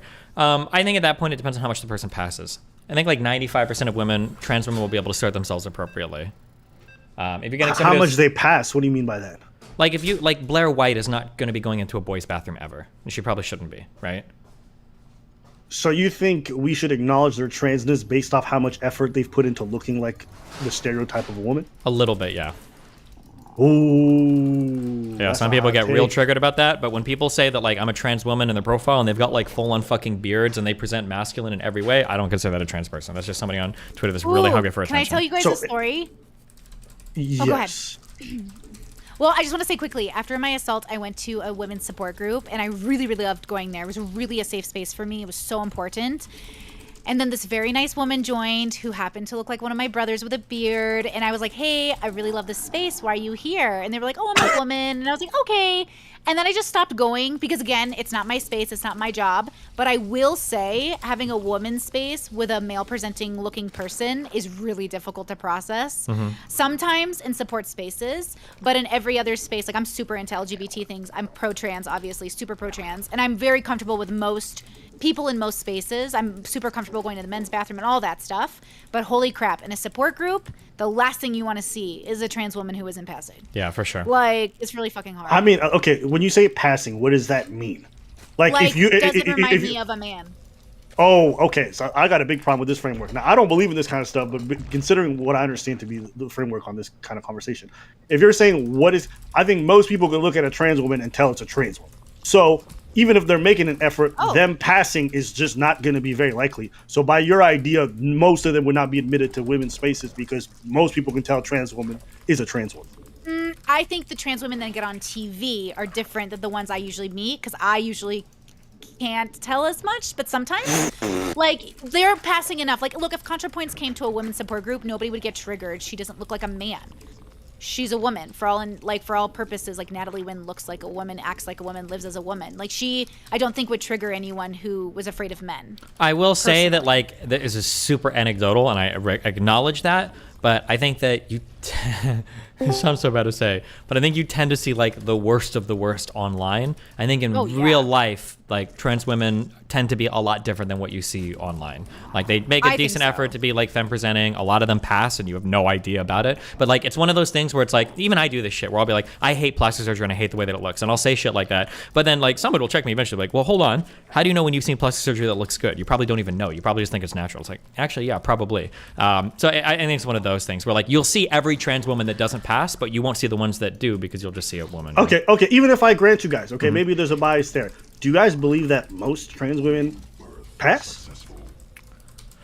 I think trans women with resources. No, okay, I exactly. don't think a lot of so. them don't have resources, Yeah, I so don't- basically probably this is not. also Yeah. discrimination on a financial level because poor trans women would no longer have access to spaces because they can't afford the surgeries that they would need in order to be able to pass. So there's already discrimination there on a financial level, meaning they would not be able to feel safe because they can't afford to look like the traditional idea of what a woman is. And so by that, you guys are inherently being transphobic in a way or encouraging transphobia because you're gatekeeping poor people. Yeah, which I think is terrible. that's a huge anti-trans medicalist Whoa, argument. yeah. whoa! Somebody just screamed in my ear. Was that me? Probably. Yeah, probably. Yeah, it was you. My bad. Do you want to Sorry, I go? was too close to the microphone. My bad. I didn't mean to. I was just gonna say, when I've been in like females' bathrooms, the only times I've ever been jump scared is by like butch lesbians, and even then, I'm like, am I in the right bathroom? So I go back out and just check. But like, I like that. Isn't that just kind of weird towards sort of, you know, like cis women that might look more masculine as well? Can I tell you how many times people have been like, "Are you a man?" I'm like, "What?" And they're like, "Are you trans?" And I'm like, In no, but real even if I life, was, I'd be a- no Yes, in shot. real life. There's no way. In There's real no life. way. How many? shot. How many times? From How many times? behind, I have been called sir From behind. multiple times. Nigga. But let me tell You must I be was wearing the dressed. wildest fucking I am. outfits to get that. Listen. I can relate. I look like a boy sometimes. Listen, I get it, but people do look at me and they have like very ethnic-y features compared to other girls, and so they're like, "Oh, that's an interesting nose you have, Brittany. Tell me about the origin of that nose." And I'm like, That doesn't mean they think you're a dude. Like, nah, No, you but that's the capping question. super hard. I'm feeling the caps. That's the follow-up. No, I swear to God, the number one insult I get is like, "This woman's obviously trans," right? Like, I'm like, "Oh my God!" Even in No. real life, no, swear to God, even, I swear. But that's the thing. That's why I'm so lenient on people because I know like everyone looks different. So if you ask me, if you have feminine features, even if you're poor and you're just wearing like a nice wig, girl, I'm gonna call you a she. Because like I know how hard it is for even cis women to be like not looked at questionably, So- not generally, just So for it you, happens. so for you to pass, all they gotta do is wear a wig. They don't even have to, yeah, kind of. They have to wear the wig, I think. I want to say That- not even the wig. Here's the thing. Emotionally, I will accept you no matter what you look like. But from, like, if I'm just looking at you, it would be nicer if you came to women's spaces looking more sort of like a woman, whatever that means. Okay, Even if it- I don't think most people would agree with that take. I don't think wearing a wig would make you pass for vast majority of people. I do not believe that most people see a male, and if they put on a wig, they're like, "Oh, that's clearly a trans woman." Like that's just not happening. They wouldn't pass that person as a cis woman. That's just not happening. So I'm actually curious, Destiny, in your take, what do you like? I asked the question earlier: is it ethical to price gate poor trans women out of women's spaces because they can't afford the necessary surgeries to pass, and therefore you don't feel like that's discrimination of some sort, or it's a bad thing? It's discrimination, but I don't think it's necessarily bad. I mean, you can't compromise the safety and the feeling of safety of everybody there because some people can't afford to pass. I think it sucks, but I'm sorry, but okay. Oh yeah. Well, with bathrooms, though, I mean, isn't your behavior the more important part? Like, as long as you're not standing in the up West, and pissing. I'm sorry, in the United States, we gender segregate our bathrooms really hard. If we were in like Sweden or something, maybe it'd be different, but okay, so we don't even have to do bathrooms. So let's take women's prisons. Is a wig enough to get you in a woman's prison? Okay, I am way too progressive for this conversation, but not enough. But I will say this, like, I fully accept LGBT people. I've met a lot of non-passing trans people and who, listen, who feel very Here come the non-threatening to me. disclaimers. So can we do this the rest of this conversation with just no disclaimers? Because it's actually so fucking like we exhausting. already know what you're gonna. Oh I my love God. gay people. I love them. It just disgusts me. Give when us they your fuck most each other in the ass. transphobic take, Brittany. Go ahead. So I'm telling it for you guys because like I can't imagine being afraid to be in a prison with a trans woman for any other, like even a man really who wasn't threatening to me. But that's the thing, is the trans woman herself threatening to the women? Because aren't women afraid of other women in women's prisons? Just Nowhere like more near so the of extent the men. that they would be of men. I yeah. agree. I agree. But trans women tend to be, how do I say this nicely? Like more feminine, literally, because they're women, like in a different way. So I'm less threatened by a trans woman than a man. Absolutely. Abba's not getting at like Taft or ContraPoints. Yeah, what but even Abba's so, hinting like, at, Abba's hinting at. Yeah, even a strong, independent trans woman who happens to be in prison with you. What Absolutely. the fuck is that description? Well, I'm strong, well, independent. you know what he's I trying can to no. I just want to take a sidebar. No. A strong person of color, yeah, LGBT plus. Yeah, with fucking bulging muscles. Let's just keep it a stack, okay? Because I think this is one of the worst parts about libs in these kind of political conversations. Anything that's controversial, these motherfuckers have to give a million disclaimers before saying something so fucking milquetoast. Just say what you goddamn think. We don't need to know you love trans people, okay? Just say. I don't think it matters that they're trans in women's prisons. I think it matters of the individual, who the individual is, and how they're going to impact the other prisoners. I don't think it matters that they were male. In the I don't UK, think they have Go a ahead, trans wing for transgender people now, as much for their protection as the protection of other people that they might have been fed up. Okay, but I want to go back to the original question. The question I was posing Destiny was essentially, should they get access to these spaces if they don't do enough to pass? And your answer is no. Correct. They need a certain level of passing to get there. Yeah. Okay. Who is IDing people in these bathrooms? Yeah, that's a good question. Well, no. Wait, what did you say? Hold on. Wait, what did you just say? Who is standing outside these bathrooms and checking people's ID? All of us do that. What do you mean? All of us check for people in the bathroom. We look at somebody. That. Everybody looks at somebody. Nobody is stopping anyone Everybody from going looks. into You any absolutely would. If a man walked into a bathroom, there'd be people shouting and screaming. What are you talking about? Everybody is doing this constantly. They're not Yeah, I men, definitely are do. they? I use men's bathrooms if the women's line is too long, and men usually don't have a problem with it. I do too. But here's do the that thing: all the if a time. man told me, "Hey, I know you're using the bathroom, but I'm actually super uncomfortable taking a shit next to a woman," I'd be like, "My bad, dude," and I'd leave. Okay, 100%. Forget the bathroom, because I think the bathroom is the dumbest example. I prefer choosing either the prison or the change room, because I think those are probably a little bit more of a vulnerable space. A bathroom, I think you can like skirt around, so I don't even like using that one. When I'm talking about women's spaces, and I'm just having this conversation in general, I think a lot of people give the lip service of like trans women are women, and they go up and they just keep repeating the slogan. But then you start posing them the more difficult question. It's like, can you revoke a trans person's right based off of how much they pass or what evil they've done? I just saw in Scotland they refused to allow trans women who've had sexual assaults on their record in women's prisons. But I'm like, does she stop being a woman because she's raped before? Or like, how does that function? I don't think that's the right thing. Rapists? That they do, but they don't allow trans women who've raped to go into there. Now, if you ask me personally, I think that is the correct thing because I don't really buy into this whole ideology. But if you do believe that trans women are women, how can you revoke their ability to have access to these prisons just because their criminal record is different than other trans women? That seems completely discriminatory, and I think it contradicts the idea. I think it contradicts the idea that you believe trans women are women. You believe trans women are women with asterisks. They have to have a perfect record. They have to have enough money to be able to pass perfectly. They have to reach a certain threshold in terms of societal standards of what a woman should look like. You don't actually believe trans women are women. You have a whole bunch of caveats around it. Why don't we just have sexual predators in another jail or sexual offenders? I was going to say, Okay. were they put into a men's prison or were they put into They were solitary, put or in were men's they prison. put in- They're being put in a That's women's weird prison. because in the UK we do have a transgender wing now, but maybe Yeah. this was prior to What, in that? every I place don't in the know when this UK? was. Like in every place, you guys have a wing? Or do they all Wait, in the all UK or in England? It's in England, but Scotland is part of the UK, as is England. Wait, hold on. Does Scotland send its prisoners to England? Do you guys do that? Do they just Yeah. go anywhere? Is it all over the country? Or? In this kind of mitigating circumstance, it But could be. I don't think it matters. I don't even think it matters. You can make trans wings. You're still discriminating against them. You're telling them they don't have access to the women's spaces, which means you don't feel that they are women. If you're saying trans women are women, but go to this other bathroom because you're trans, you don't see them as women.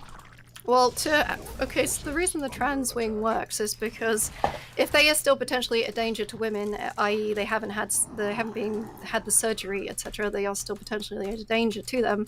But they're also a danger, like they may get hurt by the men. Therefore, they can't be put with the men, but they also can't be put with the women. So this was what was put forth as a compromise. I don't know if this is still the same if the transgender woman has gone through complete transitioning, but this is for pre-transition. Okay, but I still want to go back to the original point, which is like they don't feel like they're women, which I think is what really matters here. Whether they create a trans wing or whatever it is, at the end of the day, they're segregating them. You can say it's for their safety, you can say it's for this, you can say for whatever, but the reason you're really not giving them the space is because you feel like they're drastically different than cis women.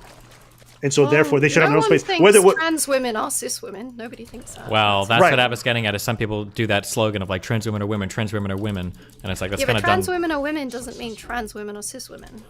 Okay. So do you think trans women would be accepting of the fact that you can take the sports example. Trans women don't want to compete against trans women. They want to compete against cis women. The reason why is because people feel trans women are women. So I don't want to get into minute details of like, well, they're different based on biology. What I'm trying to get at is that these spaces are important to trans women because they want to be in the spaces as the gender they express as. I don't understand how you can discriminate them against these spaces and also believe that trans women are women. I agree with that. Trans women are women doesn't mean trans women are cis women. They don't mean so the you same thing. I agree. So then bathrooms should be only for the cis women since that's what it's originally for. For what reason? Because trans women aren't cis women. No, because trans women aren't cis women. There's no reason for them to be gendered at this point anyway. What? They're just fucking toilets. They don't need a gender. It's stupid as it is. Do you think the same thing about? Do you think about change? Do you feel the same thing about change rooms? Do you think men and women should just be changing in the same room? I don't get naked in front of random people at all. I think that's not. I just want you to engage with the question. I don't want to. What your weird proclivities are. I don't really care. Yeah, but I'm asking you in general. Should change rooms be co-ed? All of them.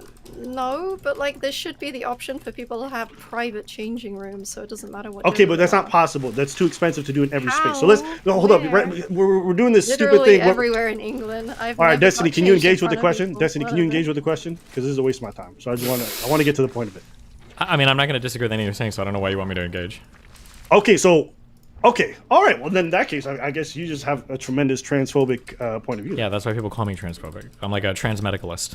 Okay, all right, good. Sorry, I didn't mean to be rude, but I just think it's kind of silly when I'm trying to get to like. This is Kelly. This is what she does. Okay. Yeah, to me it's like I just think it's dumb. Like we're trying to have a general conversation for most society. If you just come in and be like, "Well, I'm very comfortable with my sexuality, so I can get naked in front of everybody," it's like I'm not talking about you specifically. I just think on a macro scale, there are certain things that we expect for society to function, and it just doesn't seem logical to have this whole slogan of trans women are women.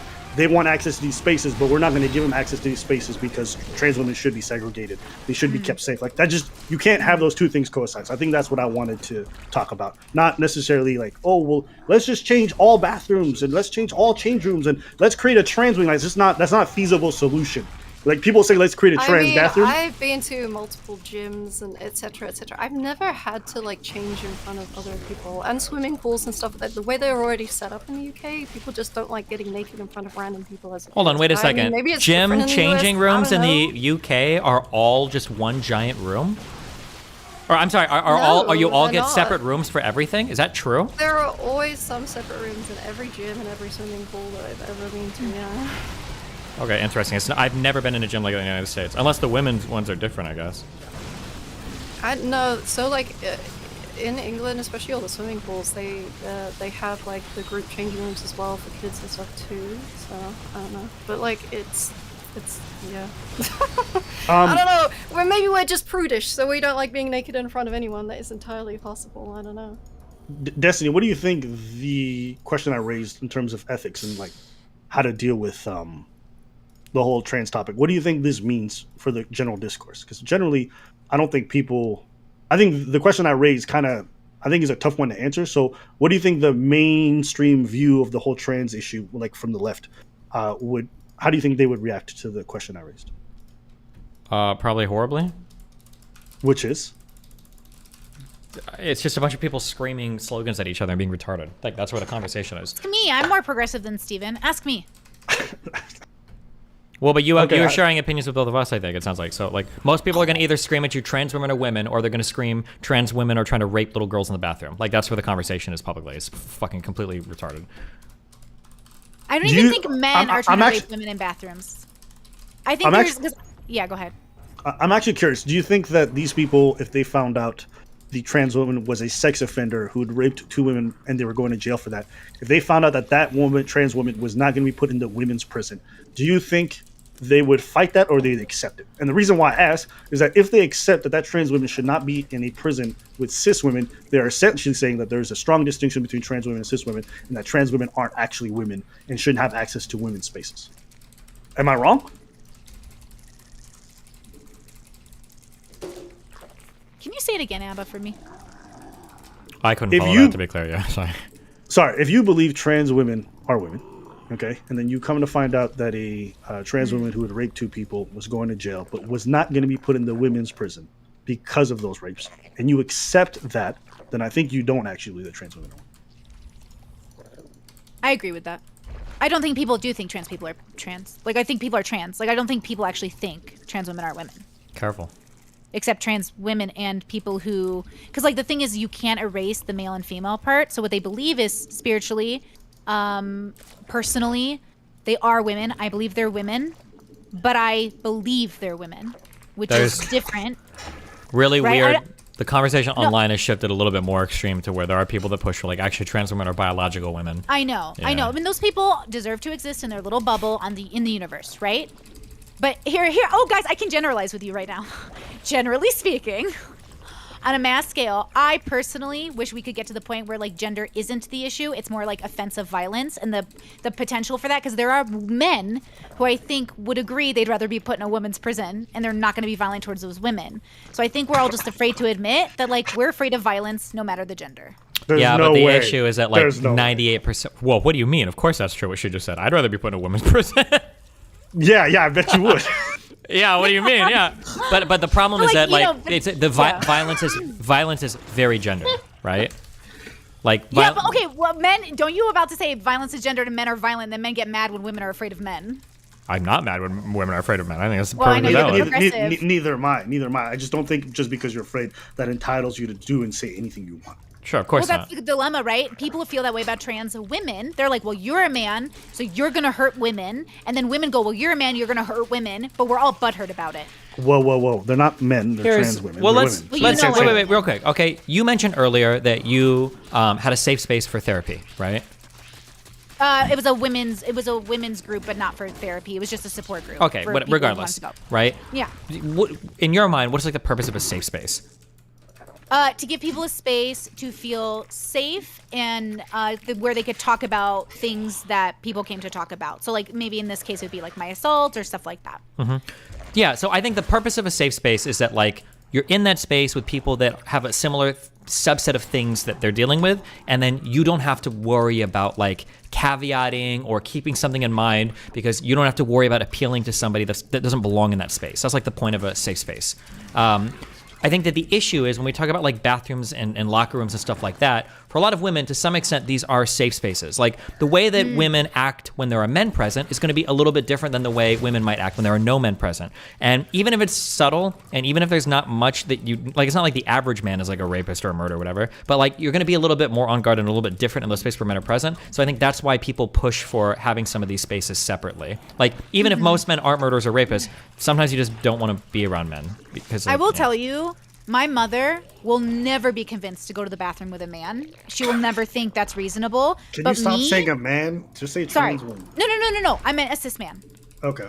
I meant a cis man. But me, I have been to a lot of queer clubs, and the bathrooms are usually non-gendered. So I've gone to the bathroom with men like a billion times in my life. I don't even know how many.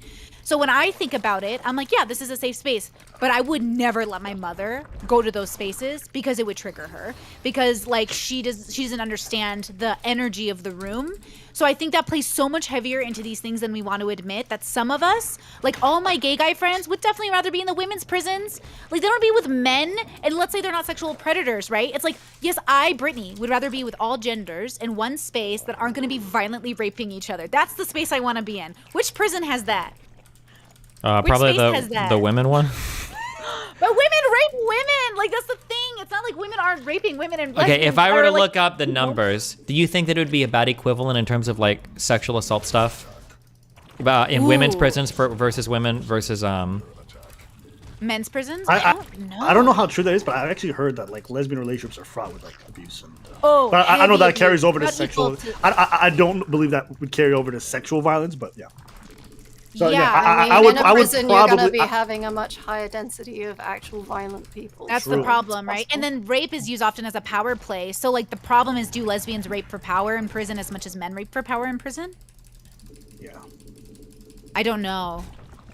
Do my people guess is think going to women's be that prisons are my, sewing circles? my guess is going to be in general, women's prisons are probably less violent than men's prisons. That's my guess. I could be wrong. It's probably a Google search away if someone wants to look it up. But Yeah, I probably agree with this. I mean, I've seen Orange is the New Black, so there's a lot of violence. But yeah, I don't know. That's a great question, actually. Probably less, I would assume so.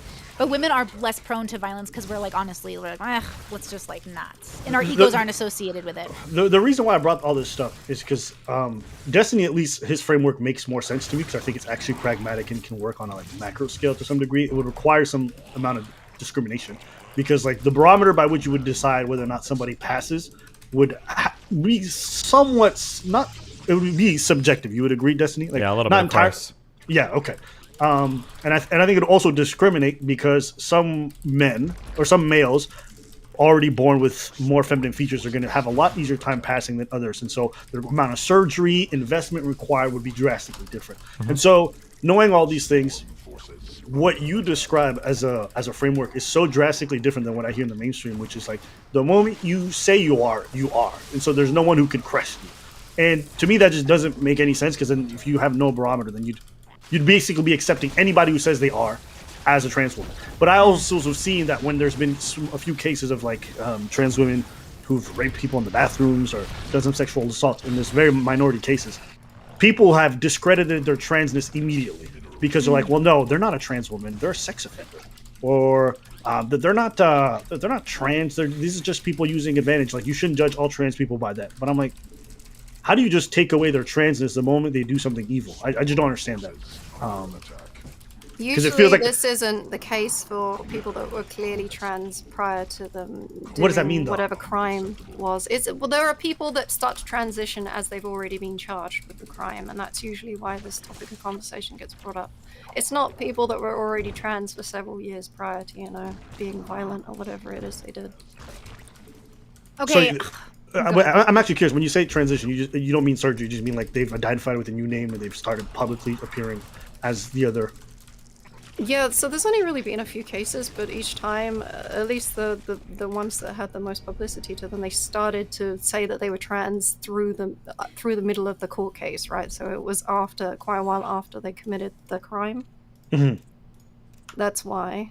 Okay. So people start to doubt what their intentions were because of it, and that may or may not be fair. I don't know. So, but that's why. Okay, guys. Go ahead. Sorry, go. No, go. I'm reading NPR to give us, or PBS to give us I'm actually info. curious. So basically, we're judging how valid it is based off of when they started transitioning or appearing in public transitioning, correct? Yeah, well, we don't know what people's intentions are, do we? So there could have been no bad intention there at all, but also they could be Fair. trying to get sent to a less aggressive prison where they have an advantage socially, I guess. Yes. Okay. Sorry, you want to say something about NPR?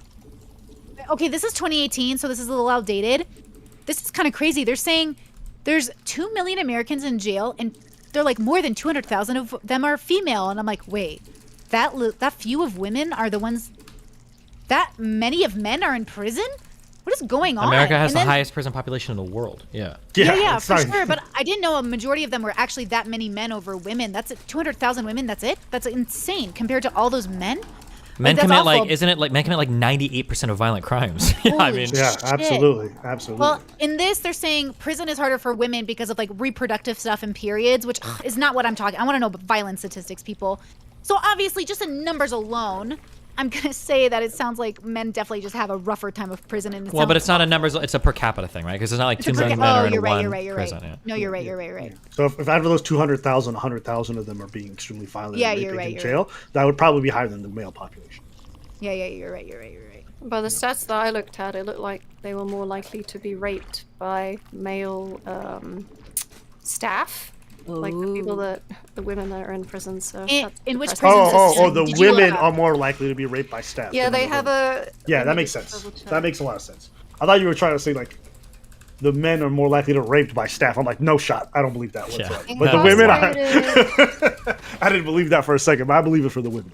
Incarcerated women are 30 times more likely to be raped than free women, even though women account for less than 10%. Yeah, okay, this is gonna sound. This is gonna sound super fucked I up. can link you. This is gonna sound super fucked up, but the staff are men. These are all women in prison. How many of them know they're not gonna get out for some long time and just want some dick? Now, technically, you can't consent because you're a prisoner. But I am very confident that there's a bunch of these women who probably want to fuck these dudes to get favors out of them or just get some dick because they're going to be there for a long time. They probably miss that shit. But technically, a prisoner can't consent, so it's very unethical and pretty fucked up.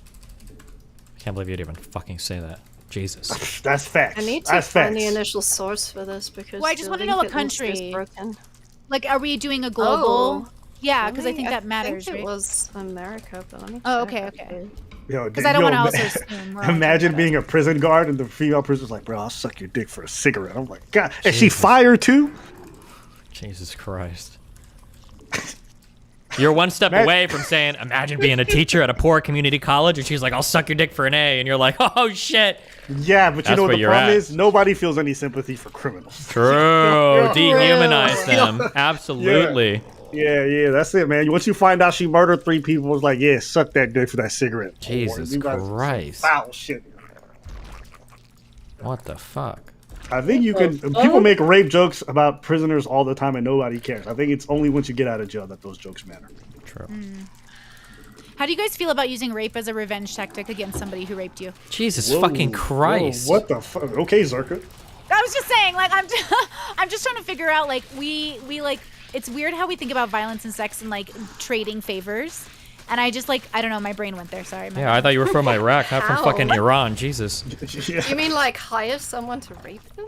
So Well, like yeah, I you was want to thinking rape about, your like- rapist? I was thinking about how everyone, like, at least in my bubbles, like, glorify, like, yeah, I was thinking about the girl with the dragon tattoo. That's like how she gets her revenge, and it's like really satisfying to watch. 'Cause you're like, Jesus yeah, fuck that guy. Christ. For sure. And all he, like, it was pretty satisfying, but at the same time, like, is that justifiable? It's justifiable to kill your rapist, right? Like, people kill their rapists in self-defense.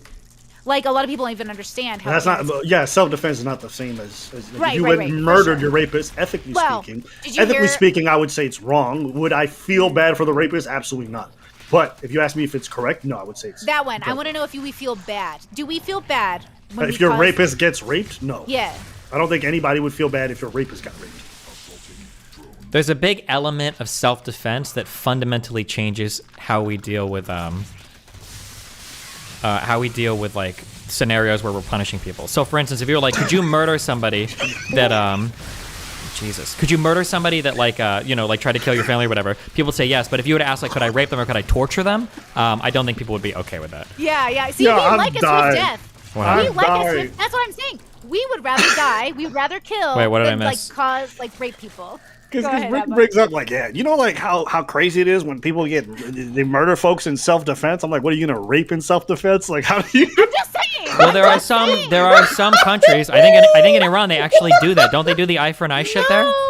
No, that's not raping in self-defense. And what scenario? Someone penetrated, you're like, fuck off, get off me. Now it's my turn. Well, Like, hold that's on. just not Listen, gonna- Abba. In a world where people can be forced to eat somebody's ass, Yeah. anything's good possible. point. Okay.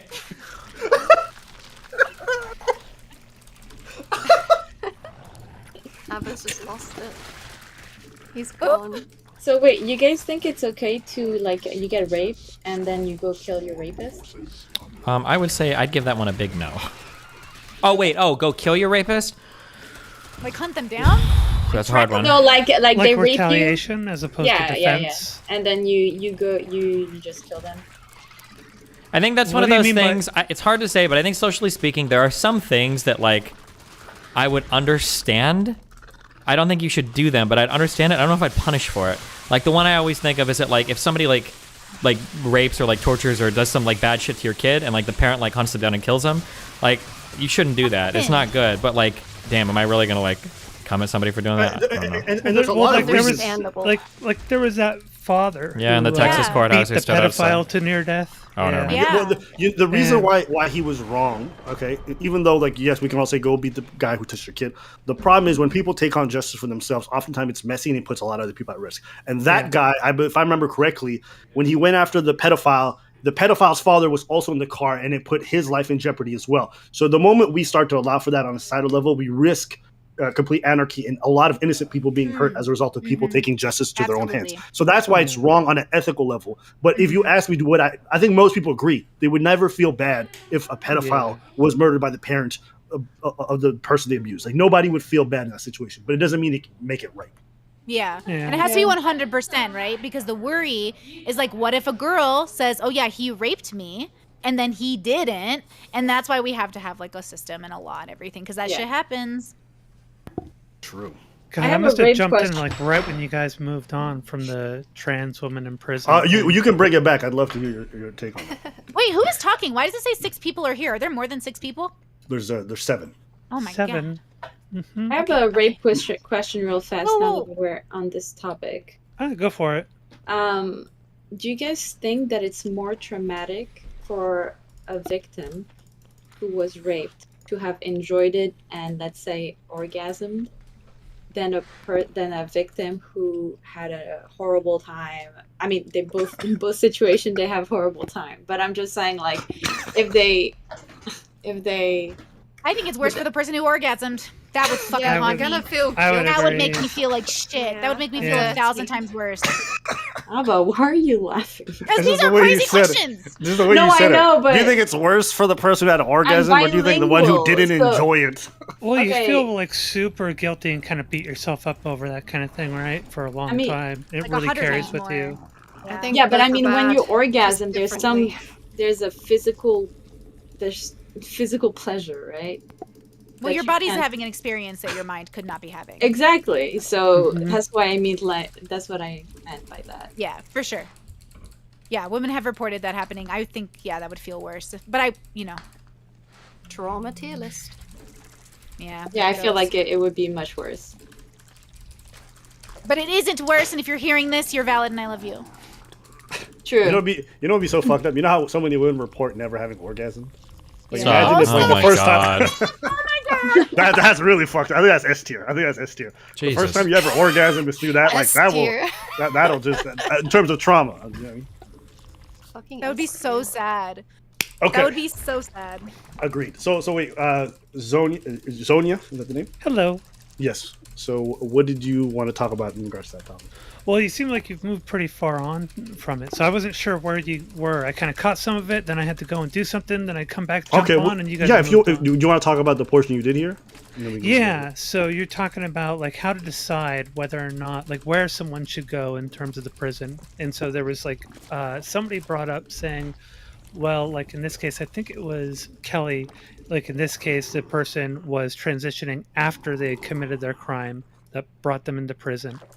And then you guys started talking about, well, what are what is like the instances of violence among prison inmates, masculine or male to female?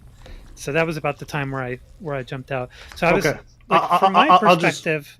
Can I just summarize what the disagreement was about, and then you can just sure, let me know that'd be great. Yeah, that'd probably just be easier. So my issue is that essentially we operate under the framework that trans women are women. The moment they say they are, they are. And so basically what happened is I gave the example of the trans woman who had been accused, who's currently under trial for multiple violent sexual assaults against women. And they were being denied access to women's prison as a result of their potential sexual conviction. They didn't want that inmate in there with other women. Mm-hmm. And so my question was, how can you say that trans women are women if the moment that they do something criminal, you revoke their access to normal women's spaces that you wouldn't to other cis women? Meaning, like, if a cis woman had raped 2 people, she wouldn't be barred from going to a prison with other cis women. But because it's a trans woman, all of a sudden her womanhood is denied. And so how is that ethical? And so, yeah, that was the question I was posing. Yeah, okay, that's actually a really good question. And yeah, like philosophically, it's kind of inconsistent, right? Because we're sitting there, we're saying, well, you're a woman, but there are these qualifiers that make us no longer see you as a woman, at least the way we treat you. Mm-hmm. Yeah, so I think the way that I kind of view that thing is you have to, when it comes to ethics, there are some things where you have to yield to, okay, this may not be as socially ethical, but when it comes to the protection of the people that we care for, we have to draw a line there and say, well, we are going to have to treat you differently. I think some ways in which that can be managed is by some form of like administrative segregation inside of the prison. And that still is pretty shitty to do, because administrative segregation is unfortunately kind of, it's not very healthy, because you're separating them from the general population and isolating them. But they will also be safer because but you would you could do administrative segregation in like either one of the prisons, male or female.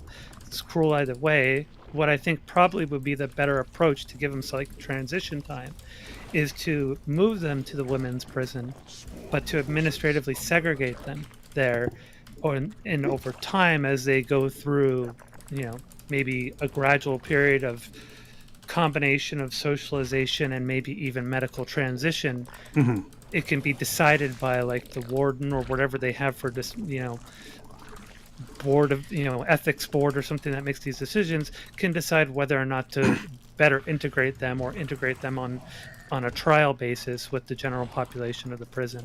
Yeah, see, I would disagree with that, and the reason why is because you wouldn't do that to cis women who are convicted of the same crimes. And so what it indicates to me is that while it's a very pragmatic approach, and I don't disagree, what it flies in the face of is the idea that trans women are women. Because here you have both a trans woman who's committed multiple rapes, and then a cis woman who's committed multiple rapes, yet you only segregate the trans woman for her sex crimes. To me, that indicates that the difference between the two is not the offense or anything like that, but the fact that the trans woman shouldn't have space because she's trans. Access to the space because she's trans, sorry.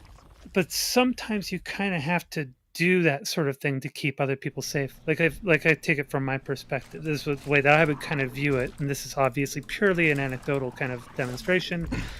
But so I'm a trans woman, and I transitioned as an adult. So I had already fully developed masculinely by the time that I had transitioned, but I've been on HRT for a very long time.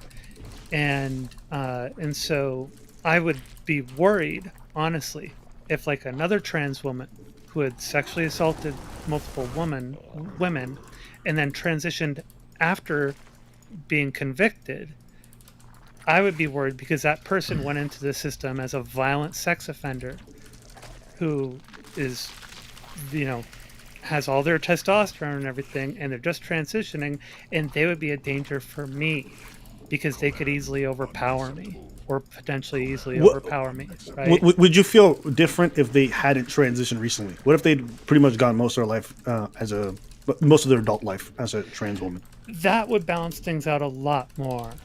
Then I would feel a little bit safer, because a guy like a fully grown man, even a teen boy who's like late in puberty, could really do some damage to me if I'm not prepared. Yeah, just ask Cat Williams. I'm sorry. So it's something I would be concerned about. And then if they have a violent track record, and particularly for taking advantage of vulnerable people and violently assaulting them and sexually assaulting them, yeah, there's a lot for me to be worried about there. Okay, so this is interesting. So I guess based off your framework, you acknowledge that trans women are women, but if they have a violent past, there's certain women's spaces that they shouldn't have access to, based off if they're trans women. If there's demonstrated track record, right? So in the case of law, and they've been tried and convicted, right? So I wouldn't want to go based on just like superstition, or whatever, or people's biases about, women who have recently transitioned, right? Yeah. Okay. I don't think that there's any inconsistency there. If you believe that trans women are women, but you don't believe that trans women are like cis women, obviously, you can still think that trans women are women without acknowledging that they're not the same as cis women. I agree. What becomes the issue is that you start... Oh, yeah, go ahead. And I can recognize that I know the difference, like going from being a fully developed male and transitioning, going through HRT, a lot of changes happen for me that are very noticeable.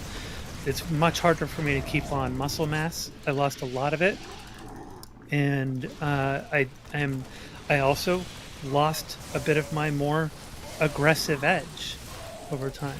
So, you know, those are things that were very distinct changes in me that I noticed, and so it's a big difference. So when you have somebody who is recently transitioned, who has a pattern of hurting people and taking advantage of vulnerable people, yeah, I could. It's something to definitely be a little worried about when they're in the presence of a bunch of people who are not as likely to have those traits and are certainly not as likely to have the physical capacity stacked up against them, or at least to balance it out, right? Do you guys think any of us would survive prison? I would not. My chat says we would never survive. Like would be okay. I sorry, but I cut off Abatha when he was in the middle of saying something. I mean, yeah. Go ahead. I like sleeping with women, so I could manage. I would just find like whoever is the strongest, baddest bitch in there, and then just be her bottom bitch, be her queen bottom bitch. Let's go. Oh. It would be fine. Somebody's been watching Orange is the New Black. True.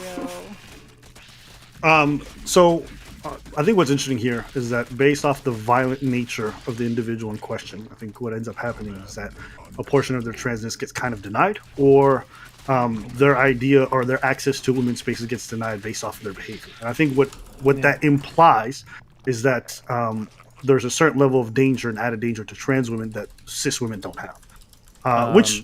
Sorry. I think this is pretty easy to deconflict, actually. It seems like the conflict that you're trying to address is the fact that if you ever have to make any distinction between trans women and cis women and separate them physically based on physiological differences, then you're not recognizing trans women as women or something like that.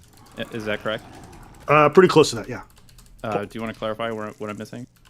I don't think it's just you're not just seeing them as women. I think it also, yeah. Actually, you know what? I think I'll start there, and if I find any objections afterwards, I'll let you know. Okay. It seems like this might be one case where the distinction between like female and women has some use, where women is like the cultural whatever performance of femaleness or something like that, or that comes out of femaleness, and that trans women typically we expect like transitioning to be a thing that is meant to sort of be effective in treating like gender dysphoria, which is like a sexual feeling like you're born in the wrong body or whatever. There's like some mismatch between what your sex is and what sex you feel like or something like that, and then like doing the cultural performance of a woman like helps ameliorate that or something, right? In the case of prisons, like I'm curious, Kelly Jean, you seem really reticent to recognize that there should be any sort of separation between sexes with prison. I feel like when it comes to prison... No, I wasn't. Okay, well earlier when you were asked if somebody who was like big and burly and brawny like a male, but identified as a woman, were to enter a woman's prison, you didn't seem to have any problem with that. No, I did. I think she's talking about bathrooms. Maybe it was to talk about bathrooms, sure, but not about prisons, no. Okay, so right. Although so I don't even think I said that about bathrooms, but I don't think anyone said you that. did. In fact, I'm not. No, I didn't. I said we have a transgender wing in the UK. Okay, you talk, whatever. And I don't think that men should be in women's prisons or. Well, but they're not. They're identifying as women, right? What I mean is men that have not transitioned, they still have a penis. But so to you, they're only a trans woman if they have bottom surgery.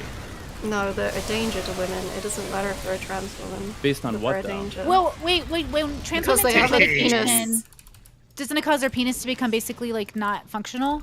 There was a trans woman who raped women after being put in with the women. Although she was put in like what is the word?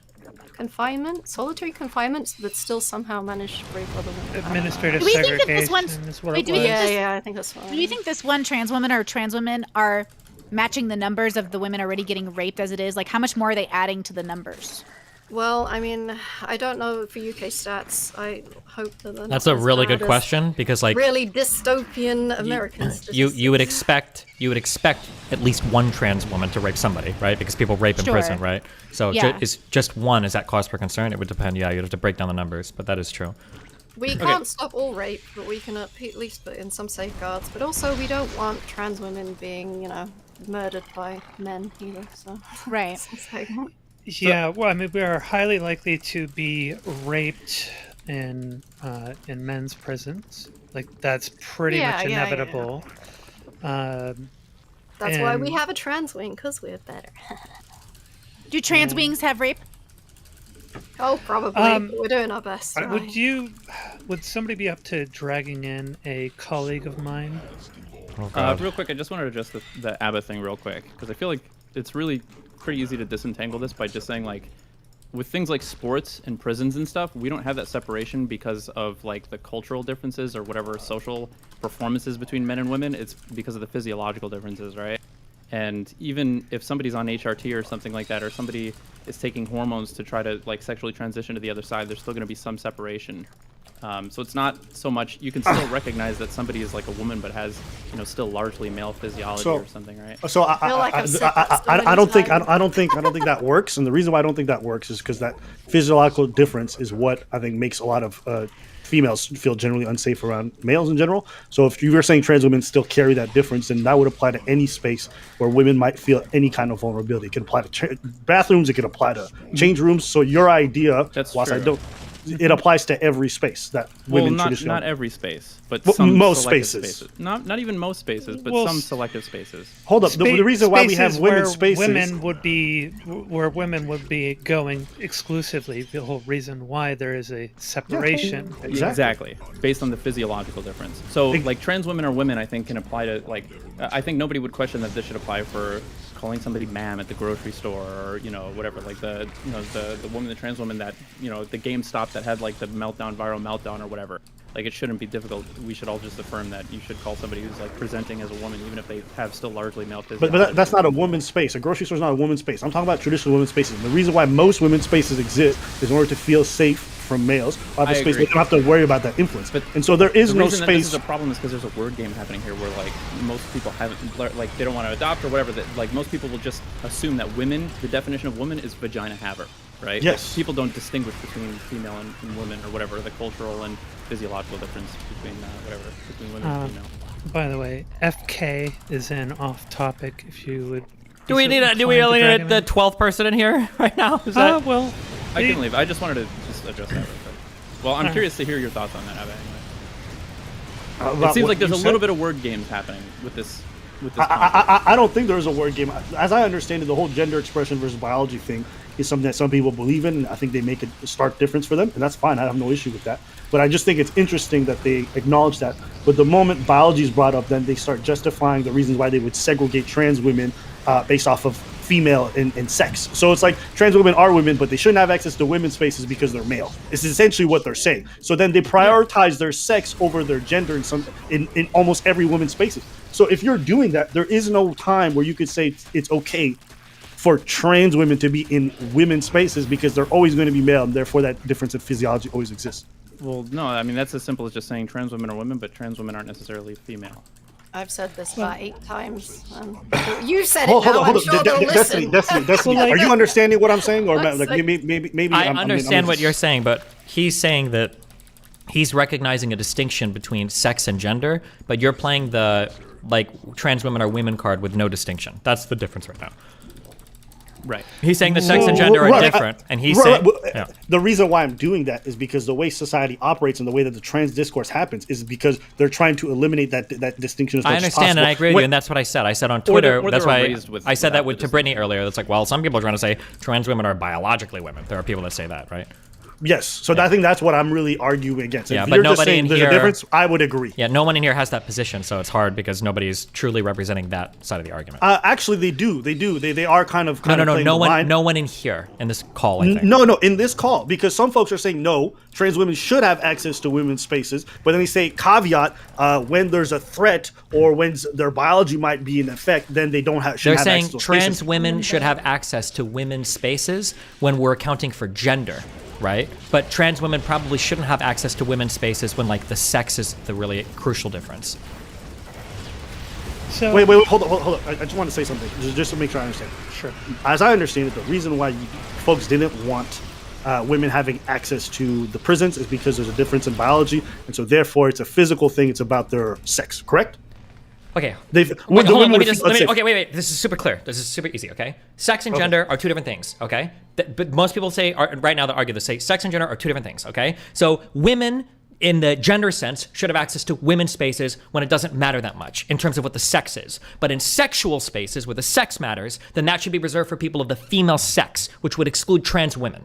That's the argument that's being given. Right. So you can't say, but you're trying to say that, like, well, aren't you excluding their womenness in some points if you exclude them from those spaces? The counter argument is no, you're not, because they don't have the sex there. For instance, going to a gynecologist is reserved for people of the female sex, not for women. And to say that, well, if you're going to go to the doctor, you can't go to a gynecologist because you're not a woman, that's not excluding their transness. That's just recognizing the sex-gender distinction and saying you can't go there because you're not a biologically sex female, you're a trans woman. It's a different thing. That's the difference. So women's prisons aren't women's prisons because the people who go there have long hair and wear dresses. Like, for a little TMI, it's kind of like when I have to go for a prostate exam. It's not an invalidation of me being a woman. It's a very sex-specific thing. And you have your own special healthcare, right? You have trans-affirming healthcare. So, like neither men or women. When I'm generally talking about women's spaces, I'm either talking about the bathrooms, the change rooms, or the prisons or the sports spots. You want to talk about the hospitals and stuff? That's fine. The general contention that most people have when it comes to access to these spaces, they're referring to bathrooms, they're referring to change rooms, and they're referring to like places where they're actually like very physically vulnerable. And the reason this confusion happens is because there are people that fail to make this distinction on both sides, right? When people are answering that confusion on the left, it's because they're also not making the distinction between female and women. So they're just saying trans women are women. And that's why they also try to make arguments that now suddenly trans women are like biologically female or something like that, or cis women, that there's no difference or something. It's okay, on both sides of the so let me ask you, I'll just keep it more simple. Do you feel like when it comes to change rooms and bathrooms, trans women should have access to those spaces? It really depends. I guess they can. We could probably get to a place, right? I think a lot of that is societal. The reason we have a separation between bathrooms in the first place, I think, has a lot more to do with just social niceties and the things that we're sort of accustomed to. Because there are definitely places where there are no separations. You go to Tibet, every bathroom's a fucking hole in the ground with like a knee-high wall where everybody can see for miles around. And really? Okay. We'll just think to North America. Do you think in the North American context, the way the bathrooms are currently set up, should they have access to those change rooms and those bathrooms?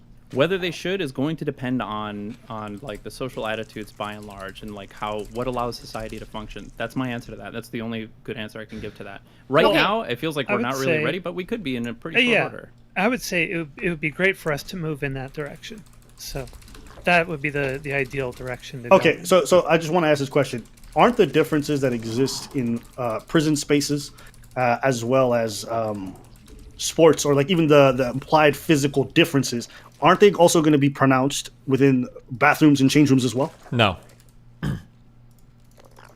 Okay, then I would just disagree with that. Not as much in sports, your success or your failure in the sport is directly tied into your sex. Whether or not you successfully use the bathroom, it doesn't matter if the person next to you is a dick or not. And you're not forced to be there. So here's my contention. Here's my point of contention. The reason why they were denying the trans women's access to the prisons for sex offense crimes is because their capacity for violence. So the ability to actually harm people is what they judged when they said you don't have access to a space. That capacity for violence still exists in other spaces where women are vulnerable, be it change rooms or bathrooms. So I don't understand what the difference is. The difference is that it's not an expected violent arena to fight in a bathroom, number one.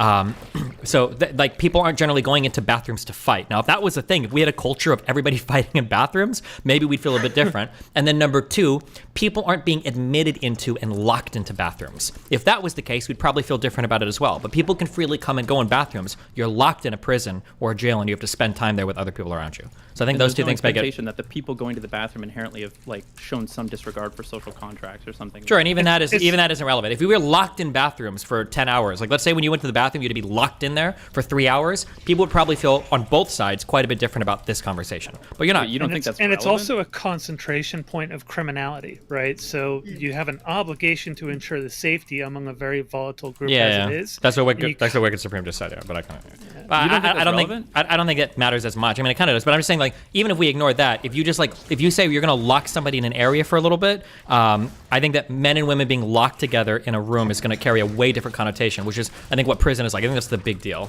is the state is like forcing you to be there for some period of time.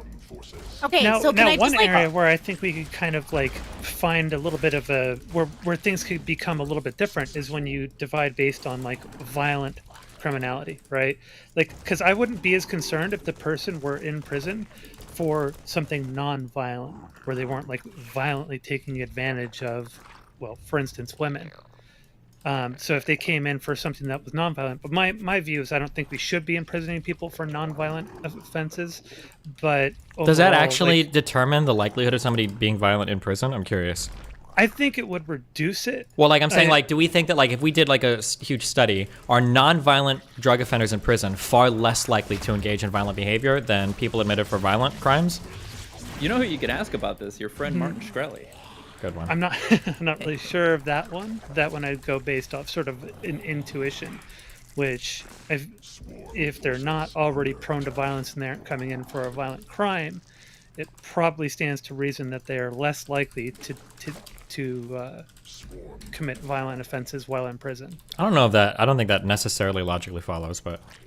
Well, in prison, isn't there pressure to like choose a group, be violent? We're talking about an ecosystem that is a different bubble than anything we can compare it to. Sure, and then also like there's like, not to sound judgmental or whatever, but like generally if you're in prison, there's probably a reason, and the crowds you run with are probably pretty tough. Like it's not like you're in prison, like it's not like the average prison person that's assigned there because of drugs. It's like some nerdy dude that just like bought Adderall from somebody that they weren't supposed to, right? You know, you get people that are buying and selling drugs and shit that are come from a rougher crowd. Like they're probably going to be more prone to violence than like a normal citizen, I would imagine. It's probably fair, yeah. So this is why I hate generalizations. P.S. Without generalizations, your world doesn't exist. You can't say that. You love generalizations. Your world, your whole world hinges on generalizations. So look, I don't. In order for the world to get better enough to accept LGBT people, enough for people not to be afraid of trans women, for enough people to be blah blah blah blah blah, there has to be an acknowledgement of cultural differences, belief systems, literal government entities. Like we are dealing with layers of nuance, and like I don't think there's a solution here to be made on a general. Like the general populace is too big now. Yeah, but we can't have individual prisons for every individual. Yeah, it's everything has to be generalized to some extent, of course. That sucks, but I think that's the problem. I think that's why the solution is limited. But it's literally necessary to make these generalizations. For sure, I understand that, but I'm just trying to say, like, the next part of this conversation is, like, maybe if we reach for something better, we'll have something more than the status quo. But right now, we're all still reaching for the status quo. And this is why I was saying before, have them in the women's prison, but administratively segregated. Unfortunately, that didn't work in that one situation with the trans woman who raped a woman in the prison. Yeah, the problem is most prisons are like clown fiestas. If the staff are raping women, is that even legal? Hold on, is that even? Hold on, is that and even? they may not all be properly equipped. Is that to do legal? That kind of thing. Is that legal? I don't even think that would be legal. If you're saying only trans women who create violent offenses have to be segregated in a women's prison versus the cis women, then I think that I'm pretty confident that's illegal and a discrimination of a pretty strong order. No? Well, no, I don't think it would be. Prisons actually are allowed to get away with quite a bit more in terms of. Yeah, I mean, don't they like make money off you in America? That's relatively rare, but okay. But then I was talking about then have that transition period where they're kind of like gradually introduced to the general population over time, and if you find them doing things that are like untoward or something, then you can go and say, okay, nope, we're rolling it back a little bit. You got to wait a little bit longer, before we feel comfortable releasing you to the general population. It's something like that, a transition period. So I don't see a big issue with that. It sucks because administrative segregation, I think, is also pretty shitty because people need to be, when you're in an environment where you're already locked up against your will, it's even worse when you're not allowed to associate with the general population. So you do want to get them associating with the general population as soon as possible, but there's not really a good answer otherwise. You can't have them with the general population in the men's prison, right? It's just not feasible. So you got to have something. So, and I would say bring them into the women's prison, segregate them, and do some kind of transitional program to get them with the general population.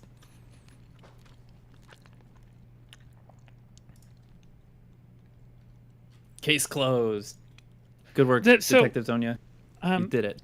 I thought about bringing something up. I don't know. I mean, this just to get your guys' opinion. This is something I don't usually talk about much, but like from something that I do, and I'm sure like some people will probably not like it, and some people will be empathetic to it, and some people will probably do it as well. But I find myself trying to do things to sort of minimize my the way that my stature and my behavior affects cis women, because I'm large, I transitioned late, and very broad and masculine frame.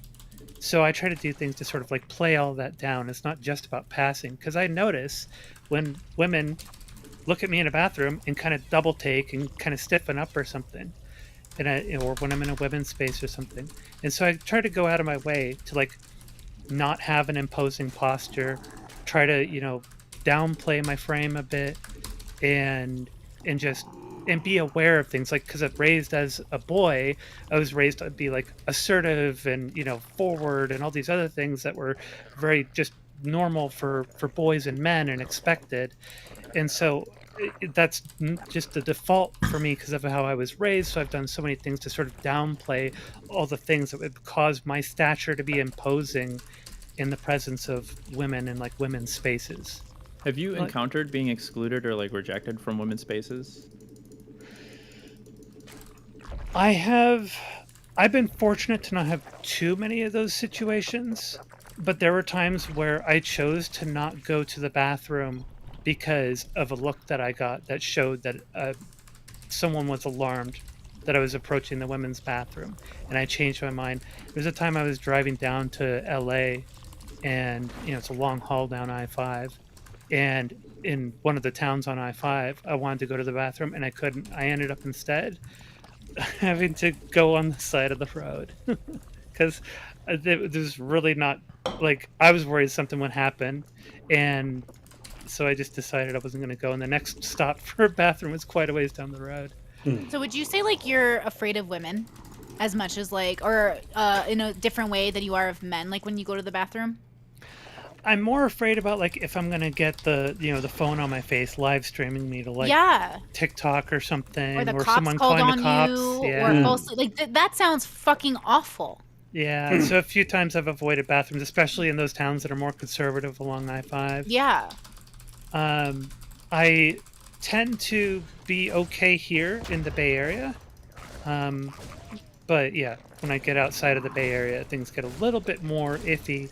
And I've had a couple of little scary incidents. In one case, a woman screamed for her husband, who was in the men's bathroom next door. Oh. And that one really scared me. See, this is okay. This is. Go ahead. I just want to say, like, this is, and I know I'm the outlier here. I understand that. But this is why my work is predicated on getting people to understand that you do not have a lived experience with the types of people you are very afraid of. Right? If there's discrimination happening, it's from often a misunderstanding or a belief system. And I think if more people, not new trans people, but understood the like trans reality better, not through the progressive lens, but through the actual reality of the lens, people would be hopefully prepared to be less afraid. Because again, like coming from a conservative background, I didn't know a trans person until I started hanging out LGBT spaces, and it took me a while to kind of like, okay, cool, like the trans experience. But I understand how some people would have the negative stereotype in their head. Like prisons are like the worst parts of our society, including the guards and the prison system itself is like, I think, the worst representation of our society. So like regular people in regular society, I'm concerned how to get them to stop being afraid of who's in the bathroom next to them, even if it is warranted sometimes. Yeah. Again, I'm never going to get my mom to understand why I'm comfortable going to the bathroom with men or trans people, like everybody. I don't care your gender. I'm very like, I don't care. But the thing is, those spaces were made to make you not care because they're a safe space.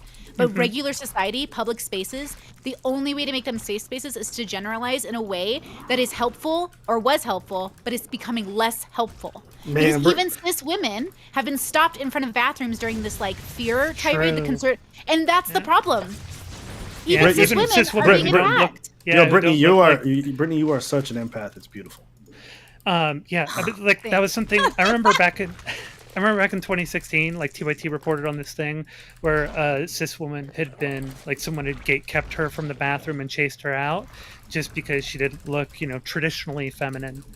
And do you think that was fair? Multiple incidents since then. Do you think that's fair? No. That they chased her out? Okay, so I'm gonna bring up the spicy take here. So Destiny said that if you don't pass enough, you shouldn't have access to these spaces. I mean, that's the first thing I said, that I've been jump scared by more butch lesbians than I have ever with trans people. So Hold like up, so I wouldn't say butch lesbians can't be in the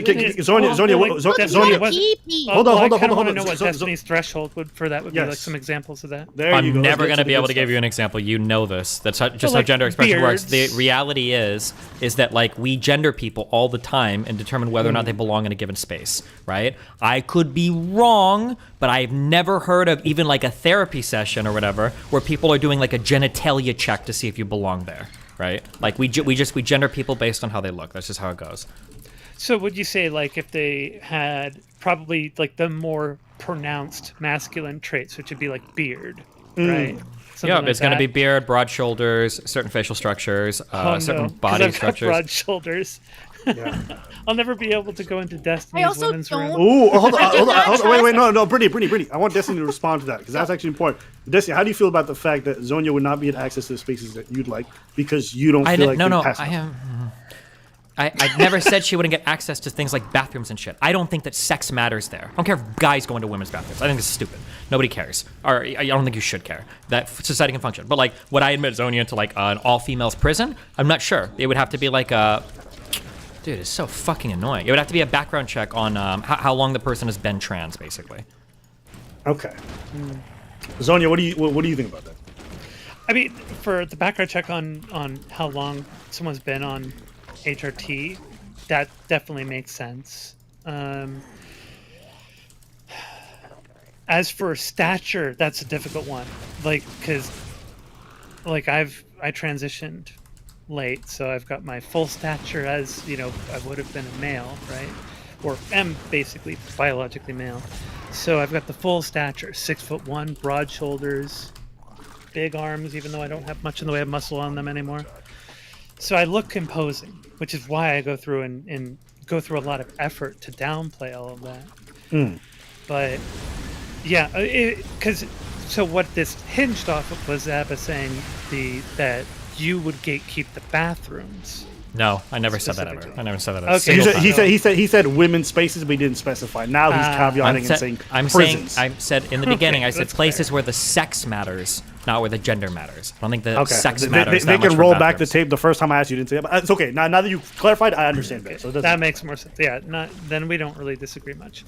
One of the things that I really liked was, now here's a little bit of a throwback, dating myself as well, but back when I was like going to goth clubs and stuff in the 90s, one of the things that I loved about that environment and that space is that gender was really free flowing, and nobody cared about like who was what gender and which bathrooms they went into and all that stuff. You'd have boys and girls both going into the same bathroom to do their things, both applying eyeliner in the same bathroom.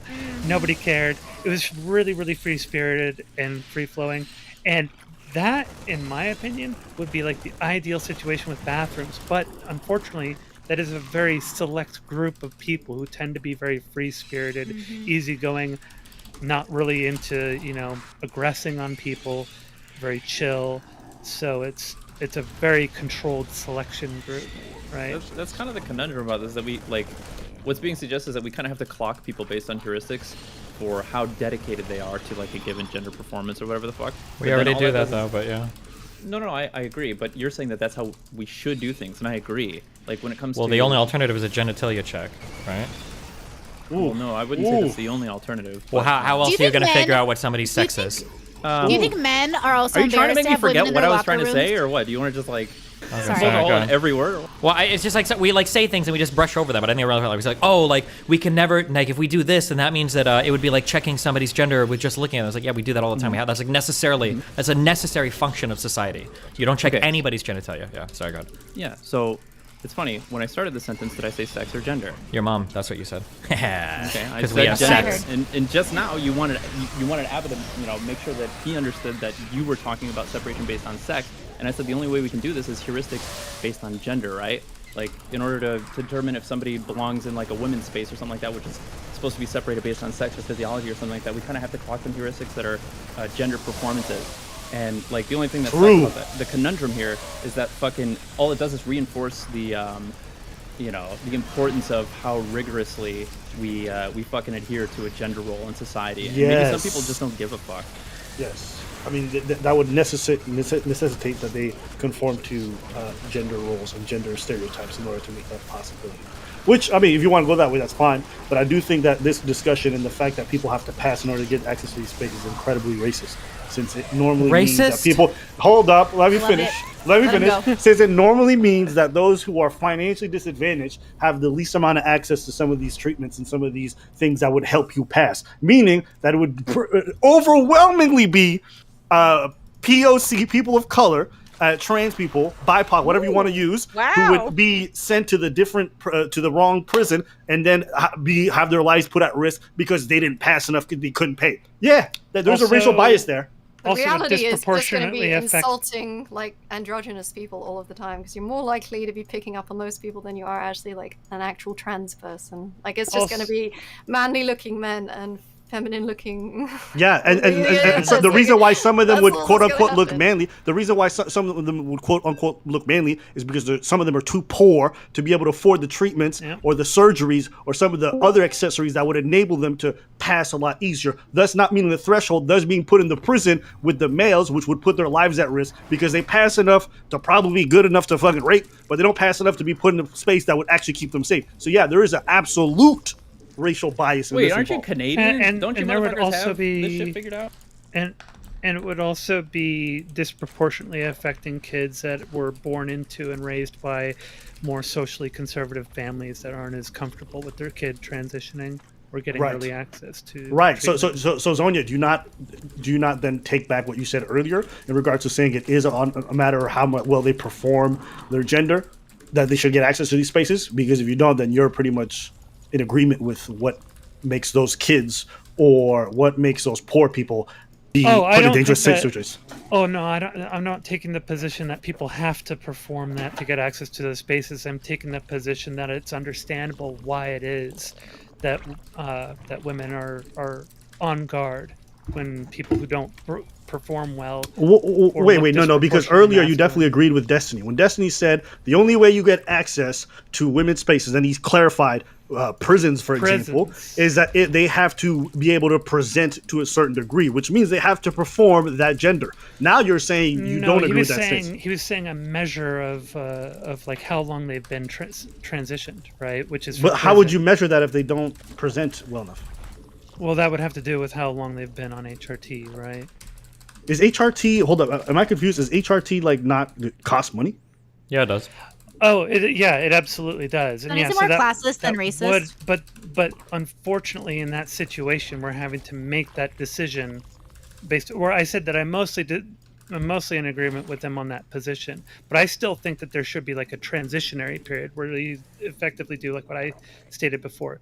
You put them into administrative segregation in the women's facility, and then you go through some sort of transition period there. And the prison at that point can provide the medical support necessary for their medical transition, and then also for helping out their social transition. So if they not transitioned before because they can't afford it and they were able to perform their gender, because it can be expensive if you don't have surgery or things like that, for a lot of trans people, then they would be put in the male's prison until they get put on HRT for enough time, and then they get transferred if they present enough.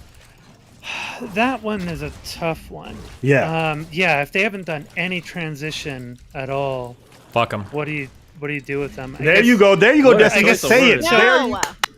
I think, go ahead, say it. I think what you would have to do is like you get the you'd probably, as the prison, have to get the informed consent from them to start transition, and then go ahead and say, okay, we will put you in the women's prison as soon as you're ready to start the transition, but you'll be on administrative segregation for a while until. Whoa! So are we forcing people to medical transition? What if they never were gonna do medical transition? Then fuck them. Then they can stay at whatever prison they were born in. Here's the thing. Whoa. I don't know that you could really safely house someone who hasn't gone through medical transition.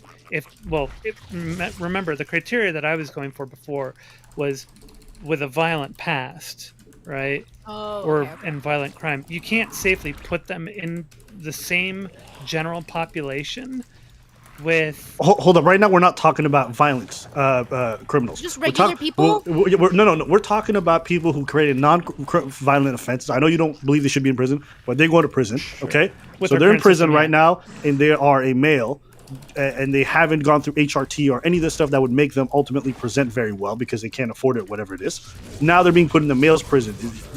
That's how it started with you. Is that not correct? Okay, so in that particular scenario, I would say probably we could do like a transition thing, but it wouldn't have to force them on. Sorry, what does that mean? What does that mean, the transition thing? Probably a social transition, right? I don't know how exactly you would manage that, but some way to ensure that they can be socially integrated with the general population of women and not be a threat to them.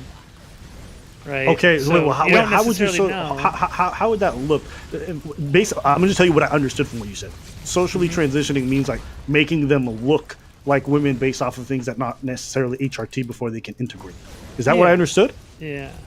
I'm not sure how you would do that in our prison system because what? Do they gotta wear certain outfits or get a wig? They or get the pink jumpsuits. Yeah. Yo, this sounds crazy. In Germany, because that sounds here. crazy. No, there are butch females in women's prisons. That has nothing to do with it. That's true. I think Destiny is right. You would have to have first off, Abba, if you're trying to get us to advocate for some sort of like public healthcare system that funds people to transition or something based on if they show presenting signs of severe enough gender dysphoria or something, I don't think you're going to find any opposition in here. I feel like most of us in here are probably... No, I'm definitely not advocating for that. I already live in one of those. Well, so. okay. We do have medical support in the prison system.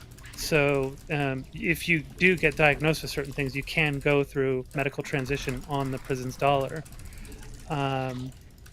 which is the taxpayer dollar, obviously. Yeah. And from then on, I feel like it would just be as simple as, again, like we have this separation between male and females for prisons based on sex. So if you're not dedicated, like if you don't have gender dysphoria that makes you already interested or want to approach HRT or something like that, or that you wouldn't even accept it even if it were offered to you, then at that point then you've got to be in the male prison. If you're going to be a male, if you're not going to do anything to change your sex, then you have to be in the male prison. Because you basically, when you're housing a whole bunch of criminals, even because Destiny made a good point earlier, even if they're not violent criminals necessarily or they're for violent offenses, they're coming from sort of an underworld where there's often a tendency for violence and they're exposed to a lot of violence, and so the odds of them being prone to violence are much higher. So you really have to take sort of a volatile concoction and do the best thing you can to ensure the safety of the majority, of the vast majority. And so that does mean that unfortunately some of the policies aren't going to be entirely fair. So probably, pressing me on this, I would say there would need to be a medical transition in order for that kind of thing to be considered viable. Okay. It's unfortunate. Like the thing was, I wasn't even thinking. I realized, our prison system is so different. Well, like a lot of prison systems, but so like some of the better ones that I like to think of oftentimes when I think of like a good way to run a prison system would be like Germany, where they actually have them wearing their preference of clothes and street clothes, and they do it to humanize them, and they came up with that policy in the wake of the Holocaust, because they're like, no, we're not going to dehumanize people anymore, right? And I think it's a really good policy. It'd be great if we had that kind of thing, because I think that would probably improve the conditions in prison and allow people to be a little bit more humanized and less treated like animals or numbers, and so less. But you acknowledge that all of these all these rules that you're laying out still discriminate heavily against poor people, right? Yes, okay. Absolutely. Right. That's fair. Which unfortunately disproportionately affects certain communities of color. Yes. Okay, so Brittany earlier said it's not racism, it's classism, but I mean those two can intersect a lot of the time. Intersectionality is a thing, Brittany. So I'm gonna need you to. I'm aware. Thank you. Don't explain it to me.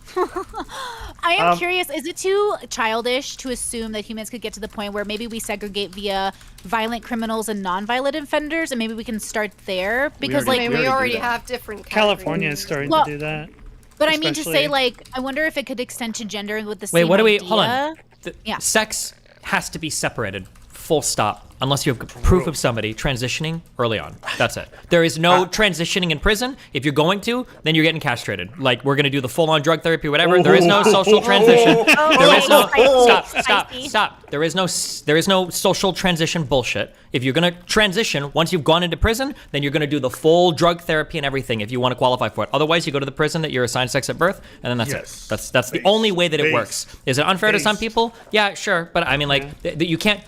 to placate a very, very, very small subset of people, you can't make an entire other population at risk. That's the only answer. I haven't heard anything else that even remotely addresses like all the issues. Yes. I think Destiny 2023 is probably his best year. This is fine. Oh. Fuck, kill yourself. Hey, I'm not. Listen, this is an unapologetic. Yes, I'm approved. God, they call me a dick rider. Jesus Christ. Hey, listen. When someone gets problematic, I can appreciate it. Once you do the same thing, Wicked, I'll appreciate you. Left your fucking buddy of the year. Hey, I basically said the same thing a few minutes ago when you pressed me. No, you did it. You did it with 100 caveats, and you were kind of finding a way. But if I honestly was to summarize your point, your basic point was like, if you're poor, get fucked, which is fine. But I think Destiny just did it more concisely and more problematic. So if you're trans, get fucked. If you're poor, get fucked. If you're black, So that's get fucked. if you're legitimately trans and you've got like medical documentation or shit like that, then you can go to the prison that you're assigned in. And then if you're not, then it's tough luck. Then It just sucks. I would say if you're a trans person, you don't want to medically transition, then that's fine. Then all the none of the trans shit applies to you anyway, right? If you're AMAB, if you're assigned male at birth and you want to go to jail, what the reasons why you wouldn't feel safe? Want to go to jail? Okay. The reasons why you're assigned a different jail aren't going to apply to you, right? If you're assigned male at birth and you go yourself a trans woman, but you never make any effort whatsoever to actually transition, then you have no problems about feeling safe or not feeling safe or whatever. You still have all the muscle mass, all the normal advantages or whatever that an assigned male at birth person has. See, I would just still go back to what I would just say, I agree with that, but I would still go back to what I said. That if they want to transition after the conviction, then there should be a pathway for them to go through that process. Sure, there should be, but it has to be a hardcore. It has to be like actual transition, not like I'm identifying as this and I don't even shave kind of thing. Okay. That's what we said.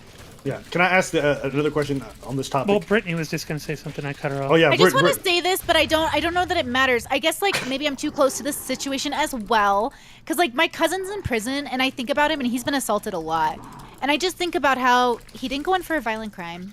It was a 3-strike law. I don't understand. Like, there was a little bit, everyone thinks there's iffiness in their case, but like, you know how it goes. But like, it's one of those things where in my head, I'd like to wonder if we care about men as well in prisons. Like, not just trans people are getting... No, we don't. Okay, but I'd make like it super to easy think, for you. maybe I just want a solution where I'm hearing like, hey, how do we avoid violence in prison? And is there a way to reform prisons in general? I love Germany's model. I'm a huge fan of it. Yeah, okay, Auschwitz? So like a lot of European systems are better. Yeah, that was wild. That was wild. Oh wait, that was funny. It just hit me. It just hit me. Wait, what happened at Auschwitz? Nice. Which one? Which Auschwitz? Yeah, I heard. I don't know if I heard someone's got Birkenau answers. was fire. If you want to say maybe the prison model in Germany is better, then fantastic. I'll take it. For me, I don't have an answer. I think you throw enough men into space, no women, people with violent, untended to past, and then stick them in a small confined cell with the current system that America has in regards to policing and then also, rehabilitating people. There's like no way you're ever gonna have people not be violent. This is not violent. You'd have to fix society on a whole scale before you even think about prisons. People are violent everywhere. They're violent in our homes. Stop! Oh my God, Brittany, stop! So cringe. They're clearly so cringe. more violent in prison than they are in their homes. Okay? Yes, obviously, stop. obviously, I know that. I'm just saying it's interesting to me that we get like prison is a reflection of society, in my opinion, because society recreates itself in prison, but to a violent or more constrained degree. Like even if you're not really white, you kind of if you look white, you should be with the white people because of so I'm saying it is more extreme, but I wish we knew it was a reflection of us in a heightened situation. I think we do. So how we do know that our prisons. de-escalate? No, I think they do know that their prisons are a reflection of society. That's why I just said you have to fix society in order to even think about fixing the prisons. Then I agree with that. That depends, because like California prisons are known for being unusually segregated by race that a lot of other states don't have the same issue of. Also, it can't anytime you're trying to talk about particular issue, we can't be like, well, we also need to fix all of society, because then it makes it we can never talk about any But issue. I think that you guys are like these are we were all so scared about trans people right now. Just fix prisons, and maybe trans people will have an Yeah, easier but that's time like in prison. that's like saying like, oh, like I think it sucks that like sometimes like little children are sex trafficked, and it's like, okay, well, let's just fix the economy around the world so they don't have to do that. But it's like, okay. I just think it's fucked up that our only solution is force them to transition. The reason why I said that, Destiny, is because I think if you take schooling, for example, it's like, yeah, can you fix up schools to be a lot better, to make children feel much more safe and be more apt? Sure, you can actually have that conversation. It's not the worst one. Yeah. I think until you make sure that the parents are actually accessible for kids' learning experiences, that the kids actually get nutrition at home enough to be able to actually eat, until you create like societal conditions that actually will repair vast majority of the problems that exist in our school system, I think, like, I don't know, to me that just seems like a more fruitful discussion. It is, but I'm just saying you can't hijack every discussion with like, let's fix the world, because that would fix every single problem ever, right? Fair. For sure. I don't work in prisons. I'm not in prison. I feel really unqualified to talk about this. So maybe I should just head out. But thank you guys so much for a great conversation. I really appreciate it. Have a great day. I love you, Brittany. Be Take care, careful. Brittany. Bye. All right, so what are we doing with trans men who've transitioned? Which one are they going to? I think the same thing could apply that we talked about, which is like, you know, listen, are you male or are you female? Your choice is going to be permanent going forward. Maybe we'll give you what you need to, you know, whatever HRT, whatever it is, to do that transition. But okay, you know, whatever. That transition would have to be kept super quiet. They'd have to find some way to prevent the general population from knowing that they're a trans man. That would be so difficult. Oh, true. Because if they go into a shower and they don't have a prosthetic penis, then boom, they are going to get. And they're probably going to be a little bit more yoked because all that tea they taken. So obviously, like, because they're going to start presenting more as a male based off the drugs and stuff they take as a result of like hormone therapy, they won't be different than the female population. They're kind of in a more fucked situation because they can't be in the women's or the men's prison. No. If you put some trans men in the men's, hey, listen, they won't need the women soon. So I'm just saying you can't be doing that either. That's a rough one. Almost like you need a trans wing, isn't it? Not enough trans people. It basically would be for trans men. I don't know. No. The thing isn't that there's enough trans people in America. It's like you have to think every single prison would then have to create a new wing for such a small population because or if they'd you have to ship you all. Yeah, they have to ship them all into one specific prison, which would be super tough. Because like visitation would be impossible for a lot of these people. Because imagine like the prisons all the way in fucking Iowa, where everyone living in Southern California. A lot as well. Yeah, but generally, regionally speaking, it's just a lot more manageable. I don't disagree. I think that would probably be the most likely solution. Nice. Yeah, I imagine. I don't know. I'm actually really curious. What is the number of like trans men and trans women that go to prison, that serve some prison time? You're having a really hard time beating the trans genocide allegations if we start making prisons for trans people. Because as soon as one person dies in there, everybody's going to lose their fucking mind and it's going to be all over. Just the fact that there's a dedicated prison, everybody would be signaling at that. That's a sign. They're trying to get rid of us all. They're going to exterminate us. I mean, for the same reason, it would be ridiculous to say that there's a women's genocide because we have like female prisons or something, right? Like, sure, Have you met trans Twitter? No, that's probably why. I don't know. Maybe why I have my sanity. I don't know. Zonia, if you were to say this on trans Twitter, what would happen to you? Oh, I see this kind of shit on trans Twitter all the time. Oh yeah. Yeah, I get in trouble a lot. All right, let me subscribe to your Twitter right now. You should see the current thing that's on there that's getting some attention. Okay. I'm just enjoying the fact that Zerka's been in here the entire time muted. Yeah, because I fucking muted him. Oh, why is he muted? Because I fucking muted him. Why Poor would he guy. not be muted? No, he deserved it. I think that's all my questions on Dread. Hashtag free Zerka. God no. I think we should just have prisons that listen. I think like most things in life, we can get a lot of wisdom from the NES game Ice Hockey. Remember, you know, you can pick like the big guy or the middle guy or the skinny guy or whatever. That's what we should do. We should just have 3 classifications for prisons, and it should follow the Ice Hockey rules. Wow. What the fuck are Or the boxing ice hockey rules, like the boxing rules. Featherweights go in one prison. Yeah, we could do that. Bottoms and tops go in another prison. I like ice hockey. Good for you. I don't know anything about ice hockey. You never played the Nintendo game Ice Hockey where you can pick like the fat guys or like the skinny guys or the middle guys? Oh yeah, I did. The skinny yeah. guys are faster, but the fat guys can like knock everybody on their ass. Yep, I did. That's my Well, then we played the same games. You were a Blades of Steel person? I did play Blades of Steel, yeah. You would just get in fights intentionally to play it like a fighting game? It was fun when that would happen. Yeah, honestly, none of these things have easy answers, right? And no matter what, for a while at least, unfortunately, a certain minority population will probably be disproportionately negatively affected by these things. It's going to take time for us to work out how to make these kinds of things work, and there's going to be a lot of hurdles along the road. Progress doesn't happen overnight. How did we get here from a discussion about rape? Let's take a ton of them. We could go back to the topic I did about that. rape. I did that as soon as I had a that. chance. I said Typical.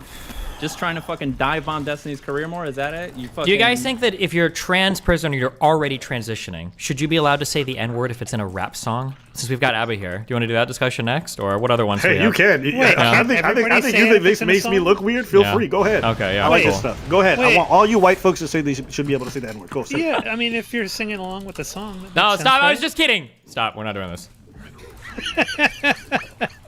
Destiny, keep playing that game. I got a big YouTube channel. I can cover this at any point. Good, yeah, that's Put what all I you want. motherfuckers on blast. We're going to cover this goofy streamer today, guys. 3 years later, and we still got the N-word discourse going on. True.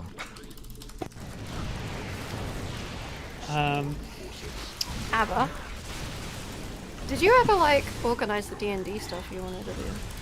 I mean, I asked Destiny, but Destiny's kind of busy right now doing all his political stuff in StarCraft. So I respect it. He said if he's open to it at some point, you're gonna do it. So when that happens, that's great. If not, then it is what it is.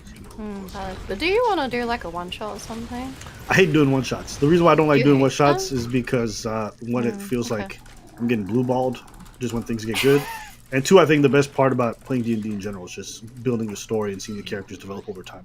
One shots, I don't feel like you get a chance to do. Yeah, no, valid. I just wondered if you wanted to do like a shorter campaign to like try some shit out. But yeah, that's valid. No worries. How do you feel about, do you like the separation of bathrooms between sexes, Abba? Do you think we should keep the current course of separating bathrooms by sex? I already answered that earlier. No, Abba, I said Abba. He answered that earlier. Didn't you? No, he just asked us. I think. Oh, that's right. I thought he kind of gave an answer though. Oh. Well, I'm asking him now. I don't know why you can't just answer. He's sitting right here. Oh, okay. Never mind. I forgot. You have a career. You've got a career that you want to make. My bad. Never mind.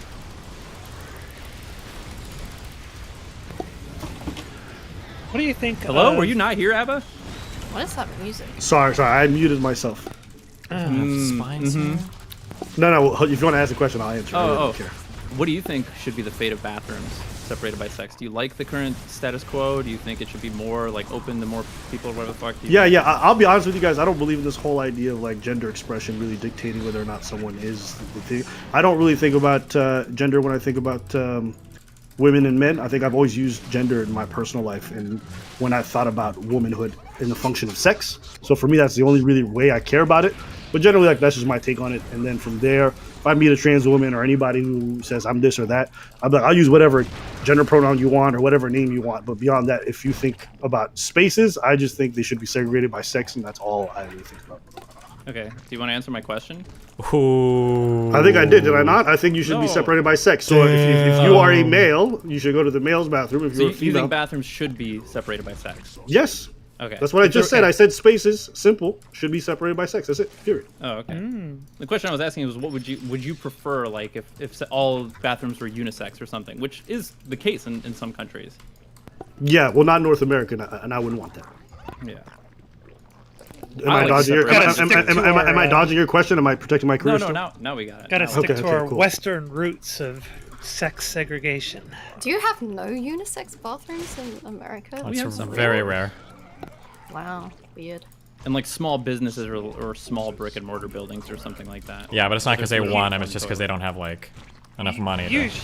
Or you find it in like here in Silicon Valley and tech buildings and stuff like that, right? But it's obviously that's a very specific situation. And even then, those are not like two sexes can use the bathroom at the same time type of bathroom. It's just They have some. Some of them do. Oh, real? I don't think I've ever seen that in my entire life in the United States. A bathroom where both sexes can use it at the same time. I know there have been a few buildings that I've been in where there have been men's and women's, and there's unisex with multiple stalls in it. Really? Yep. But wouldn't it then be expected that everybody who uses it at the same time is the same sex? No. As far as I know. This is like blowing my mind. I've never even...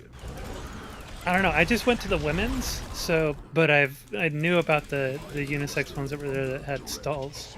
So... Yeah, maybe I could see family, maybe? Sure. But not like strangers. You know what? I'm putting my chips down. There's no way this exists. Probably not. Well, it's going to be for the company, right? It's a tech building. The whole company is that. Oh, okay. I could see this for like newer generation businesses. Yeah.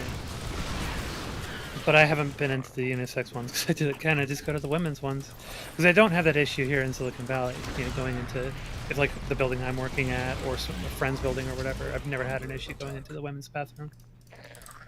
I see. Room with lots of sinks, then you walk into the stalls for each toilet. I've seen this in bars in Vancouver, British Columbia. That's not America, motherfucker. I keep saying America. Yeah, we're not talking about third world countries here, guys. Yeah, no shit. You gotta catch up with the third world countries then, I guess. We're talking about the developed West, okay? Kind of implying you're worse than a third world country. I don't know, man. Big buildings in Portland. Do they just have urinals in these bathrooms? I could see the separate stalls thing. I could see that working out. Holy fuck. Zonia, you gotta tell us. I've seen some bathrooms. When I was a little kid, I remember walking into a lobby one time and then like my mom grabbing me because I was like 6 years old and she was like, that's the women's bathroom. I was like, what? You guys got like carpet in here? And like, yeah, all the bathrooms were behind these padded doors. They had couches. We do have the better bathrooms. That is true. But I heard you motherfuckers are more disgusting. So I don't know how you deserve that. No, I would say the men are way more disgusting. Okay. Just, I have the contrast. I've experienced both. Well, I did want to say bathrooms, and it was disgusting on both sides. In the men's bathroom, somebody took a shit on the floor. In the women's bathroom, someone stuck a used sanitary towel on the wall. So that was nah, women be sticking tampons and stuff in them bathrooms. If you ask anybody who's ever cleaned bathrooms, I think most of them are probably going to say that's what I've heard. Yeah, but tampons really, like, I don't see that as being that bad. Men have no fucking aim whatsoever. The whole place is just covered in piss. Do you know that women hover? Do you think women are aiming that well? Women are hovering to take their pisses. Well, that's true, but they still got better aim because there's a big old bowl right beneath them. But men, they whip that hose out and just flap it around all over the fucking place, spell their name, put their initials on the wall. At every nightclub I've ever been, fucking Christ. At every nightclub I've ever been, all I've ever seen were women using the men's bathroom, not the other way around. Probably because they can't, but also because women say it's nasty there. So from my experience, especially if liquor's involved, the women's bathroom is more than disgusting one. But that's just personal anecdotal. I did want to say, despite the fact that, like, I guess I'd have what most people would call like kind of a turfy look on the whole trans thing, I will say that the framework that you guys presented today was probably some of the most reasonable ones in regards to this topic, and I was actually pretty pleasantly surprised. So for me, it gave me a lot to think about. So irrespective of like differences, I thought patronizing you ass. What? I think he was being genuine. I'm serious. I think he's never used to heard like polarized takes in this kind of arena. Yeah. Would you guys actually require like a lot of nuance and like allow for different spaces? So I was actually really impressed. And I'm somebody, I like to think of my positions like, again, like from scratch when I'm talking about them, instead of just like going off of some rote position that I have or some talking points. So as I'm talking to somebody and getting feedback from them, and I'll reconsider things that I already previously had positions on and see if maybe they can be altered at the time. So I'm okay with having those kinds of nuanced discussions and maybe even adjusting my position, with new information. I appreciate it. I was actually super happy when you joined and I got to learn a lot. I will say, like, most of the time when these conversations happen, people start saying stuff like, I don't want to have people debate my existence or my, I'm like, whoa, that sounds like so much. But I mean, I understand for some people that kind of conversation is troubling, but it just feels like most of the time when I've seen these debates try to unfold, I've heard a lot of that rhetoric. So that Some people have genuine reasons to be sensitive about topics, and I'm saying sensitive and not too sensitive. So yeah, it takes a while for people to get comfortable talking about difficult things when it affects them personally. Well, when you're constantly dealing with people who are like maliciously going out of their way to invalidate your existence and call you like a freak or like or Abados delusional. on his YouTube videos. You kind of get sensitive about these things.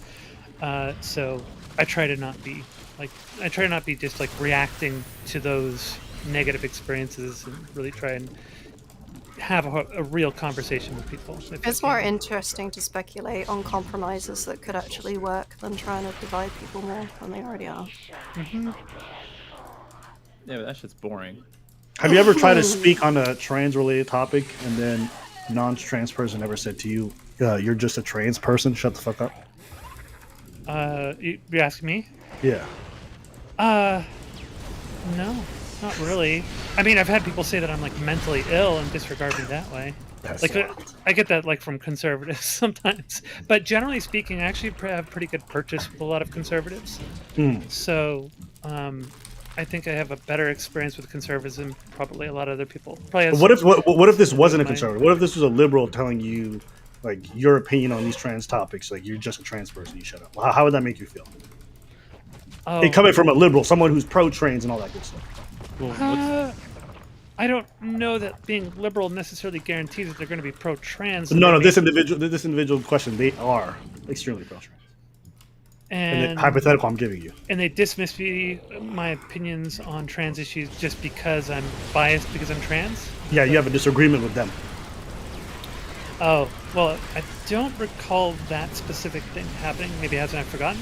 Yeah. Probably my reaction to it would be, I would probably be disappointed in them because it would be, kind of terminating the thought process rather readily instead of actually trying to see whether or not I'm willing to have a good faith discussion with them on it. True.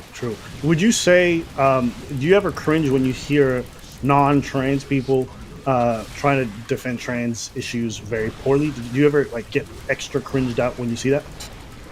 Yeah, that does cause me to cringe a little bit. Especially, well, it kind of depends, but I think it bothers me the most when they do it in like the savior complex kind of way. And I'm a savior. Yeah, that one probably bugs me the most because especially when they're just getting everything wrong, or if they're going off of some like fringe online kind of like trans position and they're doing the ultra try hard ally thing and running with it and just that kind of thing bothers me a bit. But overall, it depends. It depends on how much audience capture they have. Like if they have a lot of audience capture, they have a huge audience. Yeah, it bothers me a little bit more. What would you say to that person if you heard them saying this stuff? Usually they said that to you. And you were like, you had a disagreement with how they handled the trans debate. They did it super poorly, made trans people look silly or their issues look silly. Like, what would you say to that person? Usually I would say, hey, I'd like to have a conversation with you about this because I think you said some things that I don't agree with and then I think are a poor representation of what it is that we go through. True. And then they said, look at you and said, you're just a trans person, shut the fuck up, you don't know what you're talking about. Wait, what's the implication here? Is that she's just an individual so she can't speak on the broader topic, or are you trying to fish out that she might be called like a pick-me or something, or what? No, I think the implication is that just because you're a trans person doesn't mean you know what you're talking about and you should be correcting them, even though they may be doing a poor job of defending trans issues. Yeah, well, I have the position that just because you have some like immutable trait or part of like a minority group doesn't necessarily mean that you're going to be the best person to speak on those issues or even that you're the most informed on those issues. Like that's something that comes with being involved in observing and trying to address those issues or trying to communicate those issues, and you build that knowledge and skill over time, and that can be done by someone who isn't even a part of that minority status or part of that marginalized group. So I'm okay with certain people. Like, for instance, Steven here, I think does a really good job communicating about What about issues. Hassan? Do you feel like Hassan Piker does a good job? No. I don't think he does. Sometimes he has done some good communication at times, but other times he's done a shit job. Like when he had that, who was that person he had on who just was like... Christian Walker? Yeah, very anti-trans. Right, right. Yeah, and he was just bombing that one. Yeah. Right, right. And some trans people had an issue with that, and then Hassan was just like, "You're just a Then trans Hassan was- person. Shut the fuck up." Yeah, and said you deserve the life you have or something, and I hope. Yeah, you know what I'm talking about. Let's go. Yeah. Usually, what I would try to do is I'd try to engage them in private and say, "Hey, I'd like to have a talk with you about this. Maybe we could have a talk on your stream or something, whatever." Oftentimes, that doesn't get accepted when I do that, or it just gets ignored. If it continues going ignored and never gets addressed, maybe what I'll do is I'll cover it on my stream or something, or talk about it on someone else's stream, and outline the scenario. So I try to do it that way just because I feel like I should cover that thing or talk about it and address it. You know, if I have a concern about it, I should probably address it either with that person, or if they don't want to, then I should address it, you know, on my platform. Right? Gotcha. Appreciate it. Oh, that helps me answer my question. Okay, real quick, Abba. It seems like you don't think that I was, when I asked you what's the implication, you don't think that I meant from you towards Zonia, right? No, I meant towards the person who said that towards the trans. Yeah, person. yeah. Gotcha, Okay, cool. Hans wants in, by the way. We have so many people in here. Do we need more? I'll Up leave. to you. Why not? One of them's only here in principle and not in actuality, so. That's true. I think that's Destiny's way of saying they don't want to talk to that person. No. I don't have any problem with that person. Fuck you. I'm just saying, like, do we need? I'm just saying he hasn't been saying it.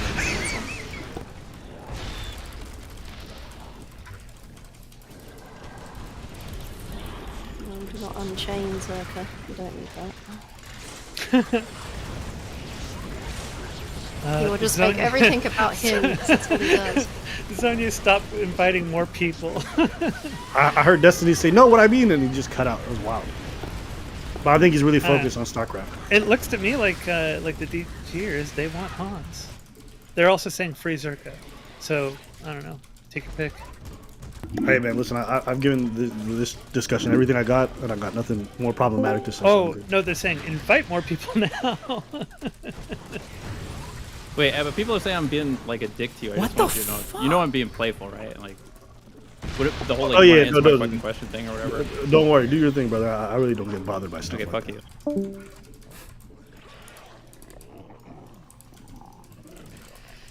that. you. Steven's about to lose in StarCraft, so he can't do anything else. He had an overwhelming lead and he fucking choked it. So right now he's just... I've never had an overwhelm. I've been behind all game. Okay. Yeah, Steven, give us a topic.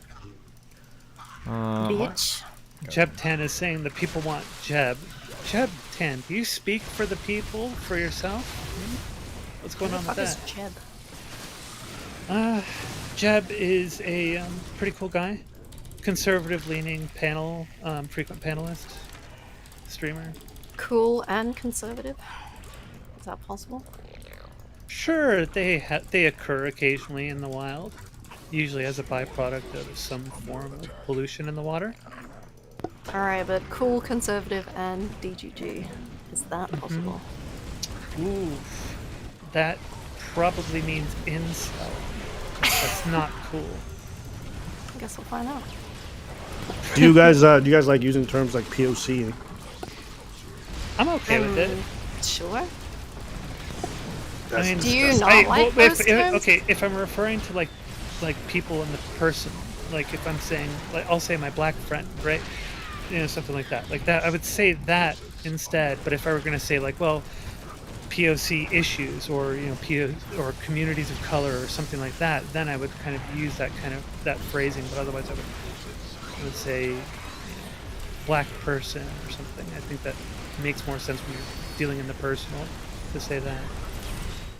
Most people of color hate it when you say POC. Most? Do you speak for?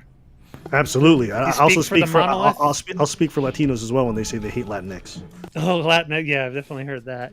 That's like, as soon as somebody says Latinx, there's like this beam of whiteness that fires up into the sky, and within hundreds of miles, everybody can see where the whitest person in the vicinity is. Fucking disgusting. Can you guys hear the music in the background really loudly? A little bit. Yes. It's not very loud. No, I don't know why she said that. We can hear it a little bit. Okay, sorry, my bad. There's people dancing in the back, so I'm turning off my mic every chance I get. You got a party going on over there, huh? Very hot and sweaty, and I'm here talking with you nerds. Like in academia, POC is used very frequently. So Yes. I don't know how, like, okay, so from your perspective, like, what do you think of that with academia using it? Do you think it makes more sense in academia than it does? Actually, that's one of my biggest beefs. I think academics are so out of touch with the general populace, and the way that they have discourse using all these terms that generally turn off most of the public discourse in regards to the very important topic that they're talking about is why I think most academics have an inability to reach the general population. Holy fuck! I'm in classes right now, and like, like in academia, they're using both of the worst terms. BIPOC and Like, I POC? No. They're doing Latinx, and every time Yeah. the teachers say Latinx, it's like the syllables are super pronounced. Latinx, and like, I'm in fucking SoCal, so I have a bunch of classmates that are like Mexican and shit, and like, I always see them looking at each other like, Jesus Christ. They'll do that, or they'll do in like some of the readings, it'll be Latino/A.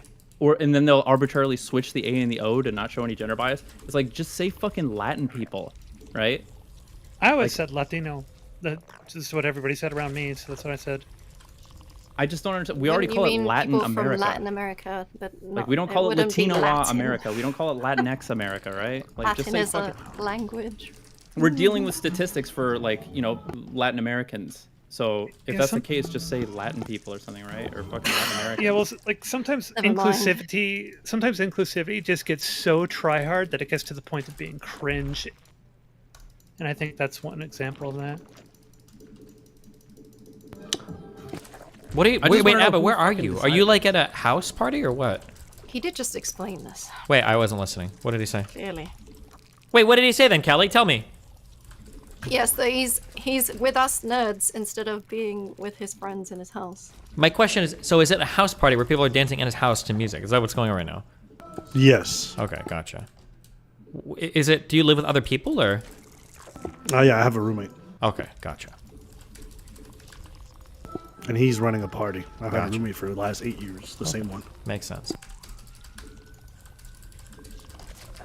I actually noticed this from the video essayists on YouTube. I think I made the mistake of watching a few of their videos. Yeah. And I was asking myself why a lot of these video essayists, who are like super left leaning, are not bigger or more popular, generally speaking. I think two of the reasons I discovered was I think the language that they use is extremely unappealing to a lot of folks, and so it kind of turns them off just from a cultural standpoint.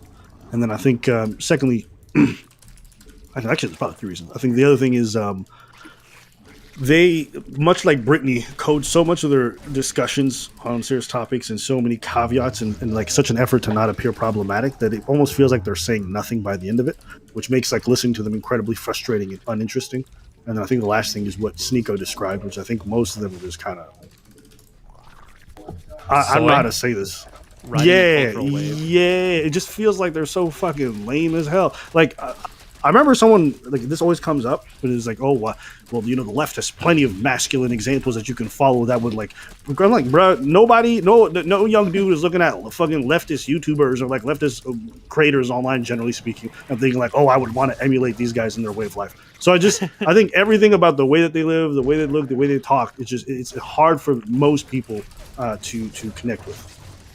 The reason why current terminology is a bit cringe is because it's taking over from things that were a bit racist. So we've gone from a bit racist to a bit cringe. But it's like when we're talking about large groups of people, we kind of get stuck. I mean, my nan still says coloured people, and I have to try and remember, probably don't say that. But she is my nan. She doesn't mean it badly, you know, it's whatever. Well, when you're talking about big groups of people, what else can you do but do these types of things? It's that usual kind of just like progressive move overcompensation, unfortunately. And it gets to a point where it becomes very, very obvious, right? And so everybody notices it. I don't know. I think how do you overall, make it not cringe? Like, Things being cringe aren't like high on my priority list. So when these types of conversations, I'm like, well, who really by the way, cares? Stephen, Hans has asked me to tell you that he loves you and he misses you. I love him and miss him too. I was gonna say, I think this is something that Steven had said earlier that I think became more true since I started observing these people. But Like everything you said about them not actually engaging in actual political action, a lot of this stuff being performative. Like just watching the whole recent FD signifier with like kidology nonsense, where he's like running around in live stream chats telling her like, "Don't talk to this guy." Destiny or "Oh, Vosh." don't talk to Vosh. And no, these guys are just gonna use you. At the same time, like he's like making whole ass videos about her, but doesn't want to talk in public. Wants to keep everything. Like everything about them is so slimy and just unappealing on an individual level. Just the way that they act, I just find incredibly cringe. And then you contrast that with people like Nick Fuentes or a lot of right-leaning figure who have, like, irrespective of how terrible they are, like, you can respect the fact that they create their own political movements, are really invested, put their money where their mouth is, create their own platforms, are super progressive in that regards. Like, I don't know, to me, there's something admirable about, like, the fact that their calls to action seem real and that they also follow along with their own financial investment. So for me, watching the way the left discourse happens online and the way a lot of the left creators operate, I don't know, I just think, be it the language they use, their inability to just say things like that's why I thought Destiny's take today was refreshing. I don't hear too many left streamers talk about taboo subject and be like, fuck them, which is like, it's okay to say that, but it just feels like for the left, they can never do that. They always have to be like, well, I'm not racist and I like trans people. Is it progressive to be making money off of building your brand by being borderline evil? Question mark?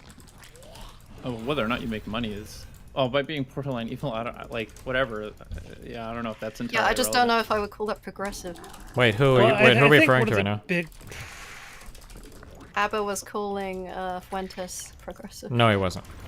Okay. No. I was saying his business strategy is one that is progressive and that it progresses, but I probably used the word incorrectly, so that's my apology. As in it actually like progress is sort of movement. transformative. Yes, ability. exactly. Like it moves forward. Like he doesn't just say something; he actually creates his political movement, follows through with them, gathers the people. So that's what I meant. Well, it seems to me, I saw somebody tweet this out yesterday, which I thought was really well stated. Is that basically it seems like unfortunately the more progressive content creators seem to take advantage of people's willingness and desire to want to see change, but cater to them in a way that is sort of very just emotional and purely as a means to prop themselves up as a content creator, make them money, get people to praise them, etc. So they're kind of taking advantage of people who want to see change, not really providing them any change, but making them feel good about the things that they hear and what they in the talking points that they hear, but never actually turning that into any form of action or any kind of actual movement. It's just like an online thing that is meant to sort of continuously feed that content creator. And could it just be that people's attention are not at the people that are doing that change because it's not as interesting and drama filled? That's probably like one of the elements of it, but overall you can see the difference between a content creator that actually wants to get something done and a content creator that sort of wants to convince their people that they are the right person. I mean, the majority of content creators are all narcissists at the end of the day. Are they really doing anything but furthering their own interests? I would say Nick Fuentes absolutely has furthered his interests. But it's still, yeah. Exactly. Or that can even be part of the narcissism. That can feed into the narcissism, the impact that you're having in the world or something like that. I mean, feeding your own interests is not necessarily a bad thing. If it also encapsulates a larger movement, you could also do both at the same time. I think probably for Nick, I don't think he just wants to be the supreme ruler of the world. I think he actually believes in some of the ideas that he has, and irrespective of whether or not you disagree with them, he's garnered an audience that follows him, that supports him financially, that shows up to a lot of events and shows up in person and does things that are tangible. And so whether it serves his self-interest or not is really irrelevant to me. I just think what I like... in Germany, you did that as well. Well, like... Yeah, he got more done than Bernie Sanders, so... Okay. I'll also say this. I think when I look at people's political actions and then it not being like anything really tangible, I think the audience is also partially a reflection of that. Because I think audiences don't actually care that deeply how much real change happens. I think the feel-good stuff is enough for a lot of them, so they just go with that. Yeah. And like one of the things that frustrates me about a lot of the online progressive content creation and such is that a lot of it hinges on sort of like this utopian view of the world, that everything needs to get to this utopia and all the problems will be solved. But it's like this massive amount of leap that you have to do to get to the utopia, and nobody's really building the blocks to get to that point. So they're kind of like, oh, well, all of our problems stem from capitalism, so we need to, get rid of capitalism. Well, that doesn't solve the problems now, or even in the near term, or even really in the long term. because in order to dismantle capitalism, you've got so much road work to do to get to the point where you can sustain the population. So it's very I think that's cope. utopian-based. I think that's partially cope.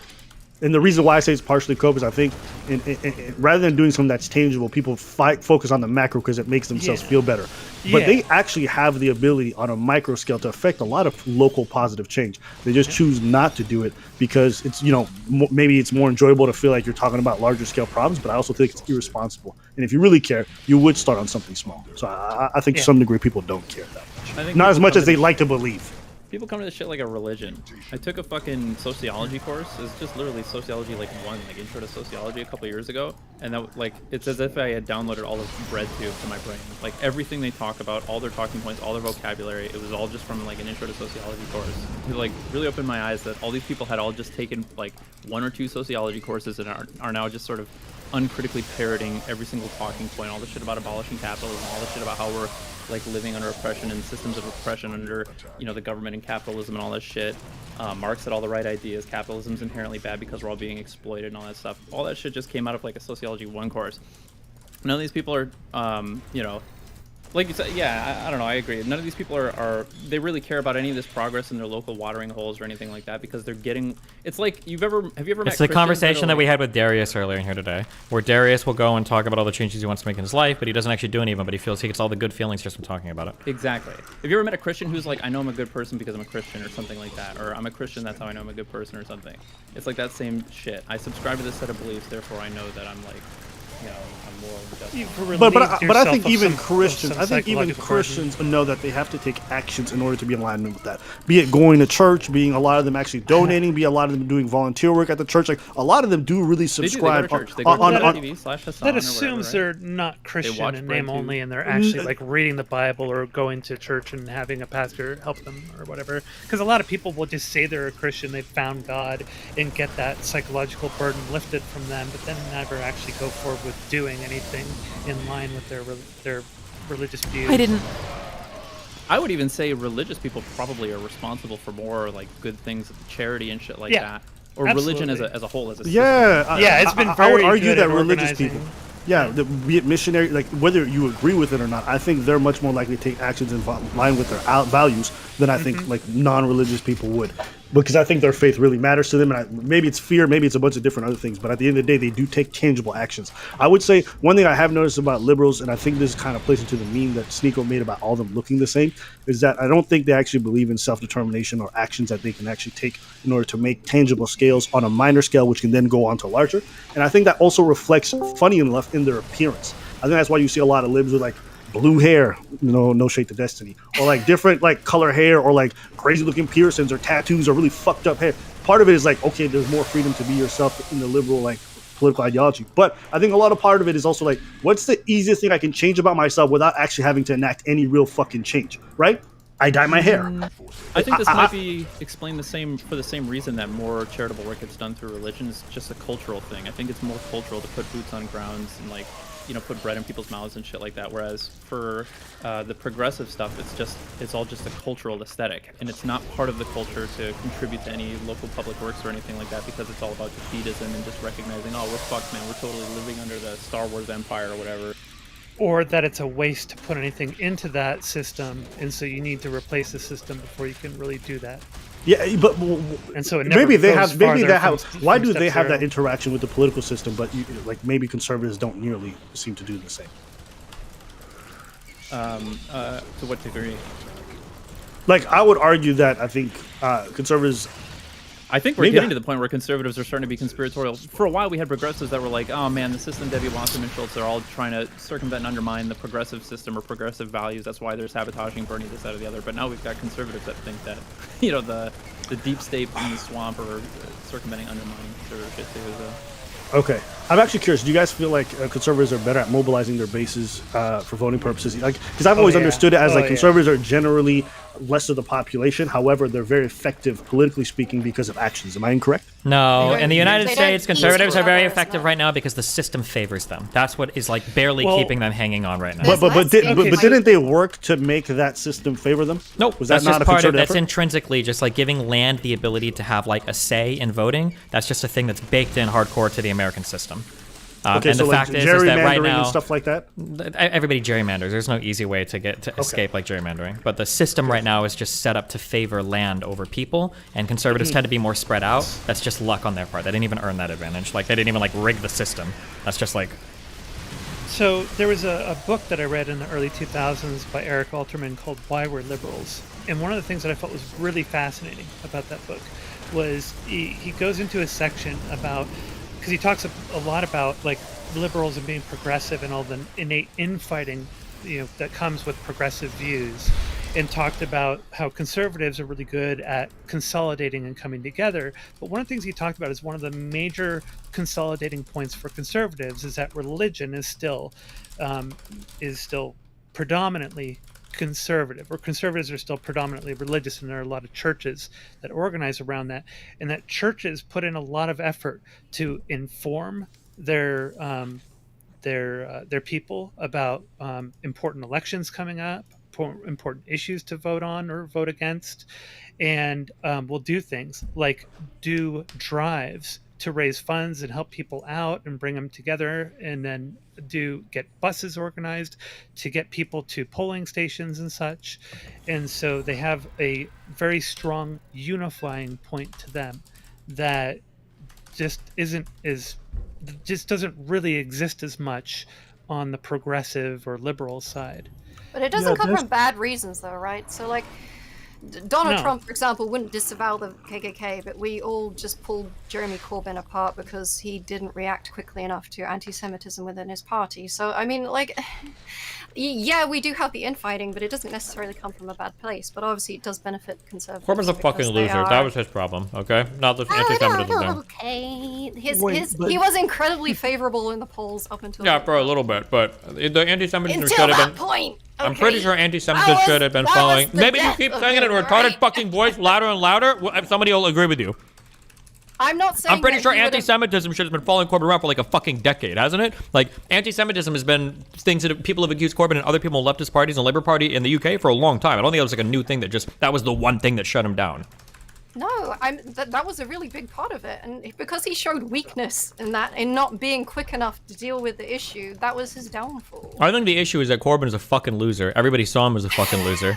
And people were just like, you know what? The anti-Semitic shit is coming up again, and fuck him. This was just an example, okay? Which was a good example in the context of this conversation, all right? Sure. I just looked up the book. It was 2008. So, but I recommend you guys read it. Maybe a little dated now, but Why We're Liberals by Eric Alterman.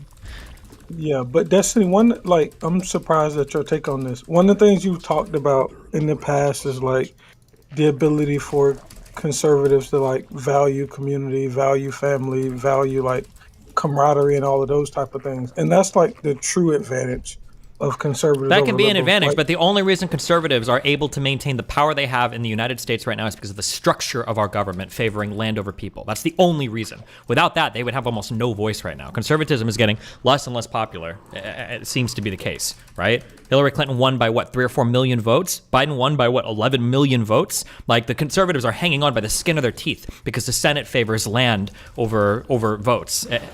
That's like the one thing they have. And then McConnell the turtle is there trying to block every fucking possible thing that can come out of the Senate just because of the land thing, not because of the people or the popularity.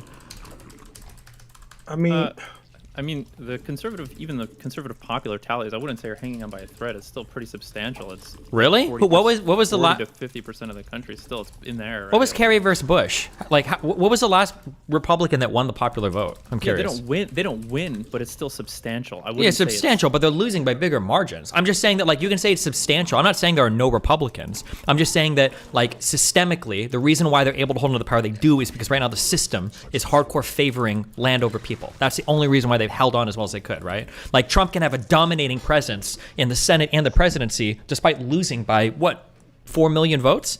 Maybe for the presidency, but Congress is still going to be. Yeah. No, that's not true. The Senate, right? It again also allots votes more to land than to people. The only reason why I had both halves of the Senate is because. Sure. Wait, you do or don't understand? I understand because if it were strictly by population, then cities would be electing every representative or whatever. Sure, yeah. Lane blue. I get it. Yeah, I think that gets complicated though, right? Like, should the most populous cities completely dominate. Nope, like, I never said that. Never made the claim otherwise. I think it's fine the way the Senate is balanced. I'm just saying it's important to notice that. Yeah. I know you're not making that claim. I'm just trying to make sure we agree on that. So like, there's inefficiencies in the current process for sure, but I don't know how we rectify those. So like,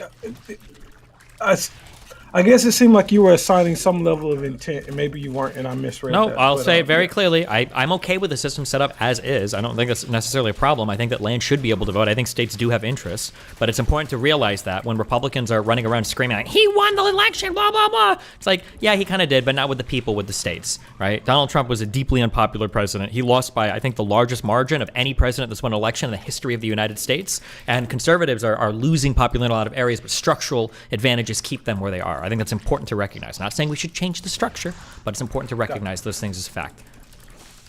Got you. And I don't think they would win by as much as they do if the left wasn't so, like, divided. Like, the whole progressive liberal versus leftist thing. And I was actually just having a conversation with somebody about this, but I think that's ultimately what hurts us on the left more so than anything else. Bro, it hurts a little bit, but it's hard to say because electorally we don't fight that as much as conservatives have fought it electorally. I don't know what the answer is there. What the fuck is this? I guess I'm curious about your. You know more about the electoral system and stuff. I'm curious when you say that conservatism is extremely unpopular or something. Like, I feel like the popular vote was within what, like 5% or something still, right? 5% is a lot of people for when you were talking to the entirety of the American public, right?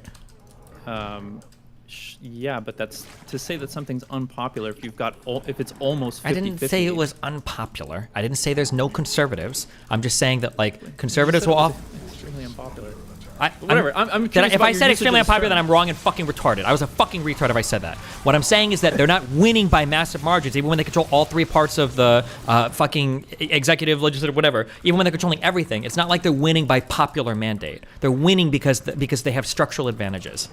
Okay, I'm asking because I want to understand this context where we can call something that is almost half the country and is like 70 to 80 million people, and we can call it like, extremely unpopular. Sorry, if I said extremely popular, I'm a fucking retard, and the next time you see me, you should beat the fucking shit out of me, okay? I was wrong if I said that, okay? Will do. Thank you. I just got back. Why are we beating the shit out of you? Because he deserves it. Because your mom wants it to happen. She loves it. She loves watching it. My mom just passed away a few days ago. Well, I'm sorry, but she thanks. definitely did not. You really brought down the energy of the room now, okay? I don't care. Much like the way Destiny denied House Phone's mom, your mom is definitely still alive. I did not deny House Phone's mom, okay? Jesus. Actually, I haven't heard from her today. How fucked up would it be if she died? That'd be so fucked. And then when I come on to talk about it tomorrow, nobody would believe me.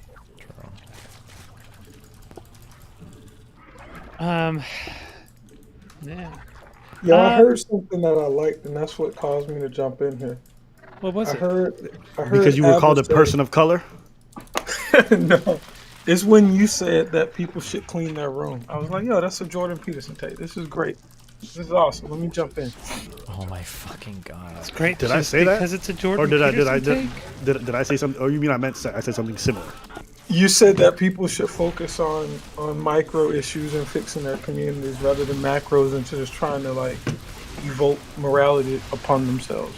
I just don't think it's because it's difficult to tackle macro issues. It's a lot easier. You can actually affect change more immediately by addressing the micro issues, which in the end, if you address enough of those micro issues, will have an overall macro change effect. True. Music to my ears, yes. Yeah. Got literal music going on as well. How's your party, Abba? It's really easy for people to, like as Abba was saying earlier, for people to sort of make themselves feel good about talking about these big changes, but unfortunately it's just a guaranteed way to paralyze yourself on actually affecting any change at all. I think the point I was trying to make is that I just felt like the way I feel a lot of leftist streamers tackle their political issues seems to be the same way they lead their personal lives, meaning that I think they do very little self-actualization and don't put any effort for it. And I think it shows also in their political actions. I don't know who said that quote, but like the way you do some things is the way you do everything. Like I don't know. Sometimes I feel like that rings true. Yes. I don't know why, but that Sneeko fucking meme where he had like all of the fucking lefty streamers lined up and they had like the same similar haircut and bunch of weird looking things that most people in the general population would find fucking weird. I don't know. It just that starts to ring true every time I see it because it feels as though their actions are similar to that. I would say. Hold that's on, you more gotta emblematic keep in mind that conservatives are the same shit. How many fucking MAGA dudes with those weird fucking sunglasses come out of their trucks to talk about how much they were offended by the fucking halftime show or the last thing that Biden said or whatever? Like, everybody's got their stereotypes. You're just talking about like selling an aesthetic as part of a package of like political advertising. He's just getting his new programming from Sneeko. That's what he's getting. Well, I would yeah, say I'm that... unplugging from the Matrix, and I think what I've realized as I've begun unplugging is it just seems like the fucking libs. Okay, I'm just joking, but it just appears as though when it comes to actual political action, the right seems to be better at engaging in it. From Okay, what is I've seen. Sneeko good at political action? Are the fucking Andrew Tate people good at political action? No, they're picking up an aesthetic, and that's part of their cultural identity that's being sold to them or whatever. I don't know, man. The Tate's, I disagree. I think Tate was incredibly effective. You've got a guy that talks about objectifying women his whole life, and look how many women he objectified at one time. 75 working for him, all thinking that they're dating him. I think it was pretty impressive. Also, whether what you think it's great or what are we defining as political effectiveness? Because I wouldn't call if I were going to talk about political effectiveness, I would talk like for right wing. I'd consider Nick Fuentes to be someone we talk about when it comes to political effectiveness. So I think the red pill. really... I think the red pill is similar, Jason, because I think even though their issues may be gender related or dating related to some degree, but when they talk about the Matrix or whatever, like there is a certain element of politics involved that it does feel very real when it comes Relate to it to politics. How does it relate? Yeah, I think it's adjacent. Yeah, I think it's very much adjacent. Explain to us how. Because I think when you consider the way that their ideology moves forward, it basically leans into everything that's potentially conservative. So whether they want less sexual freedom for people, whether they feel like, to some degree women should be subservient, whether they feel as though you should be financially independent from the system and they're for low taxation, like a lot of their views track on very, very, very strongly with how the right lives. And that's why they do a lot of the religious grifts and stuff like that. So the idea that the red pill is not political is, I think, super bizarre. Everything about it is go out on a limb and say it's kind of unfair that the average conservative wants less rights for women. Okay, that seems a bit harsh. It can be political, but how does that translate to like a real world impact? What he's saying is that people on the left don't sell you a lifestyle. People on the right do, right? If I say, like, what does it mean to live as a conservative? I've got, like, the red pill gives you this whole guide of living. If I say, what does it mean to live as a progressive? I don't know what the fuck I'm supposed to do. Like, find a black person to kiss his boots in public? Like, there's no guide there. It's just, like, perpetual, shame and agony. And even beyond that, not only is their framework pretty clear and concise to most folks, they're incredibly effective at getting their messages out to a lot of people and making a lot of young, impressionable minds. And I would also say that they tend to live by a lot of the values that they themselves espouse. Not always, not all the time, but it just seems like they are far more effective at doing so. So there just appears to be some congruence in between what they're espousing in terms of politics and the way that they live. But isn't the whole issue with the Andrew Tate type people is that they can't give advice to the average man because they aren't the average man. So what they come out with is a bunch of shit that can't be applicable to like most men. Yes, but it does tell them to take accountability for their lives, to take actions to be able to actually fix things. They give them tangible stuff that they can actually do. Like the right and the red pill's ideology in regards to how they say like young folks should act is actually far more appealing because it gives agency to the individual and demands that they take actions to make themselves feel better. And I think that kind of ideology leads to a better political involvement than the other one, which is the left, which is just like society. Abba is preaching. I mean, there is some self-help stuff in there. I don't think anyone's denying that. I think there's it's not like a package of self-help though. Like the right definitely has a more consolidated package of self-help and lifestyle living and such that the left just doesn't have. So I would agree with that. I think the way Destiny presented that actually was a really good way of kind of packaging that up nicely.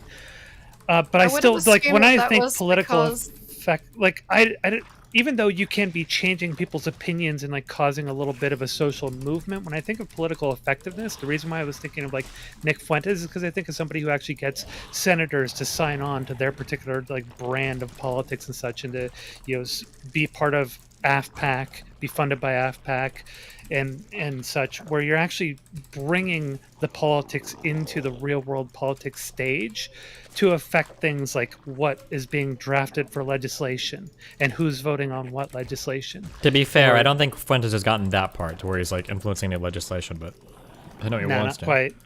But we've had a couple of AFPACers draft legislation, so. I mean, when you were saying like the left doesn't have a pre-packaged thing for self-help, but isn't that because people that are left progressive leaning, they're not scared to go to therapy and have already been doing a lot of these things as it is? Bro, people on the Whereas left we're- are all on fucking SSRIs and depressed and fucked. Like, no, what? I don't. Yup. True. Yeah, they're not, I would say that they're not They're getting not over their shit. scared It's- of going to therapy. But that's them following the prescription of what you should do, right? They're not It's like a lot of seeking these right people treatments. that are terrified of going to a doctor. I don't know. about It this seems shit. all chaotic to me. It seems like some of the few unifying calls is like therapy good, or something, whatever. But there's not really an overall lifestyle. Therapy in and of itself is useless. Okay, if you just use therapy in a vacuum, that's useless. The self-actualizing part, I would argue, is more important than therapy, and that if therapy is to be effective, it has to work in conjunction with the changeable actions that you actually have to take. What I think is, I've been having this discourse for a while, but whenever I say like, one thing that I say about the red pill and all those folks who kind of live that thing is, their messaging is incredibly infectious. And if I'm an individual who's sitting at home but feel miserable in my life, their messaging is probably the one that's most apt towards me because it encouraged me to get off my ass, encouraged me to get involved, encouraged me to take care of myself, encouraged me to be more financially literate, encouraged me to be more financially involved. So all this messaging is what men, and generally young men, want to hear in regards to how they can better themselves. Whereas when the left just says, go to therapy, it's like, bitch, how's that going to help me? Like, I'm still broke. You know what I mean? Like, I was giving that as an example of like left people aren't already scared of these progressive ideas already, whereas right-leaning people seem more reticent to get involved in that already. Because there's already like loads of self-help that doesn't have a political leaning that has existed like long before but Jordan when you're Peterson came along. Yeah, but when you're a part of a minority class that doesn't have a lot of political power, you got to understand that messaging is going to be more powerful. I don't know what happened and why the left gave up agency.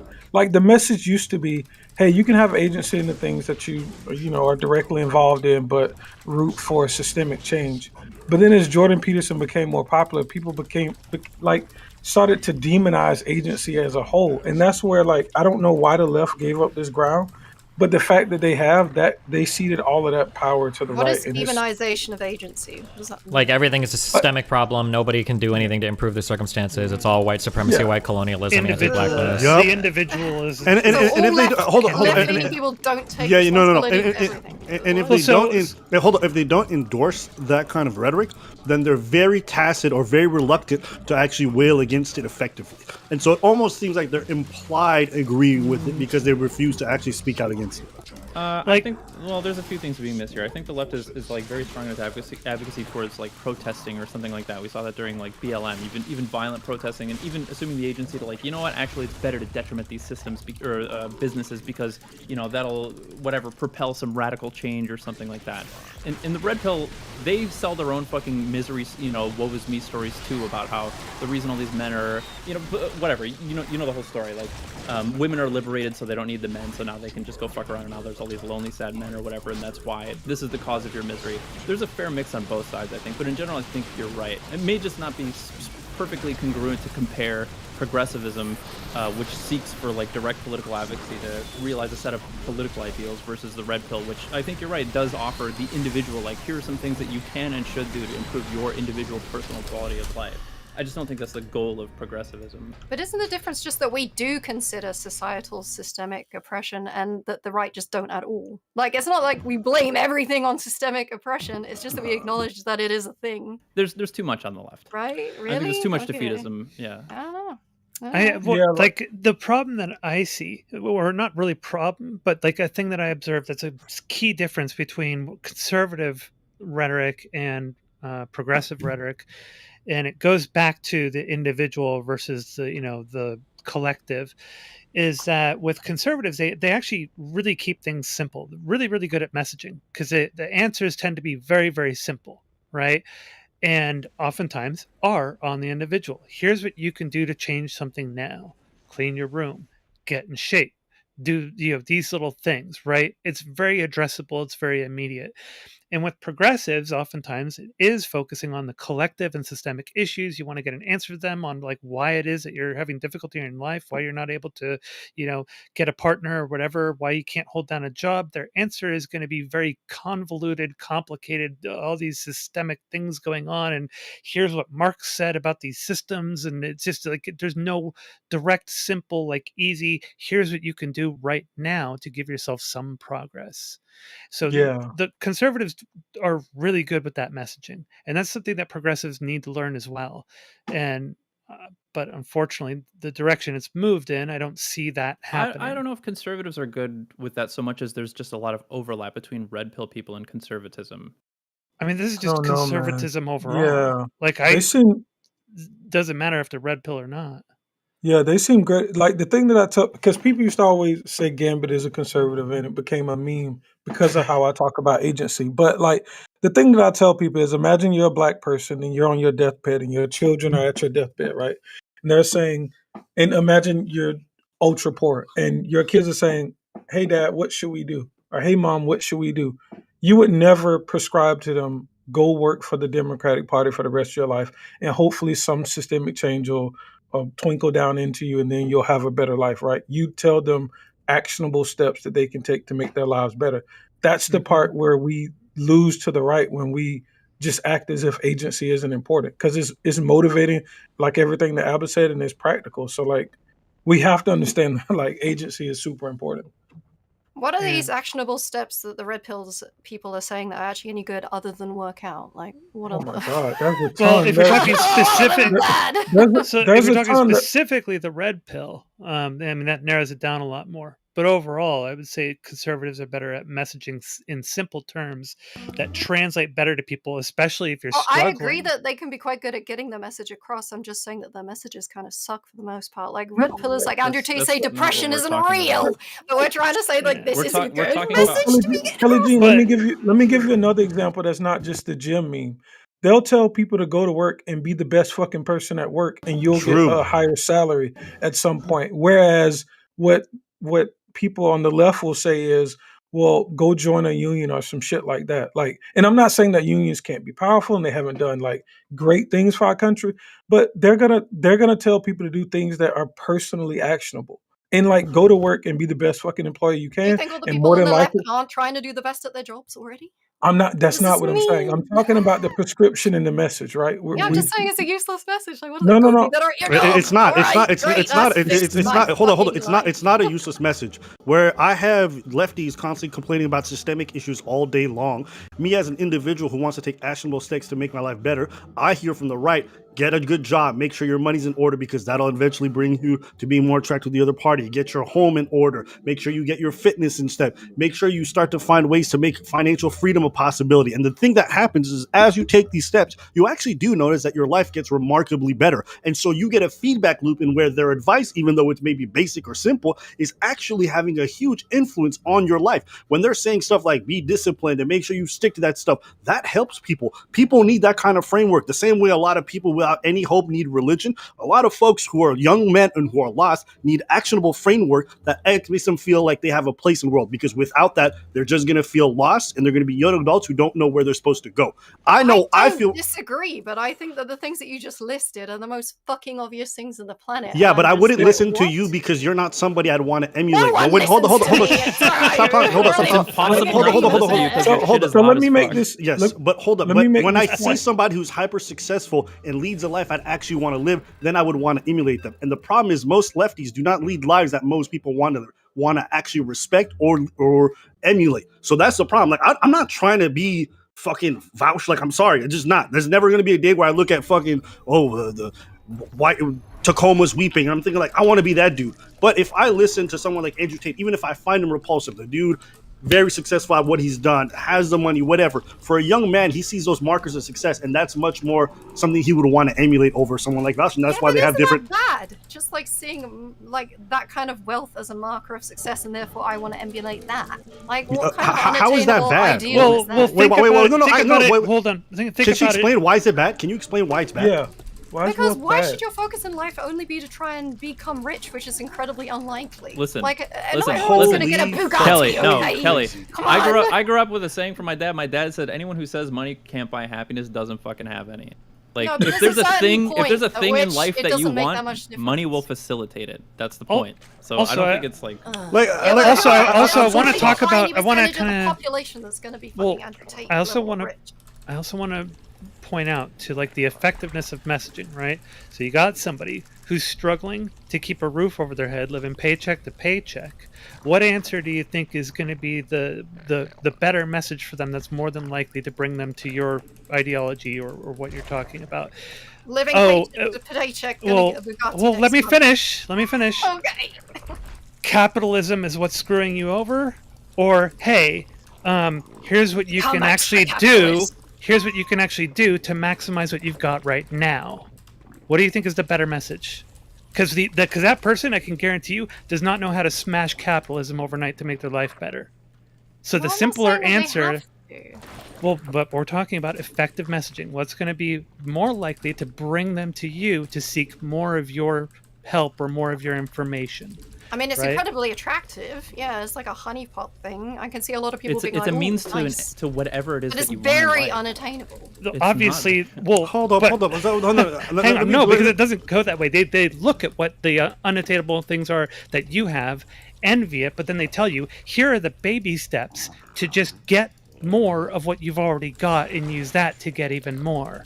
Right? So it's very direct, it's very immediate, it's something actionable that they can do, and then you got the progressive leftist person who's like, well, the problem is capitalism and we need to get rid of capitalism. And it's like, okay, well, how do I get rid of capitalism tomorrow so I'm not worried about having a roof over my head tomorrow? I hard disagree. People, I wouldn't be like, oh, capitalism, just give up and go to McDonald's and deal with it. I'd be like, well, get study and like, get a better job. Yeah, sure, the one that you actually enjoy. I don't think any of that. I don't agree with any of that red pill advice being actionable. I think most of it is snake oil. They just have they've attractively wrapped it up in a big package. I guarantee you that the vast majority of quote unquote red pill people that listen to these podcasts and get motivated to go to the gym and lose weight and all that shit, they drop off the fucking wagon in probably 2 weeks tops. Because just telling somebody, you have no way of proving. Hold on, you have no way of proving that. I have all of the history of human psychology. Just telling someone, go do it, you can do it, you can do it. That's not the way to motivate people. Like, there are measurable, real steps that you can take towards building like positive routines and stuff. None of these techniques are ever talked about in any red pill show ever. It's always just like, you're a piece of shit, you can do it, blah, blah. And it might make you feel empowering for a little bit, the same way that talking about implementing any change can make you feel like you've already implemented it, but those people fall off the wagon. Like, you've never gone to like a red pill fucking podcast live show or anything and seen a whole bunch of like shredded Giga Chads and shit in the audience. That's never the case. Well, like I talk to these red pillars. I talk to these red pillars in certain discords, and what I find is that they've bought into the red pill ideology, but they did like oftentimes fell off the wagon, but they still buy into the ideology. So they still carry the message. They still talk about it. They still hang around with red pillars and stuff, even though they're not actually going and doing the self. Yeah, I want to ask this: do you think that there's not an do you not think that if you were to take a red pill convention versus like some kind of fucking libcuck convention, you wouldn't think you'd find more people that are physically fit? You might, but it's not because they became fit listening to red pill shit. It's just because of the types of people that tend to run in both communities. Red pill people don't give good self-improvement advice. They just tell you to self-improve. It's about as worthless as lefty people saying just, what? What's the bad advice that they give? Just telling somebody to just improve or just fix your diet or just go to the gym is worthless advice. And trying to motivate somebody through like making them feel bad is also bad self-help advice. It doesn't work. Is that how they give the advice? Yes. Is that how they give it? They just say, go work out? Is that all they say? Basically, yeah. Unless there's people that have given more complicated or better, more nuanced things in terms of building habits or anything that I've just never heard before. But most of the red pill shit I've heard just sounds like the get ultra motivated shit and blah blah blah. So even though he's not technically red pill, but he's kind of adjacent. Hold on. All right. Destiny, I have a question. We've seen the tens of thousands of people that go up to Jordan Peterson crying, saying how he's made their life better. Tell me the person running up the to Bernie tens Sanders of thousands of people? I disagree. That's hyperbolic. What? But lots of people. I don't know. That's hyperbolic. Lots of people praise him for y'all that. not aware? And The guy's got a 7. Okay, I don't. figure There's like job. 70 million people talking about it. I don't know who's saying anything. Well, I was just going to suggest Jordan Peterson because one of the things that people praise him for is that people say it's profound, but honestly, it's really simple. The whole clean your room thing, and people are like, "Oh my god!" Hold on, this no, wait, groundbreaking stuff, 12 rules of life, but it's pretty basic and simple, Yeah. and it is very tangible and actionable, and it does help people. Jordan Peterson doesn't count as like one of these red pill guys because he actually does give good. Yeah, that's why I said red pill adjacent. Okay, yeah. That's why I Jordan said- Peterson counts as a good advice giver because Jordan Peterson has written books and is a psychologist and knows how to help people self-improve. But that's not what you're finding on 99% of like self-improvement red pill fucking shows. It's usually just a whole bunch of fucking abuse to try to make you feel bad about yourself to get like the motivation, the agency to go and do shit. That's true, but think about the original claim that this hinged off of. What I was saying was that conservatives overall are better at this messaging because it's more tangible. And you can find plenty of examples of red pill adjacent people as well as the red pill people who are providing a more tangible, simple answer for people that is at least more immediately actionable for them, even if they fall off the wagon soon afterward. I think we're also discounting something. It's not just the advice. Because these people live a certain lifestyle, there's a constant reinforcement of that motivation of a potentiality of a future that is better than the one that they currently live. So it's not just they say the right things. They also emulate a lifestyle constantly. They constantly showcase that, and they're constantly around the women that these guys would want to date, and constantly doing the things that they'd want to do, that the people who are watching are much more likely to engage in positive behavior because they see that reinforcement all the time. It's not one-dimensional. I understand, but the lifestyle is snake oil, right? Like, maybe I'm jaded because I come from my parents did fucking Amway and shit. All the big Amway people, the way that they got rich was not by being good business people and building successful business. It was by selling self-help tips for Amway. It's the same thing with a lot of these red pillar guys. These guys aren't like super ultra successful businessmen that like made it in like the real world. They got popular on YouTube, pandering to audiences, right? Like, if you, no offense to any of the red pill guys, but like most of these guys made most of their money on YouTube, giving self-help. But to what? Become what? YouTubers?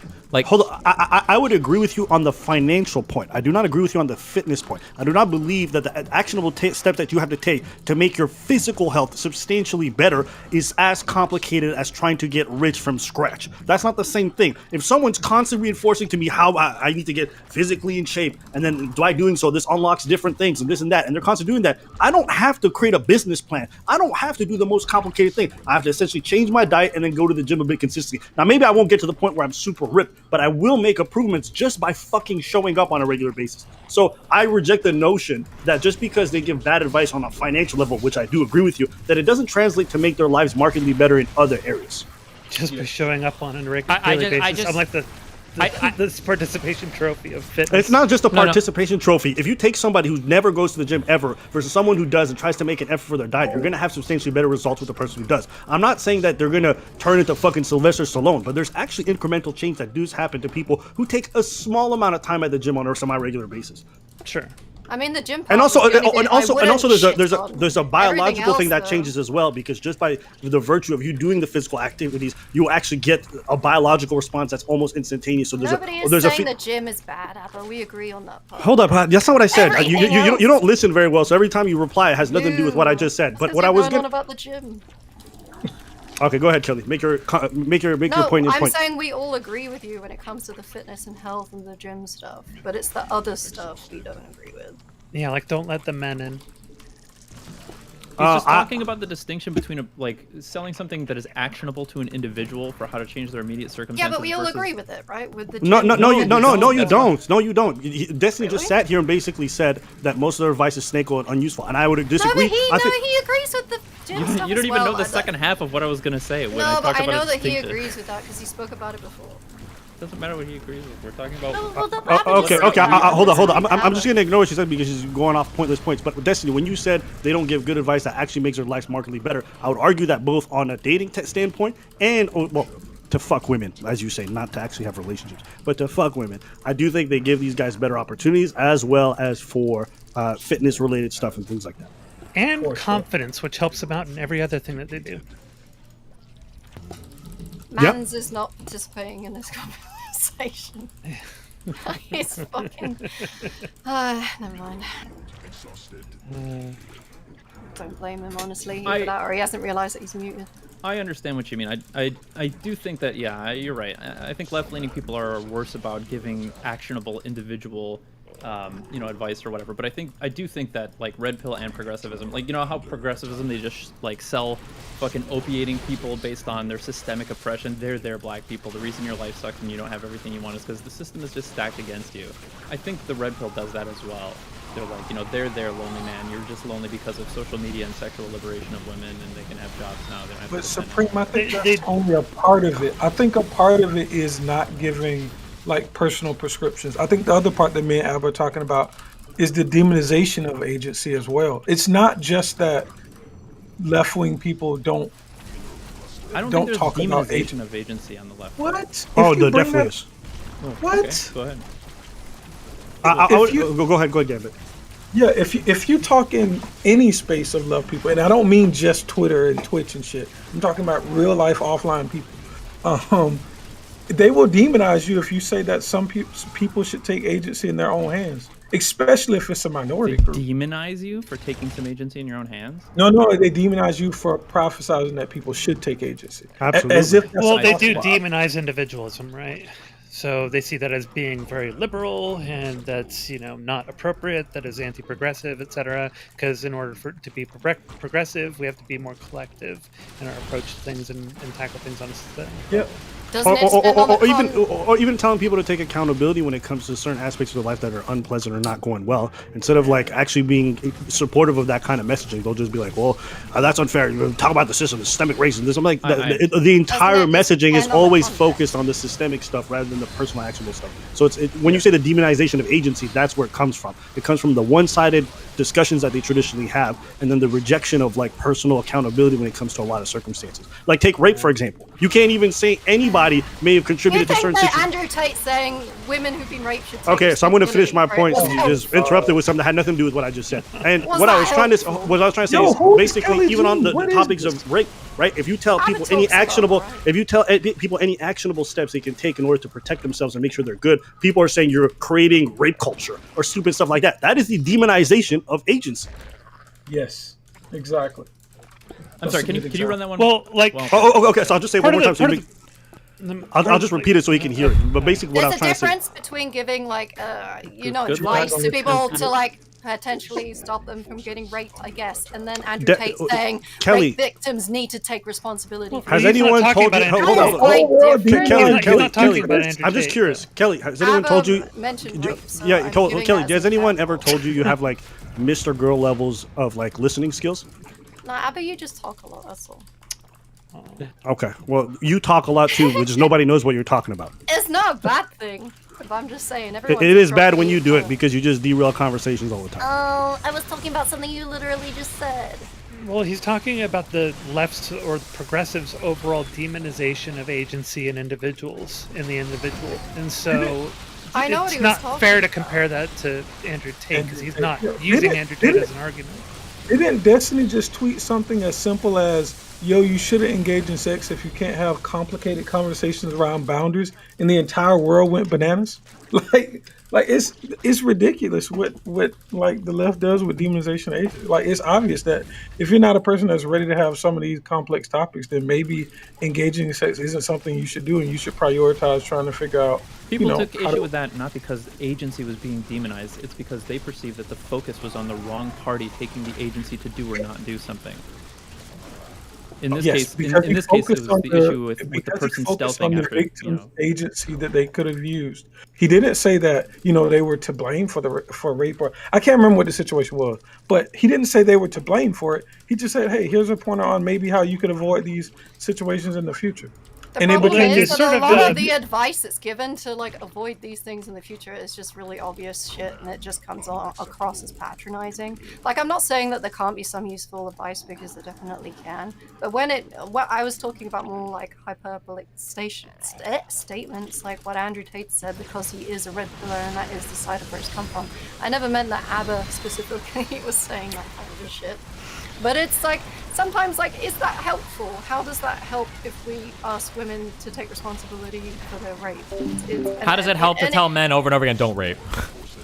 Well, I think the they're reason equally stupid, but like... Kelly, the voice, you gotta stop doing the voice. Oh my god.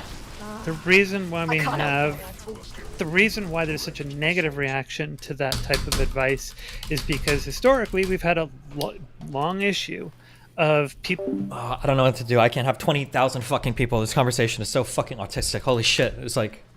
of men raping women. It's like, what was she wearing? Was she drinking? Blah, blah, blah. And put all the agency on the woman, all the responsibility on the woman. And so there's been sort of this pendulum swing in the other direction, which is to say, no, men need to fix their shit. We're not responsible for this crap anymore, which it shouldn't be. It should be somewhere around the middle where women, and just vulnerable people in general are taking some precautions and such and looking out for themselves, and then men are also socialized to be a little bit less fucking rapey, right? Yeah, but the majority of rape is by partners, right? And it's like people by people so it's like, okay, it's like we'll protect ourselves when we're walking down a dark alley, I guess, but it's like a lot of this stuff is quite obvious and it doesn't really help. Like, there's not really anything that to be gained by saying it. So you can say some of these things are obvious, but in certain situations, they don't appear to be obvious. There was a panel where we were talking about women should come forward as soon as possible, right? Because, like, the possibility of convicting somebody in a rape case is already bad. Lack of physical evidence and blah, blah, blah, right? So coming forward as soon as possible, using rape kits, all of this stuff seems to be reasonable advice. But we can see that. Fine. That's fine. But no, but even that type of conversation is demonized. Oh my God, like she's dealing with all of this mental stuff and like, oh my, you should be talking to the men and blah blah blah. Like that type of shit happens. Maybe wherever you exist, that type of rhetoric doesn't happen. But somebody said you were from not from America, but here in America, that shit happens. You will get demonized for saying, "Hey, women, you should come forward as soon as possible." I mean, I can explain it a little bit if you want me to, but it's like. So, yes, in an ideal world, you should go directly to the police, and reality Wait, you said if we wanted you to, but we didn't take a vote. Pardon? No. Let her speak. Right. God Why damn is it. that right? But people... Well, anyway, never mind. But, like, in an ideal world, yes, that would always happen. But the thing is, women aren't not going to the police because they don't already know that. There's usually some other mitigating factor that's stopping them from going. So it's like, we already know that we can go to the police station to report things, and... I don't think there's any woman on the planet that doesn't know that. So it's like. But don't you think we should pressure women to do that regardless of whatever extenuating circumstances exist? No, because the reason is that. And by pressure, I mean socially pressure. I don't mean directly on one individual, right? I'm saying socially, we should encourage this. You don't think we should encourage women to go to the police as soon as possible? Encourage, not pressure. Yeah, that's the same the thing socially. Is that when you get raped by someone. Sorry, hold on, real quick. Like your own pressure and encourage are the same thing socially. It means the exact same thing. So, okay. they're not the same fucking. They're actually the exact same fucking literally thing. Not. They're literally the same thing. Social encouragement is social pressure. If I ask you, do you want to smoke some fucking crack? And I'm next to you, you'd say, oh, that's kind of a little bit of social pressure. It'd be cool if you smoked some crack. It'd be cool if you reported a rape at the police station. Social pressure and social encouragement are the same thing.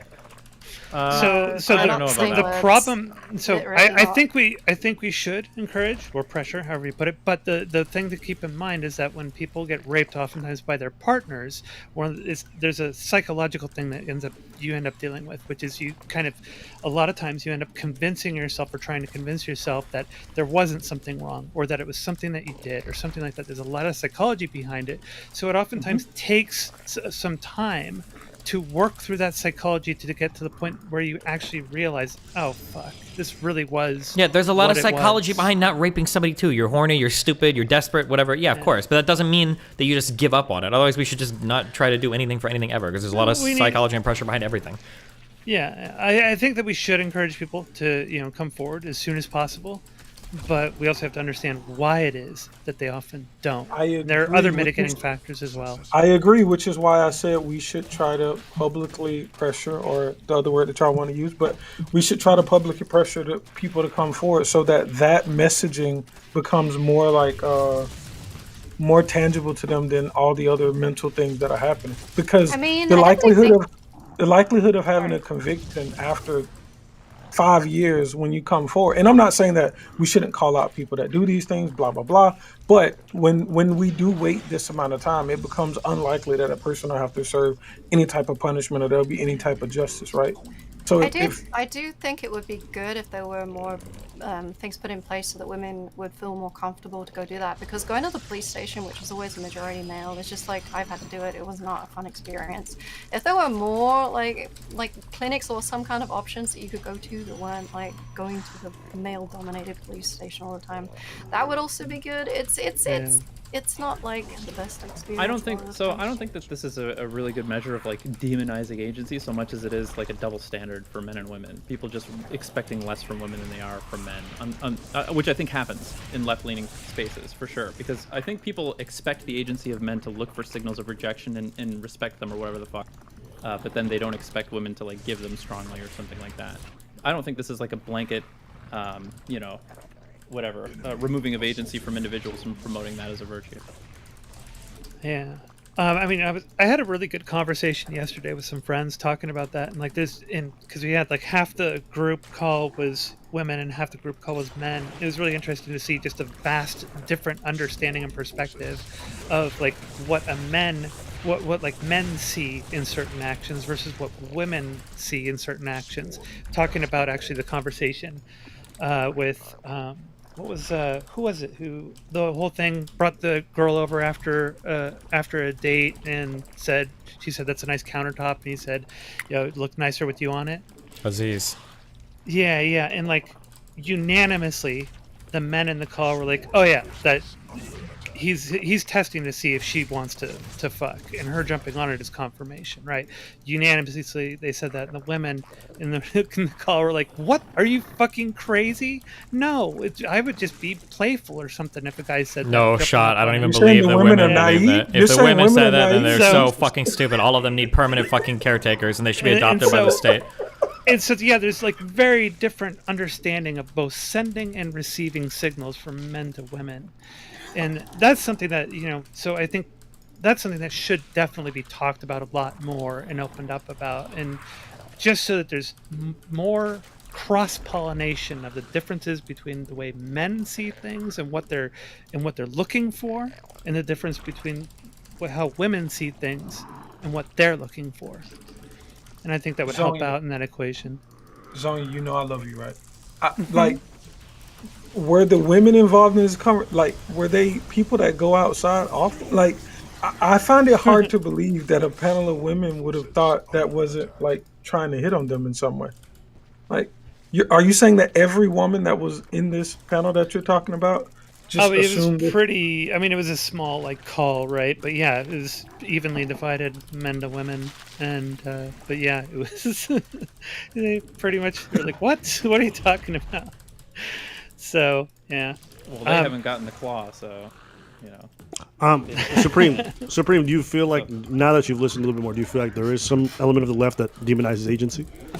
Demonizes agency? No, I'm not sure. I think that the left is worse about opiating people and like patting them on the back for not taking more agency or something, or for feeling like the agency that they've taken hasn't resulted in fruit, or you know, it hasn't like bore fruit or whatever the fuck.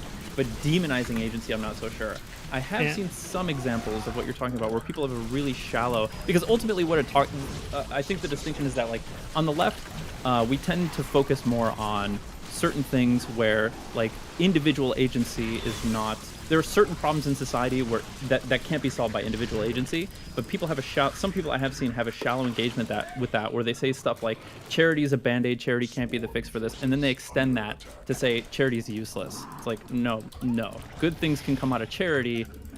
Fine, sure, maybe there are some problems for which charity shouldn't be the only solution or something, but I don't think that extends to like a blanket. Well, some of them take it further. The institution of charity only exists because of the capitalist pigs, and we should just have socialism.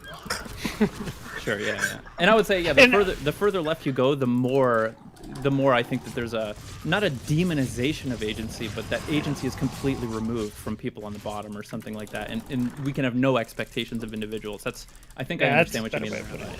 Yeah, that's a way better way of putting it, because I see it as more of a agency isn't solving the problem, and again, like you were saying, or even like literally people there's at the nothing bottom. you can do. It's futile. Yeah, because the system is stacked against you. Or it's actually bad to do so, because if you try to encourage people to have agency, you're actually doing an evil thing. In the case of like telling people to take care of their own safety and their own security, whether it be like arming yourself, whether it be like taking these classes, like telling people this is a prescription you should take is actually harming them or contributing to rape culture or whatever kind of culture. I think people are pretty bad in general at both overestimating and underestimating how much control they have over their lives in certain aspects. And I think that's just across the board. Abba, I think you're just talking about specific values or action, or what you're talking to speaks to the specific values of left people, because there are certainly conservatives who think that taking the agency to do certain things is bad, taking the agency to get an abortion, taking the agency to, you know, whatever, like take your whatever 14-year-old to consider like gender transitioning or something like that. Well, no, I think the abortion topic is a bit different. I think their problem isn't that you have agency in your life. Their problem is that you'd have agency over what they consider to be a human life. That's a different question and a different topic at all. I don't think I hear conservatives trying to take away people's agency for the most part, and I certainly don't think abortion is an example of them wanting to take away people's agency. That's an example of them granting agency to a fetus. Exactly. So it's a different discussion. I suppose. Yeah, for sure. No, you may disagree on what a fetus is. I don't really care. That's not I'm not anti-abortion, whatever it might be. I'm generally pro-choice, but I'm trying to say that I don't think that's their mindset they're coming from. Okay, maybe this is kind of a red herring then. Still, I think maybe if I had some time to think about it, I could think of some better examples. But I think, again, you're talking about taking the agency to do things that contradict the values of left-leaning people. It's not necessarily the agency itself. Well, No, hold on, wait, stop, hold on, wait. It is a fact that conservatives tend to be more empowering and give more agency than liberals. There's literally the phrase, conservatives never see themselves as poor people, just temporarily embarrassed billionaires, right? Conservatives, every conservative feels like, because that's what they're told, anybody could be anything, you can do whatever, like America's the freest country on the planet, everybody comes here because you've got the opportunity to be anything. Conservatives constantly sell that empowering mindset, and it feels like people on the left tend to attack people that are successful by equating every single measure of their success to luck, right? This guy had rich parents, this guy went to Harvard, this guy was white, et cetera, et cetera, et cetera. When left-leaning people focus on systems so much, you can never really get credit from systems, or the credit you get from systems sucks, and all systems are used to tear people down, right? If somebody's successful, it's just because they were set up to be successful. And if somebody's not successful, it's because of white supremacy or colonialism or whatever, right? That's a pretty disempowering system to live inside. And I also will say, from a minority standpoint, this is one of the biggest pet peeves I have, because all discussions are always focused on systemic stuff, and if you bring in a different side of the aisle, you're ostracized or called a coon or whatever the fuck it might be. That is a form of demonization, though while not direct, actually plays into the whole idea of you being a perpetual victim, even the whole idea of like model what is it, model minority, things like that. Yeah, it's like most black people want to be model minorities, like it's this whole thing that's oppressive inherently. Like, I just reject these notions. So whilst you may not see the demonization, sometimes it's not always in what they say, but what they don't allow other people to say, or how they demonize other people for saying those things. And that definitely happens in minority communities all the time. Yeah, look at Candace Owens' whole like leaving the plantation thing, right? Absolutely. For us, it's like pick me is what we get as trans people. I wouldn't say that's demonizing agency. I would say that that's implicating somebody for the agency that they're taking for doing something that's contradicting the values of that community or something. When somebody that isn't with the collective, you kind of get labeled the traitor because you're not going to be part of the collective. Were you on my stream? Whoa, hold on. When not being part of the collective is because you're taking agency. They're demonizing agency. I don't really care what you call it. Their agency to do something that undermines like their own best from their interests. perspective. Were you here when we were doing the math book Wicked Supreme? No. Ah, fuck. Did you see any of that, Abba? Wait, I might have. Can you describe it? Was it the thing about... It's the minority math book to help black people learn how to do algebra. Oh my god, it's the most racist shit ever. I didn't see your stream on it. I had a guy that wanted to come and argue it, and we went through the book, like, chapter by chapter, whatever, and, like, it's pretty insanely fucking crazy, in my opinion. It's racist. No, call it what it is. I would argue agree. encouraging infantilization even is a form of demonizing agency, because you're literally taking people's ability to self-determination and turning them into children of the state or children of circumstances and removing their adulthood. There's a lot of different ways that these things happen. Take the agency of an 18-year-old and whether or not they can consent to things. The left will always say, well, you're not ready to actually have sex. That is a demonization of agency. I don't know how you don't see that, because they're constantly trying to alleviate the responsibility of the individual with every issue.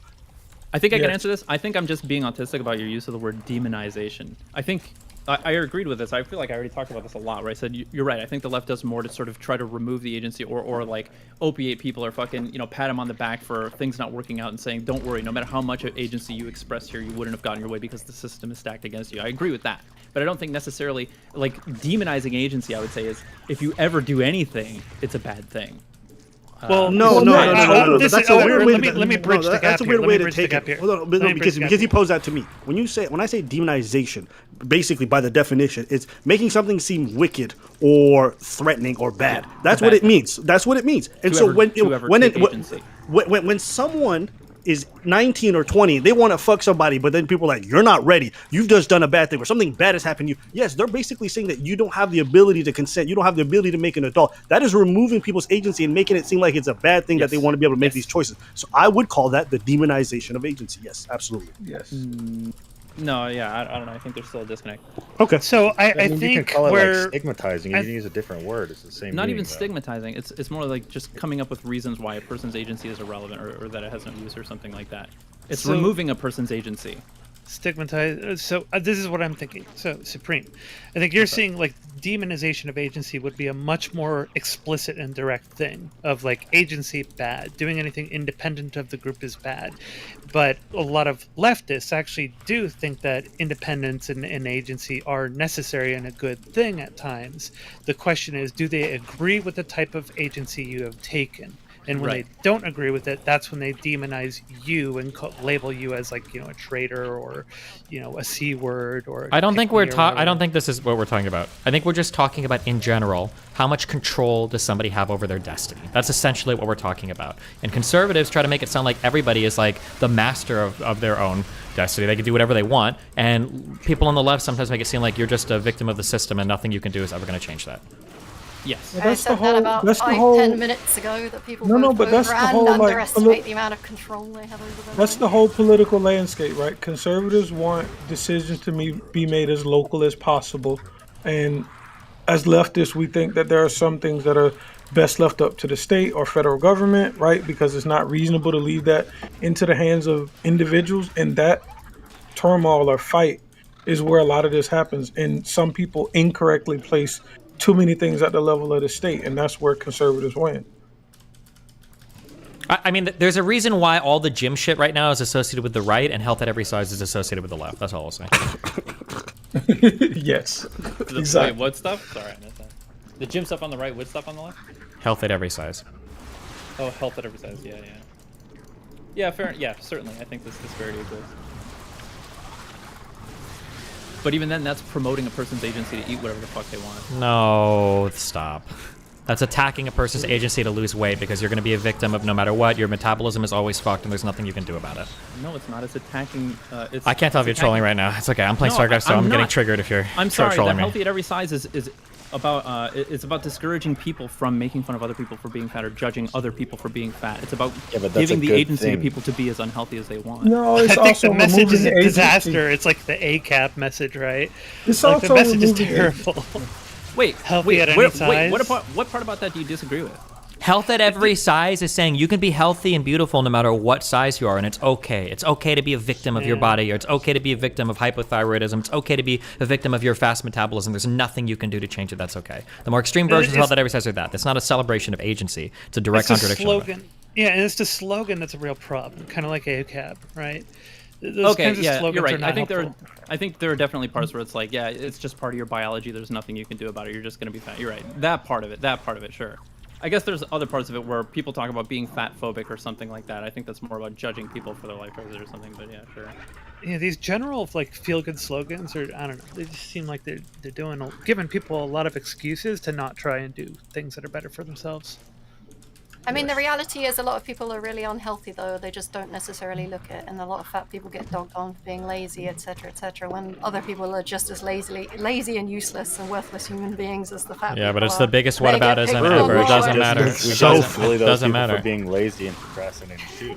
Yeah, but it's easy to see that they potentially might be lazy because They are. You don't see all the skinny, lazy bums. It doesn't matter. On the That's such a street, do you? stupid fucking whataboutism. I don't know why you'd even bring it up. No, I'm just saying, like, you're using like a visual precursor. Because a visual precursor can be a decent indicator of somebody's health. Kelly, do you want to bet that we could probably look at most people and get a rough eyeball guesstimate about how healthy they are? You probably can. You could probably do that at a glance. You can be lazy, dumb bitch, and be skinny. You can also, you could also be incredibly fucking... example. Kicker. Oh my god, I'm getting fucking triggered. I'm so fucking triggered right now. Okay.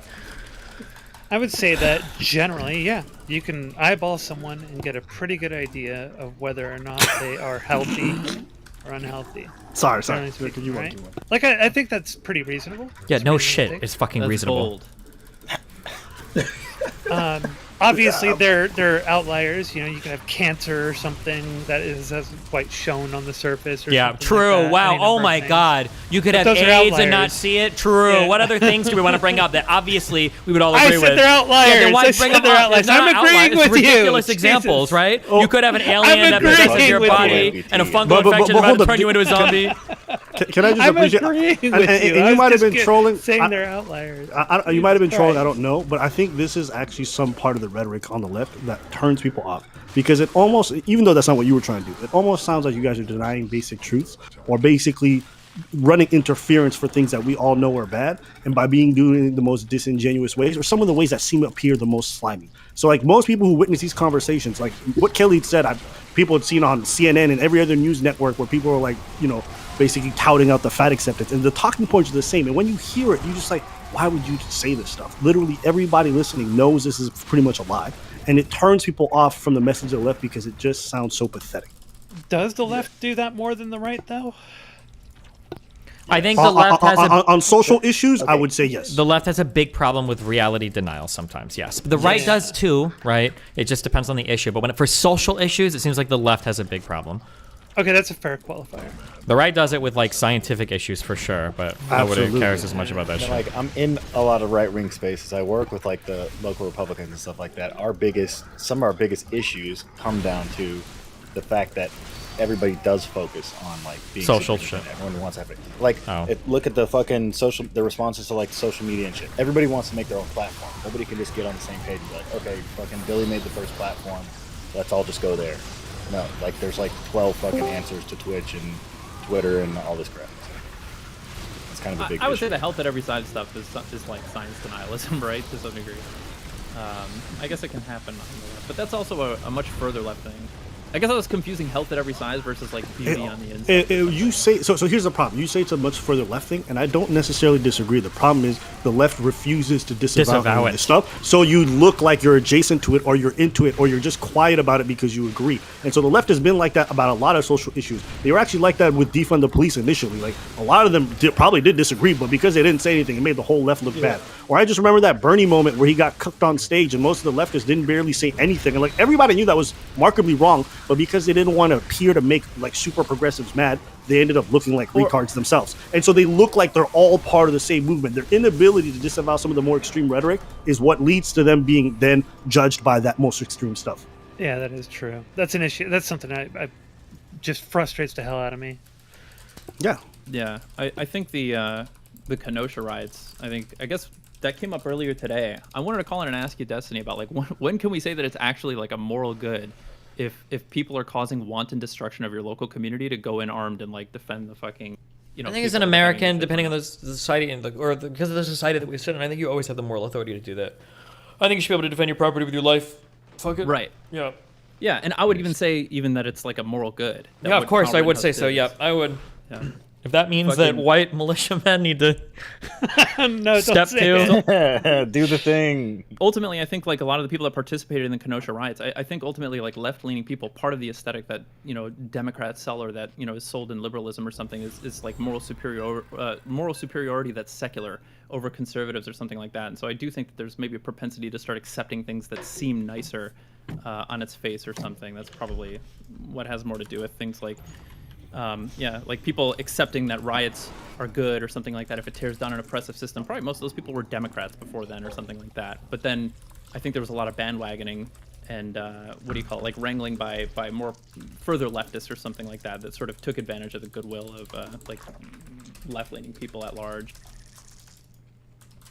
That's in response to ABBA when I said, it's like further left people, and you said, yeah, but it's also like mainstream Democrat people too, and I think that's. This is something I brought up before. The thing I think I identified this like 3 or 4 months ago, that the problem with these fringe left positions is that even though they are fringe, it seems like most people on the left will defend them. So like there isn't this epidemic of people coming out with 4-year-old trans kids. It's incredibly fucking rare. But they're like when somebody comes out and does say it, it seems like everybody on the left online wants to defend it. That's what it feels like. Instead of just being like, okay, these guys are kind of wacky, and then moving on from it. So that's what, without even knowing. Yeah, that's what gives conservatives the ammunition. Like that Libs of TikTok account, that shit that account posts everybody should look at it and be like, most of this shit is kind of wacky, and then boom, then you move on. But when you defend it, you give conservatives ammunition to feel like there's like a huge movement behind the stuff that's going on. Yep. Yeah. Well, I feel the same way about the seems, whole. That seems to be team sports in general, because conservatives also will just either ignore or even forgive the more extreme positions on their end as well. Yeah, the fervent defense of Donald Trump, Andrew Tate, what have you. Yeah, and like overlooking like legitimate white supremacists in the movement and shit, and just ignoring it. Like that just seems to exist in team sports across the spectrum. It doesn't matter which side you're on. The difference is, I would say, for like the left, what I perceive is that the fringe left will demonize the not so fringe left. So they'll demonize those who are not. That as happens far to the with left as happens with Republicans too. They're just just a Yeah. little because all there's tons of infighting. Yeah, it's not quite as vicious, I would say, but yeah, it's definitely growing. And it's The been infighting We're just tends not to on be the more public detrimental. platforms as much doing it. Yeah. You guys are fucking just all over everything.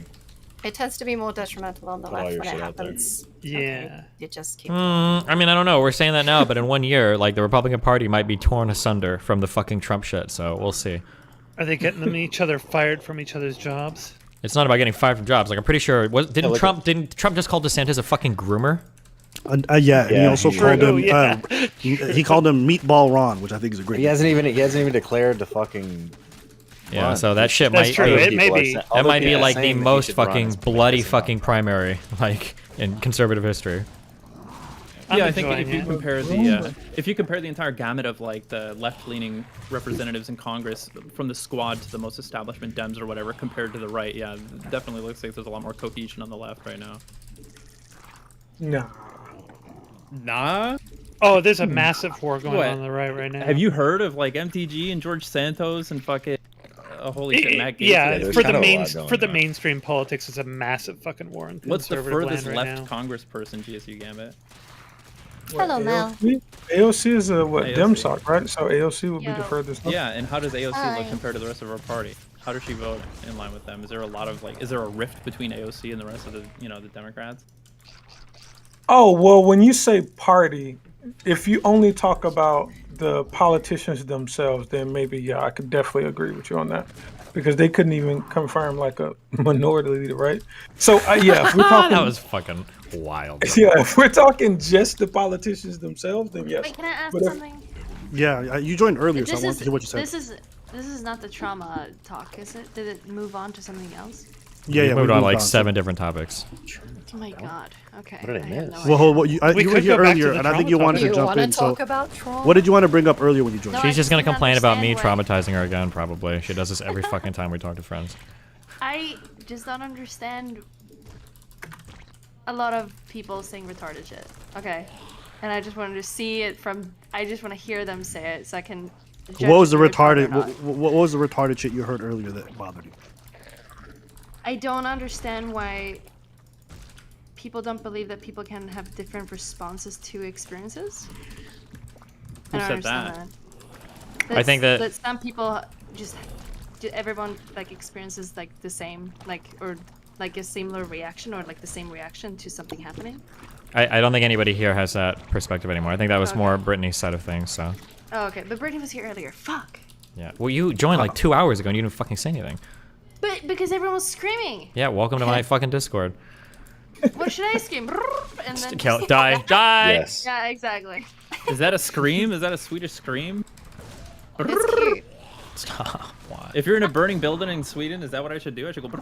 Yes. People are gonna come around and save you. And Steven just gets so fucking mad at it. He does like all sorts of like the most annoying shit to me all the time, but he gets so fucking triggered.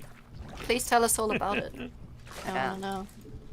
Like the other day, he took a towel and he fucking just hurt my leg. This was like 2 weeks ago. How long are you gonna complain about this? You snapped her with a towel? She That's let me domestic do it. abuse. She said it. I Jeez. asked if I could do it. And she's like, "Well, okay." And I was like, "Okay, bitch." I mean, hold up, Steven. Whoa, the Steven dirt comes out. Yeah, I think Steven is giving her citizenship, so I think he gets a freebie. True. Wow. And then he always tries to bite my knee all the time, every single day. Nice. He tries to milk me all the time, even though I don't want to be milked. Nice. Every day, every morning. Like I'm about to wake up, and I just woke up, and I'm traumatized from my dreams, and then he's just there trying to suck my boob. And I'm Oh like, wait, no, okay, I hold don't up. want Oh, Melina, I don't think you know what milked means. Oh no, Tell us, she Abba. knows. She knows. Let her what it know. is. Yeah, Abba, explain it. Yeah, because you said he tries to me milk have you. some milk tits or what? Hold Yeah. on. Are You said he telling tries me to milk you. Hold on. Wait, You is said he he tries milking to you for milk you. lols? And I just learned this recently because I thought it meant something You else have more too. milkies than I do? Really? So what Tell me milked about it. actually means is when someone digs into your prostate and then fucking jerks you off at the same time. Jesus, Well, I think- Abba, I what think, the what fuck? the fuck? Wait, I hold think- on, I Abba. don't You think know that that you know applies to that Melina. you know that milking. There's like actual like milk that comes out of boobs and stuff, right? That's like what traditionally milking means, right? That's what it meant. No, that's that's not breastfeeding, what- goofy Well, ass. And can't What the fuck? and can't Hold up, no, mom, no, hold on. Do moms say that? Listen, Do hold up, do moms say the that? best question, okay? So if someone tells you to go milk a cow, what are you gonna do? He's gonna stick his fucking fist in their ass, I guess. Hold up. Hold up. What do you think the context is? What do you think the context is on an animal versus a human being? Well, considering that Melina doesn't have a prostate, I don't think I can milk her. Exactly. Okay, That's why it was okay. really weird to hear her say she was getting milked. Well, but by she your has mom. boobs. Okay, like you a guys cow. are missing something important here. And like, why can't a healthy heterosexual relationship have mutual milking? Yeah, but I'm milking her. That's the point. Well, one thing's for certain, you're milking all of us for lols right now. Yeah, because you. So wait, hold up. When you guys are sucking on someone's titty, you guys say, "I'm gonna milk you." You don't just what? Nobody says Bro, that. I mean, I would assume. Hold up. Yeah, I that is just what want to you know say. because I've Yeah. never heard this, and I watch a lot of Yeah, porn. we understand. I've never said You're self-reporting that you problem. have no fucking riz, okay? You've never hung out with a girl and been like, "Hey, babe, I kind of want to milk you." You've never said that in your life. Seriously? Destiny, you've never See, said that. Destiny, I say this that is shit all why the the time. red pill will always win because you sound like a virgin. Yeah, well, guess what? Guess who sucked? I've sucked more tits than every fucking red pill fucking loser on these YouTube programs combined. And you know how I do it? By milking them. That's exactly what I fucking do, okay? Yeah, but how much Stay milk mad. have you actually gotten out of it? Well, I got one kid. How many kids you got? Yeah, that's right. So more milk than you, motherfucker. I've literally never heard that. Anytime someone says they sucking on titties, they say they sucking on titties. I never like, yo, I milked my girl. What the fuck are you talking about? Oh, What, did you I grab her milked her. teat? Hold up, did you grab her teat and wait for it to squirt milk? You get the you don't know, fuck maybe out of he's here. got What like a the tin fuck bucket kind on of the ground weird and shit he's is got that? No, you work it from the bottom of the boob up. You grab the Nah, base bro. and You you know what slowly we're gonna do? squeeze it until it comes out of the. No, you know this. We're gonna do something simple. Destiny, go on Google right now. I want you to put in the word sex and I want you to put in the word milking. I'm in the middle of a game. I can't do this right now. I don't know. What Okay, kind of weird hold on. No, shut the fuck up, okay? Put in sex and put in the word milking and tell me what the videos show up. Go ahead. Oh no. Somebody do it. Exactly. Go And then do you it. will shut the fuck I'm in the up. game. Sex. Yeah, you're gonna get a lot of. Abba's Yeah, just you better mad be in the here. game. Abba's never milked a set of beautiful tits before. He's never met a Hugh cow. He's never met any milkable tits before. That's sad. I He's feel never met bad a for you. I feel like I'm getting treated like a cow in the relationship. Good. You're the one who said you were getting milked, so I think you are. All I know is I still stand by mutual milking. All right. It's okay. You guys didn't know what milking means, so it's fine. I only learned I mean, about this a couple I weeks ago. didn't need to know. Where does the milk come from? The boob? When the dude jerks in the. Is that what you drink when you buy milk from the store? That's what you Milking get? doesn't involve drinking it. It just means that you milk it the same way you would milk a cow. Do you understand? Wait, is that how you milk a cow? Hold up. Okay, I want you guys to think about this. Full circle here. Hold on. No, listen. I am thinking. I want to think. I'm thinking. Hold up. hard. When you milk a cow, hold right, up. When you milk a cow, what do? You really grab on the teats and you wait till something squirts, right? You squeeze That's the not teats. what. Hold on. That is not what Melina was doing. What Melina was saying is you were sucking on her titty and that's how it came out. That's Yeah, not you what gotta fucking. get it- you Hold gotta up. get You it think? started. No. You guys think fucking farmers are over here sucking on a cow's titty to get Excuse the milk me. out? Are you guys retarded? Hold on. Yeah, it's like Abba, siphoning Abba. Stop. Shut the fuck up. Everybody shut up. You're getting muted. You're getting that. muted. I'm muting. Okay, Abba. How do you think babies get milk out of the cow fucking teat? Do you think they need the farmer to get it for them? Hold up. Are you saying that when cows? Hold Babies on. milk I want to their make sure. I want to moms? make sure. When you see baby cows drinking milk out of their mom's titties, you say, "Oh, he's milking her." Is that what you Yeah, said? yeah, they are. They're milking. call it they're milking. feeding. That's exactly what they're doing. Get the fuck out of here, bro. Abba thinks that cows evolved alongside farmers. When you see a cow drinking from her mom's teat, you're saying she's breastfeeding. No, Like what you the would with fuck? any Yeah, fucking maybe if animal. you're a fucking Well, the prude. cow they're feeding, right? And so Sure, they're feeding. You never say milking. What the Yeah, fuck? Are you guys milking I'm is a manual process. You use your hands to milk something or a machine. I'm the one from Nebraska here, okay? I would know, all right? They milk Nebraska, Steve. Is They- Would we be they- using the new age degenerate fucking They Abba milking too much out there, pr0n dude. definition though? That's what I'm saying. That's not my definition. That's literally all everyone on Google. You guys just It don't is know what you're now, talking about okay. because you're not out here consuming enough porn. It's okay. How the fuck did we even get onto this topic? Jesus. Because Melina said she got milked, and it's just the wrong Emma, term. What is milkers? What is that? What does that mean? What is this Milkers? That refers to your prostate and asshole, I guess. When someone's like, she's got some big milkers, Abba's like, wow, I bet she got some nice ass cheeks, some nice booty cheeks. Hold on. Yo, he has the crowd on his side, so he's gonna win this. But we both know what milking is. It's fine. It's because people don't know. It's okay. I wasn't even privy to this until a couple weeks ago. You're gonna get people just fucking milking cows like normal fucking. No, you aren't. Sure, but isn't that how if they you have Google to like just get milking images? Isn't, okay, isn't that how they have to get semen from elephants is by like milking their prostate or something? What the? Hold up. Oh, semen. Yeah. Sorry, it was just something I heard the other day. Like they had to massage their prostate. Abba's like, hold up, I just realized why milking has the word milk in it. He's like, this is blowing his mind right now.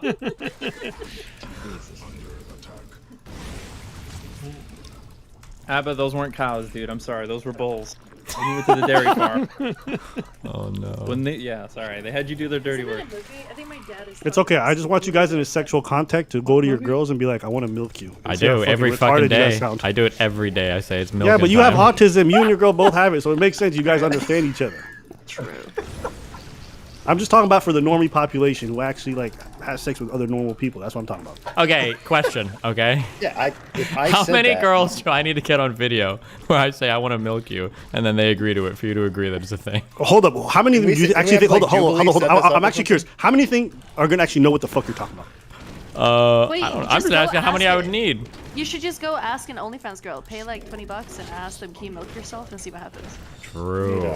We need Jubilee to set this up. We need to do like a speed 25. Okay, but you guys understand in a sexual context. Okay, I know, hold on, no, stop. You guys know in the sexual context, the word already has meaning. Yes, I know, but I've never heard that term without the word prostate in it. I've always heard like milk. Gets their prostate milk. Prostate milk milking. prostate milking. Yeah. Okay, well then you don't watch enough porn, which is fine. Like I'm a bit more of a degenerate, so it's fine. Could be. You don't know You're what into you're talking butt stuff, but I'm not. about. Exactly. Get my ass. It feels fantastic. From my perspective, you're all degenerate coomers here. We should ask Ayla. Some of you, most of you. Ab, I got respect for you, man. What are you doing? right now, just because I asked, hold up, just because I asked Steven, I put in milking and sex and literally went to videos and everything I said confirms what I said. So. Yeah, because you put in sex. Because this was a conversation revolving around sex. Abba, in the top right on your Pornhub thing, you need to get out of the gay sex category. Yo, Destiny, you know you just created a bunch of red pillars right now, just not allowing them to fucking explore their sexual pleasure. You can explore it. I'm just saying when you're searching for... Are you saying that shit's gay? If you get a woman to milk, you say that shit's gay? I'm saying if you're milking dudes, it's Let probably these guys a little live their bit life, gay. bro. Let these guys live their life. Be more sex positive. I think being sex positive is great. Apparently not. You're increasing homophobia right now. I don't think there's anything wrong with it. I'm just saying if you're milking dudes, it's a little gay. But that's fine. That's okay. Not if you're like getting it. You know milk, what? if you're Destiny, getting I'm milked so by a happy because woman. in 2023 you've been hanging around black people and now you start talking like this. That's just gay. Wait, Abba. I'm actually curious. What happens when you search milking a woman or something? Are we going fishing or? No, What just put happened? milking. No, I didn't make it gender neutral. I just said milking sex. That's it. That's all you need to do. I'm not looking for no listen. But he says he's milking Melina, or Melina says he's milking me. So Wait, can you put, just like, Google? Can you just Google milking on Pornhub? Yeah. Guess what comes up? I am Just not milking. doing that. No way. All right, I'll do it right now. I'm pretty sure what I said was going to come up is going to come up. Maybe the prostate or just the. Yeah, exactly what I said was going to come up is going to come up. I don't even know why I did that shit. Yeah. Wait, you search like milking a woman and. Like, No, I just went on Pornhub and put milking. Exactly what I said was going to come Put up. milking a woman. What shows up? I'm not putting milking a woman. Who does Wait, because Melina says he milks me. that? Why don't you go do it, weirdo? Oh, it sounds like you don't want to be proven wrong. You don't want to look at women getting milked? Bro, Uh-oh, you're getting scared, Abba. You were so keen to fucking search until you were actually you were happy. You were excited to search a man getting his prostate milk. You were like, look at all these results I got. Not that there's anything wrong with that. Now the shoe's on the other foot. I love it. I love the homophobia being rampant in this chat. I'm very proud of you guys. Us black people feel way more comfortable now. Good, I'm glad. Wicked Supreme, please carry on with the homophobia. Please, Wicked Supreme, I need more of it. Okay, gay. What? There you go. See, now you sound even more homophobic. You kind of do. Now I'm kind of wondering if you're homophobic. Oh, fuck it. Somebody's got to be, right? I'm just happy, man. This is becoming a way more black accepting space. It was way better than when Destiny was having all these radical feminists hate on black dudes and making abortions happen. Now you're recovering. What happened with that? Where did they all go? Well, Destiny started saying that shit's gay, and then the black women left. So now we got black men here. True. New arc. What can I say, dude? There's a legion of homophobic black people, and I just decided to join them, you know? Yo, Destiny, Who are you can't go divesting back. from, Abba? And GSU Gambit, you can join. No, I was just saying Destiny can't go through that type of thing anymore. I would wake up with like 50 Discord messages. Hey, yo, you need to jump on Destiny stream. You got another stupid person on here talking bad about black men. I'm like, Nice. Jesus Christ, man. Oh my god. Good luck, team. Destiny should have pushed back on that stuff a little bit harder, but I ain't gonna go into that right now. Yeah, he had all the credentials to push back on that stuff.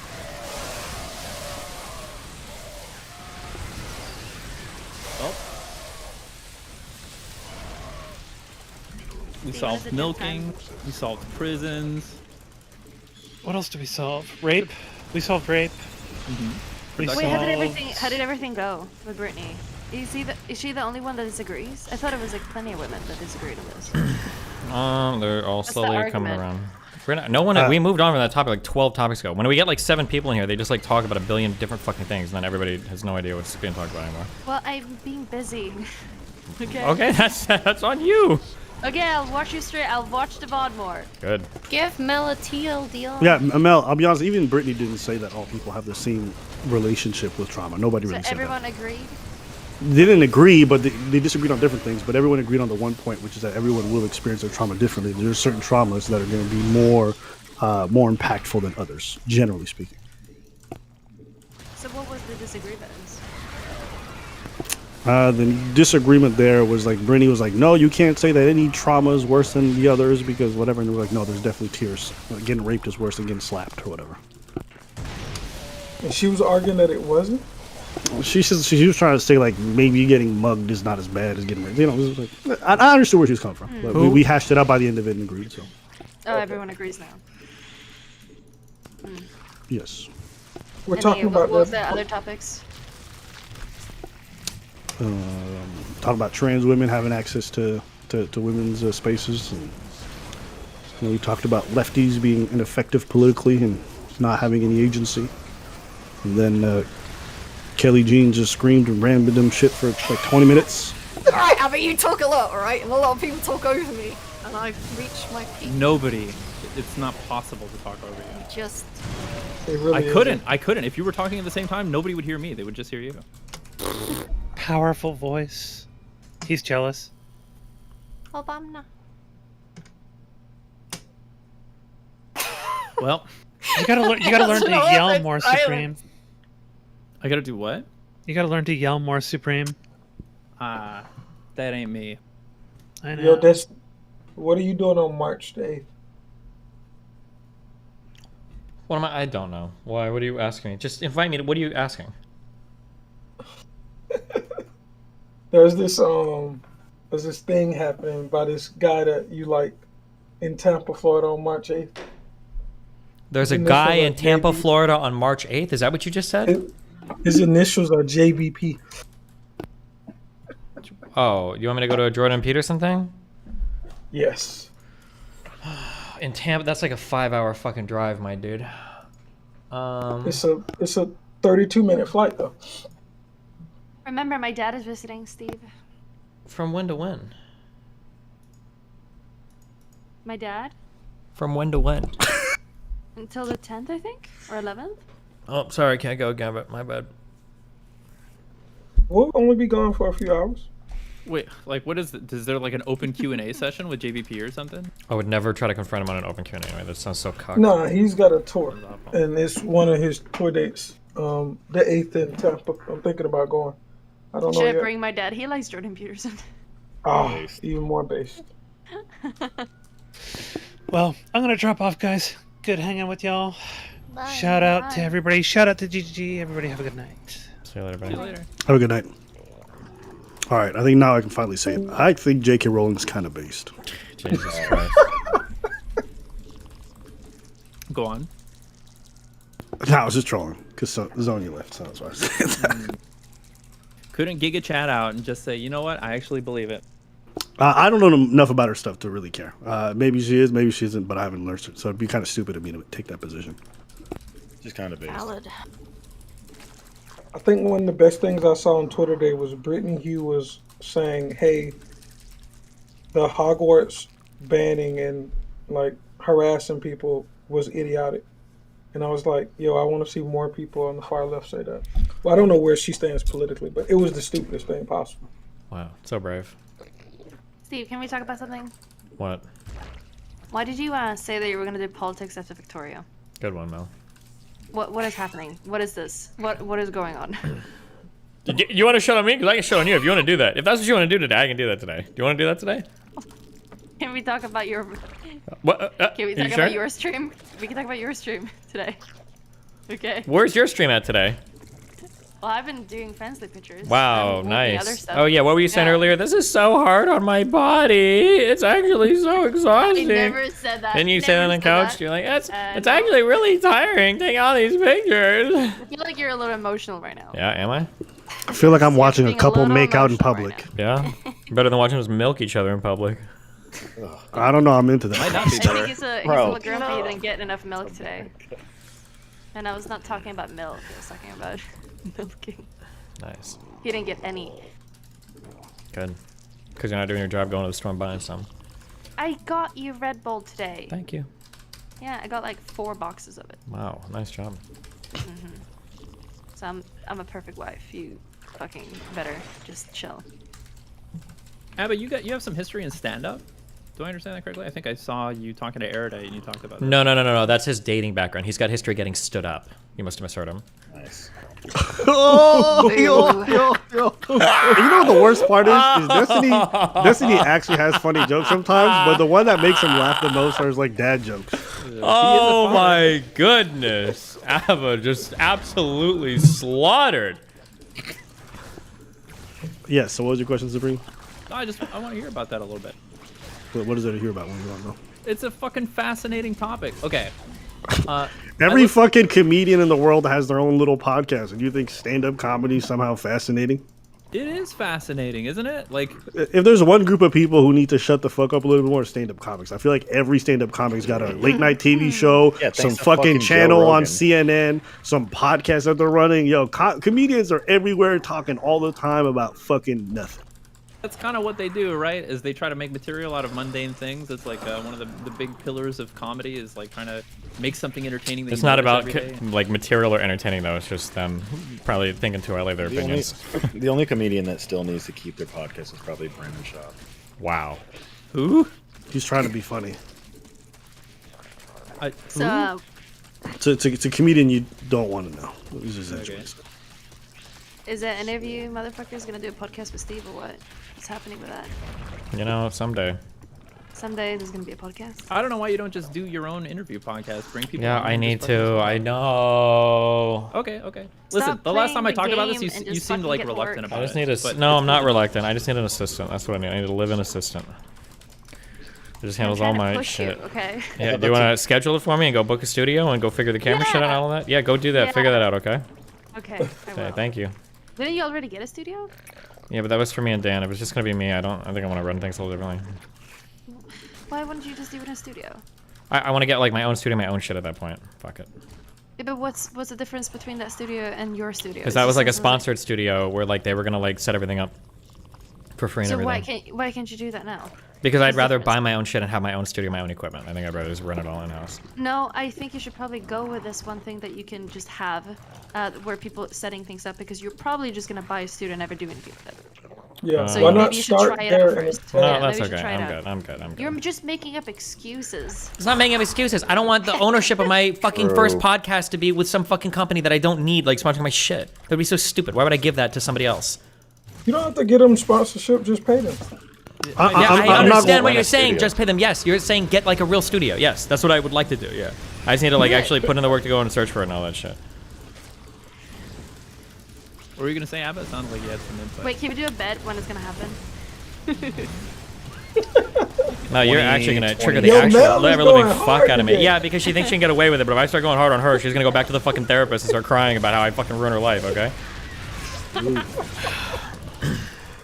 Hey, I'm just trying. Here's the thing. This is what I learned, okay? Because I was hanging out with Kennedy for almost an entire week, okay? And he taught me humiliation is the best way to learn, okay? Yeah, is it? So If that was true, you'd be All the right, smartest hold fucking up, woman on Destiny, the planet right now. Destiny, I think it's time for you to humiliate her. She's got some learning to do. Yeah, is that true, Mel? Do you need some education?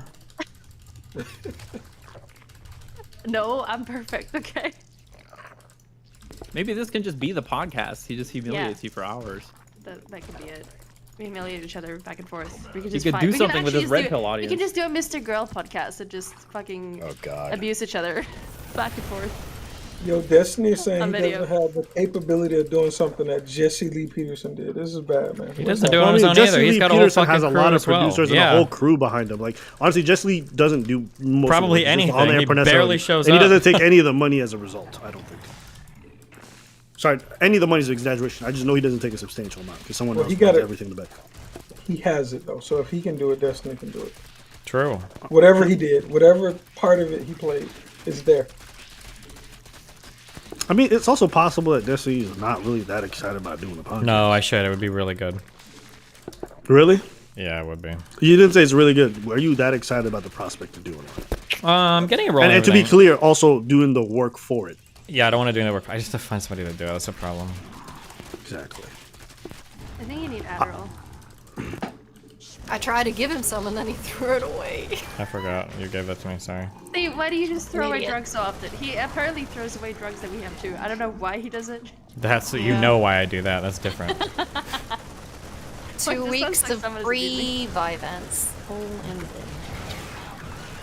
He only needs meth, that's why. Why don't you ask Adam22 for a podcast? He could give you a show. Oh my fucking god! Hold on.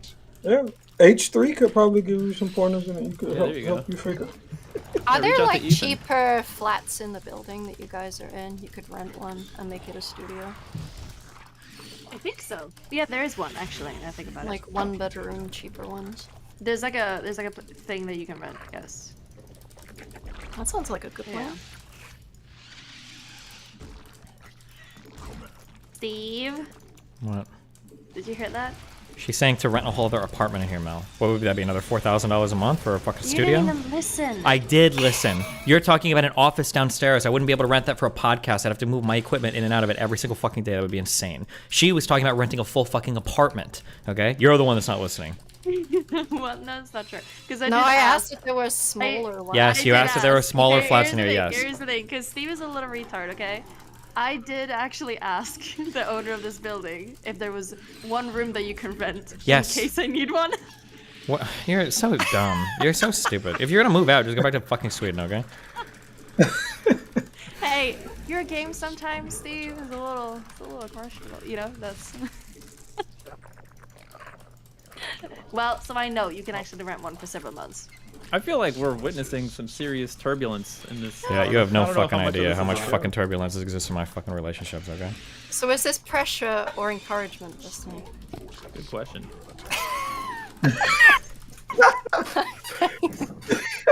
Low key, Neither that's the did- funniest yeah. thing she said the whole stream. That was actually pretty good. That was actually really Kelly, good why call. the voices? Why do Why you do the random fuck voices? This is the most triggering fucking thing in the world. Why? Steve, you're feel getting. like it. You're getting a little. You're going too far right now, okay? Don't By affect her. calling out when she does like the random weird fucking cutesy voices, like she's 12 years old? It's just her personality. You can't fucking. That's do her anything about personality? Is a fucking pedophile? Enabler? I mean, technically, it can be part of a Oh, Well, that's person's Mr. Girl's personality. personality. Yeah. Yeah. Okay, that got weird really fast. Why would you Maybe have to she's move just your? doing- Why maybe would you have she's to doing move the your? reverse? I'm trying to help your husband's career. Sit down. Wait, why would you have to move your equipment up and downstairs or whatever? Yeah, that's what I'm confused about too. Why can't you just get like a second computer? What, is it a shared space? Yeah, that's what she was talking about. It was a shared space, I think. Okay, yeah, so that's no, why. it's not. It's not. It's actually a room that you can rent. Okay, if you're talking about renting a whole, you're not talking about renting a room. You're talking about renting another Several apartment. It's like an extra $1,000. There's no way there's an apartment to rent in this building for $1,000. It's barely an apartment. It's just like a room and a kitchen. That I don't know what the what is a room in a room in a kitchen, a room and a kitchen? Just it's just like it's like a studio. Oh, for $1,000 in here in Miami? in South. No, I'm not in Miami. I'm in South Beach. You're telling me it's $1,000? I think that's. Melina, if you're wrong about the rent prices, what are you willing to wager and lose? It's very small, okay, and it's just like it's. No. You just talking shit. So we want to know. If you got to stand on your word. If you're sure about the price, what are you willing to lose if you're wrong? I can text that lady. Exactly. That's how you know she don't believe what she said. No, I mean, it's like 1,000. I mean, regardless, isn't an office space gonna? Watch out! Watch it be like $19.99. Melina, you need a surprising amount of space to set up a decent set too. Yeah, if I walked into somebody's supposed podcast and it just looked like a bachelor, I'd be like, "What the fuck is this setup?" And you can see it, you can feel it on the camera too. Like it'll look like the fucking Nick Galifianakis between two ferns or something. I don't think that's true. You're not being imaginative. So, I have another question, Destiny. Why don't you just start online? No, because that shit doesn't work. People need to be in person. True. Jordan Peterson has over the fucking Zoom call. I'm not his Jordan interviews fucking are trash. Peterson, okay? I'll go fucking OD on fucking benzos and melt half my fucking brain, okay? And then I'll be Jordan Peterson. Is that what you want? Steve. Why the fuck? No. I think also conversations that end up happening online are just not as productive. Yeah, it has to be in as the ones person, okay? I want There's somebody a to big attack me, difference. and I want an excuse to blow them the fuck away, okay? So we need real life shit going on. That's what I want to see, all right? So many things. People have shit mics. You can hear the echo. They have a shitty laptop mic. Their video cuts in and out. People are done with the Zoom call stuff, I think. People are yearning after You got to get that guy that punched his mic. You got to get it. Yeah, Gavin McGinnis. Yeah, that one. Tell him to bring his own Do bucket. something. That's my favorite clip. Yeah, Fucking video game. I mean, he's not wrong, dude. Yo, Destiny, why does everyone feel the need to give you Happy advice birthday about your life? Clearly needs it. Can you say happy birthday to my friend Nick Kerr? Happy birthday, Nick Kerr. Good question. Hope you have a wonderful birthday. Can you say That was the longest silence so far. I was watching a meme. Valid.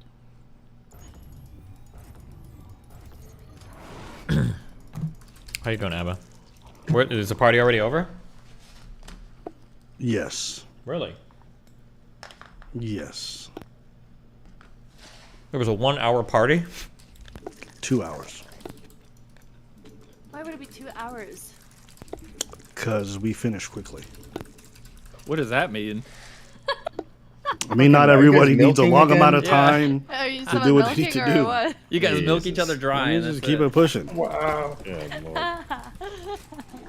Once you start coming dust, you know the party's over. Yes. Steve, do you want to go to parties? Fuck no. Why? Okay, what would be the perfect party for you?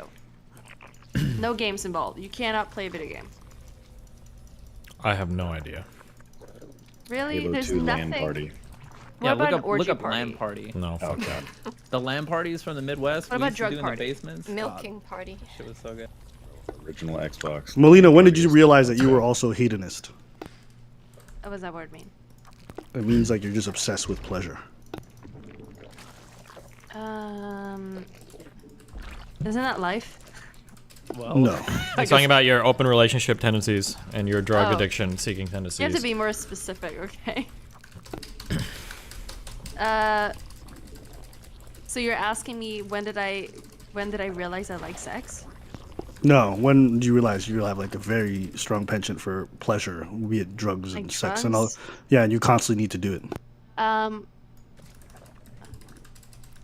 I don't think I do constantly. Someone told me your slogan is sex, travel, drugs. Sex, drugs, and travel. That's me. Yeah, it's because I talk about it. It's the things I like to talk about. I don't do them all the time, but I like to talk about them. Okay. Yeah, I guess everyone just thought you were constantly on drugs and STD. fucking around and doing stuff. I mean, yeah, probably more than a normal person. Mm. But I think there's something wrong with them more than it's with me. Do you think there's something wrong with everyone else and not you? I think Steven does the sex, drugs, and travel more than I do. That's not what your mom said. I'm so sorry.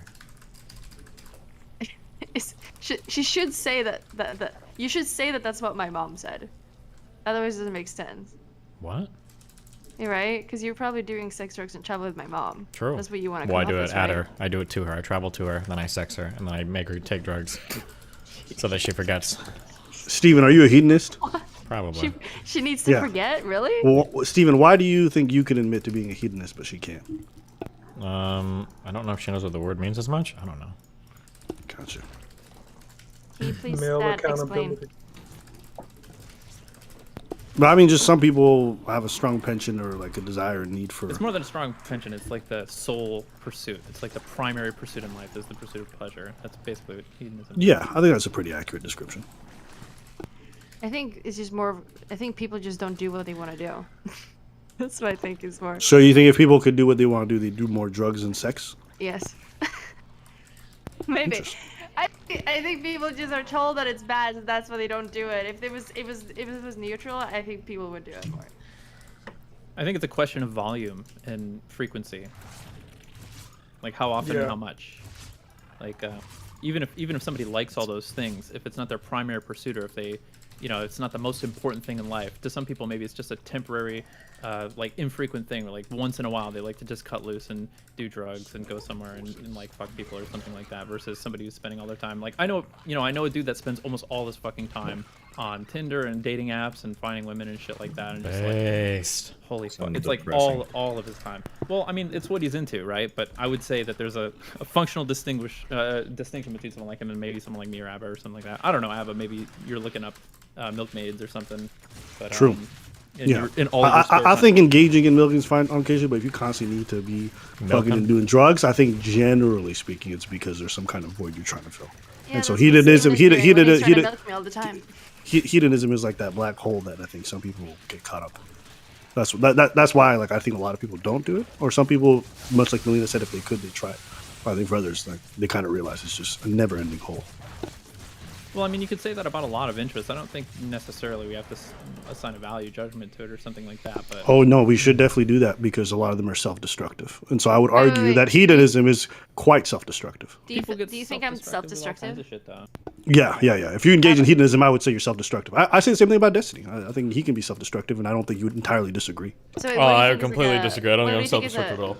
Oh, hold up. I'm just actually curious. You don't think that to some degree your hedonism doesn't bite you in the ass? Nope. I think I have a really good engagement with most of my hobbies. I think I do it pretty well. I think that my mental functioning is very high. I think my career is incredibly successful. There are parts of my life that I can improve, but I think that people look at some of the standard markers for trouble and they, for some reason, project a ton of stuff onto me. But I think I'm living like one of the healthiest, fullest lives that I possibly could be. But can you establish like what is a healthy amount of that and not? What's a healthy amount? Can I establish like a baseline? Yeah. I would argue, okay, so this is what I would argue. This is the same thing I would say with like social media or anything like that. When you are spending so much time with that it's taken away from other stuff that you should be investing in or putting your time in, and I think most people deep down inside know when they're spending too much time doing something that they shouldn't be. I think that's probably when it's too much.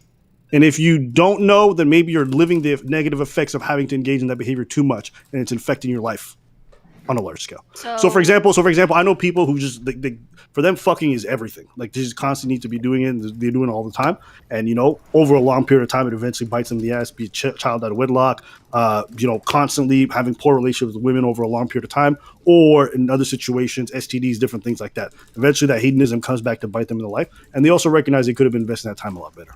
So wait, what do you ask us about this? Like, what was your idea of this? Yeah, it's not like I have like 100 kids and 5 million STDs and fucking like. No, you just constantly. Okay, I'm not gonna talk about it. Well, you might as well. But no, you drop the accusation. Go for it. You just constantly say it. No, say it. No, shut up, Melina. Shut the fuck up. Let him talk. What do you mean constantly? Hold on. Do it. Let me say this. No, because I actually don't like. No, I actually personally don't like it when folks just come up here and just say everything about your life. So I think, you know what, if you want to do your thing, do your thing. I was just having this conversation willingly, but now it's getting personal, so I just don't care. No, I don't care that it's personal. Shut the fuck up. I don't care that it's personal. I'm just curious because the problem is a lot of people. I live a very exceptional life. I understand that, and that's fine. But there's a lot of like normie people that look at my life and they go, "Oh, cope on everything," despite the fact that like where is the cope? When the problem is people will say that they don't know what it means to cope. Coping means that you turn your shit off and you're crying in a corner at the end of the day, or coping means you can't have normal relationships with like human beings, or coping means that like you can't shower or show up to work because you're so obsessed with something. Like on most like normal normal markers, I'm pretty decent in life. Like, I'm able to take care of myself. I'm able to hold down a job. I've got like a multitude of successful relationships. I do like really well professionally. Like, where's the cope at? Like, where's it coming out at? Like, oh, you live your life in such an unhealthy way, and I can tell because of this, or that. The only thing people look at is they'll look at the exceptional behavior and go, oh, it must be unhealthy. It's like, well, why? Well, because it must be. I'll just say this. Moderation. Hold on, I just want to say this. With pleasure is no, hold on. Moderation doesn't make any sense. People say to moderate because they don't want you to have that the negative outpouring. But if there's no negative outpouring, you don't need to moderate, no, but right? you can't. No, but you can't deny that. Like when he asked earlier, like if some of your shit has bit you in the ass, that it hasn't. It has. Like what do you mean by bit? No, shut the fuck up! I'm away. banning everybody. Stop, Melina. Okay, hold on. What do you mean bit you in the ass? No, he was talking to me. He's saying some stuff has bit me in the ass. What's bit me in the ass? Yeah, because of your relationships and your like extra like marital relationships and all that other shit, and the way like you can burn bridges sometimes. Like yeah, you could navigate that shit more carefully, and you could probably be bigger. You're how old are you? It's not. I'm like a couple years younger than you. Okay, yeah, okay. You're in my generation. Okay, you the way you speak right now is that like any negative stuff that happens in life is like necessarily like a life lived horribly. I think that some of the most fun I've had. No, that's exactly what you just said. You said that some stuff has bitten you in the ass. Not really. Nothing has like damaged me. Nothing has like destroyed my reputation. I haven't gotten injured. I haven't gotten any incurable diseases. That's not what I'm saying. Then what do you mean by stuff has bitten you in the ass? You're still successful. I'm just saying like it is. You've even said it yourself though that you could probably be like bigger and more successful. Yeah, but that's not because of my hedonistic lifestyle. That's just because sometimes I ADHD like focus on video games. Yeah, I mean, but some of it, like, you have your stupid fucking dramas where you have to talk about, like, one fucking, whatever that girl was, Anna, for, like, 2 fucking months or some dumb shit like that.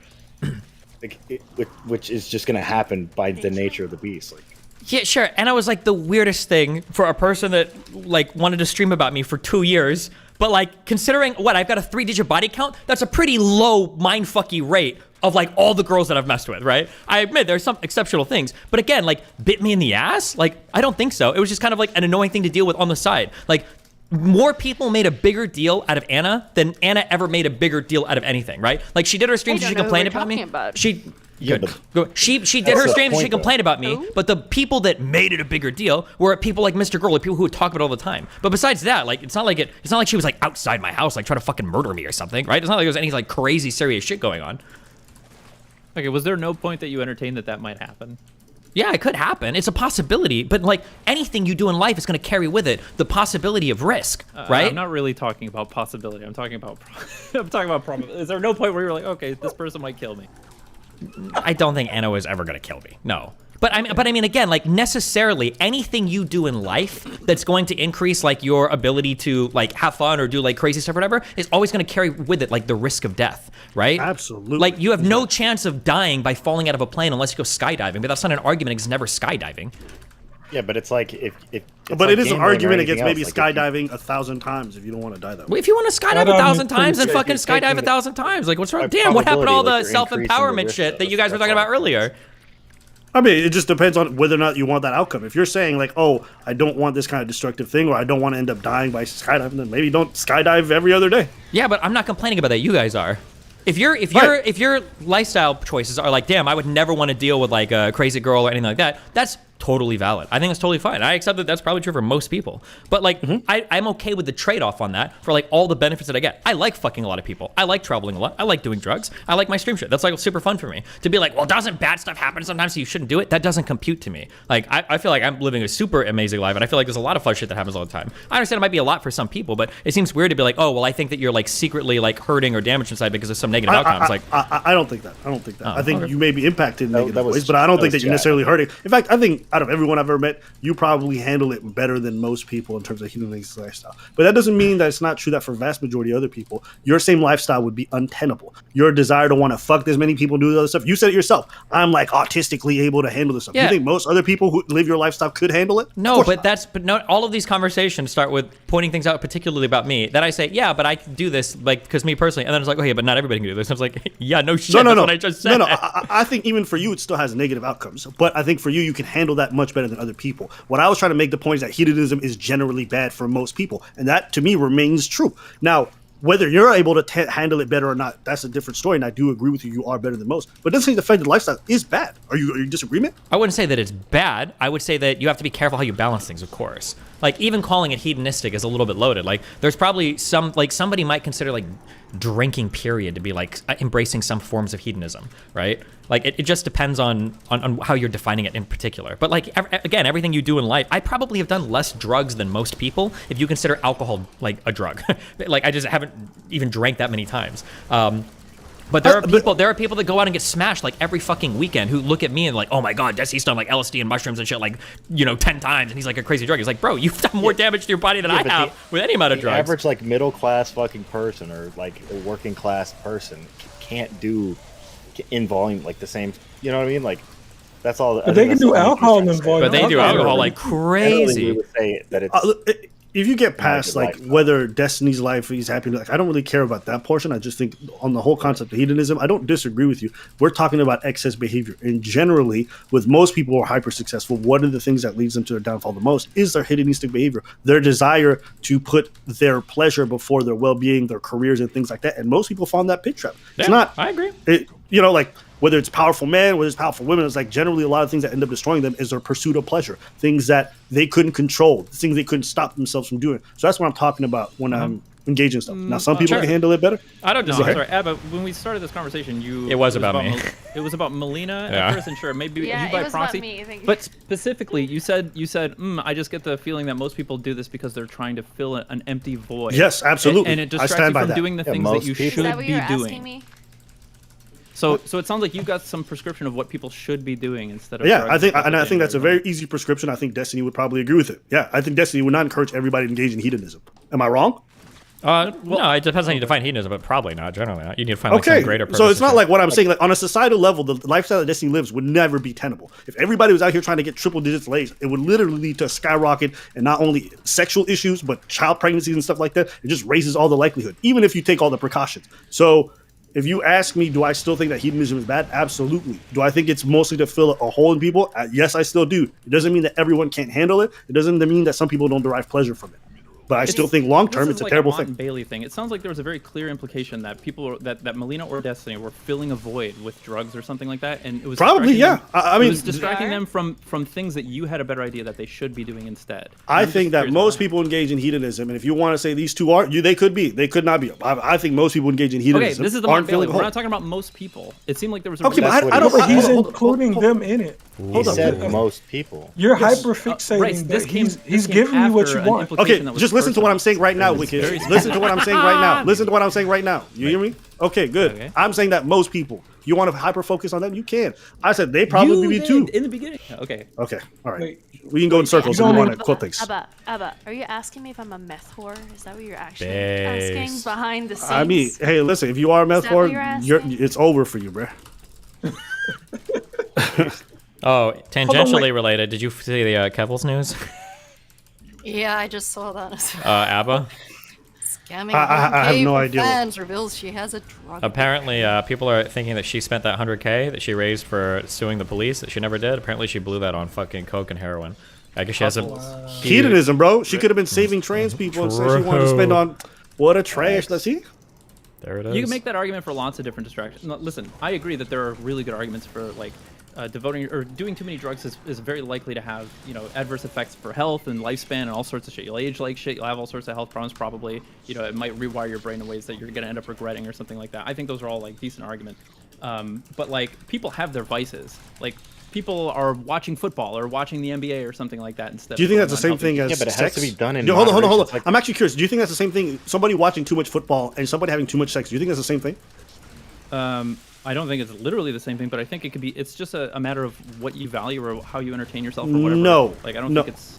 I don't think no. That I'm talking about the potential consequences and the negative impacts of engaging in too much of that behavior. You want to engage in too much football, that's a problem where you might be a tad bit lazy and it might affect your work productivity, sure. But if you're fucking around too much, you end up breaking a lot of hearts eventually. You risk pregnancies with a lot of situations or STDs and different things like that. Yes, you can mitigate for it by being somewhat responsible, but there's just a certain level of risk that's much more elevated with that. You know, like doing too much drugs is not the same thing as doing too much football. Sorry. Even No, with I that, wanna it ask you a can be question. taken to the extreme. There's like the gaming cafes in like in fucking Japan and Korea Yeah, where people or whatever, fucking die. where people live in there. So like, yeah, you can take any Or they that's why I say starve to like death, or- any form of hedonism, any form of like maximizing pleasure to the extreme. Can we Yeah, talk but about probabilities? Hold on, because I feel like this is a bit disingenuous. Can we talk about probabilities? Which behavior in excess do you think is going to be more destructive?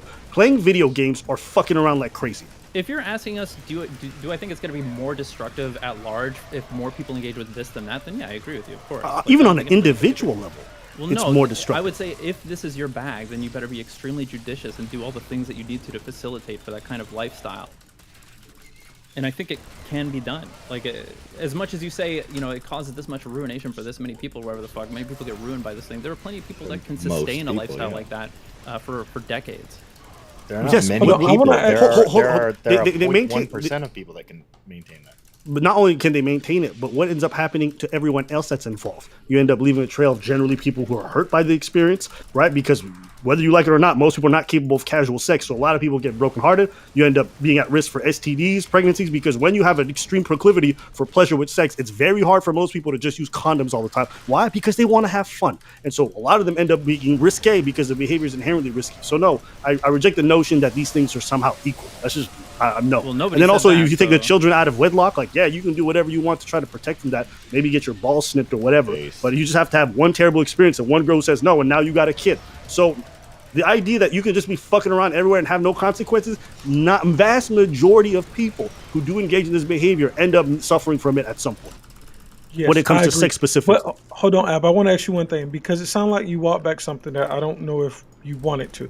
When Supreme was asking you questions about like Destiny and Melina specifically, when it comes to you thinking that their hedonic like pleasure seeking is based off of some kind of something that's missing, do you feel that way or do you not feel that way? Because I understand you walk back kind of the other claim, but I think you hold on to that one somewhat. No. Right? Here's the thing. I think that's true for most people. If you're asking me about them individually, this is my experience with them. Like a lot of people will be like, "Oh my God, they're such a weird couple." Me having witnessed them in person, I think they're pretty fine. I think people just see them in snippets and then take that. And I'm just generally not the most comfortable looking at Destiny or Melina or whatever it might be like, "This is what you are." I don't know them well enough, and I think playing armchair psychologist for these individuals in question, I just wouldn't do it. But I do think that for most people, I would argue that that's probably the case.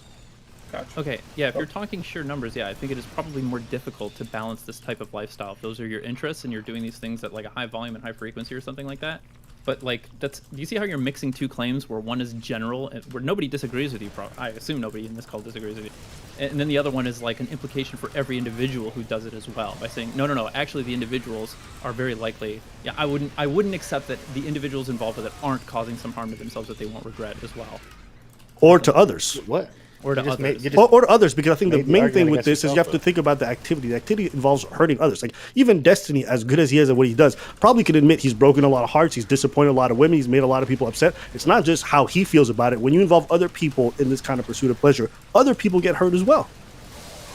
Right? And I'm not saying Destiny's doing bad or whatever. My whole point is it's a very different thing than video games. True. Okay, I love you guys. I gotta leave, okay? Peace out.